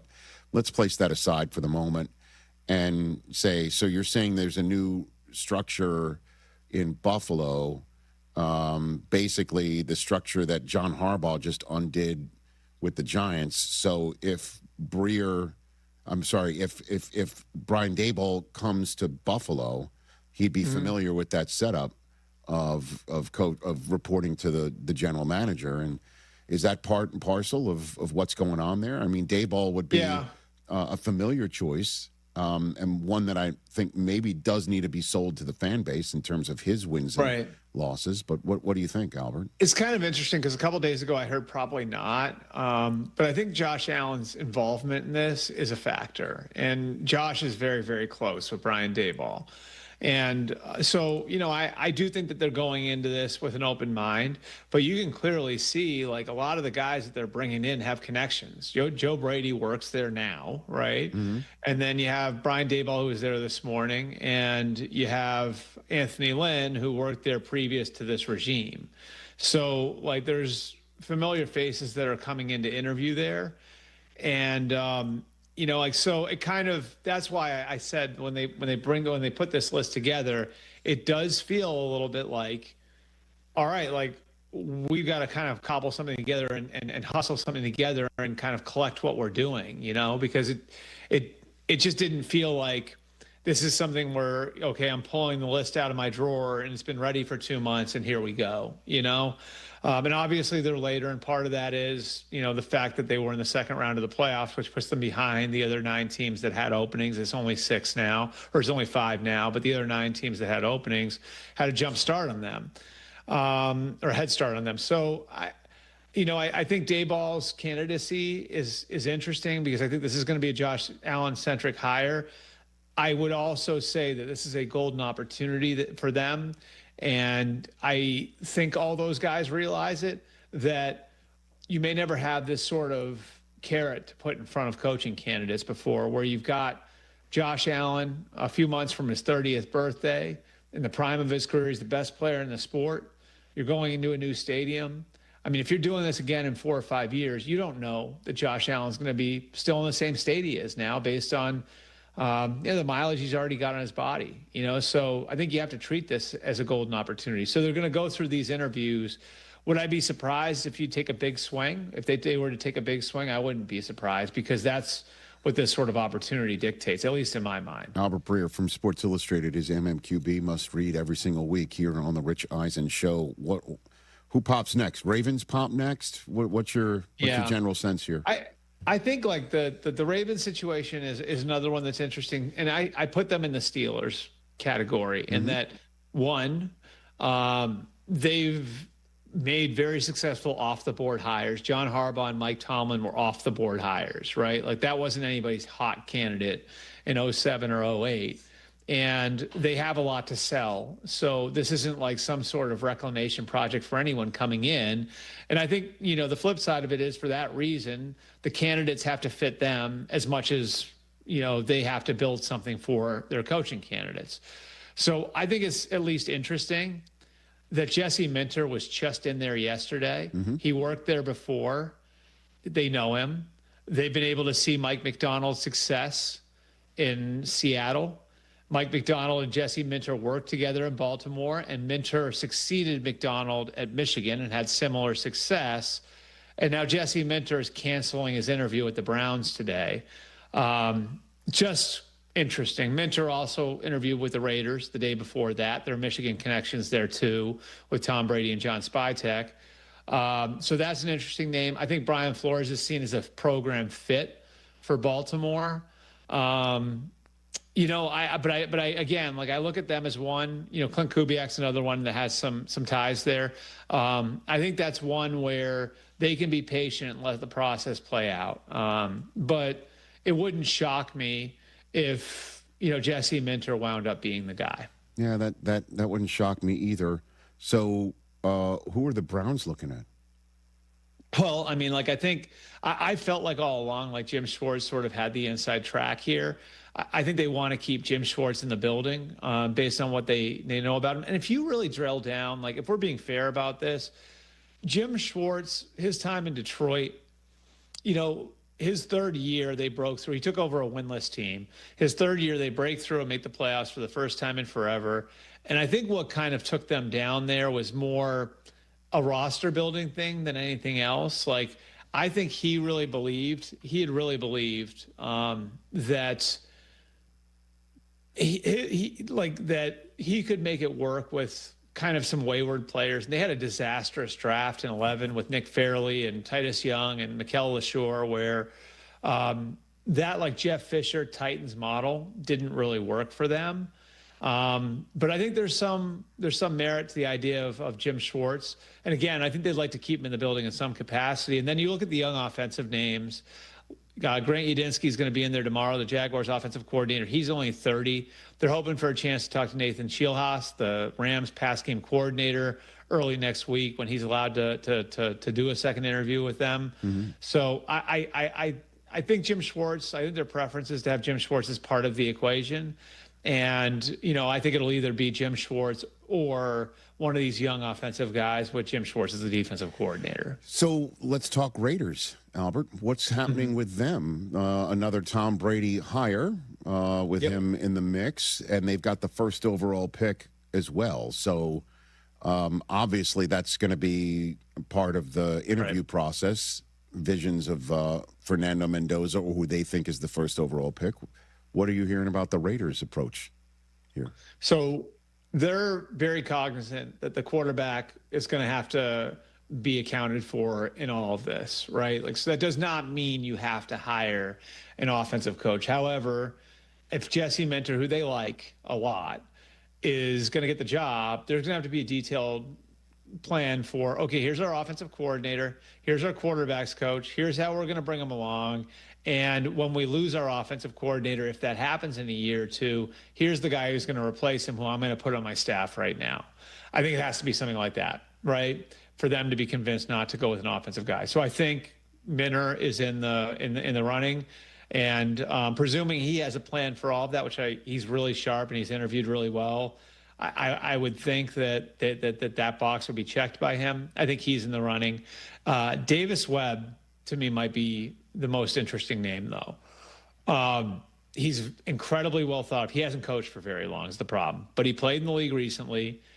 He's, my understanding, got a passing relationship with Tom Brady, but he's got 2 offensive coordinator names that I know are on this list that have tight connections to Brady. And one is Brian Daboll, who could wind up going to Tennessee as the coordinator, could go to Buffalo as the head coach, but Brian Daboll's one name for Davis Webb. They were together both in New York and Buffalo when Davis was a player. And the other is Cliff Kingsbury, who almost went to Vegas a couple of years ago as a coordinator, who's tight with Brady. And so I think Davis Webb has a ton of head coach qualities. And I think part of it is the same thing with the Rams had with McVay, right? Which is, I remember talking to the Rams front office people when they hired Sean, and the whole thing was, well, we can hire him now a year early, or we just won't get him at all, because if he doesn't get a job this year, he's going to get one next year, and we're not going to be looking for one next year, right? So I think with Davis, that's part of the logic is, do we go in early on a guy, a year early with a guy, bring in an experienced offensive coordinator who can work with the quarterback, and just bet on this guy's upside? And so I think Davis Webb has a shot in Vegas under that sort of setup. Albert Breer here on the Rich Eisen Show. All right, let's turn to the Championship Sunday before I let you go on with the rest of your Thursday. Your opinion of Jared Stidham's readiness is what? I've talked to a handful of people about him who've worked with him, coached him over the course of the last few days. So his story is fascinating. Had kind of a rough upbringing, was a blue chip high school quarterback at a Texas small school powerhouse, goes to Baylor, was going to be the guy there. Then he gets caught in the crossfire of the Art Briles thing. No fault of his own, of course, but winds up transferring to Auburn. Not a great system for a young quarterback there, but he makes it work. And then the Patriots gamble on him, and they take him in 19 with the idea this guy is going to be a good guy to have in the pipeline, sort of like Jimmy Garoppolo was a few years earlier. He had a chance to start in 20. He had a back injury that kind of limited him a little bit that offseason, and then COVID wiped out OTAs and minicamp, and then Bill goes and signs Cam Newton on July 1st, and the opportunity to start goes away. The Patriots then draft Mac Jones the next year, so that window that he had to become the starter there had shut. But Josh McDaniels still thought enough of him when he got to Vegas the next year to trade for him. And then they tried to bring him back the following year, but got outbid by Sean Payton, who brought him in as Russell Wilson insurance. And then Stidham stays the next year when Nix is drafted. And now they re-up with him again at 2 years and $12 million. So Sean Payton liked the idea that he can handle my offense because he's played for Josh McDaniels.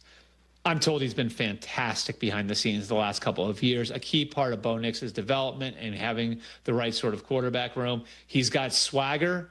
He's got a skill set that's not that different than Nix's. Now, my question would be with Stidham, can he make the 4 or 5 throws at the end of the game that Bo Nix was making consistently? There's a reason why Bo Nix was coming back in all those games, 7 fourth quarter comebacks, another one in the playoffs. That broke a Broncos record, the franchise of John Elway and Peyton Manning, right? Nix was making those throws at the end of the game. So can Stidham make those throws? But I can just tell you, just talking to people, he's not going to shrink to this moment. What people who know him best and the people who've coached him say is if this guy makes a mistake, it might be a couple picks because of overconfidence. But he's going to go out there and sling it. And if Sean Payton makes this work and wins the Super Bowl for Jared Stidham, Sean Payton walks into Canton, I think. Okay. Don't you? Of course. Yeah. Right? Yeah. So don't you think Sean Payton, you know Sean, I know Sean. Don't you think Sean would love to see to say to everybody right now, watch this? Of course. Yeah, I mean, he'd love to do that, and he'd love a shot at the Rams, who, as you know, went to the Super Bowl in Atlanta rather than his Saints. Yep. With the pass interference that wasn't called. I mean, his competitiveness and his sort of hackles are very we're familiar with it, and it's very famous. The bottom line, though, is a guy hasn't. I have the number right here. He hasn't thrown a pass in 749 days. And that's the difference, right? Because That's the difference, because like we can make the comparisons to Jeff Hostetler and Nick Foles and even Tom Brady, right? Yeah, sure, right. And Kurt Warner. Those guys all had runway, right? Like Warner, Trent Green got hurt in the summer. Yeah. Tom Brady, Drew Bledsoe got hurt in September. Like Foles and Hostetler are closer, but both those guys had regular season games that they started at the end of the year leading into the playoffs. So this is different. You know what I mean? Like this one is not the same as those. And that's why I can't wait to see how he plays, Rich. I mean, you like to see every team be at full strength, and that's not really possible because of the nature of the sport. And you certainly like to see the best quarterbacks going. But I just think this is a fascinating story. I mean, I just can't get out of my head how well Teddy Bridgewater played in an emergency situation for the Saints in 2019, went 5-0 when Drew Brees got hurt. I don't know if Jarrett Stidham would work for 17 games, as a starting quarterback for the Broncos. But do I think that Sean Payton might be able to make it work for 2? I mean, he might be able to. What's your take on the NFC Championship game before I let you go? Yeah, so I think that I think the Seahawks are the best roster left. I think they've shown that, right? Like, so we saw how complete they were. I mean, the first quarter of that game against San Francisco was like the definition of complimentary football, that cliche, right? Like it was kick return for a touchdown, turnover on downs, offense cashes it in, turnover, offense cashes it in, right? So I think they're the most complete team left. I think like the Stafford Rams, like these Rams, are very different than the Rams that were there 4 years ago. And I think part of it is Sean McVay's reaction to Kyle Shanahan having his number. And he knew they had to get tougher, and he knew they had to get more rugged. And over the summers, in the last couple of summers, they've gotten, they've had longer practices. They've had more contact. They've invested in the lines of scrimmage. Kevin Dotson, coming over from Pittsburgh to play at guard, has become one of the best guards in football. They invested in Jonah Jackson. That didn't work out as much, but that was another investment up front. The defensive front, Verse, Fisk, Kobe Turner, Young, like all those guys are big, rugged guys. And they were built to beat the Niners. They're built to beat the Seahawks too, to stand up to a really tough Seahawks team. So I think if the Rams are going to win this game and beat a really, really good Seahawks team, the formula is going to be, let's turn this game into a street fight. And, we'll get to the point where there's 5 minutes left. And then number 9 goes down on the table as our trump card. It's a very different way that they won the Super Bowl 4 years ago, but I think there's a real path to victory there, and what's going to be an unbelievable environment for football. All right, man. Stay warm. Stay out of the snow there. Well, I'll be in Denver and then Alabama, so I'm actually missing it, but I appreciate your concern. Oh, boy. Yeah. Man. Family minus dad without in a snowstorm. I got you. Emily feels great about it. Let me tell you. Listen, we all know who the all-star in that, the all-pro in that house is. Alabama is in reference to the Senior Bowl, correct? Senior Bowl, that's right. Yeah. Man, here we go. Here we go. It's that time of year. Well, obviously, look for my my request for your time from there too. As always, you Albert. got it. Thanks, buddy. You be well. All right. Thanks, Rich. It's Albert Breer here on the Rich Eisen Show. Yeah, Albert. Just, what he just said there, this is what leaps out for me. It's just, I still can't get over that we're now 9 years in to Sean McVay's tenure. He just finished coaching his last game as a 30-year-old last weekend. Sunday's NFC Championship game will be his first game coaching as a 40-year-old. His birthday is Saturday. Okay? And I'll never forget. I've told this story before. I'll tell it again in advance of Conference Championship weekend. Thursday night football. Okay? The Rams had just fired Jeff Fisher. They were done. They were finished. Jared Goff starts his first game on the road as the new face of the future. And it's John Bones Fossil, the special teams coach, who's the interim head coach, on the sidelines. Because I'll never forget, we ran into Jim Fossil on the sidelines. He was pissed because even though he had credentials, people who were in charge of the sidelines there in Seattle were trying to kick him off because he wasn't essential personnel. He was pissed. I'll never forget. He turned to Mooch. He goes, "Family and football, my ass." At any rate. But that night, the Seahawks manhandled the Rams. I gave you that stat in a previous hour of how tight it is all time. Seattle has one more win than the Rams in their all-time matchups and only one more point in the aggregate. This wasn't close that night. They destroyed them. And the flight home, the Rams were kind enough to give me a spot on the plane because I had to get back here to do this show on a Friday. And it was a flying funeral. A flying funeral in that plane where everybody's just wondering what is happening. First overall pick, is he the right guy? And at least that's what I was thinking. Maybe they weren't thinking on the plane, and this just goes to show you, not a soul on that plane. If I walked up to him and said, "Hey, guess what? You're about to hire a guy who's barely 30, and you will, with this hire, create such a run that you're going to be a paragon of excellence in the NFL, and everyone's going to want a piece of what you're doing." And you just heard Albert say that Davis Webb, somebody who is, barely 30 himself, never done it before as a head coach, might get hired because they saw what the Rams did with Sean McVay 9 years ago, hiring early rather than waiting. You don't want to choose again next year. This is your guy now. You take your guy now. It sounded like drafting somebody. Okay, you're drafting somebody. Don't know if they're going to be available in the next round. You might as well take them now. It doesn't matter if it's early. It's your guy, and it works out. No one's going to remember how early you did it. The Sean McVay hiring in the NFL still resonates. And he's about to coach his first game as a 40-year-old. Now as a dad twice over, And I remember seeing him on that sideline in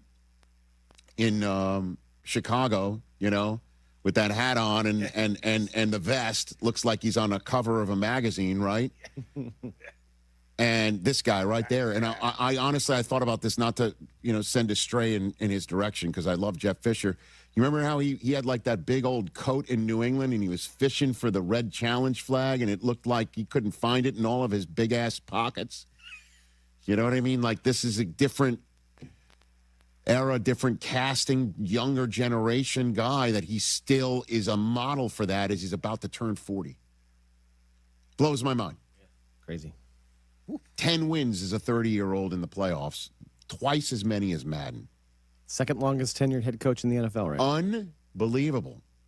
And they got to keep it going. He's got to stay fresh, and a quarterback who's almost as old is helping because he's playing like he's in year 3 still at Stafford. We take a break. 844-204-RICH, number to dial. The Dolphins' new front office and coach talking about Tua's future. That's coming up.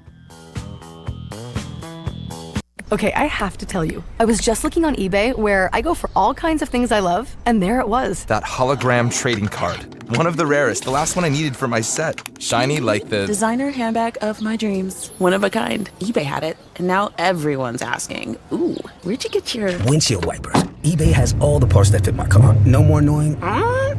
Just beautiful. Millions of finds, each with a story. eBay. Things people love. A SoFi personal loan is here to help you achieve something once thought impossible: overcoming high-interest credit card debt. Walk the tightrope of your finances with one low, fixed-rate monthly payment, no fees required, and as soon as the same-day funding. That's right. Pull off your own debt-defying stunt with a SoFi personal loan. Visit SoFi.com/trick to learn more. Loans originated by SoFi Bank N.A. Member FDIC. Terms and conditions apply. And MLS 696891. Blackhawks fans, the wait is over. Don't miss a second of the action at the United Center this season. Connor Bedard, high slot. Bedard, right circle, moves and put it on the net. They score!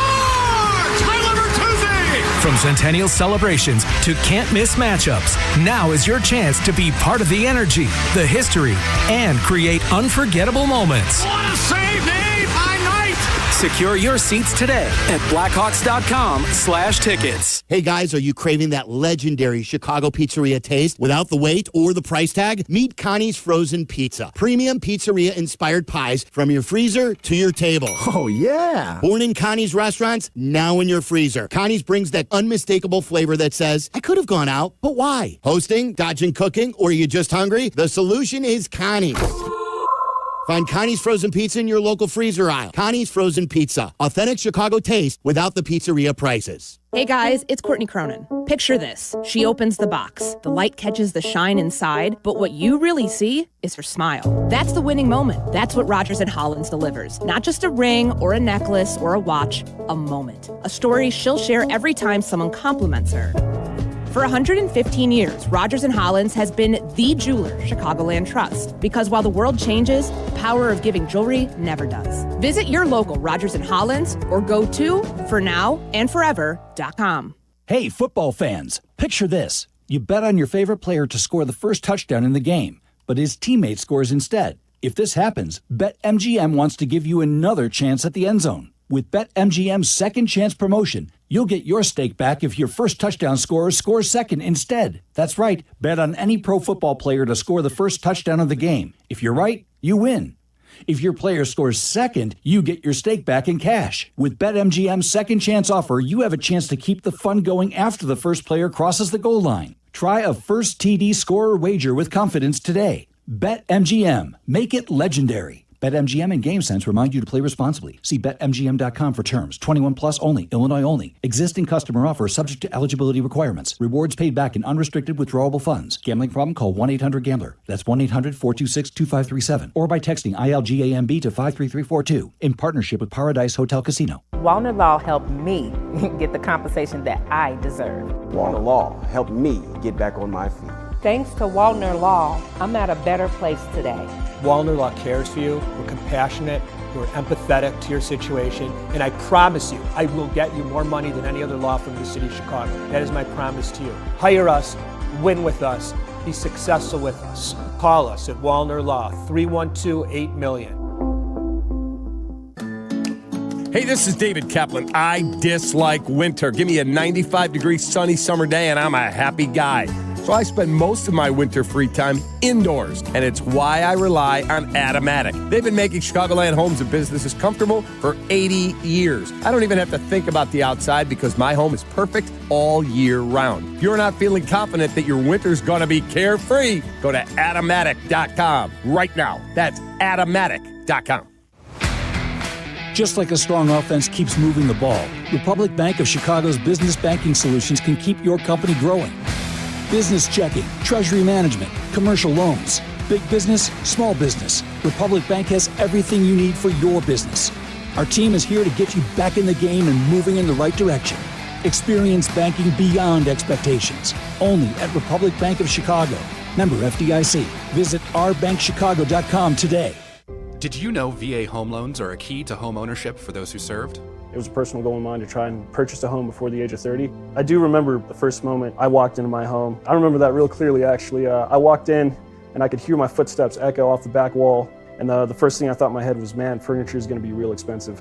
The VA not requiring any down payment prior to buying the home was actually really beneficial because it allowed me to take that money I had budgeted to go out and buy furniture, food, cleaning supplies, pretty much everything I needed. Using the loan itself wasn't too complicated. It's very user-friendly, and the VA was really helpful, showing me what I needed to do and how I would go about it.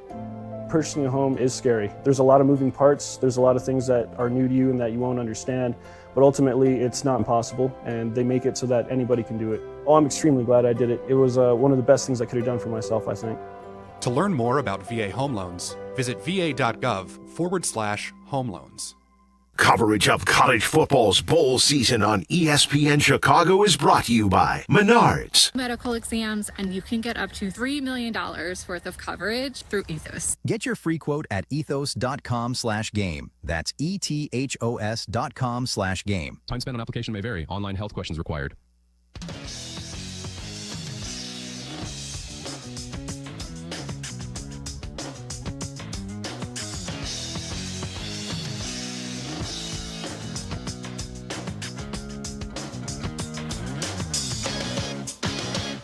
Back here in the Rich Eisen Show, 844-204-RICH, number to dial here on the show. Ed in Long Beach, California. What's up, Ed? Eddie. Hey, Rich, how you doing? First-time caller. I've held on before a couple of times, but thank you so much for taking the call. I watch you guys all the time. Yeah. Religiously, you guys are all the best. I have a beef with you, man. I'm sorry. I love you, but, man, and Chris, by the way, shout out to my Trophy Town brethren. I'm a Northeastern alumni hockey, by the way. Let's go. You guys pick on Boston teams all the time. You've had a beef giving us no flowers, and he tells you all the time, just earlier, your guest on again, talking about the week schedule and who he plays during the week. I mean, you guys did that to the Celtics in 2024 as well. Everybody was hurt, and yada, yada. We had hurt players, too, as well. It's just you guys don't like Boston teams, man. I don't know what you're talking about. Ed, I'm married into the family. My youngest son is going to go off to college as a Celtic, Patriot, Yankee fan because I put my marker on the baseball. Come on, Ed. I apologize, but you haven't given any flowers. I love it. No, I'm trying to rile Chris up here, Ed, and I got you caught in a blender. It's working. Yeah. Okay. Ed, you're shrapnel, buddy. Man, you guys didn't give him any flowers about it. And he told you the other day you haven't, man, and I apologize. You're very fair. I know. I'm sorry. I'm just upset with everybody else because they pick on us so much, man. That was my beef. Ed, they hate us because they hate us, bro. We have 6 Super Bowls. They pick on us. We had the greatest quarterback ever. We had the greatest. Get out of here. Drop this. To be loved is fortunate. To be the most hated sports team in America is the key distinction. Thank you very much. Ed in Long Beach, everybody. Ed, we back, baby. It's good. Yeah. It's good. Giving credence to my opinion I gave to Bill Burr. He shot it down. Boston sports fans is like the Tea Party. They feel like they're unrepresented and they're taxed. That's right. It's just like that. You know what I mean? By the way, just to call out fans, needs to be called out. We need to hear from him, and I think we're going to post it. We need to hear from Dustin in Arkansas. Is that the 0-18 guy? Dustin in Arkansas came on during the summer, played the win-loss game for the Patriots, and had them going 0-17. I mean, we need to hear from him. He wasn't Listen, I spent hour 2. It was like a my bad palooza from me running through different bad takes that I've had. I mean, 0-17 is a win-loss game.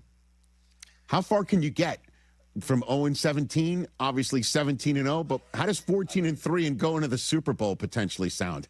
That's pretty far afield from 0-17. Not great. Hasn't aged well. Not great, Bob. As they say. Or Dustin. We need to hear from you. We heard he was a fan, right? Who was just frustrated. I don't think so. Was he? I can't remember if he was a Pats fan or not. I don't think he was. I think he was because we were vetting people about who their teams were. 17-0, man. Yeah, we got the new one. So, the Dolphins' new brass had a press conference today. John Eric Sullivan. Very interesting. Is he the only guy in a general manager position with a dash in his first name? Oh. John Eric? Like Mark Paul. Gosler? Yeah. Okay. Carl Anthony. Towns. Okay. Sure. Yeah. Okay. And Jeff Hafley, the new head coach. No. He looks no nonsense. He's just sitting up there not smiling. Nope. He looks like he means business. Yeah, man. Well, at any rate, he was asked if he's ready. BC coach who's like, you know what, I'm out of here, out of college. I'd rather go to be the DC in Green Bay. By the way, worked out. Worked out. Great plan, man. Yeah. He's now the head coach of the Miami Dolphins. Hit it. I do believe I'm ready. Now, are there going to be things that I learn as we go through this as a first-time NFL head coach? Yeah. I mean, that's life. But what I'm going to do is I'm going to make sure I surround myself with great people and do everything I can that if I do make those mistakes, that I won't make them again. But I feel more than ready and more than ready to do it here.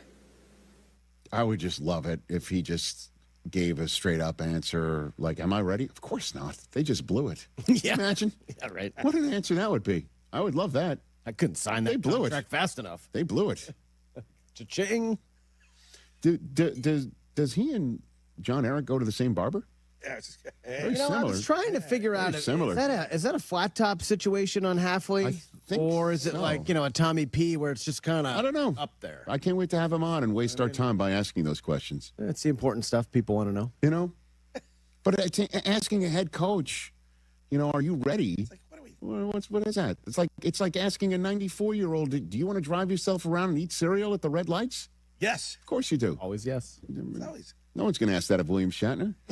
How dare you? At any rate, back to the task at hand, because we all know getting the coach right is important. Yeah, but the quarterback spot. A little bit more, I think. All right, John Eric, you're up. What's the scoop with Tua? Whether it's Tua or anybody else, it's unfair and irresponsible for me to sit up here and talk about anything specific before I've talked to the player himself. Quarterback is the most important position in professional sports. I also think it's the most dependent. These guys heard me say this in the interview process. We will evaluate that position like we evaluate every other position, and we will do what is best for this football team. With Tua or anybody else, to sit up here today and tell you that I have a great understanding of what we're going to do or which way we're going to go, that would be a lie, because there's just too much work to do. There's too many conversations to be had at this point. A lot of respect for Tua, what he's accomplished in this league. I thought Quinn did a great job at the end of the season. We have to figure that out. We will, but today is not the day I can give you that answer. I understand the question. I just can't give you that answer today. Okay. I love that. Well done. Straight up. I don't know yet. So this, you're going to basically ask me at the combine. I might have a better idea. $99 million dead cap. They just say, see ya. Pre-June 1st. Correct. Yeah. Well, I mean. Yeah. Do you think anyone would trade for? No way. Why would anybody want to trade for the contract that is an albatross based on Tua's, production? You just take a look back. If you could, can you play that soundbite once again with the sound down? Do me that favor. Just re-rack it and play with the sound down, because you're just looking at Halfley's staring out into space. Well, then he kind of is like weirdly. No. I'm just wondering if he's sitting there thinking to himself, I wonder what Malik Willis would look like around here. It's true. Because that's not a bad choice. Yeah, he's very familiar. I know him. I wonder what he's up to. Can I get that Prime 112 reservation for tonight? 11. What's that? Oh, okay. That's it. What is that other club down there, TJ? Say it again. I think it's 11. 11. Oh, by the way, I heard somebody went there after the national championship game. Somebody told me that. 11. Yeah, they had a good time. Yeah. 11. Made me think. He didn't go home. Who's that? Just look it up. Google it. Google. I don't mean Signetti. No, in all straightforward, that was great. I don't know yet. Yeah. And, the head coach isn't going to sit there and go, oh, yeah, Tua is not going to be here. They haven't spoken to him yet, and they have to speak in turn. That's a big, huge decision. And I bet they're going to go to the combine, and they're going to look at all the quarterbacks that are there and see is the next one here, because Tua is going to I don't know how much they're going to eat. The Broncos, though, they're the example of you can eat as long as the other parts of the roster are ready. You can eat a big, huge ass cap hit, and you can draft wisely, and you can host the AFC Championship game in a couple of years. Facts. If you get the coach right, and you get the quarterback right, and you get the roster right. And they've just changed the coach and a guy in charge of the roster. Now we're just going to wonder what the quarterback is. They can make a change there. We take a break. We come back. I believe, do we have our first mock draft? Oh, you better believe it, Rich Okay. Eisen. Oh, and higher register before we go out the door. Okay. That's all still to come here on the program. I wonder what Malik Willis is up to. Hey, it's Rich Eisen for Pella Windows and Doors. Sometimes teams take a timeout to regroup and call the right play. When it comes to your home, Pella Windows and Doors always has the winning game plan. They do it every day, and that's why your neighbors trust them. Visit Pella.com/Eisen today. Right now, Pella Windows and Doors of Greater Chicago and Northwest Indiana is offering buy one, get one 50% off and everyday 0% financing. Some restrictions may apply. See store for details. Offer ends January 31st, 2026. My name is Whitney Allen. I am a widow. My husband, Ryan, died. We never thought in a million years we'd have to use life insurance. The unexpected happened. With Ethos, it is so fast and easy. It's 100% online. You can get a quote in seconds, apply in minutes, and get same-day coverage, no medical exams, and you can get up to $3 million worth of coverage through Ethos. Get your free quote at ethos.com/game. That's ETHOS.com/game. Time spent on application may vary. Online health questions required. After seeing some hoops or pucks at the UC, let the CTA be your drive home. The number 19 United Center Express bus takes you from the arena to Union Station, Ogilvie, and Michigan Avenue for just $3. If you've ever waited for a rideshare at the UC, you know it's awful. Take the CTA. Buses run express for an hour after each game and will take you to Metro stops and hotels along Michigan Avenue. At under $3, you've got more money for merch or food at the game. Find the CTA Express buses right outside the stadium. What if your instincts could pay off? With Robinhood Prediction Markets, you could put your sports IQ to work on the games you know best. It's not you against the house. It's you participating in a live market. Buy or sell your predictions all game long. Trade every play with Robinhood. Visit Robinhood.com/predict. That's Robinhood.com/predict. Futures and cleared swaps trading involves significant risk and is not appropriate for everyone. Event contracts are offered by Robinhood Derivatives LLC, a registered futures commission merchant and swap firm. Doctors and nurses make their living trying to help others, but they are human beings, and human beings sometimes make mistakes. When a doctor has worked for 24 hours straight, fatigue and lack of focus can lead to critical mistakes being made. Other times, it's the policies or system that's to blame. For example, when a doctor or nurse comes in on their shift, they are forced to rely on charts and records created by others. Sloppy paperwork or inaccurate record keeping can give the doctor an incomplete picture or, even worse, the wrong picture. And that can lead to serious injury or even death. It's called preventable medical error. Recent studies claim that preventable medical error causes up to 400,000 deaths a year. That's nearly as many deaths as caused by smoking. When this happens, those responsible must be held accountable to compensate the injured person or their family. But the good news is, just like you and I are required by law to purchase auto insurance, doctors also get insurance coverage in case they accidentally hurt someone. For help, call the Verdoliak Law Group.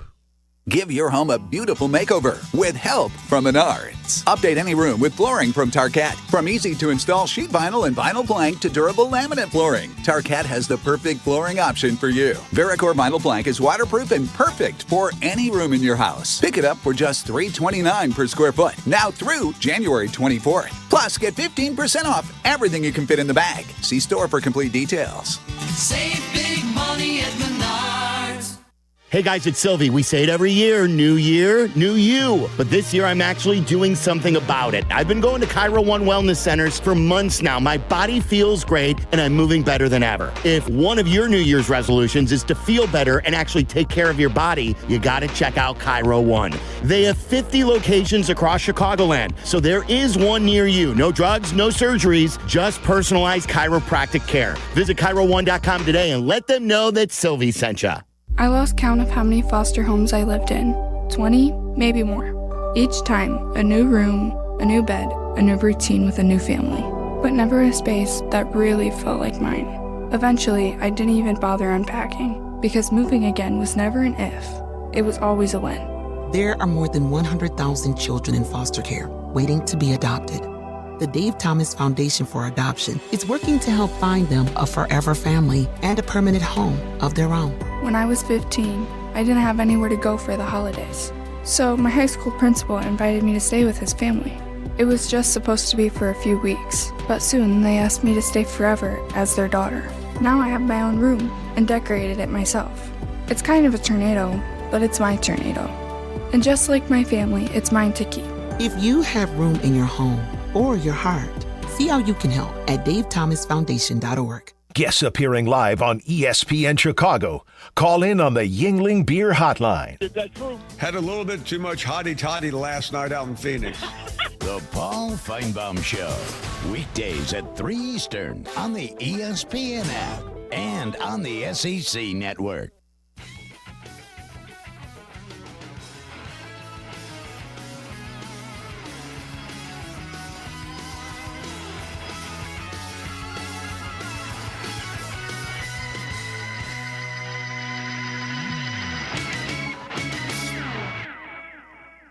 No Kuiper first round right there. Very good. Back here on the Rich Eisen Show on the radio side of things, along with our live feed. That's on our Disney Plus and ESPN app. LinkedIn Jobs is stepping things up with their new AI assistant so you can feel confident you're finding top talent and hiring right the first time. Get this. Employees hired through LinkedIn are 30% more likely to stick around for at least a year compared to those hired through the leading competitor. Get started by posting your job for free at linkedin.com/Eisen. That's linkedin.com/Eisen to post your job for free. Terms and conditions apply. All right. It's our Higher Register segment, a championship weekend edition of Higher Register. Hit it. There's a chance. The Rich Eisen shows. That there could be. Higher Register. Take of the week. All right. Now, listen, our friends at Disney, you are awesome. We love being with you, okay? And we feel everything's gone well so far. And I say this fully regular register, but whoever is aggregating us from this segment does not get the bit. No. Okay? We're being aggregated as if these are our 100% we believe in it opinions. When we go higher register, it means we have to go higher register to believe what we think might happen. Not like this is our prediction. Go ahead and tell the world on every social site at your disposal. All right? I kind of feel the need to address whoever there in the system is sabotaging the system. Oh, yeah. Just make a note in the caption. Make a note. Like my overreaction. That's why it sounds like T.J. Jefferson is sucking helium over there when he gives his opinion. We should have real helium here. All right. Well, mine should require is so high a register this week. It's going to require it. But what do you have over there, Chris? Okay. What do you got? All right. This has been an amazing NFL season. The playoffs have been just as awesome and crazy and entertaining. Having said that, it feels like both title games are going to be better than the Super Bowl. Whoa. Dude, you're giving us something we won't know for 3 weeks from now. I think we'll still be here. Okay. Okay. I registered. So you think both games are going to be so good that the Super Bowl can't even top it? Last year's Super Bowl wasn't good at all. All right, I hear you. Let's hear an Eagles fan. TJ, what do you have over there? All right, first of all, I'm not like an all-22 guy. I'm not breaking down tape, right? So I look at these matchups, and we just have to make a guess, right? We're fans. We got to make a guess. Oh, gosh. Now just do it. So I'm going to do it. In Week 10, right? Say it. Los Angeles scores first. They win 21-19. In Week 15, Seattle scored first. They won 38-37 in overtime. Yeah, so that being said, the team that scores first, they're going to win the NFC. Okay. So Ameeva's field goal it wraps it. Based upon these first two games, that's all. I mean, this is how close this is, guys. I see you. I see you. All right. There's no take you can have about Jarrett Stidham without being high register. You can't do it. It's true. It's true. It is so unbelievable what we are seeing that we're seeing somebody starting an AFC Championship game. His first pass will be his first pass in 749 days. His last pass attempt 749 days ago as of this championship Sunday was intercepted by Trevon Merrick, who, as you know, was famous this year for hitting Jawans Jennings after that Monday night game.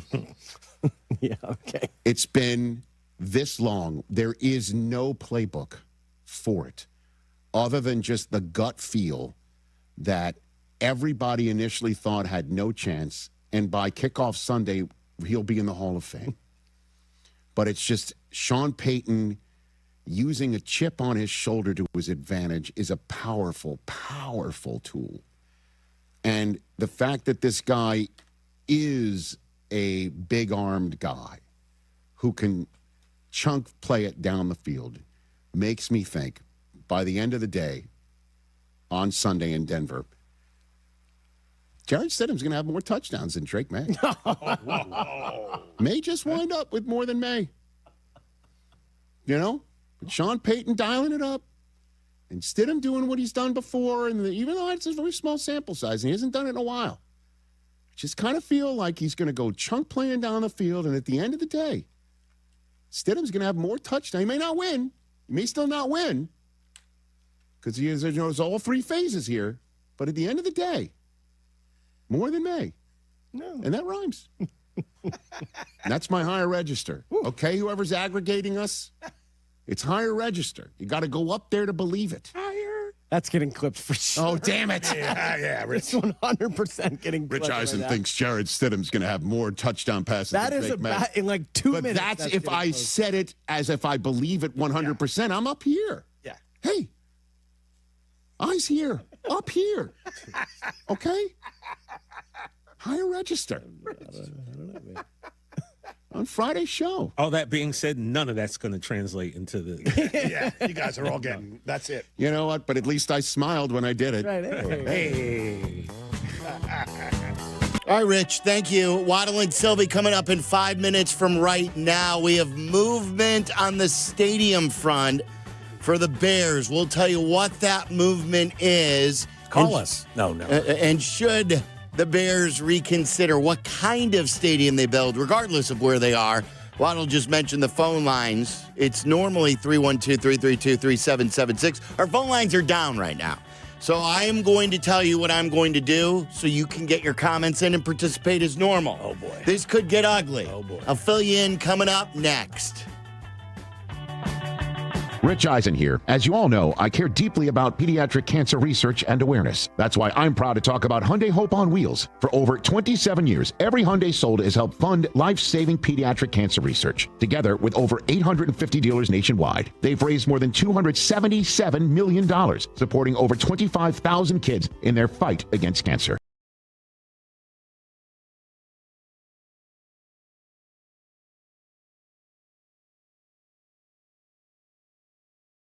Cheers!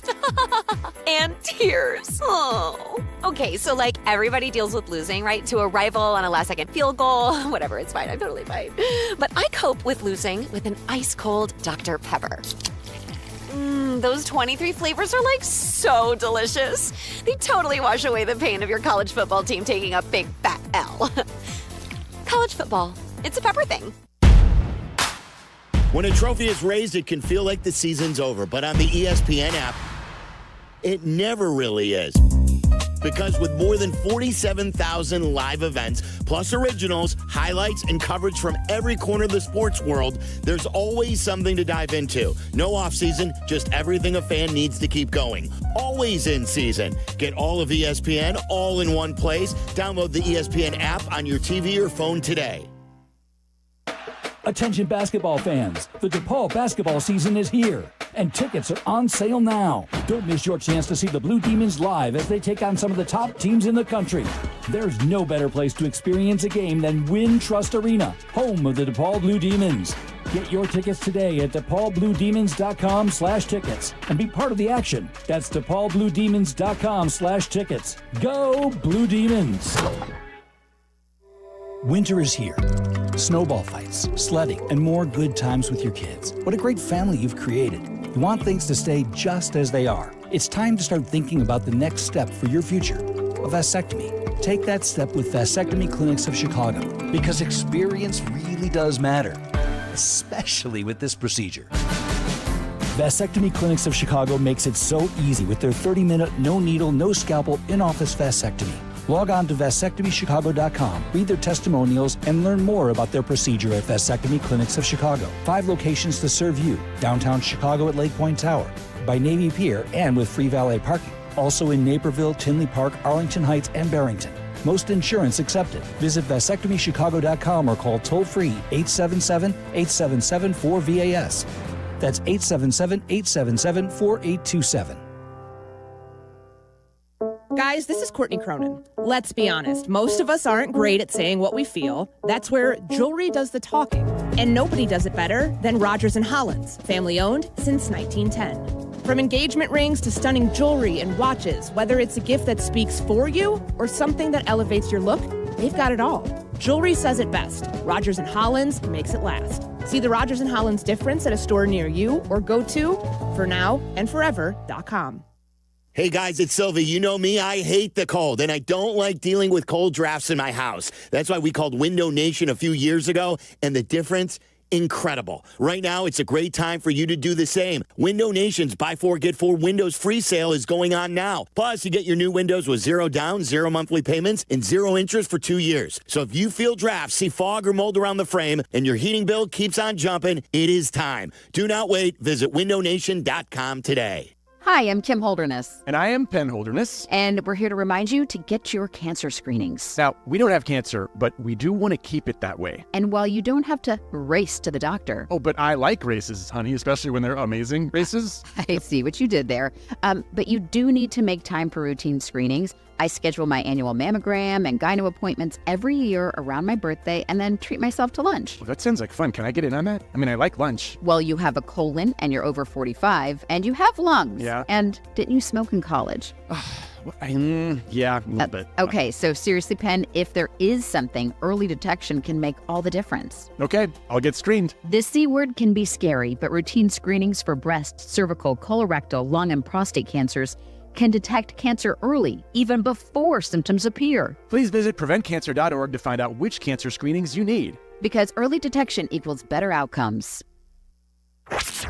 Live from State Street in the heart of Chicago, this is the home of the Chicago Bears, ESPN Chicago. And this is Waddle and Silvy, WMVP, WTBC, HD2 Chicago, a good Karma Brands radio station. Hello, everybody. How's it going? Sweet.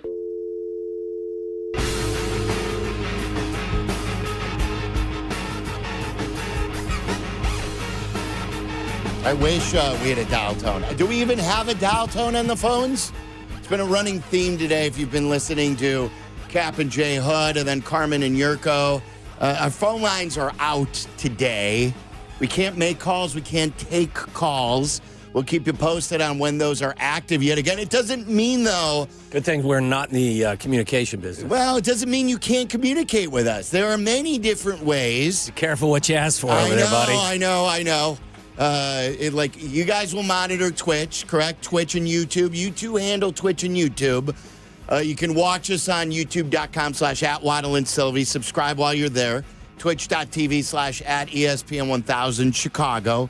I also have gone out of my way to set up a little running message board, if you will. Oh boy! This is Remember where I'm asking of trouble. days back in the day of the message board, boy. The message boards. Oh, no. You know what I used to like? And someone brought this up to me before that he used to text the show. I did like, and I was addicted to it, the texting the show board. We used to have... Like a text line? A text line where you can, instead of calling in, you could just text in. We would send out alerts to the phones as well, and something happened where it wasn't on the up and up anymore. A couple of different times, like when people went really nasty, I would pick up the phone and call the number. I'm like, hey, dude, you forget that the number is your number. This is your number you're texting from. So on Instagram, because it is friendlier, you could always reach us on I'll monitor Twitter as well, but that's where it gets really nasty. I feel like Instagram can be a friendlier place. So really? It can be. I don't know why, but because it takes more effort to run your Instagram account. Maybe there's more invested in it. I don't know. I don't know. I feel like people less likely to have like a masked identity or like a fake Twitter account. Or I think the negative comments are at least limited. They're not non-existent. Negative comments are fine. It's just the stuff that is completely uncivil. Yeah, that's what I'm talking about. Yeah, I've always loved banter. Like what I used to love about Twitter when it first started was there was banter. Now it's like as soon as you disagree with someone, you've got to get to your own corner. You know, it now turns out to be a cage match. And usually that corner's in the sewer somewhere.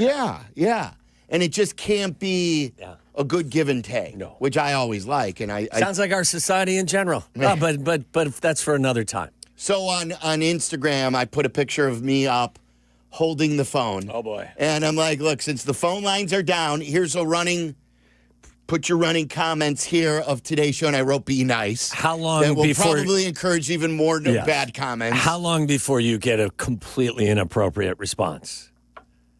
I don't know. Of 15 minutes? I was going to say, is there one within the first half of the first segment. Okay. I don't know. I just, sometimes it's just depressing the way some people kind of interact. So in case you're unfamiliar with my Instagram handle, it is Mark, M-A-R-C, middle initial A, Silverman. Yes, Aaron. A is for Aaron. It's my middle name. I think I learned something today. I don't You think didn't know I that? ever knew your middle name. And do you know how to spell it? It's like Elvis. What do you Elvis mean? It's Presley's like middle name was Aaron. Yes. Spelled the same way. Is it? I've never asked spelled her mom. Was different? it That's not inspired by helpful. Elvis Presley? I don't think she was not an Elvis. She liked the more unique, like Mark with a C, more unique. Aaron, the way it's spelled, more unique. So is it A-R-O-N? It's E-R-I-N. No, I mean it's A-R-O-N. It's A-R-O-N. It's not double A. It's just Right. a single A. And supposedly, like, one of the conspiracies I learned, because we had the same middle name, of Elvis still being alive, one of the other things was that on his gravesite, I believe they misspelled his name originally, or maybe it's still that way where it's A-A-R-O-N. Really? But it is A-R-O-N Right. is the way Elvis had his middle name. Taking care of business, Yes. just like Elvis. Like, my sister's middle name is Lee, and instead of, like, L-E-E, it's L-E-I-G-H. She likes the unique spellings. My dad's middle name's Lee. That's right. Yeah. L-E-E. L-E-E. Right. Yeah. There's no uniqueness After the coming general. coming from Vera and Lloyd Waddle. There was no uniqueness coming from them. And you guys call him the general. Yes. Because it's He's Robert, been- isn't it? Yeah, it's Robert Lee Waddle. He was born Robert E. Lee Waddle. That was his on his birth certificate. Obviously, he dropped the E, and he's just known as Robert Lee Waddle. What is the E then? Is that a double middle name? I have no idea. Like, because Robert's his first name, Lee's his middle name. What is the E? He was named after Robert E. Lee, the general.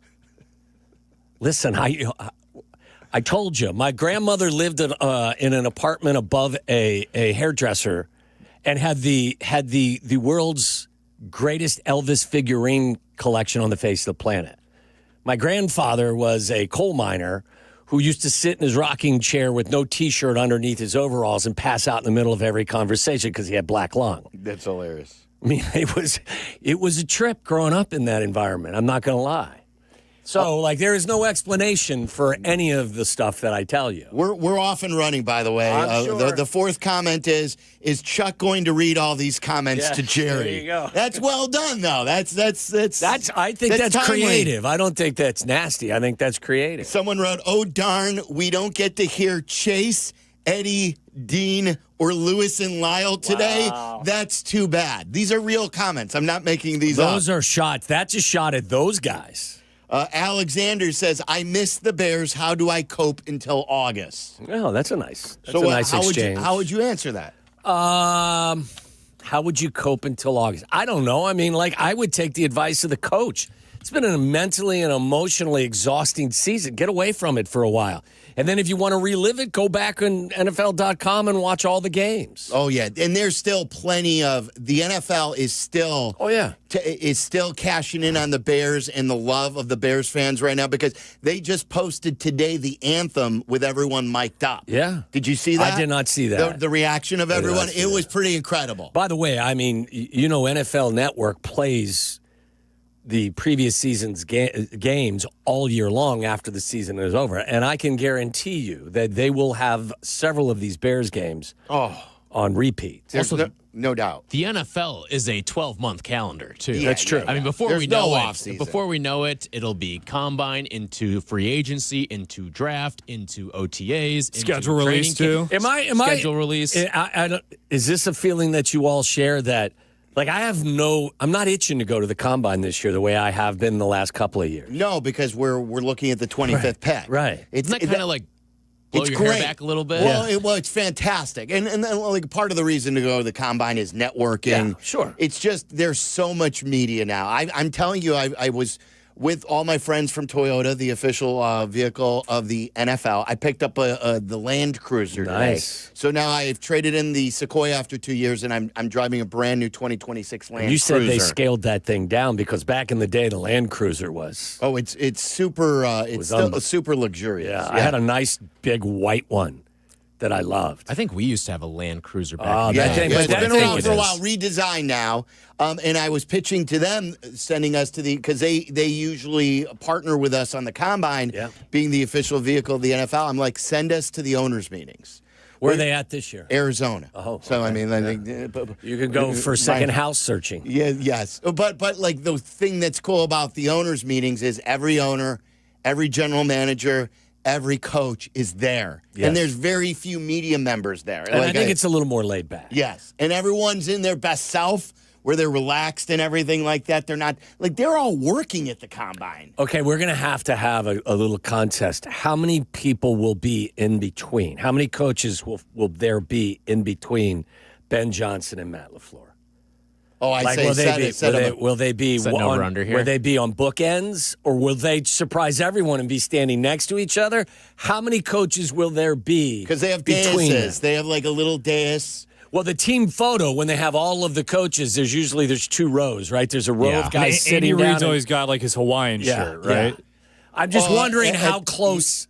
Oh, those you're two talking guys, about the owners' meetings. I thought you meant at the combine. No. At the owners' meeting. Oh, that's great. How many coaches will there be between Matt LaFleur and Ben Johnson? How many? And will he be wearing a hat in the picture?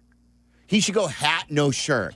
Ben? Yeah, I know Matt LaFleur's not going to be wearing a hat. He would mess up that hair. Yeah, like Ben is the opposite. Ben, it's almost like he's not as recognizable without the hat. He's more recognizable with the hat. I bet he goes without the hat for the team photo. Yeah. But I think it'll be interesting to see how many people. I think it'll be interesting if you can name all the coaches for crying out loud this year as well. Who knows who's going to be where? It is still up for grabs in a lot of spots. There's a lot of good comments. So they're coming in, and this is like we are always going to be a show. This is Waddle and I. One thing that we've always tried to do, we've always tried to be a heavy interaction show. It's about you, the Chicago sports fan. So just because our phone lines are down, that does not mean that you don't get a chance to interact. We've got a quick bitch today. Or let's bitch about it. How are we going to do that? You could tweet us something. Okay. Like you can obviously be as expansive or put it in the comment section of my Instagram post. It is about anything in life that you come across that you want to get off your chest and give us a quick bitch. Not a long bitch, not a long-winded story, a quick bitch.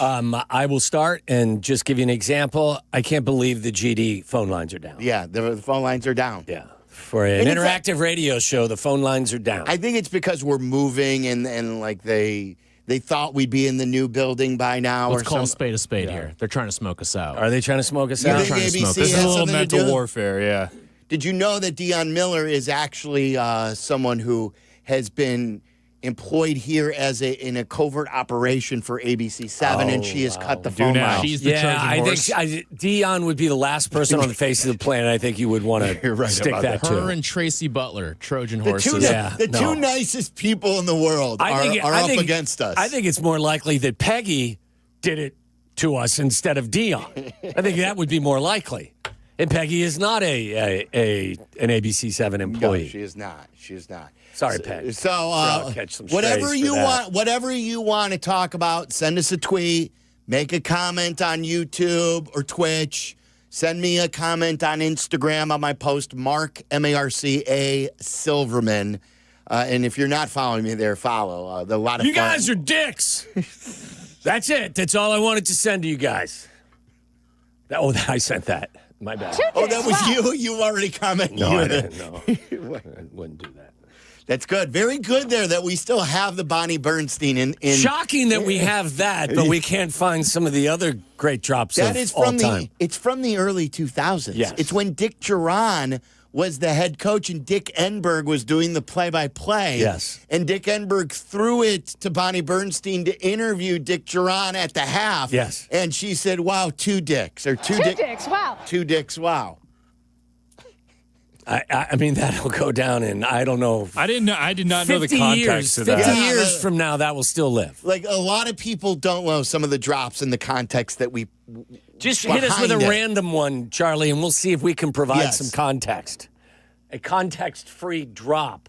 How about I punch you right in the face, champ?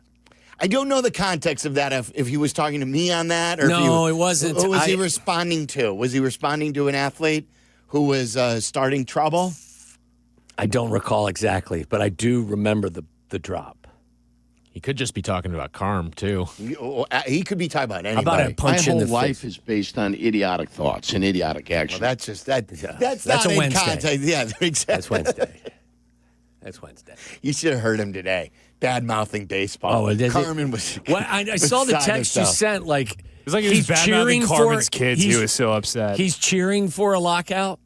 Yes. He was celebrating the fact that there may not be baseball in 2027. Okay, you know, and you said this yesterday. Both of us love watching baseball. But if you told me that they would lock this thing out and it's the only way they're going to fix it for good going forward, I think I could sign off on that. Instead of just patching and pasting and scotch taping it, and then we revisit this. Is anything fixed going forward? So you're telling me if this brings you labor peace for the next 20 years and it gets more teams on a level playing field? Yeah, I think so. I think I am so the level of despair as to how this thing is run. Like, it's stupid. Major League Baseball is stupid. How many teams start every year with no intention of even competing? That's what I mean. And I understand. And I was arguing with people last week because of the Bears. We didn't get a lot of chance to get into it. Where I'm like, don't blame the Dodgers, blame the other 29. Right. And like a lot of people are like, Silvy, you don't understand. This is a lazy take. The Dodgers have this better than anybody. They got lucky when they signed their TV agreement. They're getting way more money hand over fist. It's true. But there are at least 15 teams in Major League Baseball who elect to not participate in free agency. Correct. Imagine, think about college football where it is today. Yeah. Everyone's now got to, if they want to compete for a championship, you have to take part in free agency. That's right. In portal. It's a pretty level playing field. There are billionaire owners who own these teams who sure don't have what the Dodgers have, but they elect to not participate in any free agency or trying to win. Therefore, you now lower it to only 15 teams competing. Then you have 5 teams who really want to compete, and then the Dodgers are head and shoulders. If every team would at least go into free agency saying, we want to take part, we would like to sign a high-priced free agent. Like the White Sox yesterday were patting themselves on the back for going from $80 million to $60 million, saying now we'll have $20 extra million now that we've traded Luis Robert. We're going to get to business now. Well, now you have money? What do you mean now? You don't pay rent in the stadium that you play in.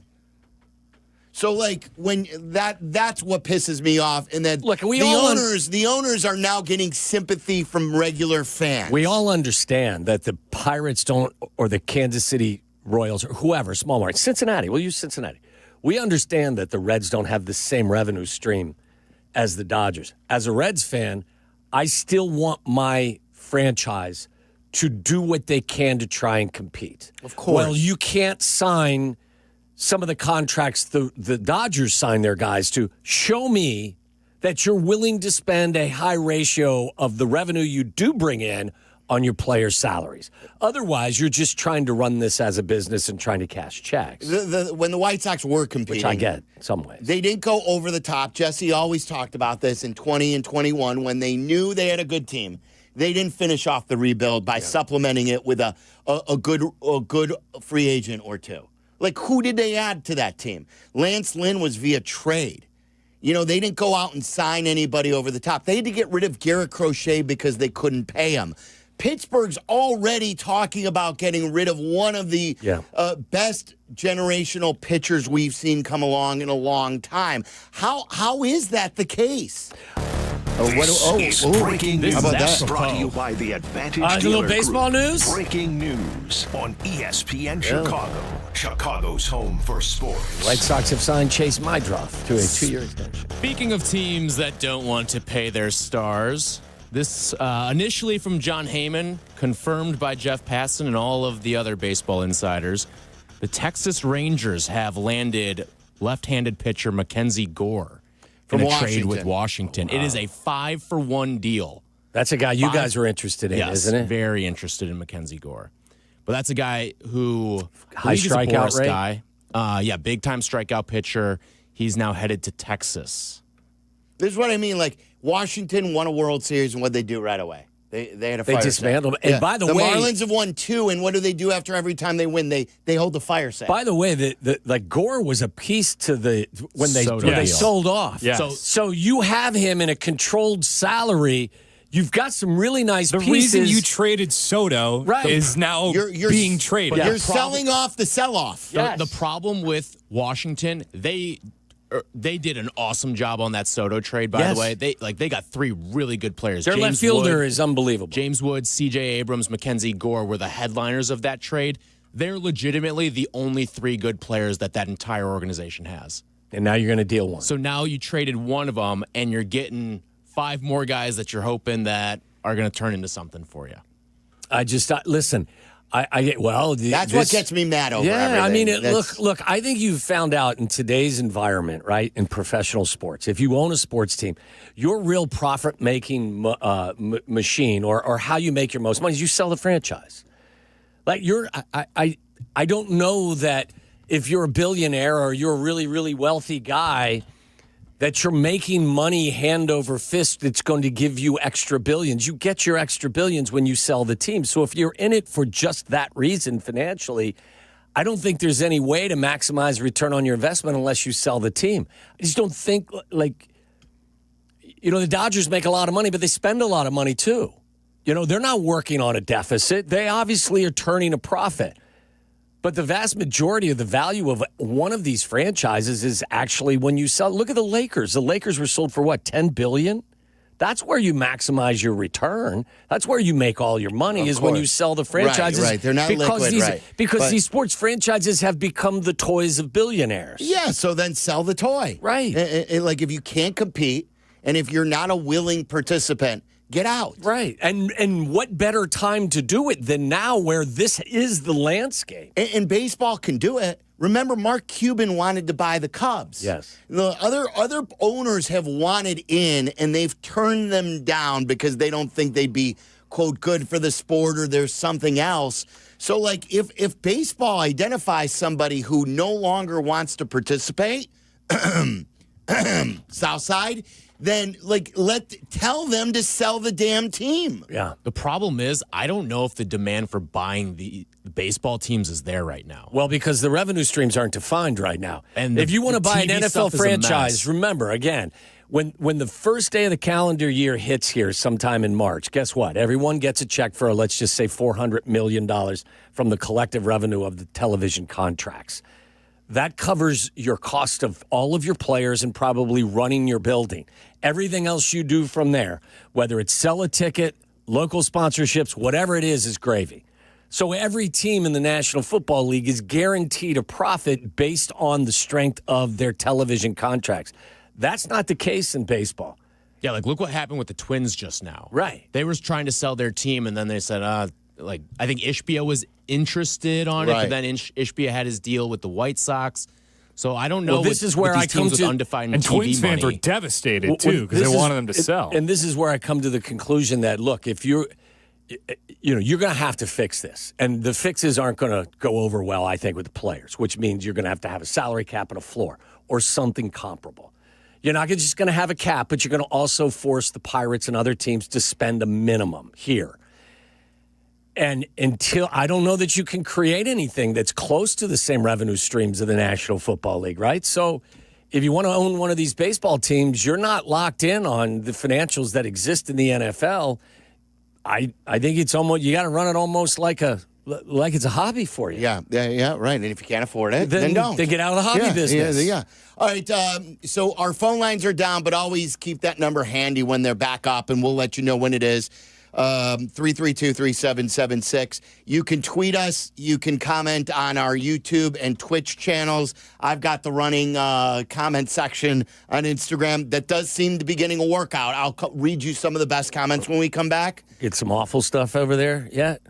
I got to double check. Okay. And then we've got some quick bitches coming in too on Twitter. There's some good stuff there, and that is again at 4:30. It's a new segment. Every Thursday at 4:30, we read in this case, or you call and tell us like something in life right now that is a quick bitch. The cold's going to be a quick bitch, that's for sure. It's going to get really cold, guys. All All right, coming up next, I do want to get into the Bear Stadium situation. There is movement there. We got sidetracked with everything in the baseball conversation, but I think it was fun. And I'll tell you what the movement is on the stadium front. And I heard a really passionate plea from one of our producers today saying that the Bears need to reconsider, and it's something Big Cat and Wilbon have said too, an outdoor stadium instead of a fixed roof stadium. I've got a poll question based on that. We'll fill you in on the latest on the stadium situation coming up next. You're in the middle of the Waddle and Silvy Show, ESPN Chicago. It's playoff time, Chicago. Time to bet on the road to the championship on Circus Sports Illinois. Circus Sports Illinois is sports betting the way it should be. From championship and conference futures to sides, totals, or prop bets for every round, there is simply no better place to bet. Circus Sports offers high app limits, player-friendly pricing, exceptional customer service, and no bet fees ever. Download your new bookie today at circusports.com. Got to be 21 years or older. Gambling problem? Call 1-800-GAMBLER. When your life turns upside down after an accident, you need an advocate like Wallner Law. I'm John Wallner, and for over 50 years, Wallner Law has fought for people just like you, injured, overwhelmed, and searching for answers. We don't just take cases, we take care of people, and we win for you. From car crashes to workplace injuries, Wallner Law stands by your side every step of the way. So call us today, 312-8-MILLION, and win with Wallner. Hey, it's your pal Tom Waddle. Winter in Chicago? Yeah, it's no joke. If your windows are drafty or your doors are letting in that cold wind, it's time to call the good folks at Window Works. They've got custom windows and doors that not only look great, but help keep the warm air in and your energy bills down. Right now, it's buy one window, get one free. But hurry, this winter savings event won't last long. Just dial pound 250 on your phone and say Waddle to schedule your free consultation. That's pound 250 and say Waddle. Make your game day a winner with Aurelio's Pizza, Chicagoland's oldest pizza chain since 1959. This is Joe Aurelio inviting you to indulge in our crispy thin crust, signature sauce, 100% real mozzarella, and your favorite premium toppings like our fresh ground Italian sausage. Dine in, carry out, or have it delivered. Visit Aurelio'sPizza.com for the location nearest you. Download the Aurelio's app and start earning rewards today. Aurelio's Pizza. It's a sauce. We expect our information in real time. US Med carries continuous glucose monitors, which provide real-time readings of blood glucose levels. US Med is an approved provider for Medicare and over 500 private insurers. So call 888-665-0696 today for a free insurance and Medicare benefits check as easy as... That's 888-665-0696. My name is Whitney Allen. I am a widow. My husband, Ryan, died. We never thought in a million years we'd have to use life insurance. The unexpected happened. With Ethos, it is so fast and easy. It's 100% online. You can get a quote in seconds, apply in minutes, and get same-day coverage. No medical exams, and you can get up to $3 million worth of coverage through Ethos. Get your free quote at ethos.com/game. That's ETHOS.com/game. Time spent on application may vary. Online health questions required. Hey guys, you know I love college hoops, and nobody does it like Chicago. DePaul basketball is back at Wintrust, and the energy is electric. My guy, Coach Holtman, and the Blue Demons are building something special. So don't miss it. Get your tickets now at DePaulBlueDemons.com. Follow Chicago's Home for Sports on Twitch at ESPN 1000 Chicago. Waddle and Silvy are back on Chicago's Home for Sports, ESPN Chicago. You own the land there. By the way, here's a comment on baseball, then we'll get into the stadium situation. It's a good one for you, Tyler. Mackenzie Gore just got traded, as we told you about with the breaking news. 5 players were sent back there to Washington. Who would you rather have, Gore or Edward Cabrera? Now, remember, the Cubs gave up, what? Was it 2 prospects, including Casey? Yeah. So, for the price, Cabrera or Gore? So I'm looking to, we're starting to get little breadcrumbs of who was traded. The Rangers have traded their number 12 overall pick from this past draft. So a guy that they like picked, a Cam Smith type thing. Yeah, kind of, yeah. So they traded him Their top pick, who was number 12. Is that what you're saying? Number 12 overall in the most recent draft. I'm just trying to match names to where they are in the prospect ranking. So it's their number 2 overall. Looks like they're number 6 overall. And then like some further down the line guys. I mean, assuming Texas would feel the same way about some of those top guys as some of the Cubs top guys, I probably would have done the Gore deal. You would have. Okay. Yeah. All right. And by the way, I think the Cubs were 3 players. I think it was like there were like 2 scratch off KC number types. one. I think one guy was 12, wasn't he? Yeah, like and then 10 the to other 12. guy was 18, and he wasn't in the rankings yet. So look, I liked Mackenzie Gore. I was very interested in trading for him at the deadline. I do like the stuff that Cabrera has. And coming off his better season, I believe that the Cubs, with their pitch lab, can develop him. Guys have gotten better there. Like, look at all the guys last year who got better, who you weren't expecting anything from. So I really think he'll thrive here. We'll see if the Cubs are done. All right, the stadium situation, Indiana already hard at work. The Tribune had this. Do we have something else? Tyler had like a... Phones are on! Are the phones on? No. Like that, they're getting excited back there. Something's going on where Tyler looked very excited. And he actually picked up a phone, so we'll see. But anyway, Indiana has already approved the bill that would make it that they would allow them to build a stadium for an NFL team. For Northwest Indiana. Wow, it can happen that fast. It happened that fast. I guess it needed to be approved by a committee of like 12. 8 voted for it, 4 voted against it. Senate Bill 27, is that what we're looking at? Yes. And so now it is a go about with, like, things are moving fast. Everyone who I've talked to affiliated with the Bears, like, will tell me that this is real. This is real. I do know for a fact they want to be in Arlington Heights. But they will not wait around, especially when Indiana is willing to give them everything that they're asking for here in Chicago. I do know Arlington Heights now is starting to get more antsy, which is a good start here to pressure the Illinois legislature and the governor. You want the key details of Senate Bill 27? Yeah, for the ones that are most people would understand. Nothing too deep in the The bill weeds. establishes authority. It creates the Northwest Indiana Stadium Authority to oversee stadium development. In terms of land and financing, it empowers this authority to acquire land, finance capital improvements, and enter into leases. Speaking of leases, it requires a 35-year lease with an NFL team for bond issuance. Bears have praised the move, viewing it as a significant milestone. And in terms of finally the economic incentive, Indiana offers tax certainty and a pro-business climate contrasting with stalled tax deals in Illinois for the team's Arlington Heights project. So they're offering a lot of the stuff that the state of Illinois is not. Yeah, the one I still believe the one area that I believe the Bears had a misstep in is using the year to try to negotiate with Chicago and making it work and going back on the land that they had purchased. And like people have told me, hey, the Bears wanted to give Chicago a real shot here because that way everyone sees they've done everything to keep the team in Chicago. But now what you've done is you've alienated Chicago twice. You alienated Chicago with Lightfoot there. And when they purchased the land in Arlington Heights and then became serious with Arlington Heights, then you doubled back to them, giving them another chance.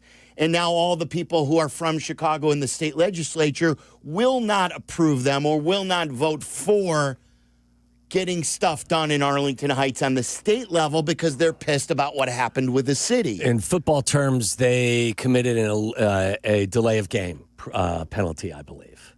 The Bears did. Yeah. They basically did. They tried to draft a quarterback with a coach who was on the hot seat. Yeah. And now they fired the coach, and now they got to find a match yet again. And now they're flirting with the coach in Indiana too. That's the best way I could describe it in football terms. Is like the Bears were never on the same level with quarterbacks when they drafted one and the coach was on the hot seat. They did the same thing with the stadium. Do we know the exact piece of land where they've got? I think there are 3. I think that there are 3 that they're looking into. I think there's one in Hammond, one in Gary. I think there's one, maybe the one in Hammond. I'm not sure. One's near Hard Rock Casino, Northern Indiana, one of our great partners. And remember, it's probably right there on the lake as well. You're going to get the lakefront stadium. You'll get the lake if they do that. And remember, as I've shared with you, before the Bears got the deal done with Soldier Field the first time, Michael McCaskey was flirting with Northwest Indiana way back in the 90s as well. Like, this was a distinct possibility. They have flirted with Arlington Heights and Northwest Indiana in the past. We will see where they end up going. Well, listen, in terms of the construction of what they're trying to create, the package that Indiana is offering is significantly more attractive. Yes. Because they're basically going to give you whatever you want. You're leaving the state. Yes. You're probably going to make it inconvenient for players. And like, I'm not going to look at it from this. Like, this isn't for me because I live up north. You live up north. Like, is it good when their facility is at Lake Forest, Illinois, to drive all the way around the lake in Indiana? What is that with traffic? What kind of ride is that? A long 2-hour ride? Could be. Hour and a half ride? Could be. The tolls are astronomical on the Skyway. I know there are ways around it, but I don't think it's the most. I don't think this is the thing that they absolutely want. I think their want now is to build in Arlington Heights. Sure. They own that land. They don't have to worry about being a lessee. What is it? Lessee? What's we'll proper? Go with either. Lessee. Let's go with lessee. Lessee. And own your own stadium. You get all the money. You pay for it, but you get all the money. Yeah, look, if it's in Northwest Indiana, but it's Paradise, I'm cool with it. I'd rather it be in Arlington Heights, but do it right. Don't have to go back and redo it in 15 years. Yes, like they Just did in do it Soldier. right. Make it a spot where it's easy to get in, easy to get out. The accommodations are first class and fabulous. There's an entertainment district here. All of that stuff. If you do that and it's Northwest Indiana because you can't, the state of Illinois won't play ball, then it has to be there. It's going to be there. So, for my own clarity's sake, this would be a very similar arrangement to what they have with Soldier Field, correct? Like they'd be tenants in a different building. Yeah, it sounds like it, yes, with a right to buy or something like that. And would they have like a better deal set up where they get more of the concessions and stuff like that? You realize that Jerry Jones doesn't own AT&T Stadium. I don't think the majority of NFL owners. Most of them don't. We always thought that it was the other way around. A handful, yeah. There's a handful of them. But Jerry Jones pays like $2 million rent, I think, is approximately to whoever owns AT&T Stadium, but cuts he gets 95% of the advertising. Is he like the chief operator or something like that? Whatever it is set up that just loads his pockets with cash. But he doesn't have to own the stadium. Didn't Robert Kraft, the way he got in with the Patriots is he owned the parking lots originally? So, yeah. And then he would buy up as much land around there. Yeah. So then therefore, as soon as it became available for sale, he had everything. Yes. And I believe that is if it's good enough for Robert Kraft and the Patriots. It was like Ricketts without the team. It's true, but he's won a little bit more. By the way, did you hear the sound of I know we talked about it briefly, but they're going to 18 games and 2.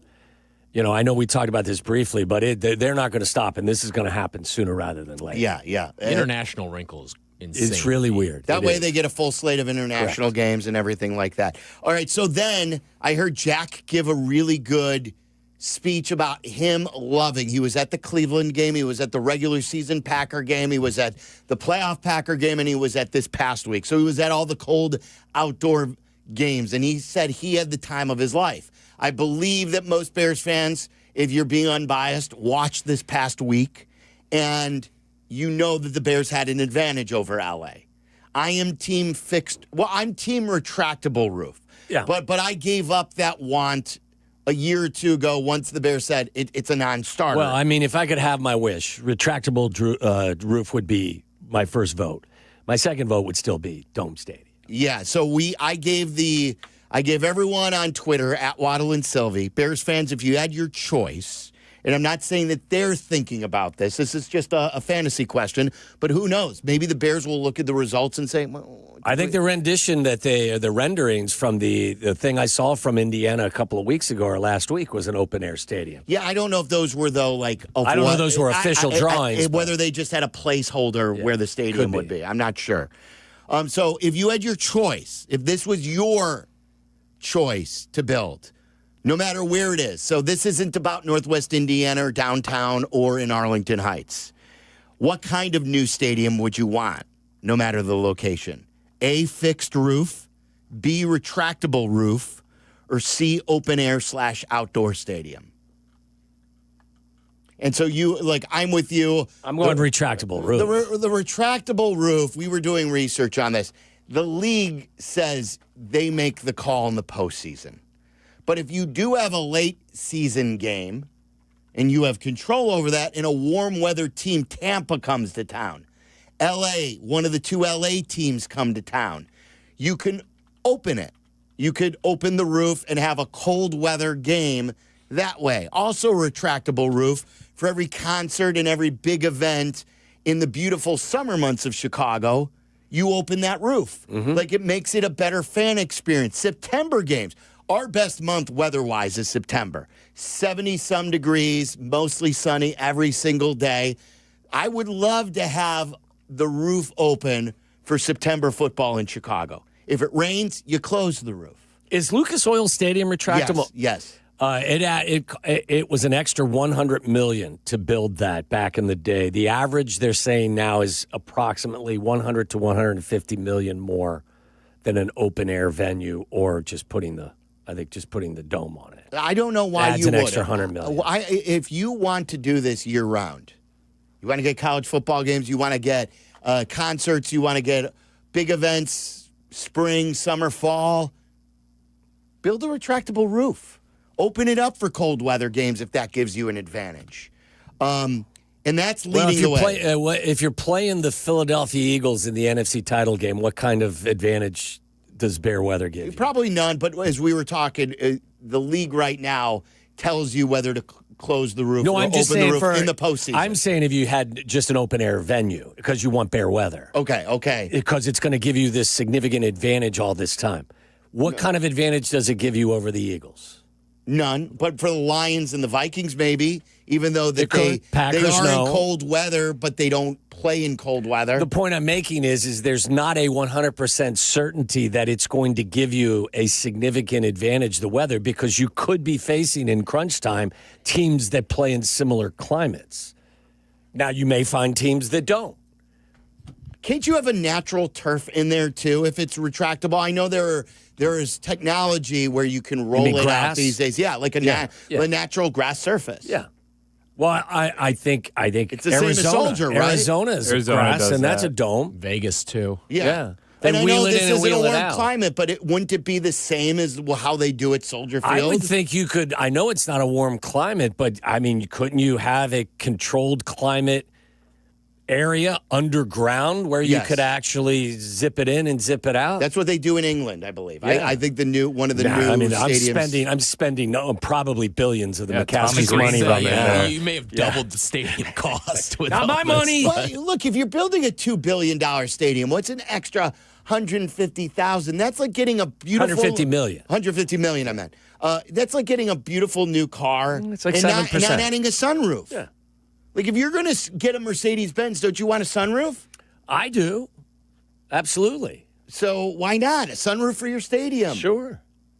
66.9% say retractable roof. This is interesting. 22.8% say open air. Yeah, I think it's recency bias. People saw how crazy and awesome it was the last two times, and look, I think those people, I think Jack's got a decent point. I'm not going to lie, but I'm old and I like comfort, Yeah, me too. But I don't think that my son, who's 10, or will be 10, will ever want to trade the experience that he just had. I'm sure. Outside in that cold. And then, like Jack was explaining, it's more of a communal event when everybody is going through the same stuff in the cold. And there is some fun to it. I've been really against it until we finally got some important games in the cold. Well, for me, again, it's outcome bias on this front. If you're playing these games late in December until early January and they're meaningless and they're not playoff games and you're freezing your ass off and it's 0 degrees and you're playing the Bucks for nothing, then it ain't so much fun. What makes it fun is the team is good, the team won the division, and the team is playing their dreaded rival in the first round of the playoffs, and you're playing in the divisional series outside for a chance to go to the NFC Championship game. I think the vast majority of the excitement, yes, it was enhanced by the outdoor environment. It was the stakes that were involved and the thirst that we have for a good football team that we were finally given this year. Again, if you're a 7-10 team, do you really think everyone is huddling together and saying, wow, this is great? Probably at 7-10, it would be more likely to sell your tickets because you don't want to sit outside. Right. Like maybe if you're indoors and you're comfortable and it's not such a hassle, you're like, okay, I'll still go check out my Bears. I'm indoors, I'm comfortable. Right. Parking garage is connected. I don't have to leave the car. So I'm just saying, look, I'm not blaming anybody for it. The vast majority, I think, of the joy that existed was, boy, this team is exciting. They do some miraculous things. We won the division. We're in the postseason for the first time in a long time. This is one of my favorite teams I've ever experienced. Oh, by the way, it's 0 degrees and it's snowing out.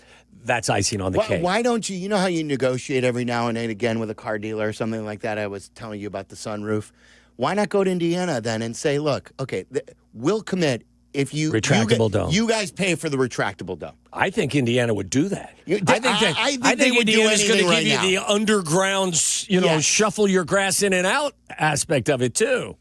I think Indiana is super motivated to steal this team. They may create Hallis Hall South. They may build you also connected to the area a practice facility. Keep the substations away from that. Electrical substations. That's keep true. them away. Yeah. Keep them away. All right. When the phone lines are up, you could react there. But right now, you could tweet us with your comment on the stadiums. I've got that Instagram post on my Instagram page, Mark A. Silverman, Mark with the C.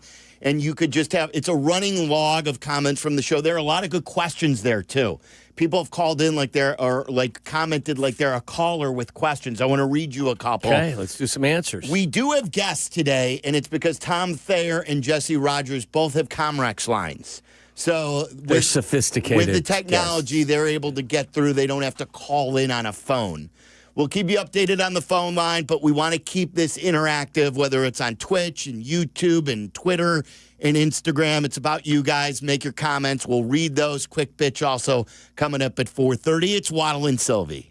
This is Waddle and Silvy on ESPN Chicago, Chicago's home for sports. The Kap J Hood podcast is available on the ESPN Chicago app and wherever you like to pod. Presented by Republic Bank. Or listen live to Kap J Hood on the app as well. Weekday morning 6 to 9, ESPN Chicago. If you don't pay your insurance on time each month, your coverage will be canceled. But did you know that the insurance company doesn't have a time frame in which they have to pay you? In fact, your insurance policy is full of obstacles and deadlines designed to make it harder for you to collect.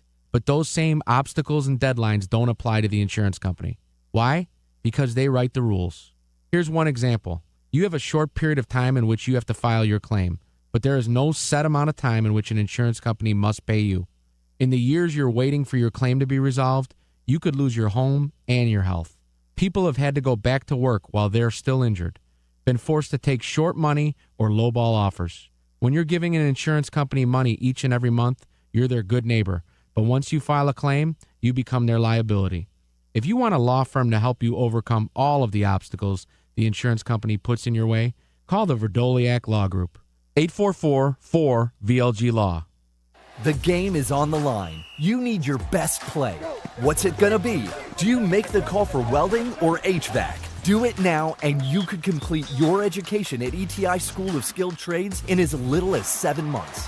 We offer day and evening classes to fit your schedule, and financial aid is available if you qualify. Visit eticampus.edu or call 888-830-7678 to learn more. ETI, It's your future. Own it.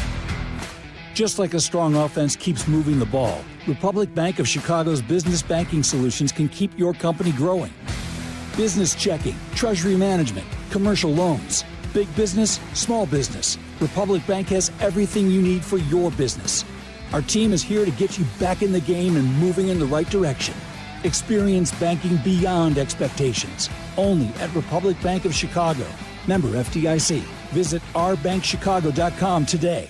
Traffic got you down. Let the CTA be your driver. Get into the city and back fast and stress-free. Avoid the hassle of stop-and-go traffic, spending money on gas, or those unexpected costs for car repair. $5 covers your trip and back on the CTA. Just sit back, we'll do the driving. Tap to Pay is also available on all CTA trains and buses. Save money, do more, ride CTA. Hey guys, it's Silvy. We say it every year, new you. But this year, I'm actually doing something about it. I've been going to Cairo One Wellness Centers for months now. My body feels great, and I'm moving better than ever. If one of your New Year's resolutions is to feel better and actually take care of your body, you gotta check out Cairo One. They have 50 locations across Chicagoland, so there is one near you. No drugs, no surgeries, just personalized chiropractic care. Visit CairoOne.com today and let them know that Silvy sent ya. Hey, fans! Welcome back to Fansville's Cheers and Tears. Oh. Okay, so like everybody deals with losing, right? To a rival on a last-second field goal. Whatever, it's fine. I'm totally fine.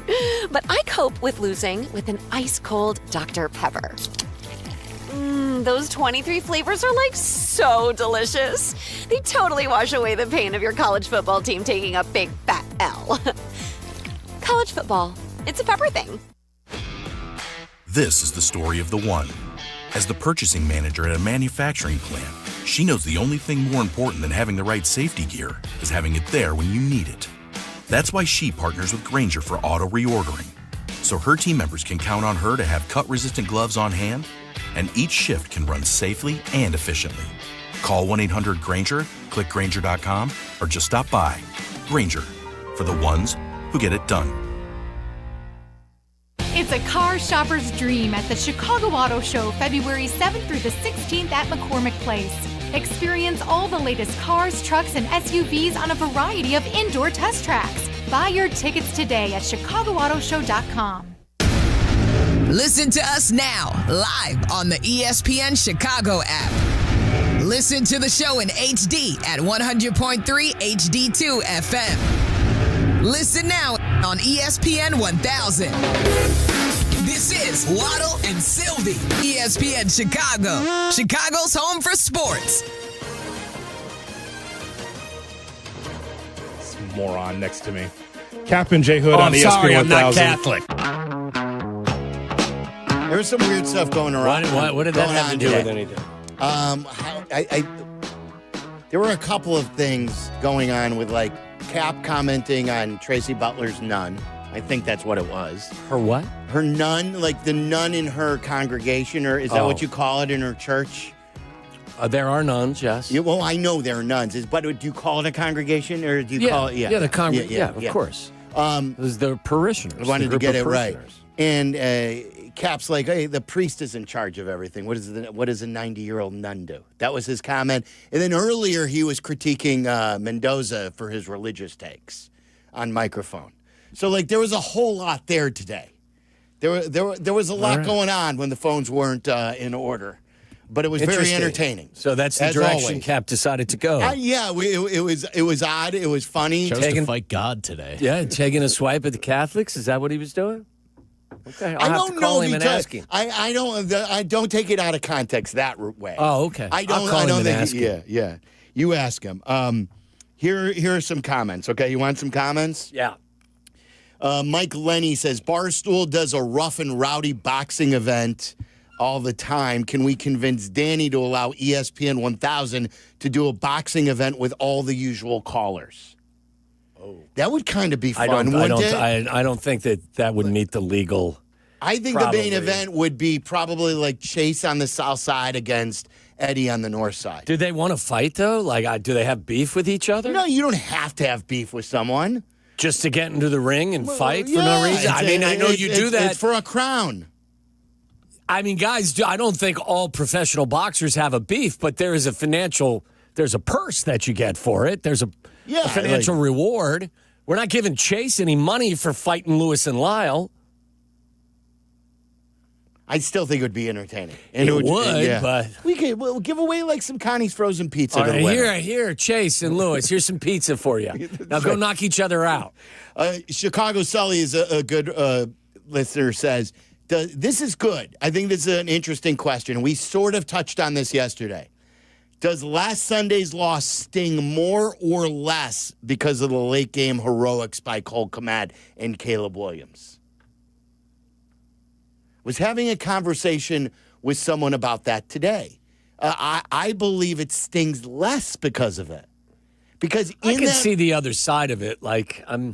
Because it brought you back and it tied the game, and you had the game driving with a chance to kick a field goal to win the game. Yeah, I mean, I think I look at it like, boy, you really had an opportunity.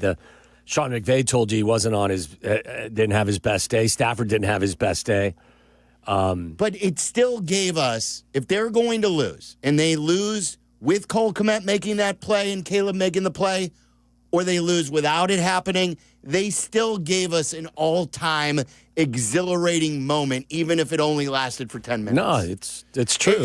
I still love watching the videos of the play. I still love watching the reaction, playing the play-by-play. Like, it still gave us one of the most electric highlights in Chicago sports history, albeit in a loss. And then I'm wired differently. Then you kicked them, 3 and out? Did they go 3 and out on their first overtime drive, and then you threw an interception? That will forever be a core sports memory for me. Yes, 100%. That's so why I say I think it stings, hurt less? I think it stings less because of that. But I think certainly over the course of time it will. I mean, I don't know how you feel about it now, but 4 months from now, I think, definitely it will. I think when they're more highly thought of as a contender, that will sting. It will sting going forward to lose a heartbreaker more so than it did this year, because you beat the Packers already and you just enjoyed the living hell out of the season. Your expectations are going to be risen from this point forward. Yeah. I think the fact that it forced overtime too also means something. Like, if it'd be one thing if Stafford then ripped your heart out with 18 seconds left. Mm-hmm. Like, if they drove down the field and kicked a field goal in regulation and lost, it was still an unreal play, but it probably would have less of an impact. Let's ask Thayer. Maybe that sounds weird, but I think Thayer's an interesting person to ask, because as you know, in that booth, he lives with his heart on his sleeve. And we'll ask him, as a Bears fan, if that enhanced the experience or if that made it harder to get over the defeat, that they came so close and they came back. If you want to comment, you could tweet us. The phone lines are down. Comment in Instagram as well on my link there. And then also on Twitch and YouTube. It's Waddle and Silvy. Waddle and Silvy on Chicago's home for sports, ESPN Chicago. Do not, and I mean you, do not miss the Kap J Hood Show, now morning 6 to 9 on ESPN Chicago. But you're busy. Things happen. We get it. If you have to miss it, you can always listen to the podcast on your time. Find it on the ESPN Chicago app or wherever you go to pod. It's brought to you by Republic Bank. When a trophy is raised, it can feel like the season's over. But on the ESPN app, it never really is. Because with more than 47,000 live events, plus originals, highlights, and coverage from every corner of the sports world, there's always something to dive into. No offseason, just everything a fan needs to keep going. Always in season. Get all of ESPN all in one place. Download the ESPN app on your TV or phone today. Presented by Robinhood. He crosses, spins, pulls up. With Robinhood Prediction Markets, buy or sell your predictions all game long. No house odds, just you versus the market.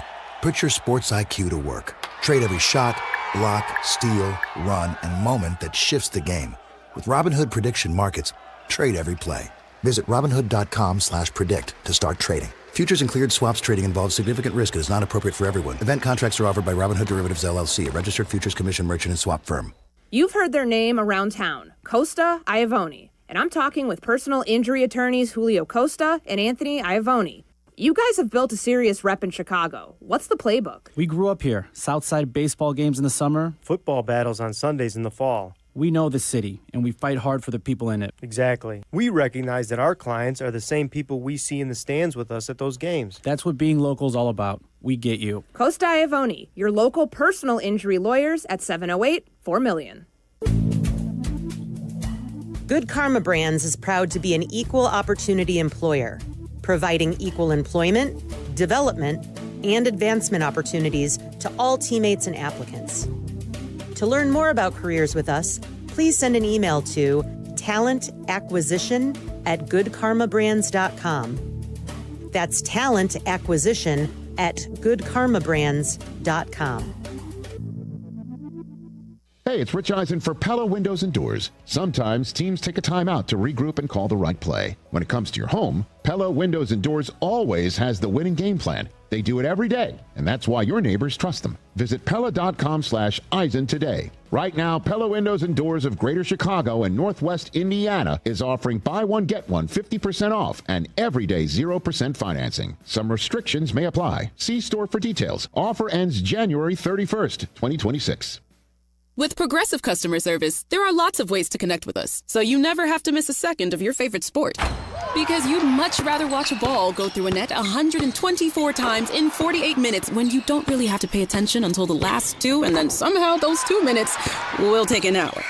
You don't want to miss all that. Luckily, you can chat with Progressive on our app, online, or over the phone without missing a single one of those times the ball goes through the metal circle. Progressive Casualty Insurance Company, affiliates, and other insurers. Not available in all states or situations. Hit the road in a brand new Chevy in less than 1 hour at Advantage Chevrolet Bolingbrook. You can sign and drive away in 60 minutes or less. Seriously. Or they'll cover your first car payment. Every new Chevy is backed by the Advantage Plus program. Advantage Chevrolet Bolingbrook. Together, let's drive. Live from State Street in the heart of Chicago, this is the home of the Chicago Bears, ESPN Chicago. And this is Waddle and Silvy, WMVP, WTBC, HD2, Chicago, a Good Karma Brands radio station. Rams show blitz. They peel off Komet left. Snap to Williams. Williams backing up, being chased, going way back now. Back to his 40. Lofts a pass into the end zone. Cole Komet caught the ball. Touchdown. Left corner of the end zone. My goodness. The Iceman did it one more time. Bears are down a point. 17-16. Caleb Williams was retreating way back and let it fly in a perfect throw to Cole Komet. That was also, we didn't talk about it because of the circumstances and because he made the extra point. It was the most nervous I've ever been during a Bears extra point. I have never been more nervous because you came all the way back. You knew the conditions were bad.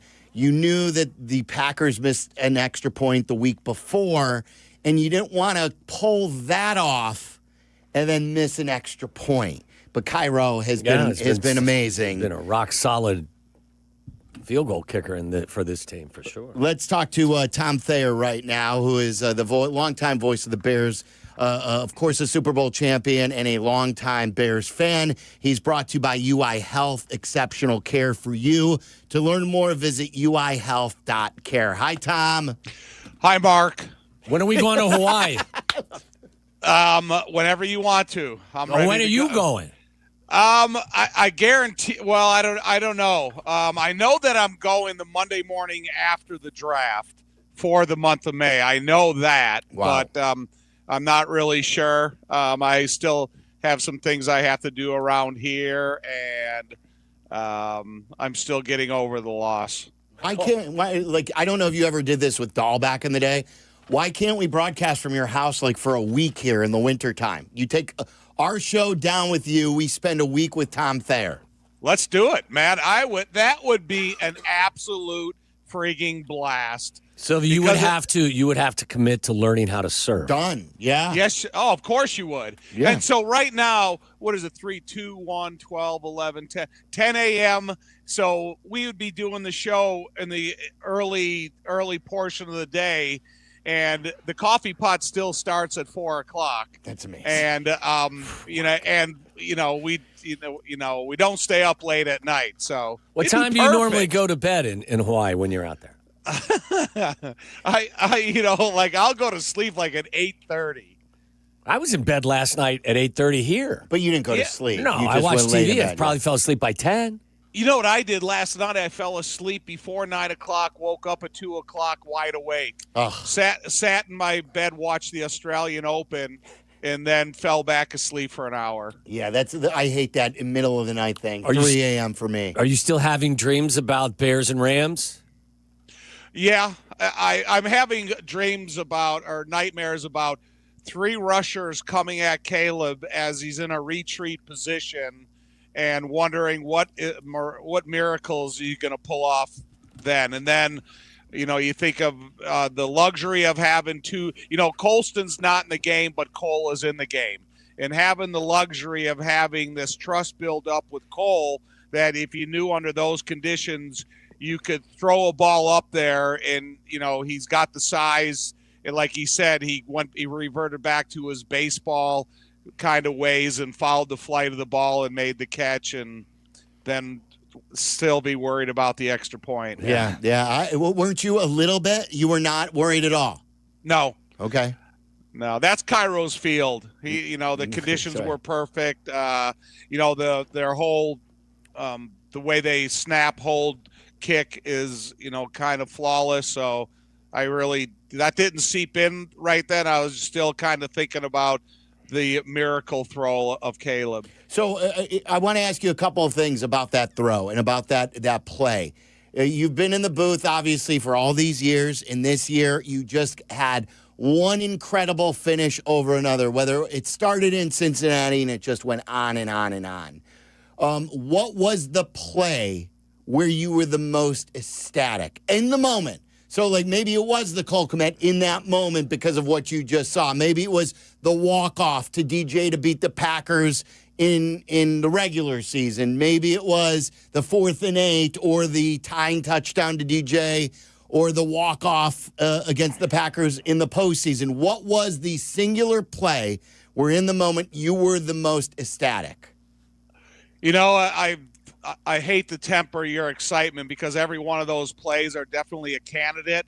But when they blocked the kick at the end of the Raiders game, because my expectations were this is a game they're supposed to go in there and they win by a lot. Then Jetty goes out there and has his best rushing day of his young career. The Bears are struggling to get Crosby blocked early in the game. They made changes at the offensive tackle position at the second half. And then they went out there and they were still struggling. And then all of a sudden they get an opportunity to block a kick.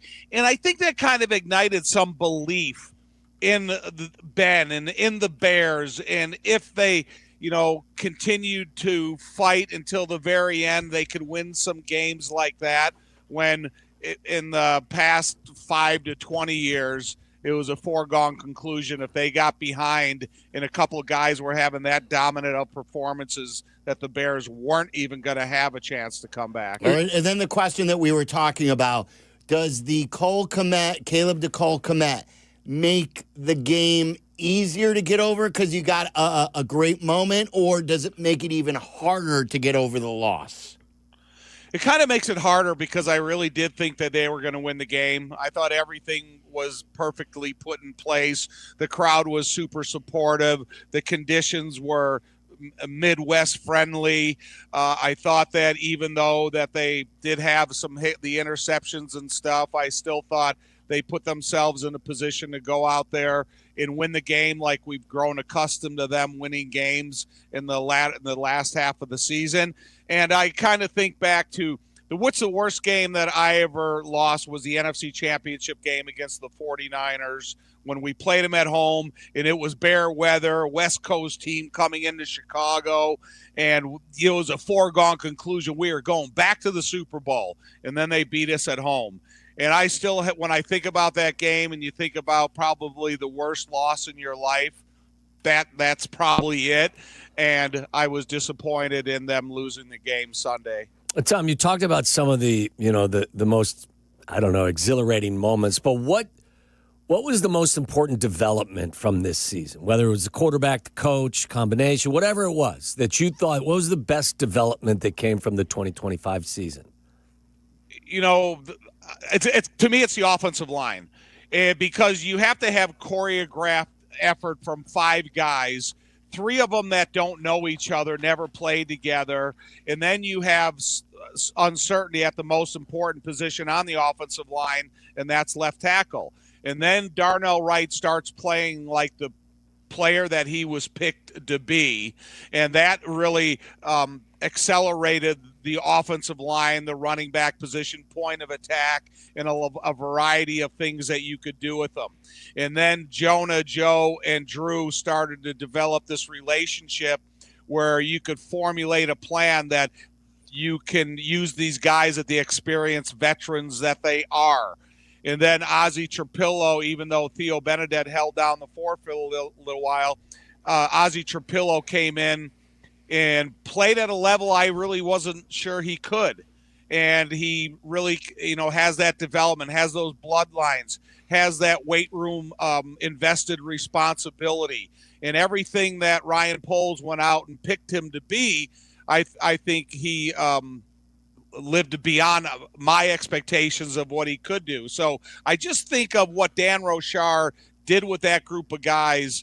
It was so important to the running game success, limited, cut the amount of sacks in half. And there's no more important player in the success of this team than Caleb in the relationship with Ben. But if you don't have good offensive line play that asks you to do a variety thing within the Ben Johnson offense, you cannot have success. Yesterday, they said that Ozzie will probably miss most of next season. So how hard is it, Tom, to come back from the patella tendon injury for an offensive lineman? It's hard for anybody. I think there was a stat at one time, only 55% of people that tear a patella tendon come back to play to the level that you did before you injured it. Now, I'm kind of hoping it's like my generation of the Achilles tear. In my generation, the Achilles tear was almost a death sentence. And then they've been able to understand the rehabilitation, the whole surgery process, and how to get it together, and guys recover from it all the time. So I'm hoping that's the same with Ozzie Trapillo. But I also think Ozzie Trapillo has a really good template to work from. He's got weight room strength in his lower body. He knows how to go through what's asked of him in the weight room from NFL weight coaches. And I don't think he has ever been around a better staff of doctors and rehabilitative assistants that he will at an NFL level and up at Hallis Hall. Now it's going to be about his dedicated time at the table of that rehab. And after just getting my knee replaced, if it wasn't for the rehab process and how painful it was, sometimes it's not as easy to come back from. So having done the knee, I think he can do his patella. All right, so what would you do if you're the Bears? Would you go out and would you use one of your early draft picks and still find your forever left tackle? Would you go to another team, maybe possibly make a Joe Thuney type trade for a veteran? How are you solving the left tackle position going forward? Well, 2 things. First of all, I'm going to beg and ask Theo Benedette to invest every free moment in the weight room and develop that muscle and that anchor ability to kind of increase his process of competing for that position long term. And then I'm going to go find a guy in the NFL that maybe is unsatisfied with his team. If there's a guy out there that's on a team that has no playoffs in sight, a guy that's just been suffering through a bad supporting cast and maybe a good football player but looking for a way out, because there are a couple of those guys out there. And if they can find a guy that's plug and compete day one, maybe that speeds up the process for Theo and for whoever this candidate could be. I guess you found yourself always having that emergency scenario in Joe Thuney, but I would rather see Joe play at guard. Tom, what's at the top of Ryan Poles' to-do list, do you expect?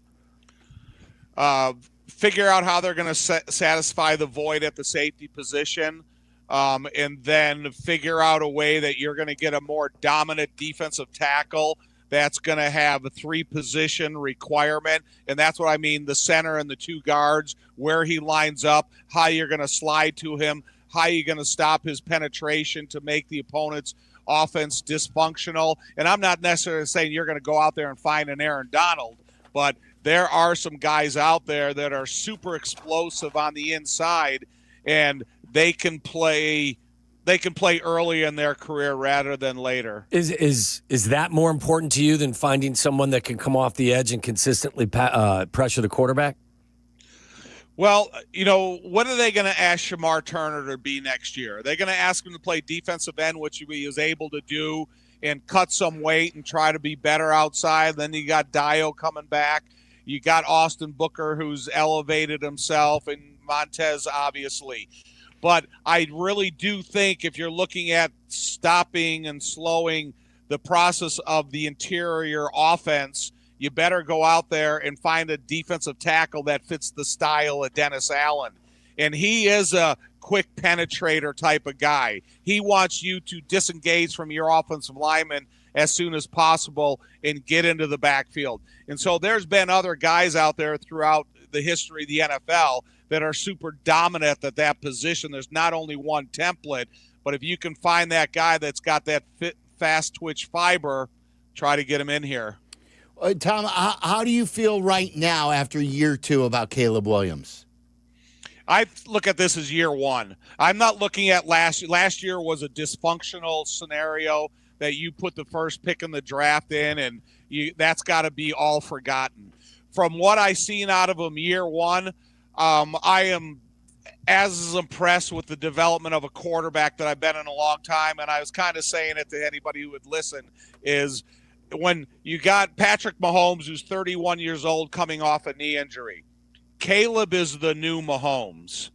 And when you look at his arm talent, his athleticism, his dedication to the position, being at the perfect crossroads of a long-term head coach that is just a mastermind in the offensive side of the ball, and they have a great working relationship, I have that type of expectations and that ascent of Caleb and throughout his career. Was there anything, Tom, about him this year that surprised you, whether it was his tangible ability or some of the intangibles that you learned that he had as well? Just the escapability, eyes in the back of his head, the way to avoid unblocked pressure, whether it's second-level blitzers or first-level block wins. And I just think that his escapability is as good as some of the most frustrating guys that we've seen throughout our career. And when you put that escapability with the mind of Ben, I just think his upside is untapped as right now. And even Ben said it, this offense is just scratching the surface, and we're starting from square one. I love when he said that at the podium, because I think that's what you got to do every year, even though if you have the luxury of going back to the same offense and the same team and the same position group you're playing with, it's all about, it's like Dick Stanfeld used to say all the time, if your arrow's pointed up, I'm going to coach you. If your arrow's pointed down, I got to look to get rid of you. And so Caleb arrow is pointing straight up in the air. I loved a lot of the things that Ben Johnson said. I want to play you this from the last interception, and I want your reaction to what Ben said and how you saw the play. This is him talking about the miscommunication between DJ Moore and Caleb Williams. Yeah, I have not studied the tape a whole lot. My last 2 days have been focused solely on our players. We've had about 20 hours of exit interviews. It's all about our players. I'll go back, I'll review that tape. Here's what I'll say. just off the cuff about that particular play. If there was any sort of miscommunication, that's my problem. That's no one else's but mine. So I got to do a better job coaching that up. How do you like the way he answered that, and how did you see that play? All right, so looking at it live, when I was up in the booth and I was watching the play, so I look at Caleb and I look at the proximity to the landing spot of the football. And you got Luther Burden and DJ Moore are equal distances away from the football. So I was confused on who he was really throwing to. Because if Luther Burden takes, and T. Waddle knows this way better than, this is only my recollection of it and how I was seeing it. If Luther Burden took a slight slant to the inside, maybe he would have ran through the football. And then DJ Moore had a safety underneath him, and he wasn't going to be able to climb over the top of him to get to the football. So I was kind of confused by the whole flight and the landing spot of the football, and I wanted to go back and watch it. And then when I went back and watched it, I was equally confused because I'm not a receiver, and I still think there was equal separation between two receivers where the ball was going to fly to. I think if you look at it again, Luther Burden is, I initially thought he was supposed to run a curl with the flat that was coming out from, I think it was Komet. I believe his route, because he got all jammed up, is supposed to be like a sail route or a corner route. So I think he got completely rerouted. But I think, Tom, it actually created even more space. And the only thing I would say about DJ is cardinal rule for a wide receiver, you never let a defensive back undercut your route. So, right. You just got to find a way to flatten it off. And the worst-case scenario is if Caleb overthrows you, it's an incompletion, not an interception. So yeah. That's the thing about it is, I guess, it's not a perfect science. And if it was perfect, then DJ would be celebrating in the end zone like he did a couple important catches throughout the year. And unfortunately, in terms of what that game meant and what that play meant, it's going to be something that's going to be talked about for a long time. And I guarantee you we'll see that play again next year. Oh, yeah. Hey, as the conversation, at least for us, has segued into the stadium, do I mark you down as a retractable dome guy, a regular dome guy, or an open air guy? I guess if they can do the cookie sheet field where they have an opportunity to pull it out of the stadium and grow it, even though it's a covered field, and I've seen them enough now, I really like those. And I think about what a dome stadium could offer the city or wherever it's going to be built in a year-round event center. I think that's good for all parties, considering all parties when you look at the hotel business and Big Ten championship, Final Four, bowl games, the Bears, and everything else. If you can give me a dome with a cookie sheet field, I'm okay with that. See, I would have lost that bet if someone would have said, bet what Tom's going to say. I would have said bare weather, open air, sleeves off, regardless of the conditions. Yeah, selfishly, I think back when they renovated the Soldier Field, because of where it is and the proximity to all the hotel rooms in the city of Chicago and how it really year-round events can benefit your economy. I thought, wow, you just think if they would have had some foresight back when they did the renovations, and they would have put like a monument, a structure that would not only be a salute to soldiers, a soldier field, but put it inside the stadium of the city confines where it could be a year-round event center. Yep.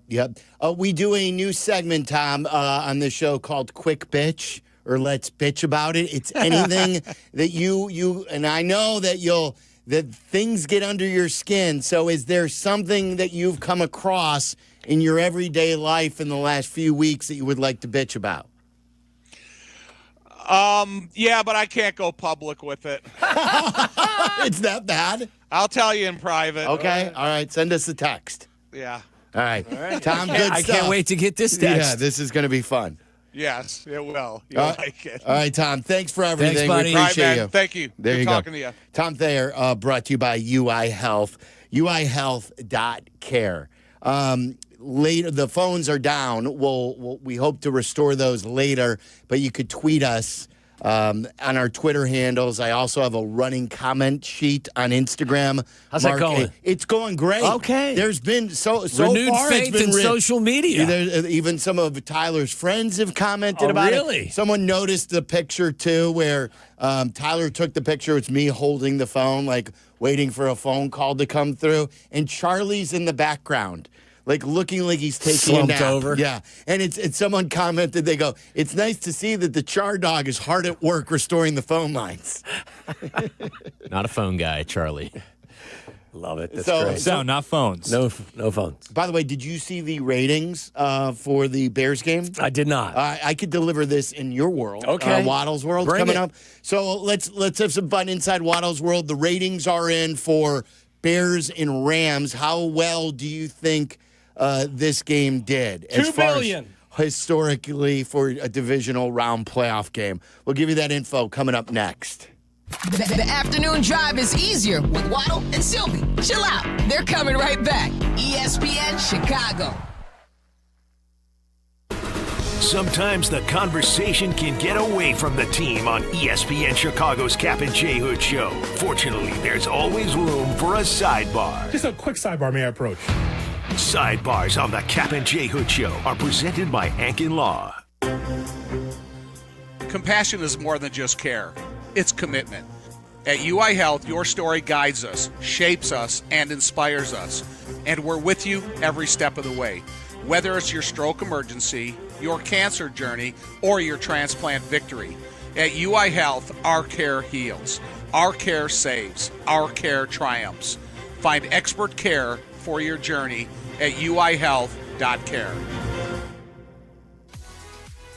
Guys, Circus Sports Illinois is the only place I play these days. Derek Stevens and his crew, who are behind Circa Resort and Casino in Vegas, where we've been many times, have the world's largest sports book right at your fingertips. I was perusing some of the plays for the weekend in the AFC and NFC championship games.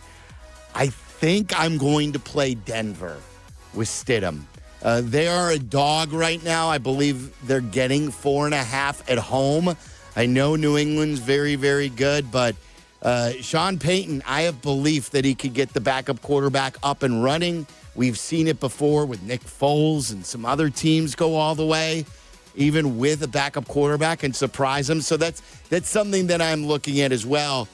College basketball getting hot as well. Real limits, low holds, great customer service, and never a bet fee ever at Circus Sports Illinois. You can download the app today if you've not done that. That's circusports.com. Jump in and ride with me this week. Championship weekend.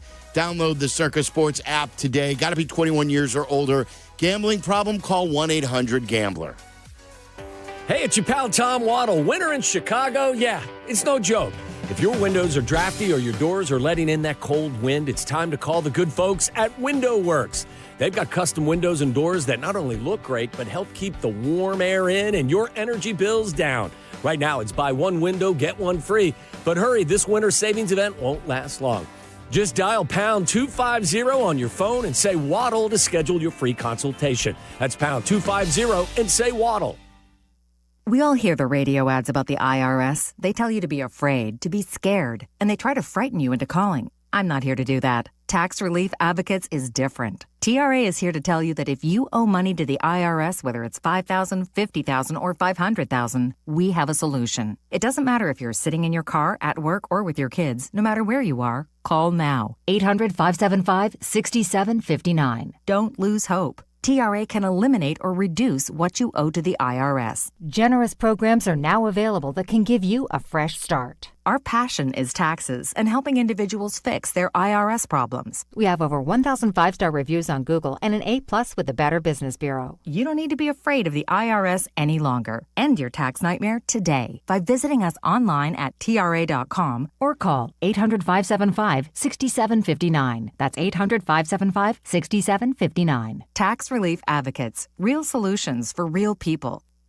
Wesley Financial Group is not a law firm. Ask yourself this question. Is it really worth holding on to that timeshare that you know you need to get rid of? Here's the truth. The average maintenance fee just went up over 17%. That could have been 117%, and there's nothing you can do about it. When you buy a timeshare, you give them a blank check for annual maintenance and assessment fees. I'm Chuck McDowell, founder of Wesley Financial Group. For 15 years, I've helped over 50,000 families cancel their timeshare. Not sell it, not transfer it, cancel it. Did you buy a timeshare because they told you it was a great investment and your maintenance fees would never go up? That's a lie. Are you ready to get rid of your timeshare once and for all? Simply call us and I'll send you our timeshare exit kit that explains all your options for cancellation. Call Wesley now for your timeshare exit kit. 800-568-3344. 800-568-3344. 800-568-3344.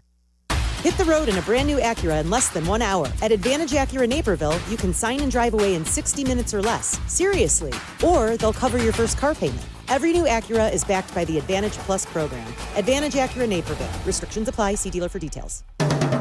Follow Chicago's Home for Sports on Instagram at ESPN_Chicago. This is Waddle and Silvy. Listen now in HD on our app and on ESPN 1000.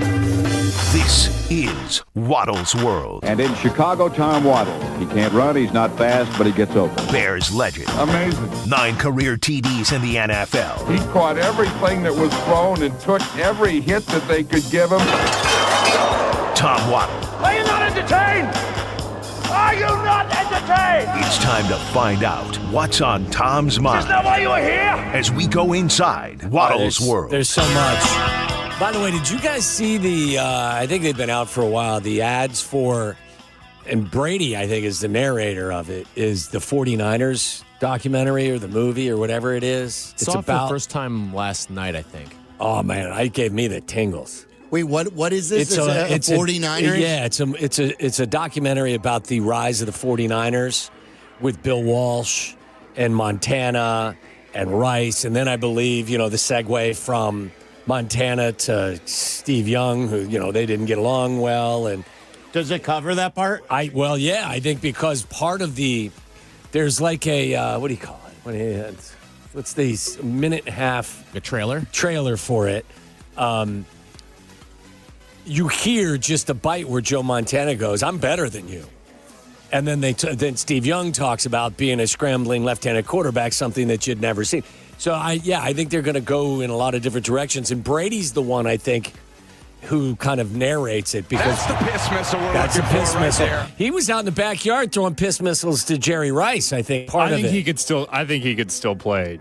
Jerry Rice? No, Tom Brady. Oh, Tom Brady. I think he could snap it up. And I think he could do more than a quarter. Do a full game, probably. He'd play better than Phillip Rivers, right? Could he play better than Jared Stidham on Sunday? I just said it in the circa read. I don't know. I think I'm taking the points in Denver. I think so, too. Just because, and also, I think Sean Payton's going to get him up and going. Yeah, and look, that Denver defense is outrageously I'm going to bet good. Denver defense to score.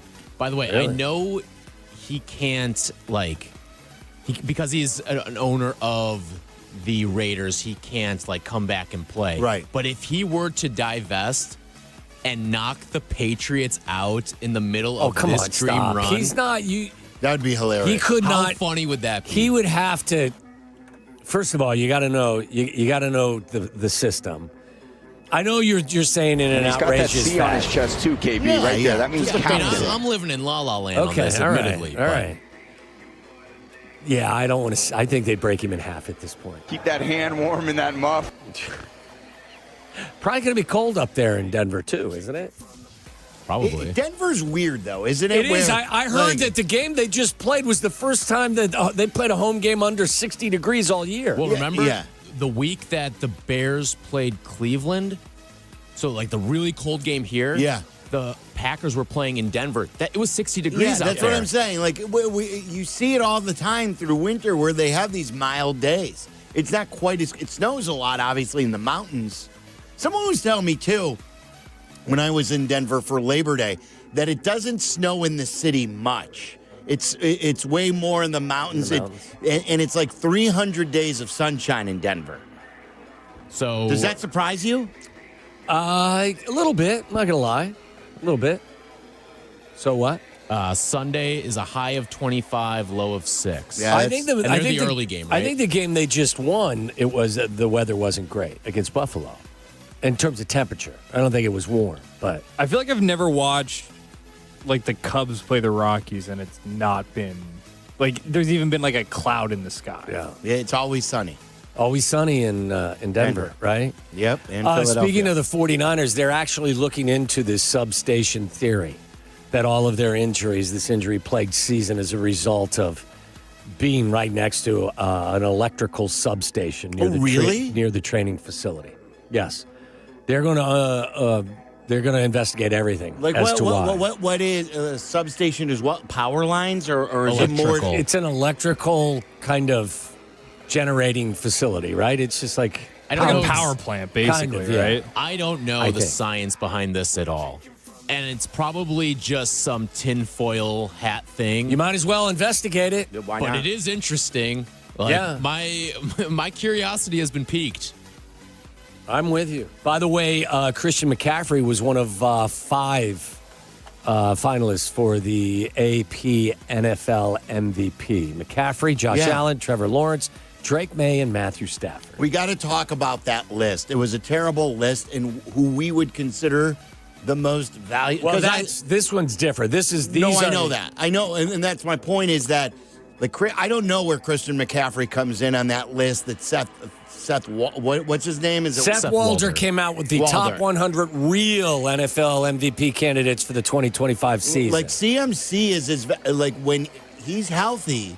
I think he played every game this year, didn't he? He was healthy this year. I think CMC was nominated for like comeback player of the year, MVP, offensive player of the year, and like one other thing. It was the first time in history. Yeah, his value is off the charts. I know he's a running back, but he's a weapon. So who are you giving this year's MVP to if you had a vote? I think it's going to be, and I'll get to it here in a second. I think it's either going to be Drake May or Stafford. Probably Stafford. I believe if I had a list on ESPN.com of the top 100 players who had the most value to their team, that's how it was written, right? Who is the most value to their team as a player? There's no one more valuable than Josh Allen. Nobody. Nobody. Like, the coach just got blown out there. He doesn't have any weapons. He's got a great running back. James Cook is great. But in the defense, he is the most valuable player in the league. It's not close in my world. Who do you think is going to win the award this year? I think Stafford's going to win the award. I do too. I'm trying to find now. I've got to find the article. It was shocking when you get to the piece by Seth Walder. I love Dak. I heard Carmen talk about he likes Dak. I believe Dak was number 2 on the list. Drake May was number 1. How could Dak Prescott have more value to the Cowboys than Josh Allen to the Bills? There's no argument where that is true. There is zero. Right, because Dak Prescott's got CeeDee Lamb and George Pickens on his team. Yeah. And Josh Allen didn't come in till number 4. Number 1 was Drake May. Number 2 was Dak Prescott. Number 3 was Matthew Stafford. Number 4 was Josh Allen. And Jordan Love was number 5. Followed by number 6, Patrick Mahomes. Justin Herbert was 7. Jackson Smith and Jigba 8. Puka Nacua 9. And Myles Garrett was 10. And I heard Jurko say this. How could Jordan Love be more valuable than Myles Garrett? I don't know. To their team. I don't know how Caleb Williams wasn't even on the list of 100 players. 100. There were 2 Bears on this list. Darnell Wright was 41 and Joe Tooney was 44. Bo Nix was on this list. Caleb's not. All those heroics down the stretch. Yeah, this is kind of one of those odd lists. It's a bad list. Like Carmen I'm not going to allow it to bother me. Carmen likes the writer too, and then he heard it and he's like, "Oh boy." I think this is the thing, because Seth Walder's an analytics guy. He doesn't see the magnitude of like the difficulty of a throw when he's putting together a list like this. What he sees is like the Cole Kmet play. The efficiency. It's a 14-yard completion. Oh. That's not a 14-yard completion. That's ridiculous. Nuance. You've got to use your eyes. As much of an analytics person as you may be, you still have to use your eyes. You have to marry the two. Bears assistant coach has got some interview requests. Declan Doyle, I believe, was Philly, and there was one other. Yeah, Al Harris, Green Bay. Al Harris for Green Bay and Washington. Yeah. But I thought Declan Doyle was somebody else other than Philly, but I know that was the case. I think it's much more likely you lose Al Harris than Declan Doyle. But we'll see. We were talking about it before, but I think they'll be fine ultimately, but I'd be more worried about Declan Doyle. Getting you would really? Yeah, because I know he doesn't call plays, and I know that. I think he's in a lot of ways he's Ben's right-hand man. Yeah, I know he's I think presented as just sort of like a guy who gets Ben his coffee, but I think he has a really good communication style with Caleb Williams. He seems to understand how to be kind of the guy between him and Ben Johnson too. To me, that would be an impactful loss if they lost Declan Doyle. When you're wanted by Sean Payton and Ben Johnson, I feel like that's a pretty good guy to have in your building. And Howie Roseman. Yeah, I assume he's the one running these interviews. Coach of the Year nominations came out today as well. Any guesses as to who is going to get this award? I think it's probably going to be it's going to be Mike Vrabel. I could definitely make a case for all. It's the best year for Coach of the Year candidates. I could definitely make a case for Shanahan based on what they did, living in that division as well. But I think Vrabel will probably. Who else? It was Ben, Liam Cohen, Ben, Shanny, and Vrabel. Ben, I thought there were Shanny, 5, weren't there? Vrabel, Liam Cohen, and who was the fifth one? Mike McDonald. Mike McDonald. Seattle. Did you know many people probably even know who he is? Did you see what Kyle Brandt did? Danny was telling me about this. I haven't seen I didn't it. see it. I think Kyle Brandt went out on the street like we used to do with some guys to see if they could recognize him. I couldn't recognize And Mike he would only approach people. He'd ask him first, "Are you a diehard NFL fan?" He'd go, "Oh, yeah, diehard." And he'd hold up a picture of him, and he'd say, "Who is this?" And no one knew who it was. And he's got the number 1 seed in the NFC, and he's one of the Coach of the Year candidates. And is he even younger than Ben? I believe he is. He's the youngest coach in the NFL. Right? Yeah, I was going to say 37. I mean, it's unbelievable what he's done in there in a short period of time. He's 38. He turned 38 in June.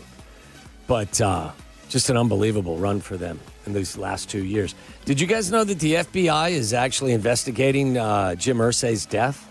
Actually investigating the doctor who prescribed the pain meds and the ketamine. It's got a Michael Jackson type of feel. I saw to this. he also said he died of natural cause. The doctor said he died of natural causes too. Correct. So, what the hell's going on there? Any interest in discussing Freddie Peralta to the Mets?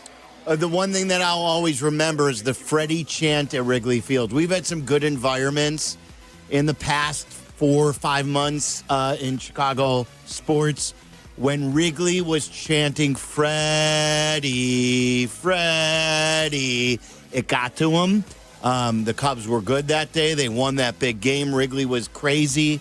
And then, of course, all these Bears games we've seen. But that was the first thing that came to mind, and that Pat Murphy was at the Bucks game when he found out. Craig Counsell was also at the Bucks game. Not together. Not like LaFleur and Eberflus. Well, which is weird because Pat Murphy and Craig Counsell are tight. Eberflus Counsell played for Murphy at Notre Dame. Yeah, and of course he was the manager. Pat Murphy was his bench coach. Pat Murphy was going to be the bench coach here until he got hired. Until he got hired in Milwaukee. You got to kick them in the teeth this year, fellas. You just do. Freddie Peralta's gone. They don't keep anybody. They don't spend any money. That's another thing. You can't allow them to beat you this year. We say that every year. Yeah, I was going to say it is a little bit I agree. This better be the freaking time this thing flips. Last year was the last year. I'm not even trying to give any sort of excuse. It is like whack-a-mole. No more. Where it's they ship off one of these guys. I don't want to hear it, Charlie. He opens more. up the closet. There's 20 more guys Whack who can that throw mole. 100. That's a T-shirt. Though, whack that mole. In fairness, the return that they got was nuts. In terms of the prospects that they have coming back their way. The Brewers? Well, they'll just turn and trade them in a couple of years. They probably will. After beating your ass saying again. For the here and now, that was probably an overpay for a rental. They develop guys, not probably. Too. That was definitely an overpay. They get the best out of guys. Who would have ever thought Andrew Vaughn would go there and then do what he did? It's like there's a part. He'll come back to earth this year. Newcomb killer. Probably. But, I mean, he did stuff that we didn't think he could do anymore. I think you got to print that T-shirt with Bernie the Brewer. It says, whack that mole, Charlie. I don't know if I want to wear a shirt in public that says whack that mole. You gotta put him away this year. I mean, it's not acceptable. How about just whack it? Okay, whack it. We'll do whack it. That could sell many different varieties. Oh, no doubt. You guys remember the movie Free Solo? Is it Hope Solo or no? No. It was Alex. I think you pronounce his name Honnold. He was a guy that ascended Yosemite National Park's El Capitan, the cliff, the mountain. You don't remember watching that? I don't think so. Is this you guys watch it? I didn't watch it, but I know like Free Solo was a famous movie from years ago. He does it without any basically any equipment. There's right? no nothing. Did you know he's now going to? He is. Oh, is this the climber of the building? Yes, he is going to climb Taipei 101 with no ropes and live on television on Netflix. Right? I've seen the ad for it every time I go to Netflix. Yes, it's about 1,667 feet high. It's an earthquake-proof skyscraper of steel and glass. And no ropes? And he's going to scale it without ropes or protective equipment, and Netflix will broadcast it live. Are you watching this? I'm not going to watch it because I don't want to see him, God forbid, not achieve his goal. It sounds a little boring. Just watching a guy climb a building. There's no commentary. They're not going to show a replay. It's not like football. It's like, all right, now we're on to the next play. It's just. I know, but Charlie, the stakes are a little stiffer than even the NFC divisional game. I mean, that was quite the entertainment. Bears and Rams. There's only one possible exciting outcome. The Bears didn't die. We've always talked about this with the Wallenda guy who did the high wire. Yes. What we've always wanted to know: do they go? Do they? If he does fall, do they not show the fall? Do they then go to black? You know what I mean? Like we were asking that about Wallenda. You're saying that you wouldn't watch because of the fear. I would not watch. I will not watch. Would they show that though? I don't know. I'm trying to find out whether or not. It says here there's like would they show bars? There's part of the article from the AP that talks about ethical considerations and responsibility. The novelty and risk involved in the climb are almost built for television. This will be the biggest urban free solo ever, one of the people who was organizing it said. So we're kind of writing history in those events. I think have to be broadcast and watched live. I think as a television product, I'm out. Like I'll check out the last 10 minutes of social media. Yeah, but this is like what? This has got to be a several-hour climb. Do you remember where the Red Bull did the thing? The guy who jumped from space. I do remember that. I watched that. I'm trying to remember what exactly was that? Like it ended up being really dumb, didn't it? I think they all kind of are. Yeah, the Red Bull thing. Oh, it was sick as hell. I didn't see it, but I won't watch this. Would you watch this? I mean, or would you? I'm kind of with Charlie. Like, it doesn't sound that entertaining. I get it. It's not. I don't think it's like you're not watching it because it's like on this one. Yeah. Well, what are you watching? Let's bring it for? in Mike Carey. You're watching it to see if he fails. That's what I'm asking people. Like, I'm not watching because of the fear that I would watch him fall, and I don't want to see that. I'm not that intrigued by the success story of. Can you think, though? And I get it, failure but I don't want to see. Are you at least impressed by somebody who, without ropes and any type of technical stuff, could climb 1,667 feet up a steel skyscraper? Yeah, but I'm totally content just getting a notification on my phone saying this guy did it. I think guys who paint houses are that's pretty impressive to me. I don't want to watch them do it. Look at that. Charlie's a fan of the house painters. I love that. Tell me when it's done. You got a lot of them. Or a shingler. You know, Carmen used to paint houses. Shingler. Did you know that? Is that a result? You know, hey, what do you do for a living? I'm a shingler. Guys who put shingles on the roof. Would you call that person a roofer? A roofer, yeah. Not a shingler. Yeah, there you go. Shows how many houses I've worked on. I'm not trying to sell you on the play-by-play excitement of this. I just wondered if whether or not you'd be turned on or turned off. Turned on. By the possibility that someone may lose their life in this televised You said play-by-play. product. There's only 2 plays happening in this game. One of them is good and one of them is a disaster. Who would you want to commentate this? Who would be the best commentator for this? There's so many bad jokes. Jim Nantz special. It's got to be Tony Romo. Ooh! Yeah. He might fall if he hears Romo. I think Kevin Harlan, again, Okay, it does the best job describing everything around him. I'm good with that. I feel like you either have to go Harlan, where it's like all energy all the time, or like Charlie said, Jim Nantz, and you have to have like a little bit of I think it's energy. Nantz. He's got the master voice. Yeah, think of those like 3-footers to win the Masters that are like guaranteed to go in, and then like he does his little whisper like, and this one with the world watching. That's right. That's good too. He's climbed it. Ooh, there's a slip, Jim. How about if the two of them do it? Or when we get Brady in there talking about KB all the time. Yeah. All right, when we come you back. don't want your hand in your muff while you're climbing the side of the building. Well, he does probably have one of those modified muffs where you get chalk. You keep your hands chalky. You think so? He's got a chalk muff. Do you Keep that hand warm in that muff. Do you think that there's a tap out? Could You'd have there to be swoop in with a helicopter? Right, where he just says, no mas, I'm done. No. Someone come get me. No. That's not an ending. No, it's not. No. That's probably in his contract. By the way, we got to get to the ratings next. We never got to the. Also, I have a cow that can do ratings. something other that humans can do. Plus, a robbery suspect pulls a move that involves a nipple twist. Oh, yeah. That's next. The old twisteroo. This is Waddle and Silvy on ESPN Chicago, Chicago's home for sports. Bears. DJ Moore. Bears. Over the shoulder. Bears. Catch. Bears. Made. Go Bears. Touchdown Bears. Bears Weekly. Host Jeff Joniak and Tom Thayer take you inside with the latest news and the best interviews. Bears Weekly, tonight at 6 on ESPN Chicago and the ESPN Chicago app.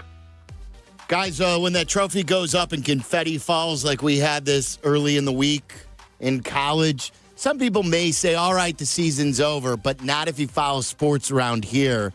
It's the same thing in the NFL as well, because being a fan in this town means you need more information. What went right? What went wrong? Who's next? Who's coming? Who's going? We all need those answers. It's why the second the game ends, I'm on the ESPN app. Highlights, replays, deep dives, and then suddenly I'm watching something I didn't even plan on. And that's because ESPN's got more than 47,000 live events, plus originals and coverage from everywhere. There is no off-season, just all of us trying to figure it out. Always in season, get all of ESPN all in one place. Download the ESPN app on your TV or phone. We're here at Menards Bag Sale, asking shoppers what they're putting in the bag to get 15% off. Paint, batteries, tools, toilet paper, extension cords, grocery items, hardware for my cabinets, snack items, crackers, and some canned goods stuff. Shop vac supplies, toothpaste, cereal, coffee, dog treats. I've got a lot of stuff to grab. The list goes on, but the sale ends January 24th. Hurry in for Menards 15% off bag sale. See store for complete details. Save big money at Menards. Attention basketball fans, the DePaul basketball season is here, and tickets are on sale now. Don't miss your chance to see the Blue Demons live as they take on some of the top teams in the country. There's no better place to experience a game than Wintrust Arena, home of the DePaul Blue Demons. Get your tickets today at DePaulBlueDemons.com/tickets and be part of the action. That's DePaulBlueDemons.com/tickets. Go Blue Demons! Just like a strong offense keeps moving the ball, Republic Bank of Chicago's business banking solutions can keep your company growing. Business checking, treasury management, commercial loans, big business, small business. Republic Bank has everything you need for your business. Our team is here to get you back in the game and moving in the right direction. Experience banking beyond expectations. Only at Republic Bank of Chicago. Member FDIC. Visit ourbankchicago.com today. Do you have trouble getting in and out of the bathtub? Are you afraid you'll slip and fall entering or exiting a tub? Safe Step walk-in tubs can transform your bathtub from an area of concern to a calming refuge. Call them today at 1-800-731-4558 and save $1,600. Safe Step walk-in tubs and showers are proudly made in Tennessee and offer an ultra-low step-in, avoiding that difficult climb over a traditional bathtub wall. They also offer a variety of therapeutic benefits that may help soothe your aching muscles and joints, increasing your mobility, boosting your energy, and improving your sleep. Safe Step walk-in tubs are designed to easily fit your existing tub space and are often installed in as little as one day. Just dial 1-800-731-4558 today to save $1,600 and receive a free shower package. That's 1-800-731-4558 for a free no-obligation consultation and to save $1,600. Safe Step walk-in tubs. Safety never felt so good.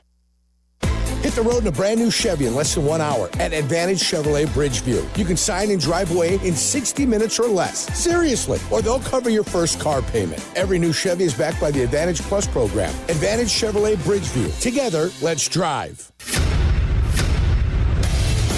Follow Chicago's Home for Sports on Twitter at ESPN 1000.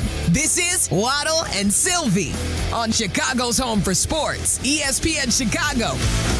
We're going to freeze our balls off this weekend. Okay. I hope not. Do you have some ratings news for us? I do. NBC released it this morning. How well do you think the game did? I think it's probably the most watched divisional matchup in the history of television. You're right. You're absolutely right. Since the people meter came into the equation in January of or in 1994, I believe it is. This beat a game from 94 with Joe Montana against Warren Moon. When Joe Montana was on the Chiefs, Warren Moon was in Houston. So Sunday's LA Rams Chicago Bears thriller at Frigid Soldier Field delivered NBC Sports' most watched NFL divisional playoff audience on record, an average of 45.4 million viewers across NBC Peacock, NBC Sports digital platforms, and NFL digital platforms based on official Nielsen big data panel, blah, blah, blah, blah, blah. And then, let me see here. That's the best part of that article. It peaked in the closing minutes, as you'd expect, with an average of 52.6 million. You can't stop this NFL machine. Well, and especially the Bears. Think about what the Bears have done here recently with Bears-Packers. I heard Carmen talking about this with Jurko, and I bet you they're right. I wouldn't be shocked if Bears-Packers is the opening Sunday night game. Because the Super Bowl winner always gets the Thursday night. Mm-hmm. But I think this will be like Bears 100, where they opened on, I think it was, I forget if it was Sunday night or what, but it was a national game. And it was Thursday. It opened the season. Did it open? Yeah. Was this before they had the champions start the season? No, it still was, but they made an exception. Oh, I really? believe, because it was the NFL 100. That So year. I think you're going to get the Bears in the most prime time spots that we've ever seen them. Well, obviously, they're a draw for sure. But you can't stop this thing called the NFL. It's why they're going to go to 18 regular season games and they're going to try to sell you, we're going to limit the preseason to 2 games. It's the same. No, it's not. It's not even close to the same. And you're probably going to get 2 bye weeks. So you want to hear the difference between Chicago and LA too? I don't know. I don't know much about this sort of stuff. Chicago led all markets with a 34.7 in 66 rating, while LA's was 16.3 in a 55. They had other things to do. It's just like when the Bears are good, it brings so many more people into the party other than just the diehard sports fans. Yes. Away from the ratings, we'll head to Beaumont, Texas, where a woman is accused of twisting a loss prevention officer in a sensitive area to escape with Hershey's chocolates and feminine pads. What? You heard me right. According to the local authorities, 40-year-old Carrie Altz stole 2 bags of Hershey's chocolates and feminine pads Tuesday night at a store in Beaumont, Texas. Beaumont police said a loss prevention officer attempted to stop her on the way to her car, but she pushed the officer and grabbed him. She also allegedly lunged at a store manager. Afterwards, Altz exited the vehicle and grabbed the asset protection personnel's left nipple and twisted it, causing him to feel pain. You know what you call those. You can't say it, but you know what they call those. Yeah, a twister. Yeah, that's right. The reason I brought this article to your attention is I've never seen that as a move to try to escape the authorities. And this goes into the Charlie category, what he brought up yesterday or the day before, where That's not a lot of bang for your buck. If you're going to steal, you're just stealing the chocolate. Your money's worth. Which is where pads. you go next, because bond was set at $75,000 for her. She also had an outstanding warrant for previous theft issues. The items that she allegedly stole cost $16.21. Yeah, that's ridiculous. So my assumption is no, but if you stole something of high value and you fenced it before you could get caught, can you use that money to pay your own bail? You would probably have to pay restitution for what you stole, so maybe That's you'd a have new to give word your I've money learned. back. I think that is a former either Florida or Ohio, or I think that was a Florida or Ohio from like a month or two They ago. use their money to pay their own bond. Well, no, they asked if they could use. Oh, yeah. They didn't want to give it can back. I steal this money and give it to you? And finally, a cow has been filmed using tools for the first time ever, stunning scientists. In the mountain pastures of Austria, a very clever cow is overturning the view of how intelligent creatures actually are. A pet Swiss brown cow named Veronica has learned how to use both ends of a stick to scratch her own back. That's awesome. The kind of flexible tool used is rarely seen in the animal kingdom and has never been documented in cattle. Where is a back scratch on your good things in life? Oh, it's high up. Yeah. Good back scratch. No doubt. I mean, as you get older, it's the little things in life. I know, right? I've got a back scratcher. Do you? I found this one that it's more than just the claw. It's got several prongs in it. And it's a game changer. Have you ever had the thing that you use on your head? No, the scalp massager. Yeah. I've seen it. I've been You've tempted. never had it? No. Is it good? That'll give you the unbelievable. tingles. It's life-changing. Oh, really? Oh, yeah. So I should buy one You on should. Amazon. Yes, Oh. no question. Okay. No question. Also, before we talk to Jesse, and we're going to argue with Jesse about Hall of Fame stuff because he was mad at us. We're going to talk about the Robert trade and who the Cubs could still sign. I just saw this too. In addition to the ratings for the Bears game, here's what I want you guys to answer. Think about this during the break. Which market? So Chicago is the number one market in which for ratings. I gave you L.A. L.A. was not the second highest market for watching the Bears and Rams. I want you to guess which market drew the second most people, at least from a rating standpoint, for Bears and Rams. We'll get to that. Talk to Jesse coming up next. You're listening to Waddle and Silvy on ESPN 1000, Chicago's home for sports. Got a few minutes? Check out our shorts. YouTube. Got an hour? Watch interviews and silly show moments. YouTube. Got nothing going on now? Join us on our live stream. It's all on YouTube right now. Subscribe at ESPN 1000 Chicago. You guys see how cold it's going to get? It's been talked about everywhere. It's going to be like almost 15 below zero with a temperature. That's not wind chill. 40 below with the wind chills. Do your windows keep the cold air out, or are they drafty? Are your floors always cold? Are your energy bills skyrocketing because of those windows that doesn't keep out the cold? Call Window Nation now, guys. They will act fast and they will get you a solution. 866-90-NATION. That's 866-90-NATION. Or go to windownation.com. Right now through the rest of January, buy 4 windows, get 4 free. So if you need 8 windows, 4 of them are coming to you for free. Plus, no down payment, no monthly payment, and you don't pay interest for 2 full years. A lot of money saved by you on this great project. You're going to find out that their customer service is off the charts. It's why they have 45,000 5-star reviews, and they're A+ rated by the Better Business Bureau. My guy, Alan Favada, their sales manager, tell him that Silvy sent you. He'll come over, give you a free in-home estimate. No commitment necessary, but he'll educate you on what you need and what you don't need. It's windownation.com or 866-90-NATION, and let them know that Silvy sent you. Looking for the ultimate night out? Bring your squad to a Blackhawks game at the United Center for an experience you won't find anywhere else. Whether it's birthdays, office outings, family gatherings, or just a much-deserved night out, nothing beats the energy in the UC.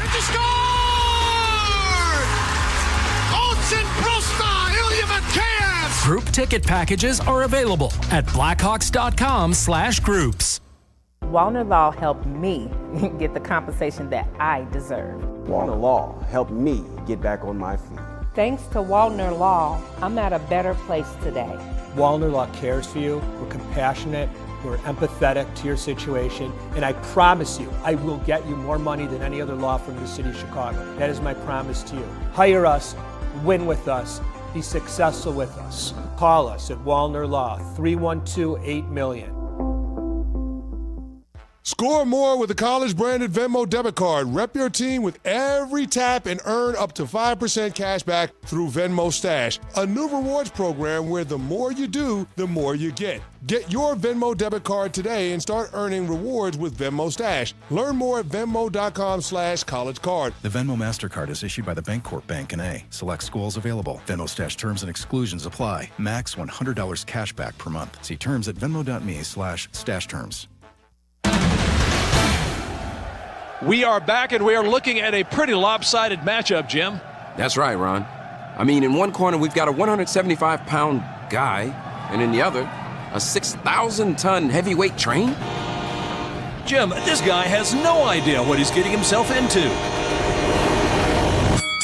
It's no contest. Every day, people tempt fate and die trespassing on railroad tracks. See tracks? Think train.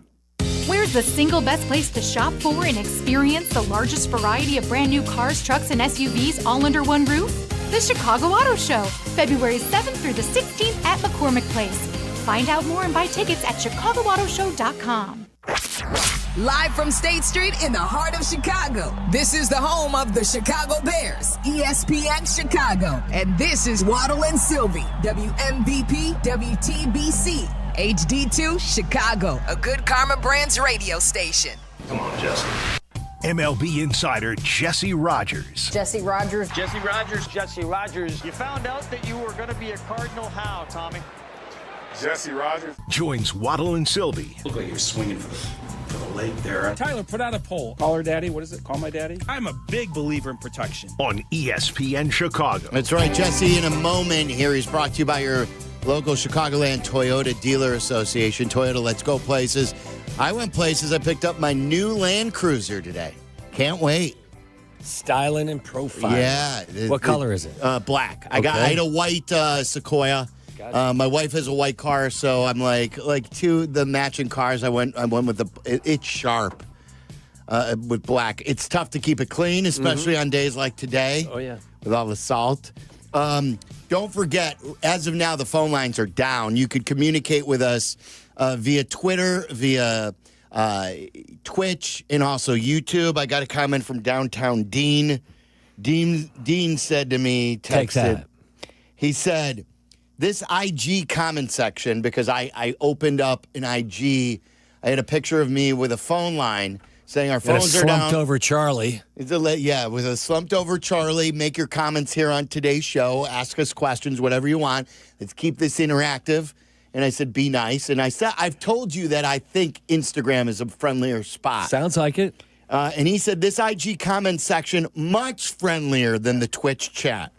And now I have a direct line to Lewis and Lyle. I can tell them to STFU myself if need be. It was friendly for a moment. Yes, it was. So, yeah. And then don't forget, Quick Bitch is coming up at 4:30. We have several tweets. If you want to send in your tweet to me at Waddle and Silvy, we'll read through the best ones. Things in life that it's not a bug person. the hell out of you. Right. It's something that bugs you. It's not a person. Just something that goes on in everyday life. There's a lot of driving stuff. I think that's always. I've got another driving thing today because I'm on the road so much of my life. I think I sleep the most, and then second, I think it's like I'm in my car. It's a lot driving back and forth. Other than being at work. All right, and then answer this question before Jesse. Hammond, Indiana. Hammond, Indiana. That's a good guess. I don't know if that's like that's considered a separate market or that's considered Chicago market. Yeah. What top 10 metered markets for Rams Bears? Chicago by far number 1. LA was not number 2. What was number 2, boys? Any guesses? Number 2 was, let's go with Green Bay, Wisconsin. Tyler? I was going to say Milwaukee. Charlie? Are we all in Wisconsin here? You'd all be right. I mean, really? More specifically, Tyler and Charlie, it is Milwaukee. They can't quit us. As they continue to say to us, rent-free, rent-free, you're still talking about us. That was the second most in Milwaukee. You were watching, hoping that we were going to get our teeth kicked in, weren't you, up there? I see how you guys I saw do. Romeo Dobbs was commenting, too, about more stuff today. Carmen Jurko played that. We'll play that in a little bit. Number 3 is weird. It's Fort Myers, Florida. I was going to say somewhere in Florida. Yeah. Number 4 is Minneapolis. That makes sense with the Vikings fans. Number 5 is Kansas City. It's a great football town. Number 6 is Detroit. And then it goes New Orleans, Pittsburgh, Richmond, and Seattle. Surprised Phoenix isn't up there. Yeah, I was going to say Florida or somewhere in Arizona. I can't believe L.A. L.A. just, there's so much to do. Yeah. They're not all in Chicago whenever fans. you go, when teams visit SoFi, most teams have as many fans there as the Rams do. Exactly. Exactly. All right, let's bring in Jesse Rogers, as I mentioned, brought to you by your local Chicagoland Toyota Dealer Association. Toyota, let's go places. Hi, Jesse. Hey, boys. What's going on? Good to be with you. Good to be with you. Do you want to start with the debate portion of this? Come on, let's fight. Okay. Sure. Yeah, let's fight because that could take a while. You were pissed at me the other day. Yeah, I was. I don't think you quite get the idea of making the Hall of Fame and what it takes to get there. Oh, no. How dare And what I'm talking about is the numbers that you have to put up to achieve that plaque. You said, just go ahead and put something on that plaque that says they use steroids. But the whole idea of getting that plaque is because you use steroids. That feels like you are rewarding the crime. It's like if Braxy came home and cheated on a test but got an A+ on the test. We're going to Dairy Queen. Yeah, exactly. If you didn't get caught. Yeah, we're telling the people at Dairy Queen, you know what? I don't care how my son did this, by hook or by crook. Give me one of those extra large cookies and creams, Mr. Softies or whatever they are. And that's the difference between the players that I did not vote for, the ones that have been caught, the ones that have been suspended, compared to someone like Carlos Beltran. What Beltran did, banging on some garbage cans, has nothing to do with his playing career. In the same token, I would have voted for Pete Rose because what he did had nothing to do with his playing career. So I'm talking about guys that were caught and or suspended. It's their fault they were caught, and, what can you do? I understand there are people in the Hall of Fame that were not caught, but what can I do? I can't punish someone that wasn't caught, but I can penalize someone that was, because there's only one reason they have Hall of Fame numbers in my mind, because they took the steroids. But the thing, though, Jesse, and I understand that. I'm not for. I don't want to reward cheaters. I simply am smart enough to understand that I don't know who did and who didn't cheat. So you have voted for players to get into the Hall of Fame that have cheated that you don't know about. There is no way of knowing during the, quote, steroids era who exactly cheated and who didn't. So just to single out the high-profile guys in this is you guys are being naive. You guys think this guy was clean, but you have no knowledge to know who was clean. You can't tell me that.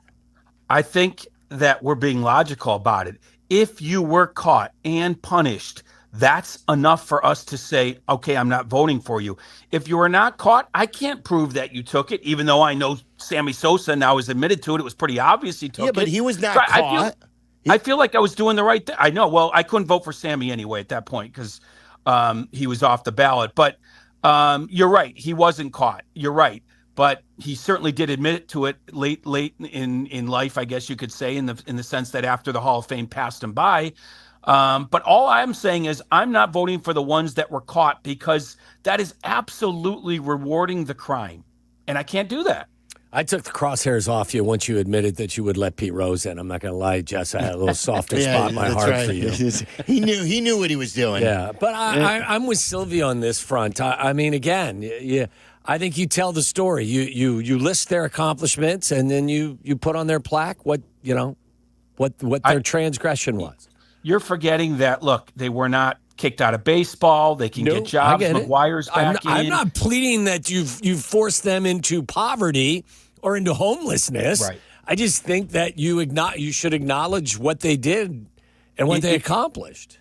But do you understand how crazy that sounds? The only reason, for the most part, you could say. Time out. Like the only reason that Barry Bonds was a player wasn't because of steroids. That wasn't the agreed. case. And if I had a chance to vote for Bonds, I didn't, because my first vote came when he was done. I would have voted for him because I did think that he had a Hall of Fame career before he started taking. How about Roger Clemens?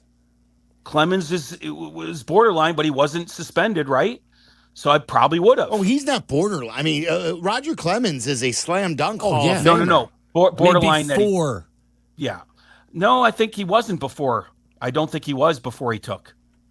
The longevity of his career, yes. But I just don't know when he started. I don't know when any of these guys started. That's why I'm only punishing the ones that were caught. Who are the only ones that were caught? Who are the ones that you won't let on? Manny, A-Rod.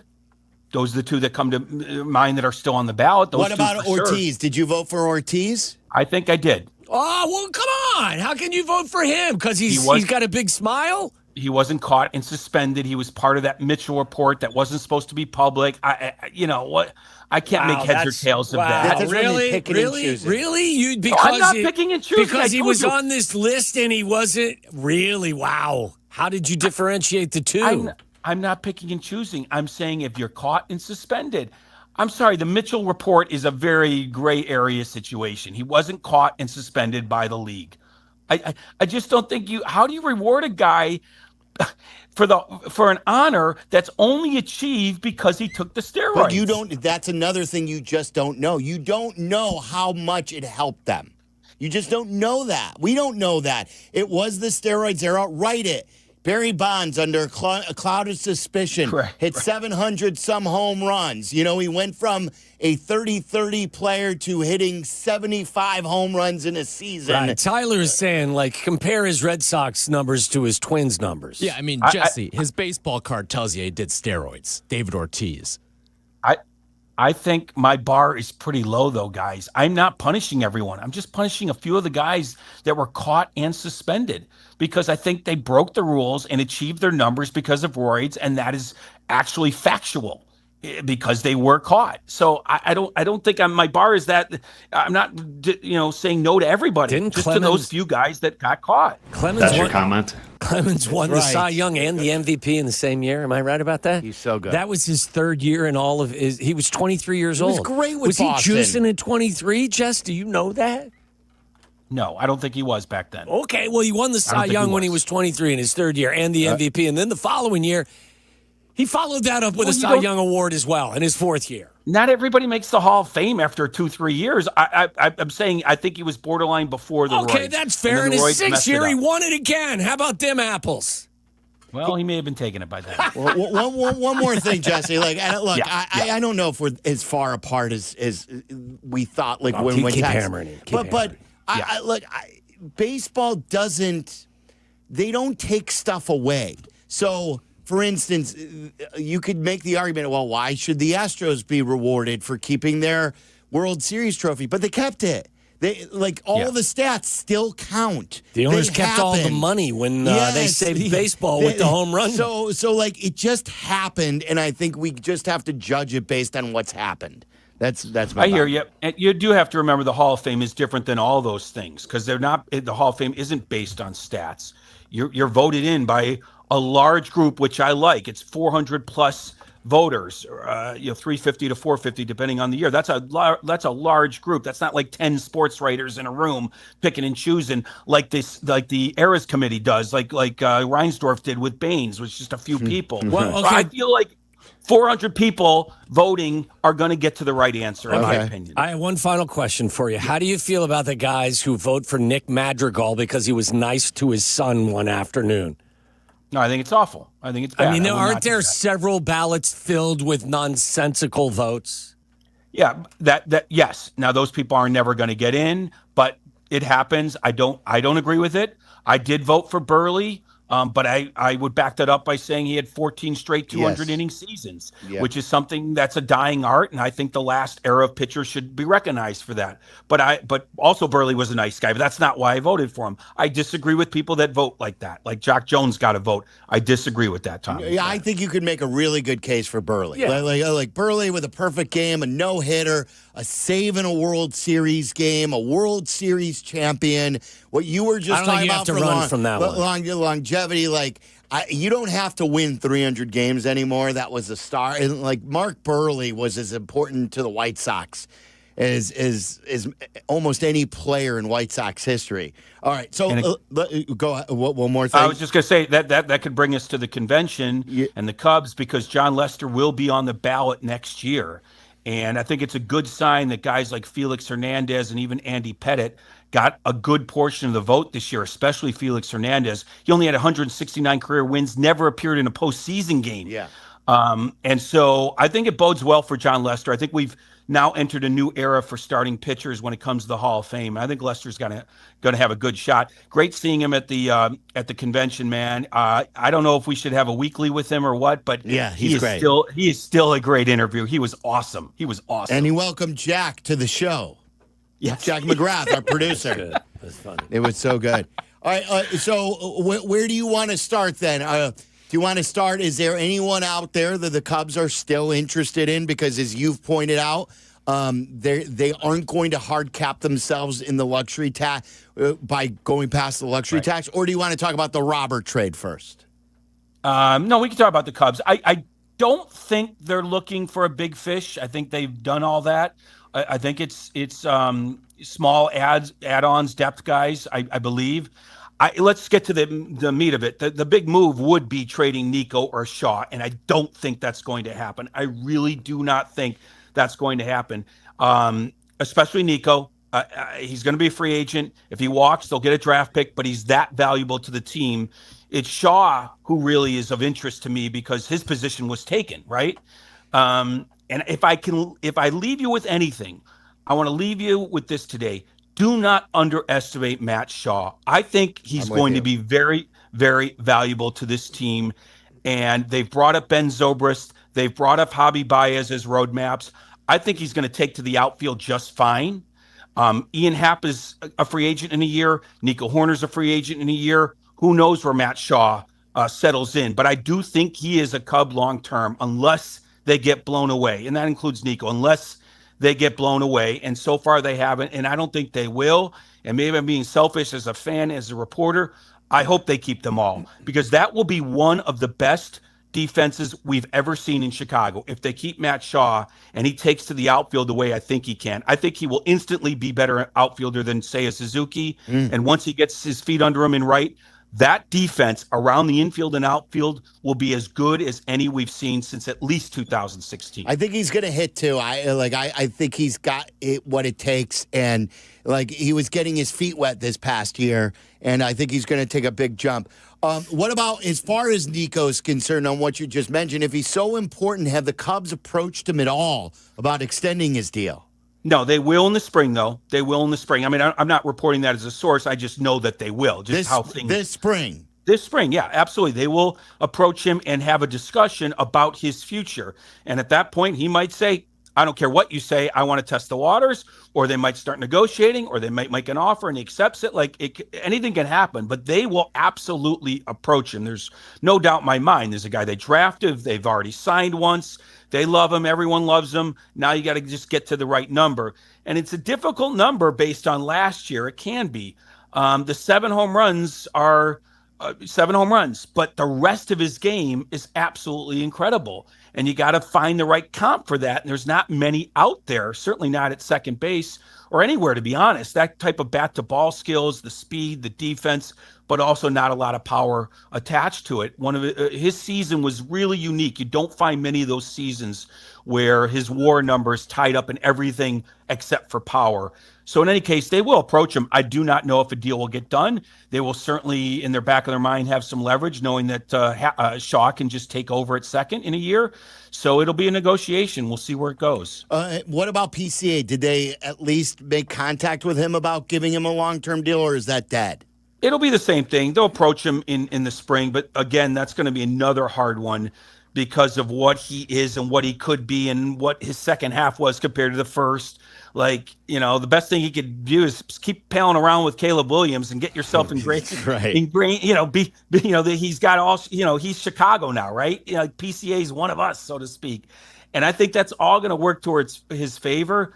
But I guarantee you, if they started negotiating last July, the number was going to be huge. As I think I talked to it, 200 plus million. Probably, needs to be somewhere in the middle, right? We don't know exactly what he's going to be. You asked me, Waddle, in the second half, what is he did? And I'm not exactly sure. He's somewhere probably in the middle, 20 home run, 40 stolen base, but is he 30-30 every year? I don't know. So that negotiation is going to be difficult too, and no rush on him compared to Nico because he has years of team control. I'm just glad he's wearing a thick winter coat these days when the weather's bad. Because did he have a better coat on? Yeah, he did. He's been traveling with a better winter coat for sure. Well, here's some information. I think he figured something out because last week at the convention, I actually give him credit. He looked deathly ill, and he was sick. See? He was absolutely sick. He was coughing into his. Oh boy!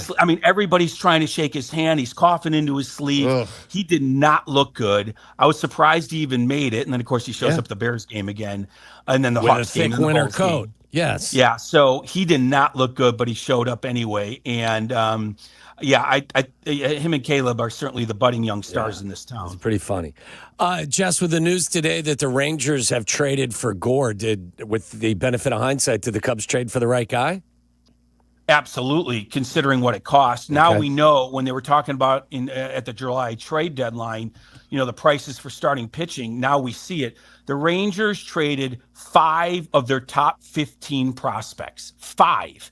And the reason the Rangers did that is because they have no money to spend. So instead of spending on a free agent, they traded 5 prospects for a budding star. But I don't think anybody wanted the Cubs to trade 5 of their top 15 for a starter last July. So they probably did the right thing there. I think the critique of them not trading for better relievers, though, rang true then and still rings true now. They ran out of arms. So it was a high cost to get Mackenzie Gore for the Rangers. All right, before we let you go, tell us about the Robert deal. What do you think about Acuna? And then what are they going to do with this money they have now found by getting rid of Robert, if anything? Yeah, I think they're going to do little things, a $5 million ad here, a $5 million ad there, a Tommy Pham type that costs you 5 or 6 because now they sort of have another opening in the outfield because I'm not sure Acuna is going to play every day. There's a lot of people underwhelmed by this trade. Now, everybody has a different view of prospects. I mean, the way Getz was talking about Acuna, he thinks he's a budding star. I don't know. That's not what a lot of other people think. They think he's a glorified utility player. In other words, a utility player that might cost you $4 or $5 million that the Sox are not going to have to pay that much because he's at the beginning of his career, but he's not necessarily a budding star. So it does feel like it was a salary dump. I mean, there's that option of we'll pick up some of the salary, you give us a better prospect. There is no way in hell the White Sox were going to send money to Steve Cohn in the New York Mets. Right. That was never going to happen. Of course. So the idea of the Sox picking up some money, I guess, was never in the cards, which means your prospect return isn't great. I thought they might do better. Maybe they should have waited till July. They've waited long enough. They have. You got to give Acuna a chance, I guess. Getz spoke so highly of him, but like I said, a team could think one thing of a player, another team could think something different of the same exact player. I think that actually applies to Owen Casey. I think the Marlins are much higher on Owen Casey than the Cubs were. So let's give Acuna a chance, but this does feel more of a salary dump than anything. Sox have gotten their act together developing, guys. So, maybe they could find something there. All right, Jesse, anything else? Well, and the one thing about Acuna is breaking into a contending situation like the Mets have been the last few years, a lot different than getting runway. As soon as Ian Happ got some runway after the 17-18 teams faded, he became a great player, right? Let's give Acuna a chance. That's why I say it's really tough to break into a situation like he had in New York. So that is something to keep an eye on. Otherwise, I think it's pretty much similar team that you see now for the Cubs, where the White Sox will have some more add-ons on the mound and in the outfield, and we're 2 weeks away from camp. Jesse with Carm tomorrow, right? Yeah. All right, good stuff. Look forward to it. I look forward to a good tease here or there. Yeah. You were doing that over last weekend. It was good stuff. Well, the beauty of it is I haven't been on since the Bears game and everything, so I'm going to act like tomorrow is Monday. Right. Like it's the day after the game and just give all my hot takes like it's the day after. Can't wait. So Good stuff, Jesse. Thank all you. All right, boys. Yep, have a good one. We have some breaking news that just came in. This is Breaking News, brought to you by the Advantage Dealer Group. Breaking news on ESPN Chicago, Chicago's home for sports. Saw my guys from the Advantage Dealer Group in our suite this past weekend. Those guys are awesome. Jesse Minter is the new head coach of the Baltimore Ravens. He, of course, was with Baltimore after he was with Jim in Michigan. Then he went to Baltimore as the DC, I believe, right? No, he was with Baltimore as a defensive assistant. Right. Then he went to Michigan. Then went to the Chargers. Yes, and now has been hired as head coach for the Baltimore Ravens. I got it mixed up on when he was with Baltimore. So he went with Jim after he left John as an assistant to be the coordinator with the Wolverines, and then he was their coordinator with the Chargers. He's kind of like the lost Harbaugh brother. Is what he is. He's been with both Jim and John now, and now he takes over the Baltimore Ravens. Same with Mike McDonald, too, I believe. I think he was on both of those staffs. I believe he was as well. Yeah, look, they like John Harbaugh, not only has he won a lot of games, but a lot of coaches have done well off his tree. Yeah, there's no doubt. I think that Jesse Minter was very well thought of, comes from a coaching family. His dad, I think, was a head coach at Cincinnati for a while. Barry, right? His dad was Rick. Oh, yeah, you got Barry Minter, former Bears linebacker. I think I played with. Did I play with Barry for a year? Maybe or two? a year, yeah. When he was super a nice guy. He was the grave digger, right? The grave digger when the Bears are down 30, and he'd get a sack. He'd be digging the quarterback's grave, and it's like Bears trail 41-10. And Barry's out there digging a grave. Listen, we had to celebrate when we could. Yes, he was with the Bears from 93 to 2000. So you had 1 year with him. Yeah. 2 years. 2 years with him. Okay, there you go. Jesse Minter, the new coach of the Ravens. All right, it is time for Quick Bitch. If you want to tweet us something that is getting under your skin in life these days, I've got one that's topical based on what's going on in the city tomorrow, then another driving one. I'm sure the guys have good stuff, and then we'll read you the tweets and some of the comments that we have. The phones are out right now. By the way, have you been texted by Thayer yet about what his was? I have not received a Tom Thayer text either.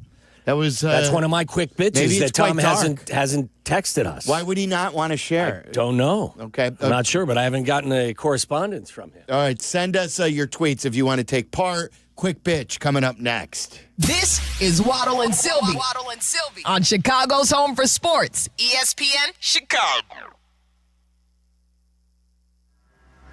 2 to 6 in 2026. Waddle, waddle. The longest running show in Chicago sports content history, Waddle and Silvy expand to a full 4 hours. Hear them weekdays 2 to 6 p.m. We are Chicago's home for sports, ESPN Chicago. There's Crash Bang. And then there's... Of course, the first one is our great defense. The other means someone is hurt. I'm Lisa Longo. And I'm Jim Morisi of the Chicago personal injury firm of Morisi, Longo, and Associates. We're here for you when an injury happens. Having us in your corner is a smart move. Visit us at MorisiLongo.com. MORICI LONGO.com. We're here when you need us. I'm Sammy Lubeck, Chicagoland's real estate agent, here to help you make your next move. With Baird & Warner, a Chicago institution for 170 years, my team has helped our clients buy and sell homes from Lakeview to Lake Forest, Bucktown to Barrington, Hinsdale to Highland Park, and 80 towns in between. Get exclusive access to private listings and smart strategies to win in today's market. No surprises, just results. Let's get started at www.sammy.homes. Once again, I'm Sammy Lubeck, and I am Chicagoland's real estate agent. Hey, bro, weirdest thing is happening at the game. This guy sitting next to me says, "You're our good luck charm." Every time I crack a Bud Light, we score a touchdown. Now his entire family wants to buy me Bud Lights. I think I'm some kind of a football prophet. Talk soon. The team needs me. Anything for Bud Light, the official beer sponsor of the NFL. Stock up today. Enjoy responsibly. Copyright 2025 Anheuser-Busch Bud Light Beer, St. Louis, Missouri. Hey guys, it's Courtney Cronin. Picture this. She opens the box. The light catches the shine inside, but what you really see is her smile. That's the winning moment. That's what Rogers & Hollins delivers. Not just a ring or a necklace or a watch, a moment. A story she'll share every time someone compliments her. For 115 years, Rogers & Hollins has been the jeweler Chicagoland trusts. Because while the world changes, the power of giving jewelry never does. Visit your local Rogers & Hollins or go to fornowandforever.com.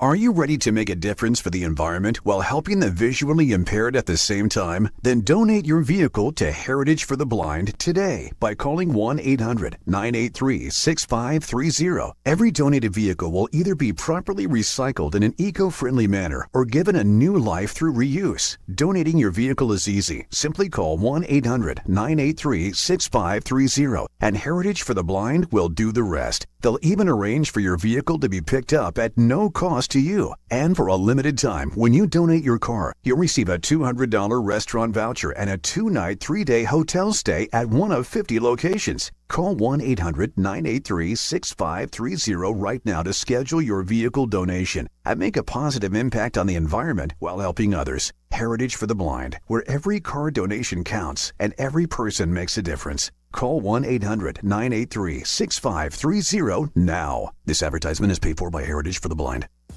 Guys, you've had that nagging back pain for a while, maybe some headaches, sore neck from looking down at your phone.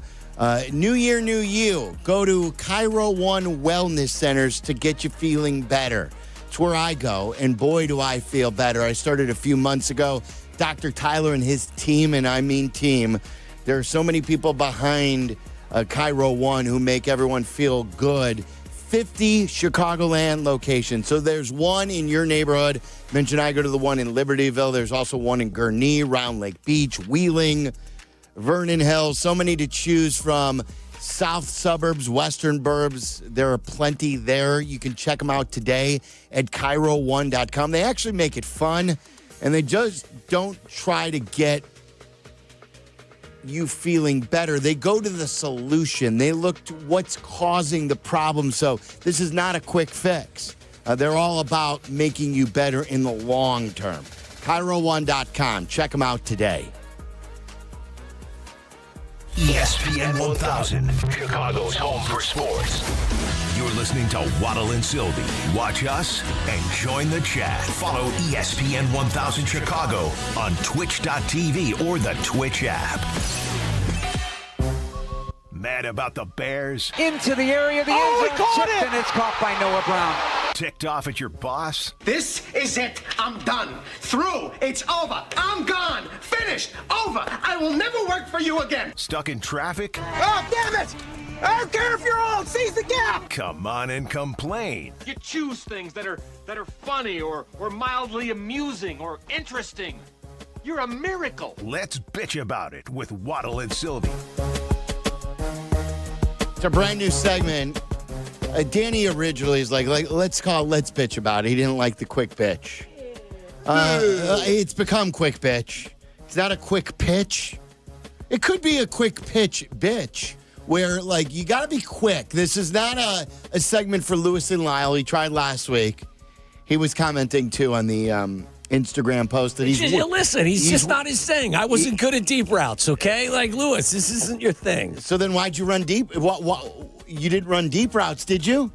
No, I was great run after the catch. That's what I mean. You didn't run. You stopped running deep routes. Right. The coach knew not to run. That's right. So if you're not, that's why I said, Lewis, I wasn't good at deep routes, so I stopped doing it. Stop giving us a quick pitch because you can't quick pitch. Lewis he said in the post that he's trying to get better. He says he's working on it. Okay. He always goes. I appreciate the effort. He gets sidetracked. The thing about Lewis is when he starts talking, he's like, and let me tell you another story. And that's where he runs into problems. Stick to your point. Yeah. Make it good. Stick and move. Do you have a quick bitch? Yeah, it's the same one as it was earlier. The phones are down. I mean, how we live in we are a communications company and we don't have phone service. Hey, it happens. Well, okay. That's my quick bitch. Because of the move? Sure. Things get crossed sometimes. I mean, you're going to have to get that GKB tattoo one of these days. Dude, we're not even there yet, and we're already having stuff like be a problem. I understand this one. I mean, this isn't. What'd you give him on the what is it called? Equipment survey. The 12Q or whatever 12Q it is. survey, yeah. A 1. What'd you give him? A 1. Okay. For these reasons. This is my quick pitch. Okay. I just gave them a verbal 1 on the 12Q. 1 through 5. We do a survey about. Just got a 1. You know, this has been bugging the I'll hell be out off of me. tomorrow. Thank you. No, you want to be off tomorrow, so that's why you're doing it. This is driving me crazy, guys. It's another driving situation. Stop passively aggressively putting on your turn signal to change lanes when there's no lane for you to go into. I don't like the person who is in the center lane, and there's obviously people like I'm in the left lane, and then someone automatically turns on their turn signal. Where there's no space. When there's no space. I'm not going to make room. I'm sorry. Like, there's nowhere to go at that point. What the turn signal is for is once you see the gap where you can hit the hole like a good running back, then you turn the signal on and you hit the hole like a running back. To just shout people out, hey, I'd like to get in the left lane. Buddy, there's nowhere to go. Turn the turn signal off. You were built for the train. I am. It's driving me crazy these days. The driving, the lack of commitment. The lack of did you drive today? I drove. Did you see the traffic coming in? Oh, well, did you get in early? I came from St. Charles. Okay. So I was in the... Boy. The Ike was good today, actually. Did not take me long. But, like, if there's no room to change lanes, turn... And then they'll just sit there for, like, 30 seconds riding with the turn signal We got you, Lewis. We're good. You're like, knock it off with the turn signal. Use the turn signal when you're ready to turn. Not to show people I'd like to get in. All right, what do you guys have? That's how you do it, Lewis. Just like that. All right, I got a sports one and a non-sports one for you guys, all right? I'll start with the non-sports one, and that is when you're calling an Uber for a group, the inefficient exiters. And what I mean by that is when I say the Uber's going to be here in 3 minutes, that means we're walking out the door in 3 minutes. Talk to my family, Tyler. Oh, they're bad at it, too. And, like, usually... Shay's ordering another beer as soon as you do that, like, right? 5 minutes. All right, we're walking out the door in 5 minutes. Get a shot in really quick. Yeah. Not, I'm going to start to put my shoes on. I'm going to go grab my coat.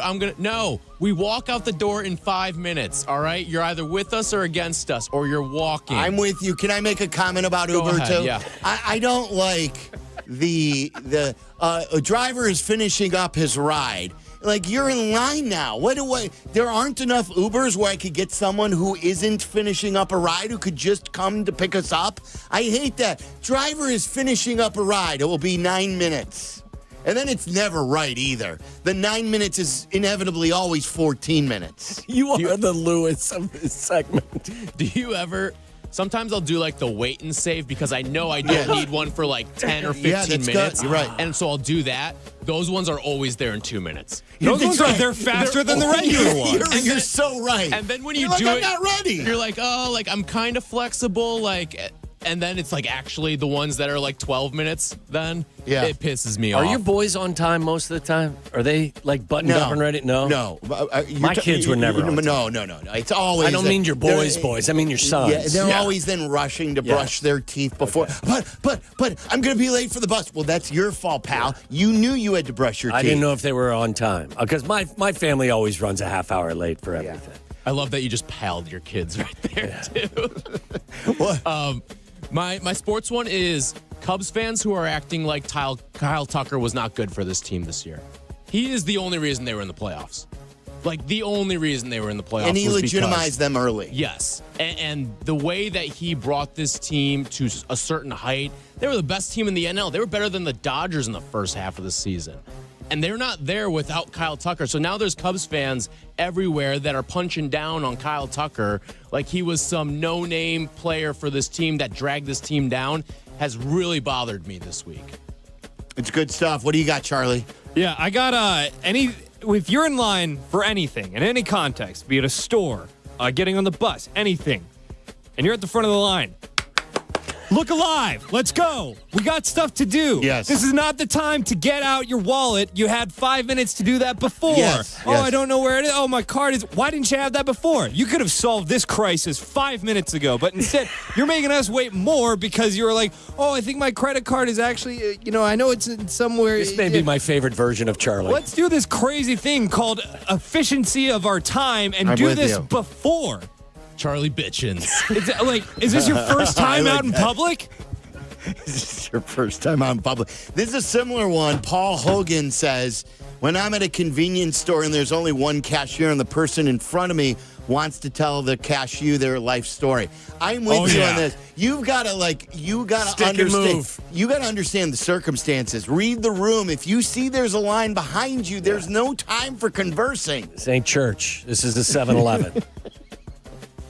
Sir, this is a Wendy's. Chase is a good one. He says, my bitch today is, I hate people sitting at the gas pump parked, but not getting gas and leaving everyone else waiting for the open pump. Well, if you're there, why is you just parking for no reason? Who's doing that? Well, a lot of people will fill the tank and then go inside and go to the bathroom and then buy something. Oh, I think you have to insert the pump into your car and then go inside while your gas is Aren't being you pumped. not supposed to leave the pump unattended, though? I do it all the time if I have to go inside. And you start reading the warning labels. It shuts itself off. But what are that is like a social contract thing. Like, what is if you park in front of the pump and you don't do it? What are they going to tow you in 5 minutes? Like, I understand the bitch though. Thing. Like, listen, if you pull in front of the pump, get your damn pump into the gas receptacle there.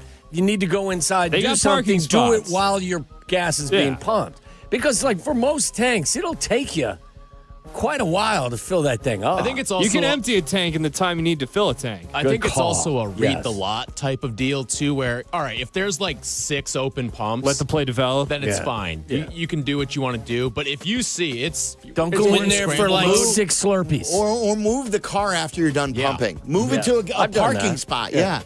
This person says, Silvy bitching and moaning about wanting an enclosed stadium just so he can take off his jacket. I love it. I love the thought.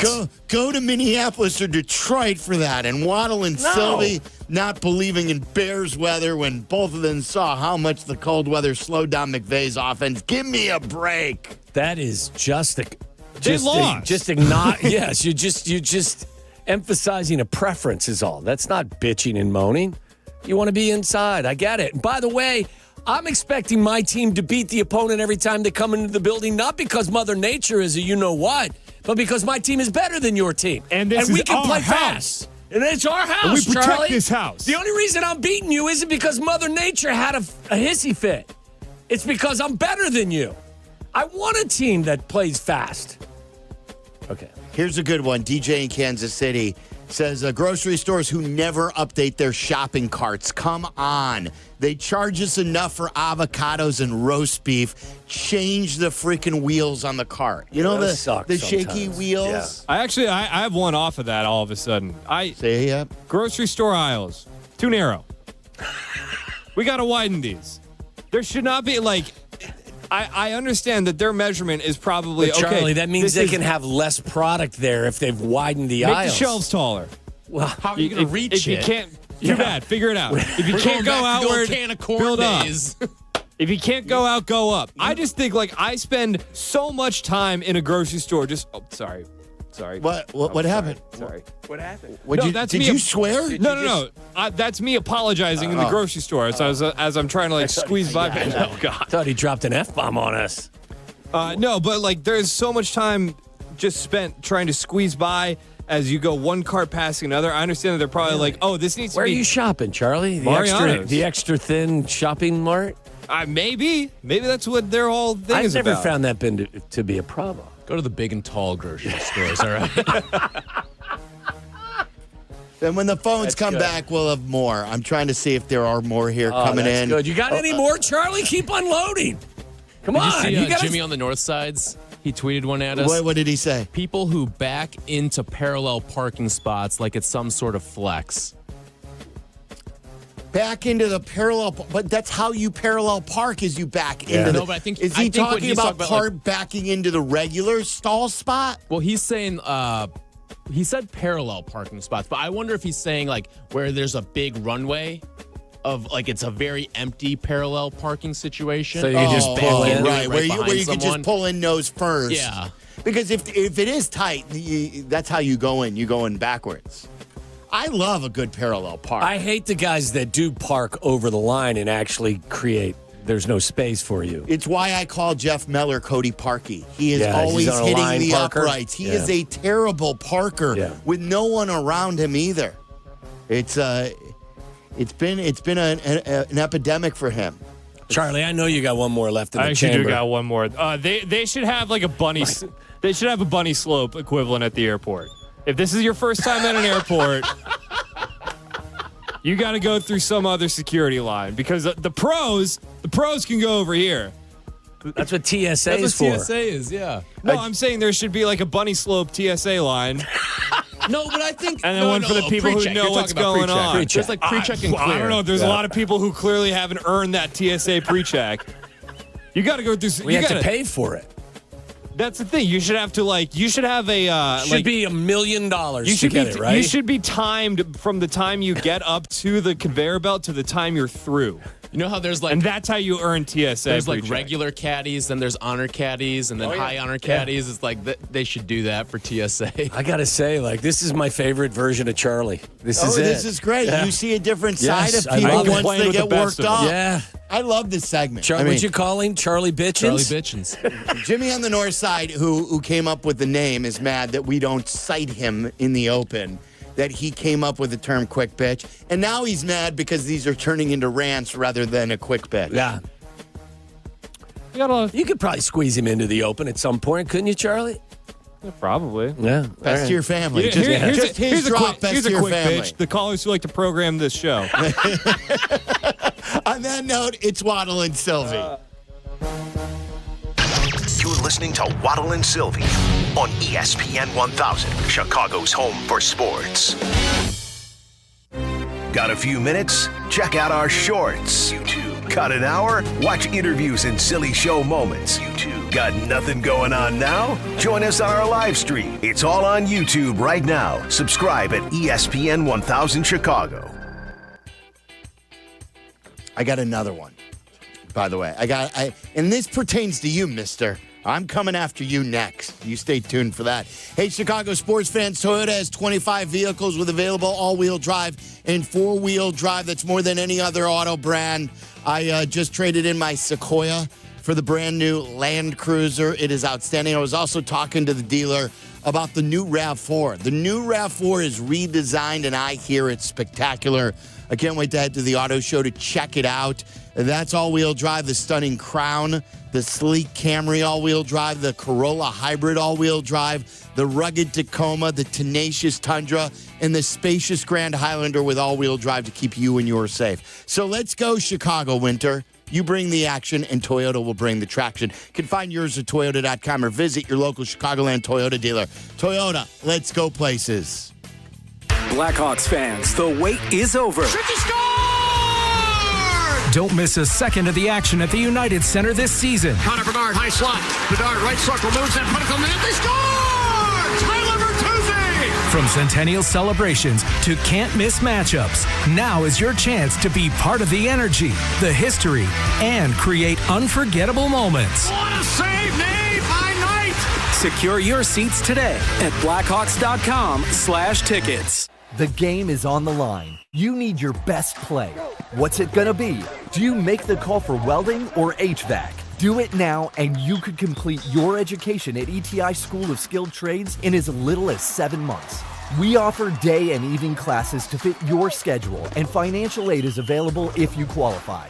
Visit eticampus.edu or call 888-830-7678 to learn more. ETI, it's your future. Own it. Hey, it's your pal Tom Waddle. Winter in Chicago? Yeah, it's no joke. If your windows are drafty or your doors are letting in that cold wind, it's time to call the good folks at Window Works. They've got custom windows and doors that not only look great, but help keep the warm air in and your energy bills down. Right now, it's buy one window, get one free. But hurry, this winter savings event won't last long. Just dial pound 250 on your phone and say Waddle to schedule your free consultation. That's pound 250 and say Waddle. Every 40 seconds, a child is reported missing. Find the Children is a nonprofit organization dedicated to helping find missing kids. You can be a part of their mission by donating your unwanted car. Call 1-800-294-0222. You'll receive the maximum tax deduction, and we provide fast, free pickup. Call 1-800-294-0222. Donate your unwanted or unused car. Call 1-800-294-0222. This advertisement was paid for in partnership with Cars R Us and Find the Children. A SoFi personal loan is here to help you achieve something once thought impossible: overcoming high-interest credit card debt. Walk the tightrope of your finances with one low, fixed-rate monthly payment, no fees required, and as soon as the same-day funding. That's right. Pull off your own debt-defying stunt with a SoFi personal loan. Visit SoFi.com/trick to learn more. Loans originated by SoFi Bank, N.A., member FDIC. Terms and conditions apply. NMLS 696891. $2.5 million. The Verdoliak Law Group wins again for their clients. That's right. The Verdoliak Law Group recovered $2.5 million for a client who experienced a medical error. Hey, this is Jurko. If you're a victim of medical malpractice, make sure to call the Verdoliak Law Group. Live from State Street in the heart of Chicago, this is the home for every Bears game. ESPN Chicago. And this is Waddle and Silvy, WMVP, WTBC, HD2, Chicago. A good Karma Brands radio station. Wrapping up our quick bitch segment, I do have one more. This could offend some people, including you. Okay. You use this a lot. I didn't have that on my bingo card. Enough with it already. Enough. And you've adopted it too lately. How about I wasn't expecting this? Yeah. I didn't see that happening. There's all of a sudden now that everyone, if they didn't anticipate something happened, I didn't have that on my bingo card. That's probably very 2025-ish. It's 2026. It's time to move on to a new thing. So you'll make a vow? What do you guys think about the bingo? That's very much the spirit, I think, of let's bitch or quick bitch. Like, yeah, I totally there's get no what doubt you mean that's by one it. of. There are a couple of other sayings that have. Let's leave out checked notes in 2025. Those tweets where you're like, and then they have checks notes. 50 points allowed. I haven't seen that one as much, but yeah, the bingo card references. I call that walk or that Dorco clock. Dorco clock, I got you. It may have been cute whoever first came up with it, but now everyone says it and it's overused and it's dumb. It's not even that clever for everyone to start using it. By the way, what do you guys think about, and this is not quick bitch, but we used to love tomorrow the cold is coming. We know this. We've heard this. It's going to be like 14. Complaining about the cold. 14 or 15 below. No, it's going to be dangerously cold. I get it. Wear a jacket. My kids they've already sent out the emails. I'm sure people with kids have already gotten the email, whether it's an e-learning day or a snow day. And I think this is another side effect of COVID. And I'm talking about stuff that isn't serious like COVID. Like the worst stuff to come out of COVID is actually the illnesses and the people who got severely sick or may have even lost life. So I'm going off of that. But like stuff that's still around that COVID popularized, what do you guys think of the e-learning days? Because now all of a sudden there are no more snow days. And the kids have to sit in front of their computer and e-learn. I did not have e-learning still a thing on my bingo card. I didn't. Thank you. I did not. I was waiting for that. That's well done. No, I was shocked to hear that. I think what has been proven, hasn't it, that e-learning is meaningless and nobody learns, right? Yeah. What are your kids learning? No. They will tune this out. They will not pay attention. I mean, I'd be making fart noises and drawing, pictures. It actually caused a lot of anxiety for Mason when he was like 6. He was in first grade. And like school was hard enough and all this. And now you got to be on camera? Now like the internet would go out. And then he'd freak out that I got disconnected from, I'm going to get in trouble and this and that. It was pure chaos. I thought didn't they do some studies that showed that there was really no learning going on during e-learning? How about just a snow day? Yeah. Give the kids a day off. I always say the snow day is now my first back in my day. That's your first. First of all, my first back in my day. First of all, you know what they're not giving you a snow day. They're e-learning you because they don't want to give up as teachers. Right. Any of their time once the school year is over and have to make it up. Yeah, because they're just... Now, the kids may agree with it. Yeah. But this is also the teachers and the administrators. They don't want to be in their jobs any longer than they have to be into the summer, probably, correct? Yes. I always thought, though, there were a few days built in, that they already had these days built in for a couple. And then if it got past a certain amount of snow days, then they would have to make it up. As someone was reminiscing, too, to go the back in my day thing, Tyler, you guys didn't have this, I'm sure. But, there was nothing like the party.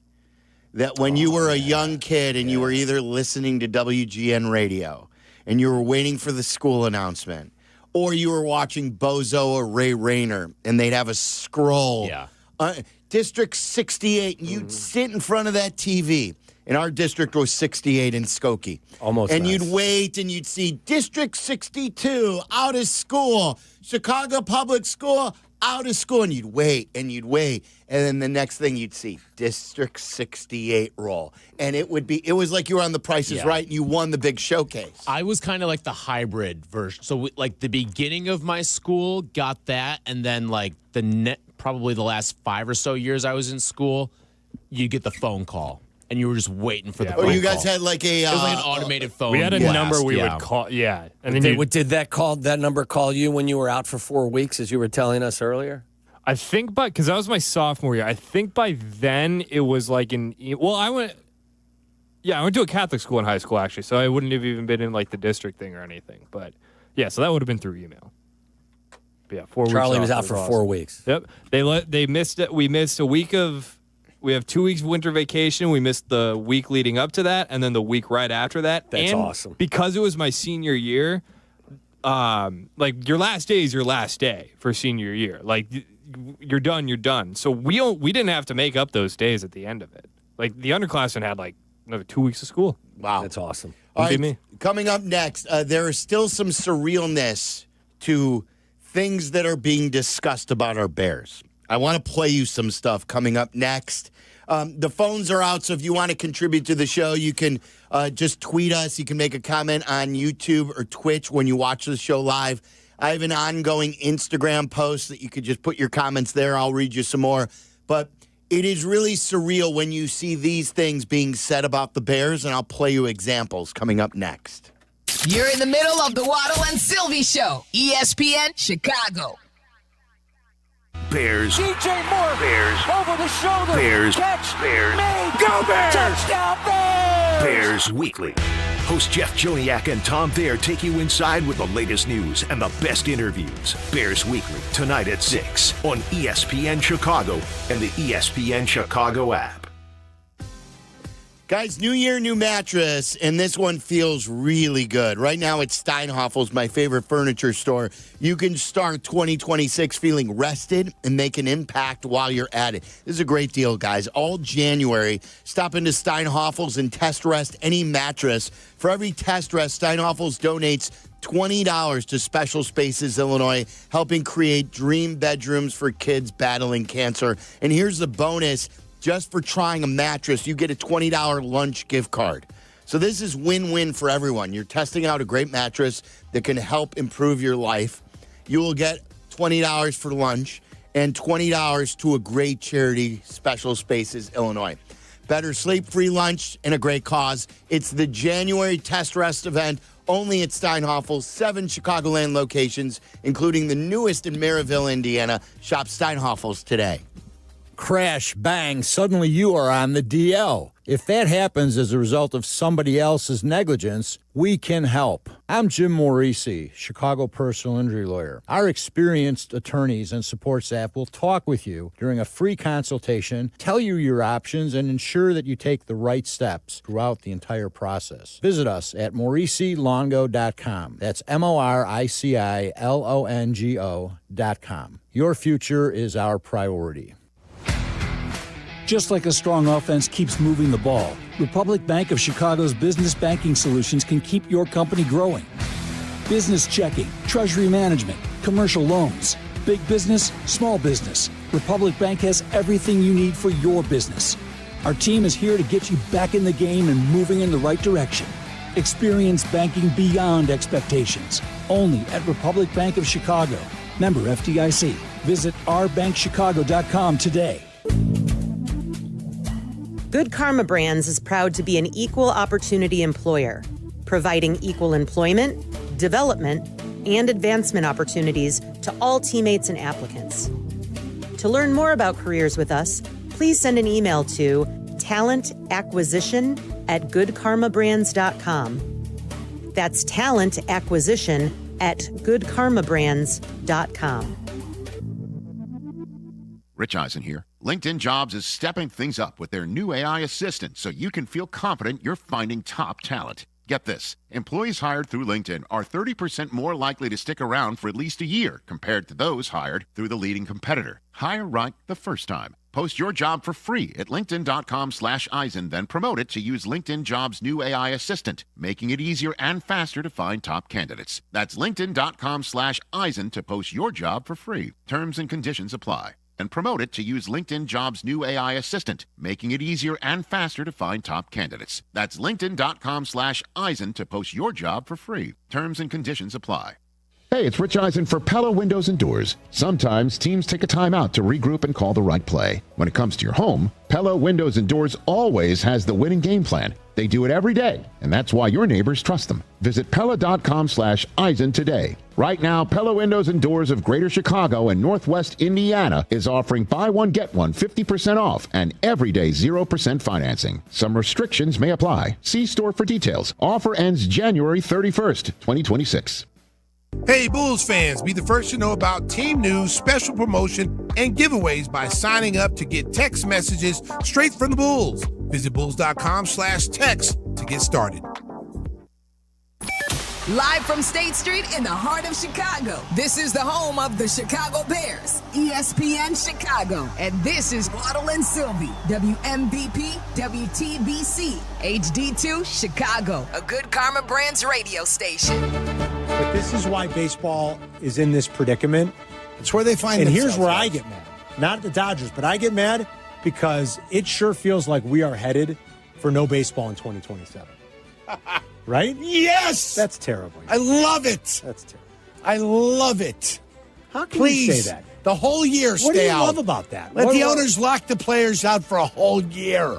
What do you love about that? Would you think I'm going to miss miserable baseball on the South Side? They might be better by next year. By the 70? Can we get to 70? I hope. What's our contest Your Cubs- this year? I don't know. It's been so much fun that we've had with the White Sox. I know, but they're getting better. Actually, I don't feel like we don't have to pound on them as It was much. 8 or 80. 8 or 80. 8 victories or 80 And then degrees. 70 or 70. Yeah, 7 and 70. Freddie Peralta. They just traded Freddie Peralta to the Mets yesterday. Boy, the Mets want are to gearing win. up. They Yes, keep he does doing it. want to win because he's got funny money. I remember that. Pitcher, Freddie Peralta. Yeah. Nobody wants to talk college basketball. Me and Tyler, me and Akey sit in the corner talking college basketball like two perverts for the round ball. I mean, it's weird. We'll wrap it. It's weird. Weird, the two of us. I don't know if everyone heard that. Self-aware. But it was 10 minutes of absolute Yurko gold. Oh. Like only Yurko can. Cheering for a possible long work stoppage in Major League Baseball. I think he's the only one who could probably get away with it on a sports show. And then him calling him and Tyler college basketball perverts. I mean, Do you consider yourself a college basketball pervert? I would probably say more sicko than pervert. Okay. But yeah. To each their own. Do you Everyone's feel got their own lumped vernacular. in? Maybe he was telling you how he felt. Yerk and I do have college basketball summits from time to time. it's what constitutes a summit for the difference from a conversation and what makes it a summit? He calls me. Oh my God, does he Yeah, really? he'll call me sometimes. Like sometimes He he'll doesn't be talking, call anybody. He'll be talking a little college basketball on the air. Sometimes try to slide a comment here by Carmen. I'll text him like, "Hey, you're a great college basketball convo," and then he'll call me on his drive home from the show. Hey kid, what does it go like? Let me hear what he's got. Hey kid. Well, no, the best one that I ever got was the first one because I had been working here for probably 3-4 years at this point, and this was completely unsolicited too. This one there was no text that I sent him prior. So you're shocked he even knows your number. It was a Sunday in March. It was a March Sunday, so we're not even working. And I get a call out of the blue. I go, "Hey, Yerk, what's going on?" And he goes, "Hey, kid, it's Yerk." I've had his number for like 4 years at this point. And he just wanted to talk college ball. He always lays it out to me. Who are your 5 best teams in college basketball right now? Boy, this is like the Davos summit, these two. Yeah. By the way, so what was your answer? And did he agree with you? Well, the last time he called me was probably November or December. Gosh, so it's been that long. It's been a while, okay. yeah. Yeah, we might hop back on the horn sometime. He hasn't called me since like November of 2018. What was that conversation like? By the way, the phones are down right now. And if you want to make a comment, send it to us on social media. Danny's even suggesting that if the phones remain down, that a lot of our great fans should send us videos. And we'll play the videos like a call. How about we pay our phone bill and we get our phone lines back up? That's a good tip, too. But in case that doesn't happen. And we don't pay our phone bill again? This commenter on Instagram, I have a running thread. You can follow me on Instagram. It's Mark, M-A-R-C, middle initial A, Silverman. Mark A. Silverman. And this will act as our interaction today. Just be nice, ongoing thread on what's going on in the show, questions or comments that you have. And this person said, you guys answered the Lights phone calls during December, so all calls should be routed to WLIT today. Oh, that's good. Terry in Georgia. That's good. If we get a bunch of our listeners calling in with Caleb Williams questions to the Lights. What's the Lights? I mean, can we find... I would Google it, but it's probably just going to feed our number. Yeah, that's right. I was just going to say, what's their number? But their number was our number if, in fact, you looked it up. Yeah, it was listed on AI. But it was obviously wrong information. AI gets a lot of things wrong. You got to double check if you're using AI. What's the last thing that you think the AI got wrong that you used, other than the phones? The stats. Really? So they'll give me. I'll go and I'll want to look for some stats stuff that just a Google search can't produce. And one answer it will give me, and then I said, double check your work to make sure it includes this, and then they'll reply, oh, it's actually this. Wow. Okay. And then I'll then, because I've gotten 2 answers, I'll go back again, and sometimes it will even give me a third different answer. Wow, dumb AI. You've got to be careful. Yeah, you're checking on dumb AI. You got to go with a smart AI. What is it, GPT? Yeah. Maybe that's why you were going to Chat GBT. Yeah, that's right. That's probably the problem.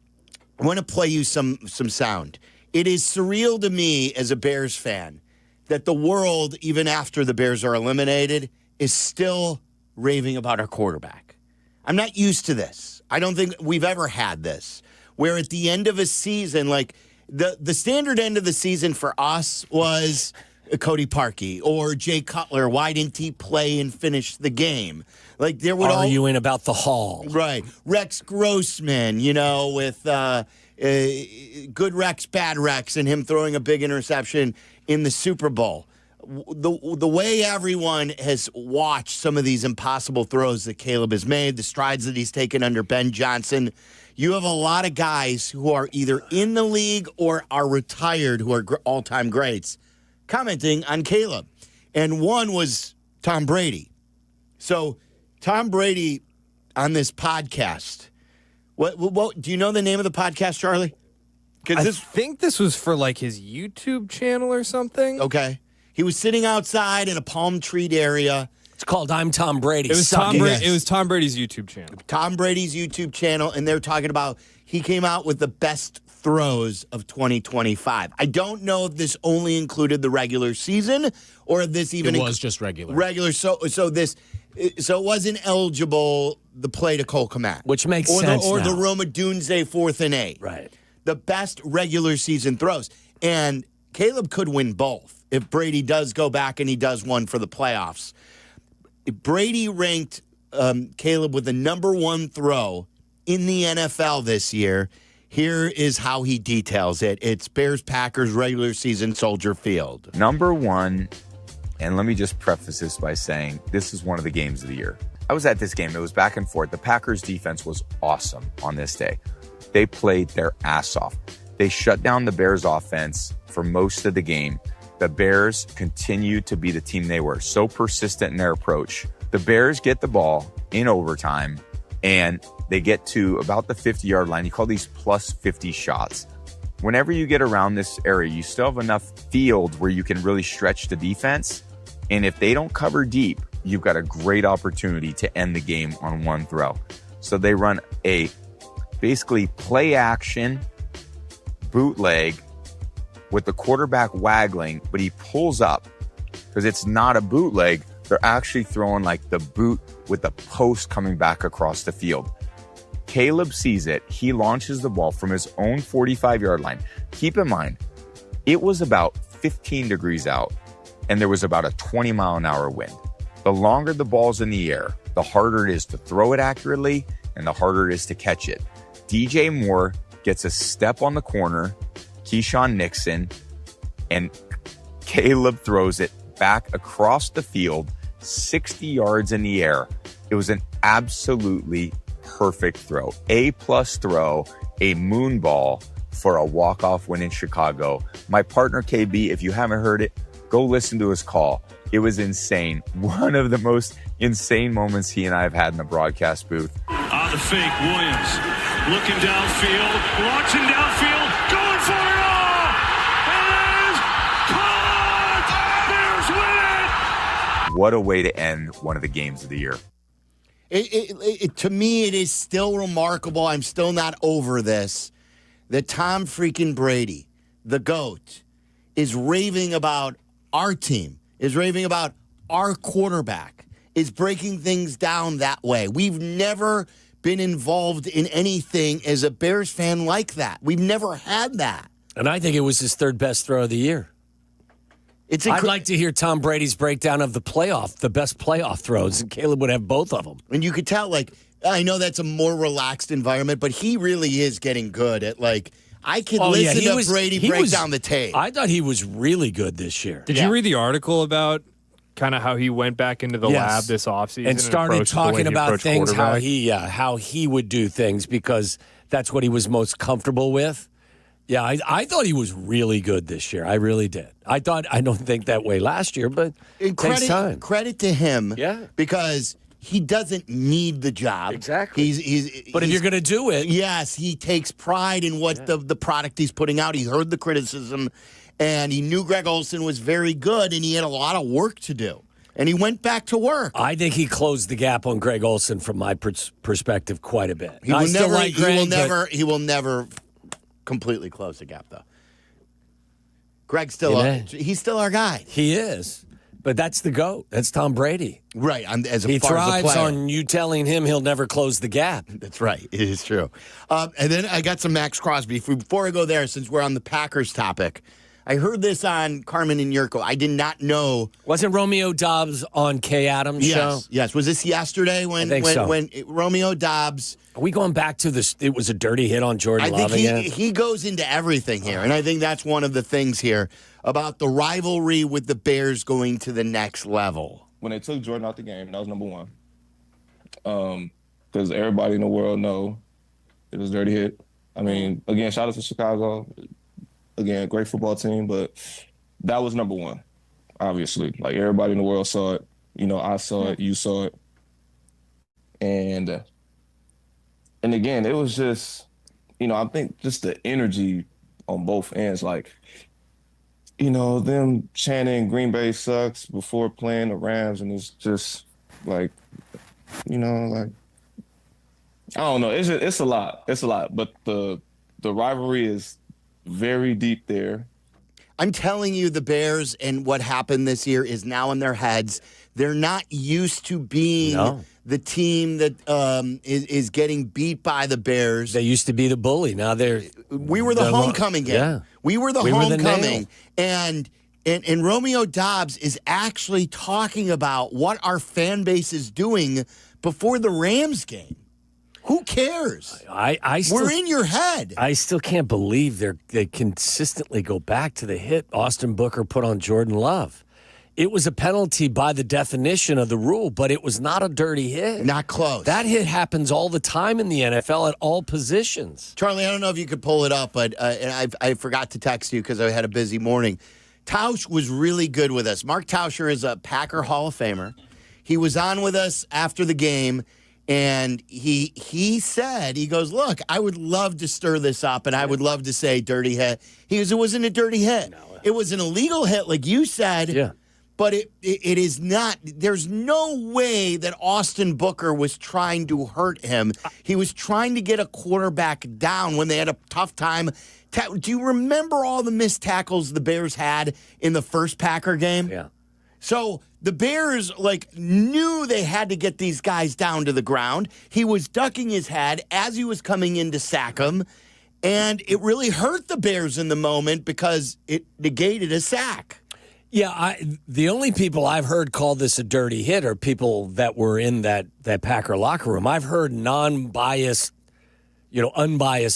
football analysts talk about it, and nobody I've ever heard has called that play a dirty hit, but yet they're still referencing that. I guess that's who they are, or that's how they feel about this rivalry now, but that to me is crazy. Would Romeo Doubs have said that if he fielded the onside kick cleanly? Like, would he have said that? I don't know. I mean, you're right.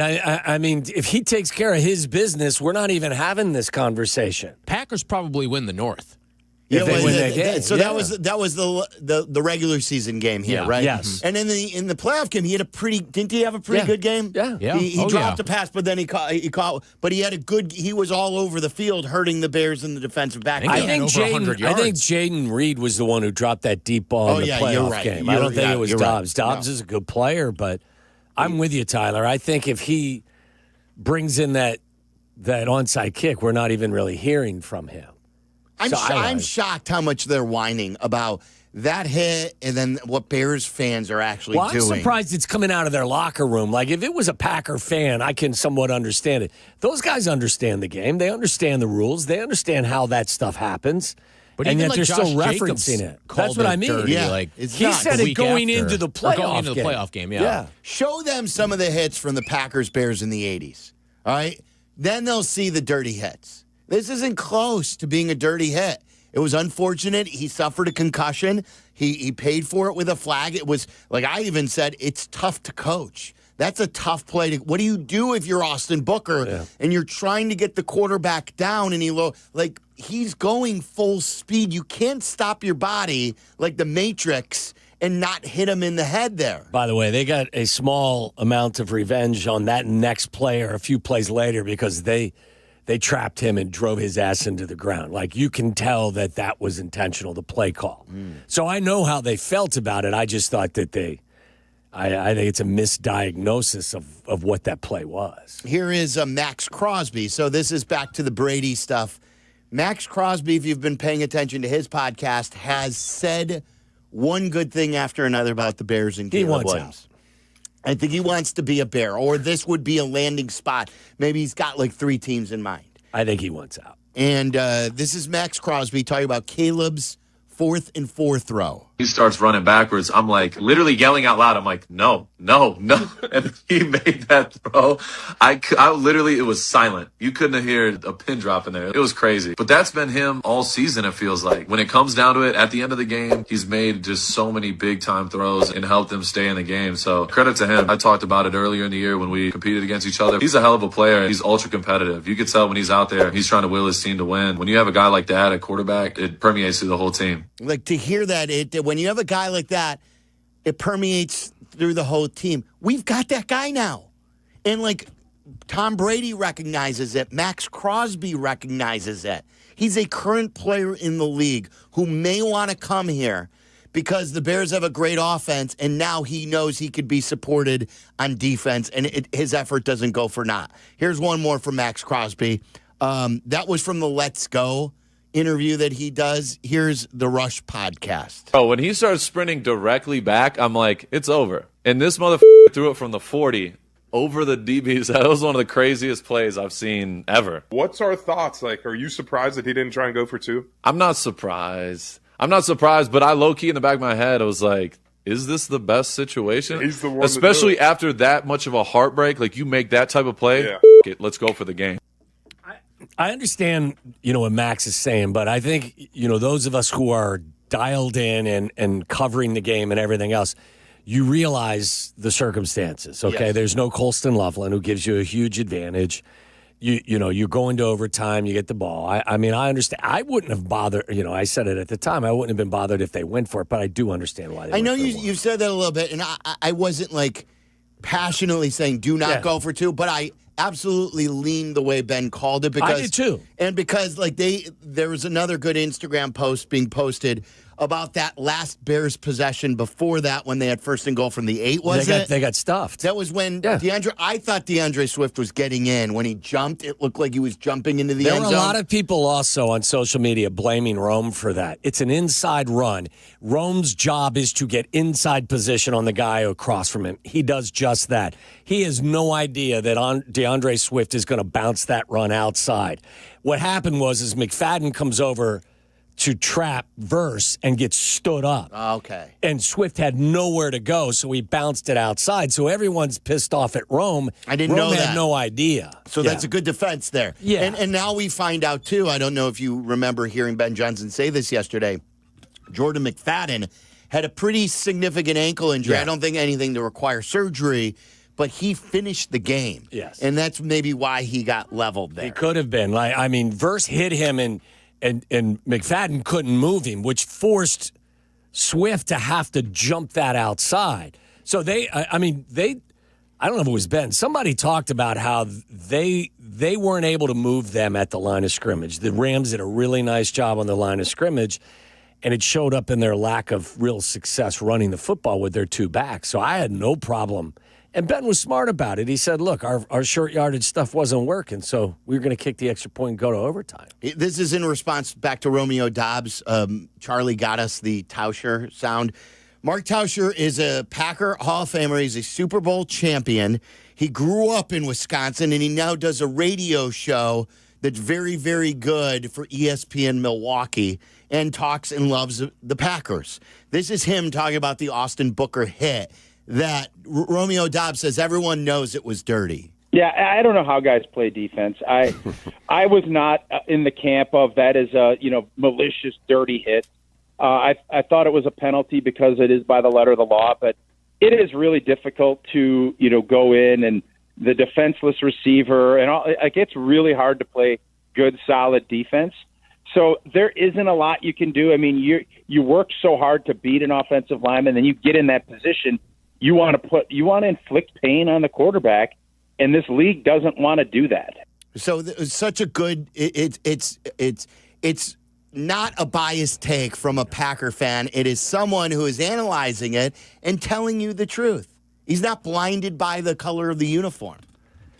Yeah, and I think if anyone would look at it level-headed, they'd come up with the same explanation that Mark did. So, look, this is what makes rivalries. And irrational comments coming from both locker rooms. And I like that they're finally bothered Tells you by they're us. bothered by it. Yes. They're bothered by the Bears.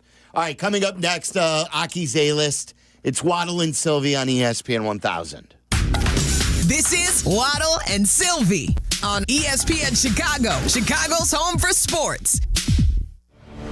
Saturdays on ESPN Chicago. Join me, Peggy Kaczynski. And me, Dionne Miller, for the cleverly named Peggy and Dionne. Of course, we are always talking about the saga of Chicago sports. And occasionally, we may dive into other areas of interest.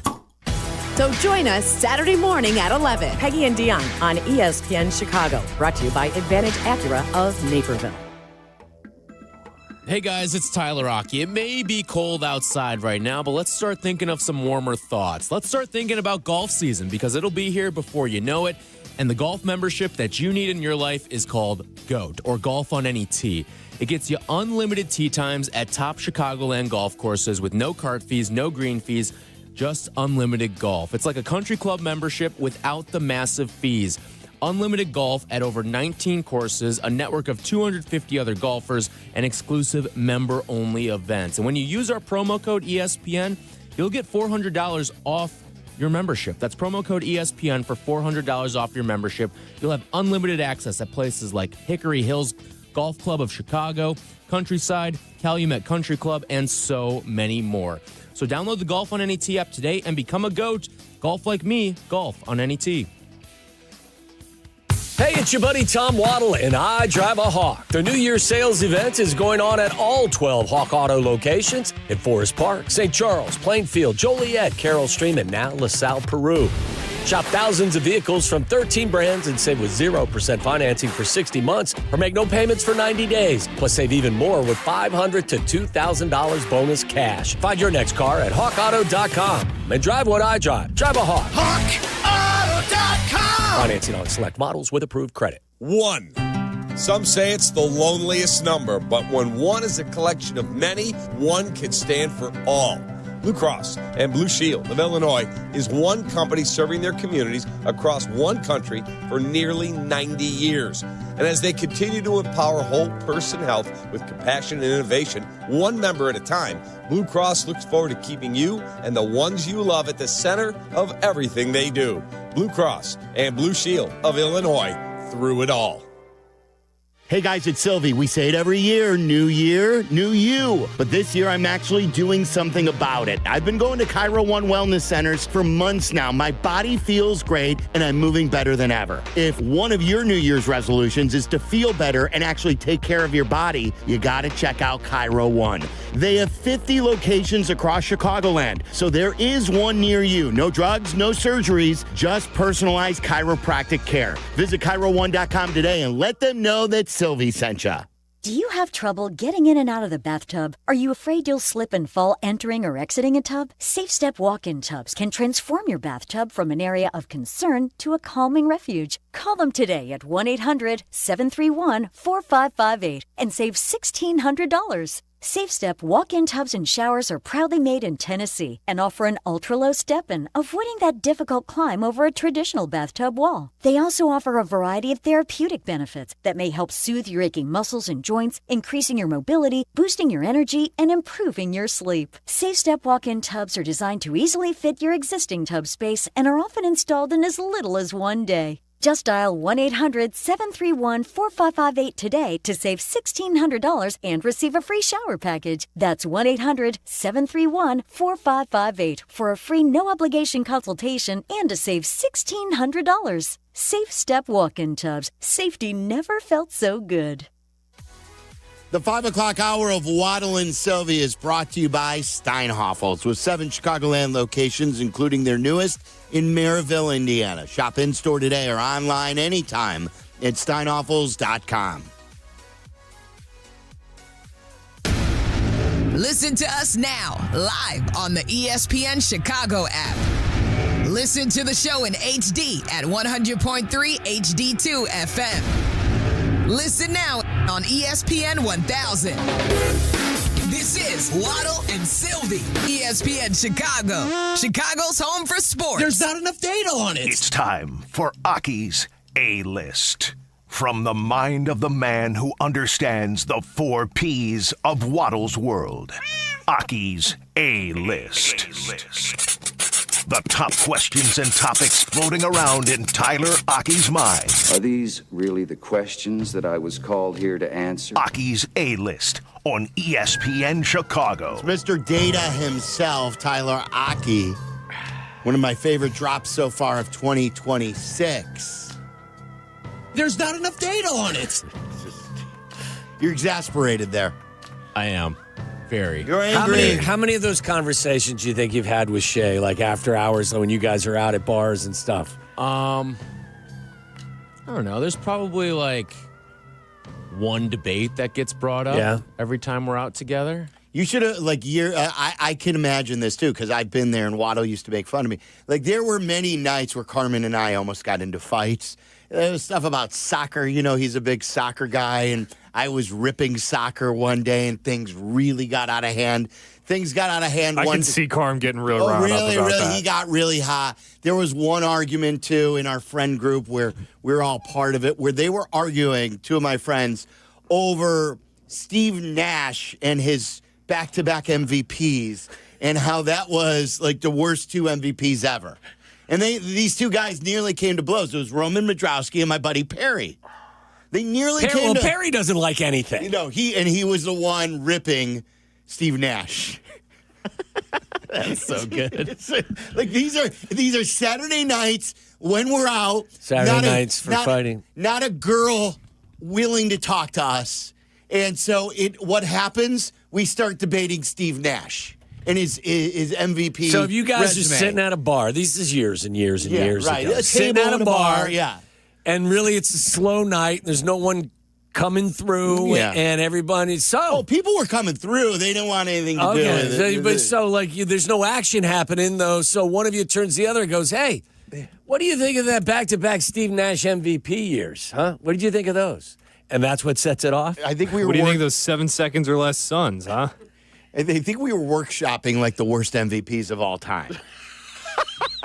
And then Perry came up with, Steve Nash sucked. How does he... you probably couldn't keep the women away from that table. And we started getting bodyguard. into the Phoenix Suns run and gun offense then, and then it would go into a rabbit hole of crazy sports takes. Awesome. Shay told me his mom texted him and thought like we were actually angry at each other. Like, it sounded tense, but I knew you probably were in the moment mad at him. No, I wouldn't say I was mad. Like, I was just taking my at-bat. And he was taking his. I like that. I think Shay's more serious when he's in these conversations with Cap. That's when I think it gets a little more. You have no idea how many people ask me, do they hate each other? And I'm like, no, they love each other. Yeah, they'll go into break, and then it just shuts off. Like, they're just back to whatever was going on before then. I got to call Cap and ask about his Catholic statement earlier. As the resident Catholic here, I got to ask him what it was. I don't think it was anything against Catholicism. I'm just going to ask him. I'm not accusing him. I just want to know what it was about. More against Mendoza. Okay. It's such a great. We were talking about drops out of context. It's such a great drop out of context. Which one? What Cap was saying? He said about, sorry, I'm not Catholic. This moron next to me. Kap J Hood on ESPN sorry, 1000. I'm not Catholic.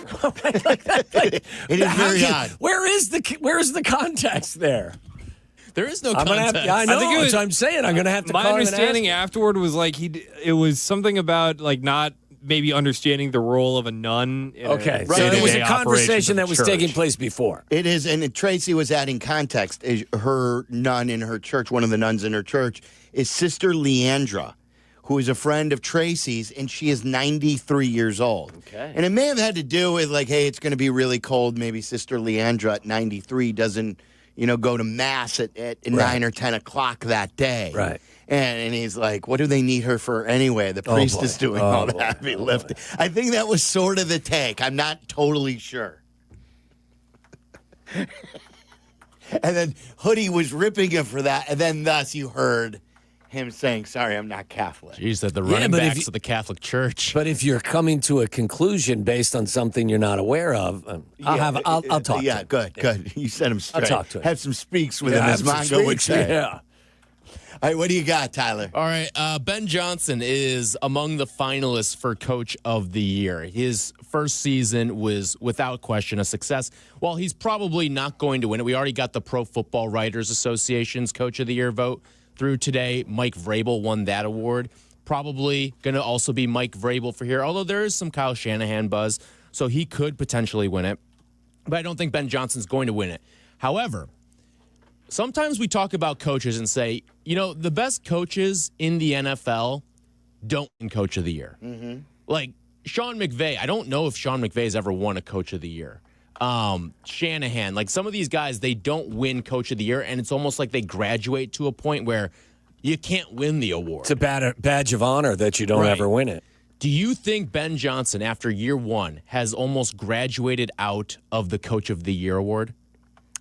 Yeah, because they won 11 games, and what he did in his first year will be very, very hard for him to even get nominated for Coach of the Year next year unless they go like 14-3. Sean McVay won the AP NFL Coach of the Year in his first year. But part of that has to win his first year as the Rams coach. And to Tyler's point, that was because he resurrected Jared Goff after his disastrous rookie season. Ben Johnson already did that with his number 1 overall pick. Yeah, this is about the award has always been about expectations. If a team overachieves from what people perceive them from in the beginning of the year, they are more apt to win Coach of the Year. If they're just a great coach, but you have a great team, you don't get rewarded, and that's you have to go 15-2 or 14-3 at that point, and that's such a big ask. I would never ask Ben Johnson to do that. Andy Reid's never won it, right? He won in 2002. Oh, wow. He won a long-ass time ago, but he's never won it. Stefanski's won it twice. Because he's with the Browns. Right. Yeah, expectations are so low. And remember the last time he won it because he brought Joe Flacco up off the couch and they went to the playoffs. Right. That was the Bears year where they beat the Bears. Mm-hmm. The Darnell Mooney laying on his ass in the end zone almost caught the ball there. But yeah, so Silvy, you think he has graduated out of it? I do, unless, like I said, unless he goes 14-3. He has, or that 15-2 year. Do you know? I don't believe Mike Tomlin's ever won NFL Coach of the Year. I'm looking at it too. I don't believe he has. See, don't you have to go to the drawing board then and say he's been to? It was what was he? He's been to 2 Super Bowls and won 1, and I don't get it. To me, then it's like the MVP versus Player of the Year. MVP that always was weird goes last year. It's so and it's always a quarterback award now. So I think every year they should elect someone who is the best coach in the NFL, not Coach of the Year. Who do you perceive as writers who cover the league that is the best coach in the National Football League? Simple, right? Honestly, and I wouldn't even put it to writers. I would make it a vote among your peers. Fine. Let the coaches vote. And it's just not an overachievers Who did the award. best job this year? The coaches award. Not even who did the best job this year. Who is the best coach in the NFL today? Well, so that's next year you do the same thing. Like a rolling thing. Yeah. Okay. Well, So because doesn't it come down to who did the best job? Because that has a role, but a lot of times just because you went 5-12, yeah, because then it's almost like and then you go to 11-5, and then now all of a sudden you're just giving the guy who had the best turnaround. It's almost like comeback player of the year for a coach.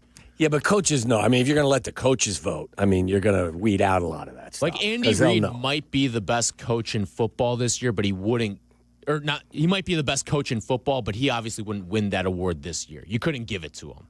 I think Sean McVay would have a great chance. McVay, certainly, yeah. I think it would be McVay.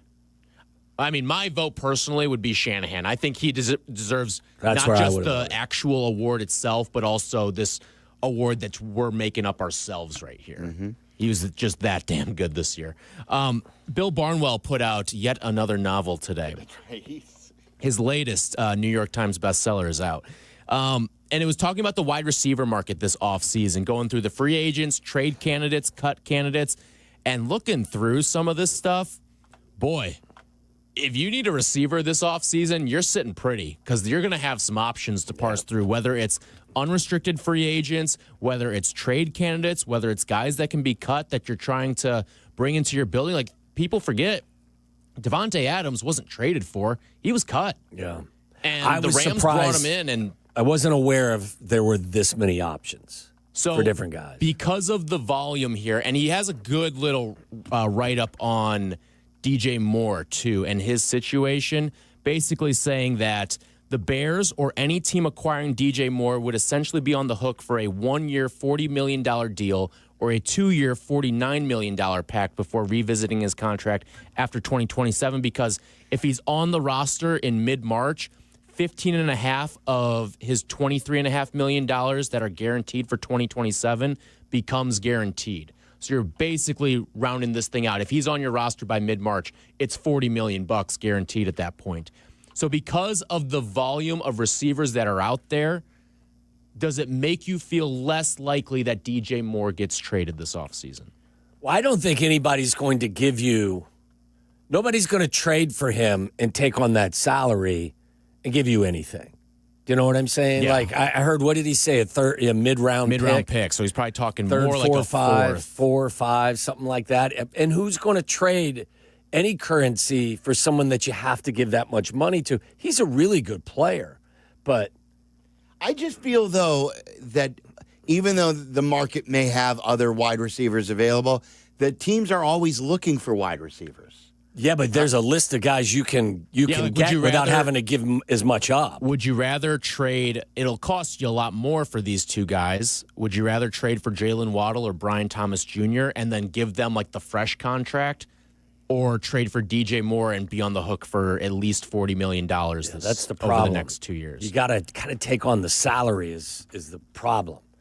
Like, think about if you're let's talk this through. If you want Max Crosby, why would maybe you would want to include DJ in a Max Crosby deal? Maybe why would they want somebody who they're trading for who's going to add that much to their salary cap when they can pursue a wide receiver? To make the quarterback better. But I think DJ's best destination is with a team that feels like a Bills team. That's a wide receiver away. There are, I think, a lot of teams that don't have, who are good, who don't have enough wide receivers.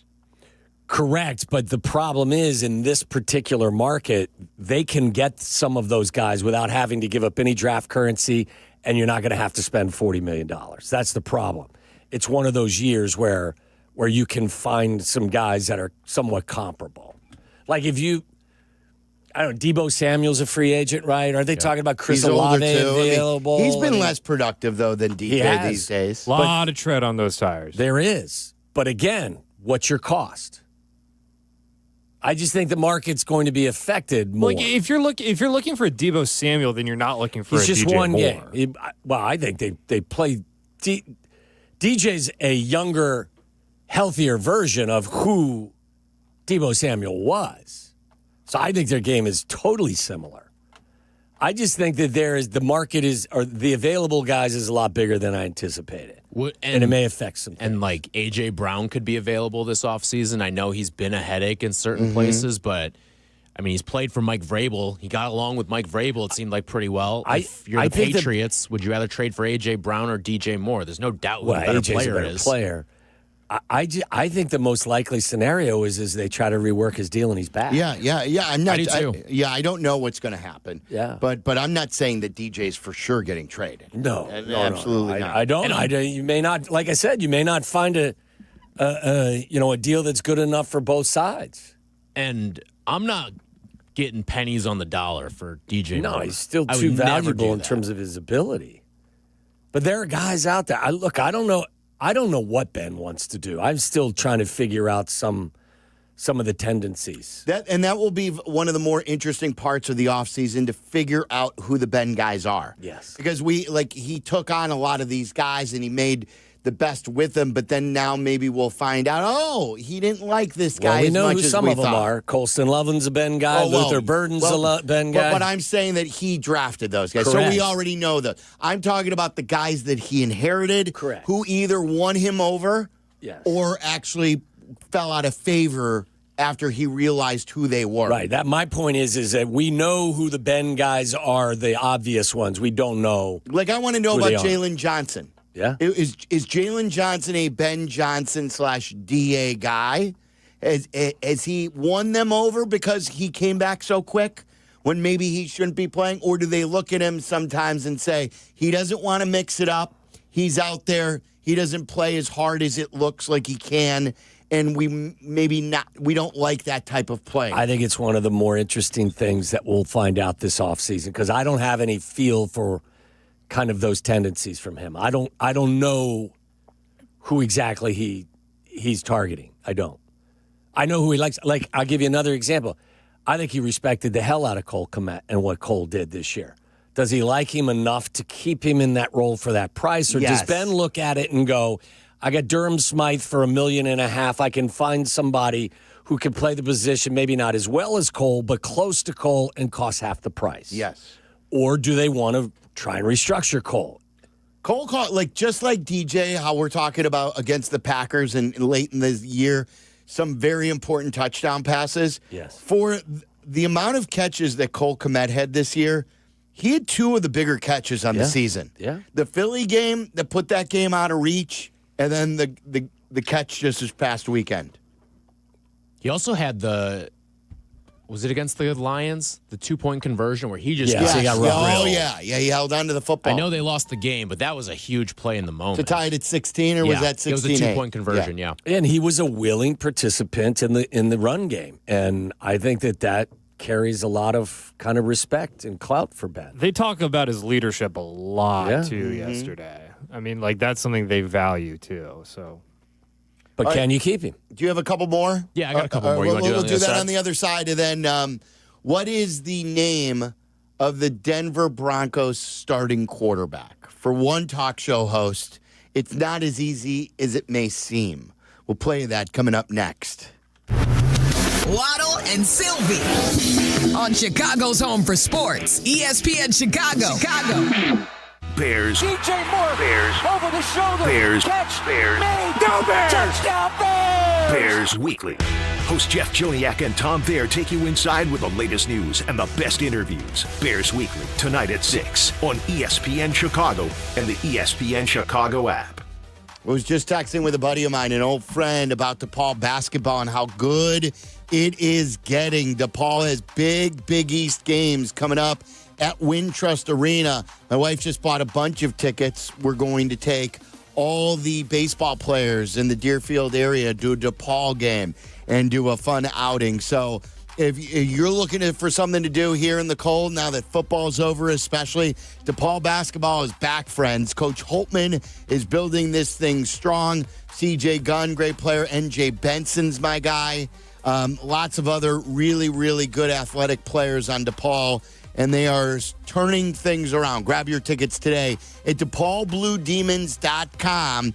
I go to many DePaul games with the family. They put on a great show. You may get autographs after the game as well. DePaulBlueDemons.com, and I'll see you at Wintrust Arena. I'm Sammy Luback, Chicagoland's real estate agent, here to help you make your next move. With Baird & Warner, a Chicago institution for 170 years, my team has helped our clients buy and sell homes from Lakeview to Lake Forest, Bucktown to Barrington, Hinsdale to Highland Park, and 80 towns in between. Get exclusive access to private listings and smart strategies to win in today's market. No surprises, just results. Let's get started at www.sammy.homes. Once again, I'm Sammy Luback, and I am Chicagoland's real estate agent. Hey, fans! Welcome back to Fansville's Cheers and Tears. Oh. Okay, so like everybody deals with losing, right? To a rival on a last-second field goal. Whatever, it's fine. I'm totally fine. But I cope with losing with an ice-cold Dr. Pepper. Those 23 flavors are like so delicious. They totally wash away the pain of your college football team taking a big fat L. College football, it's a pepper thing. A Progressive Home and Auto Bundle can protect you round the clock, but we can't protect you from those painful moments in sports. Oh, I can't believe we blew a 5-touchdown lead.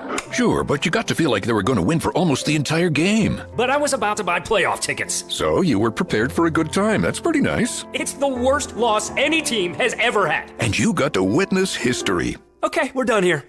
Well, at least your home and auto are protected with a bundle from Progressive. Progressive Casualty Insurance Company affiliates and other insurers. Not available in all states or situations. My name is Whitney Allen. I'm a widow. My husband, Ryan, died. We never thought in a million years we'd have to use life insurance. The unexpected happened. With Ethos, it is so fast and easy. It's 100% online. You can get a quote in seconds, apply in minutes, and get same-day coverage. No medical exams, and you can get up to $3 million worth of coverage through Ethos. Get your free quote at ethos.com/game. That's ETHOS.com/game. Time spent on application may vary. Online health questions required. Every 40 seconds, a child is reported missing. Find the Children is a nonprofit organization dedicated to helping find missing kids. You can be a part of their mission by donating your unwanted car. Call 1-800-294-0222. You'll receive the maximum tax deduction, and we provide fast, free pickup. Call 1-800-294-0222. Donate your unwanted or unused car. Call 1-800-294-0222. This advertisement was paid for in partnership with Cars R Us and Find the Children. Prizes, flyaways, even cash money. You want it? We've got it. Find a list of all contests and official rules by visiting ESPNChicagoContests.com. That's ESPNChicagoContests.com.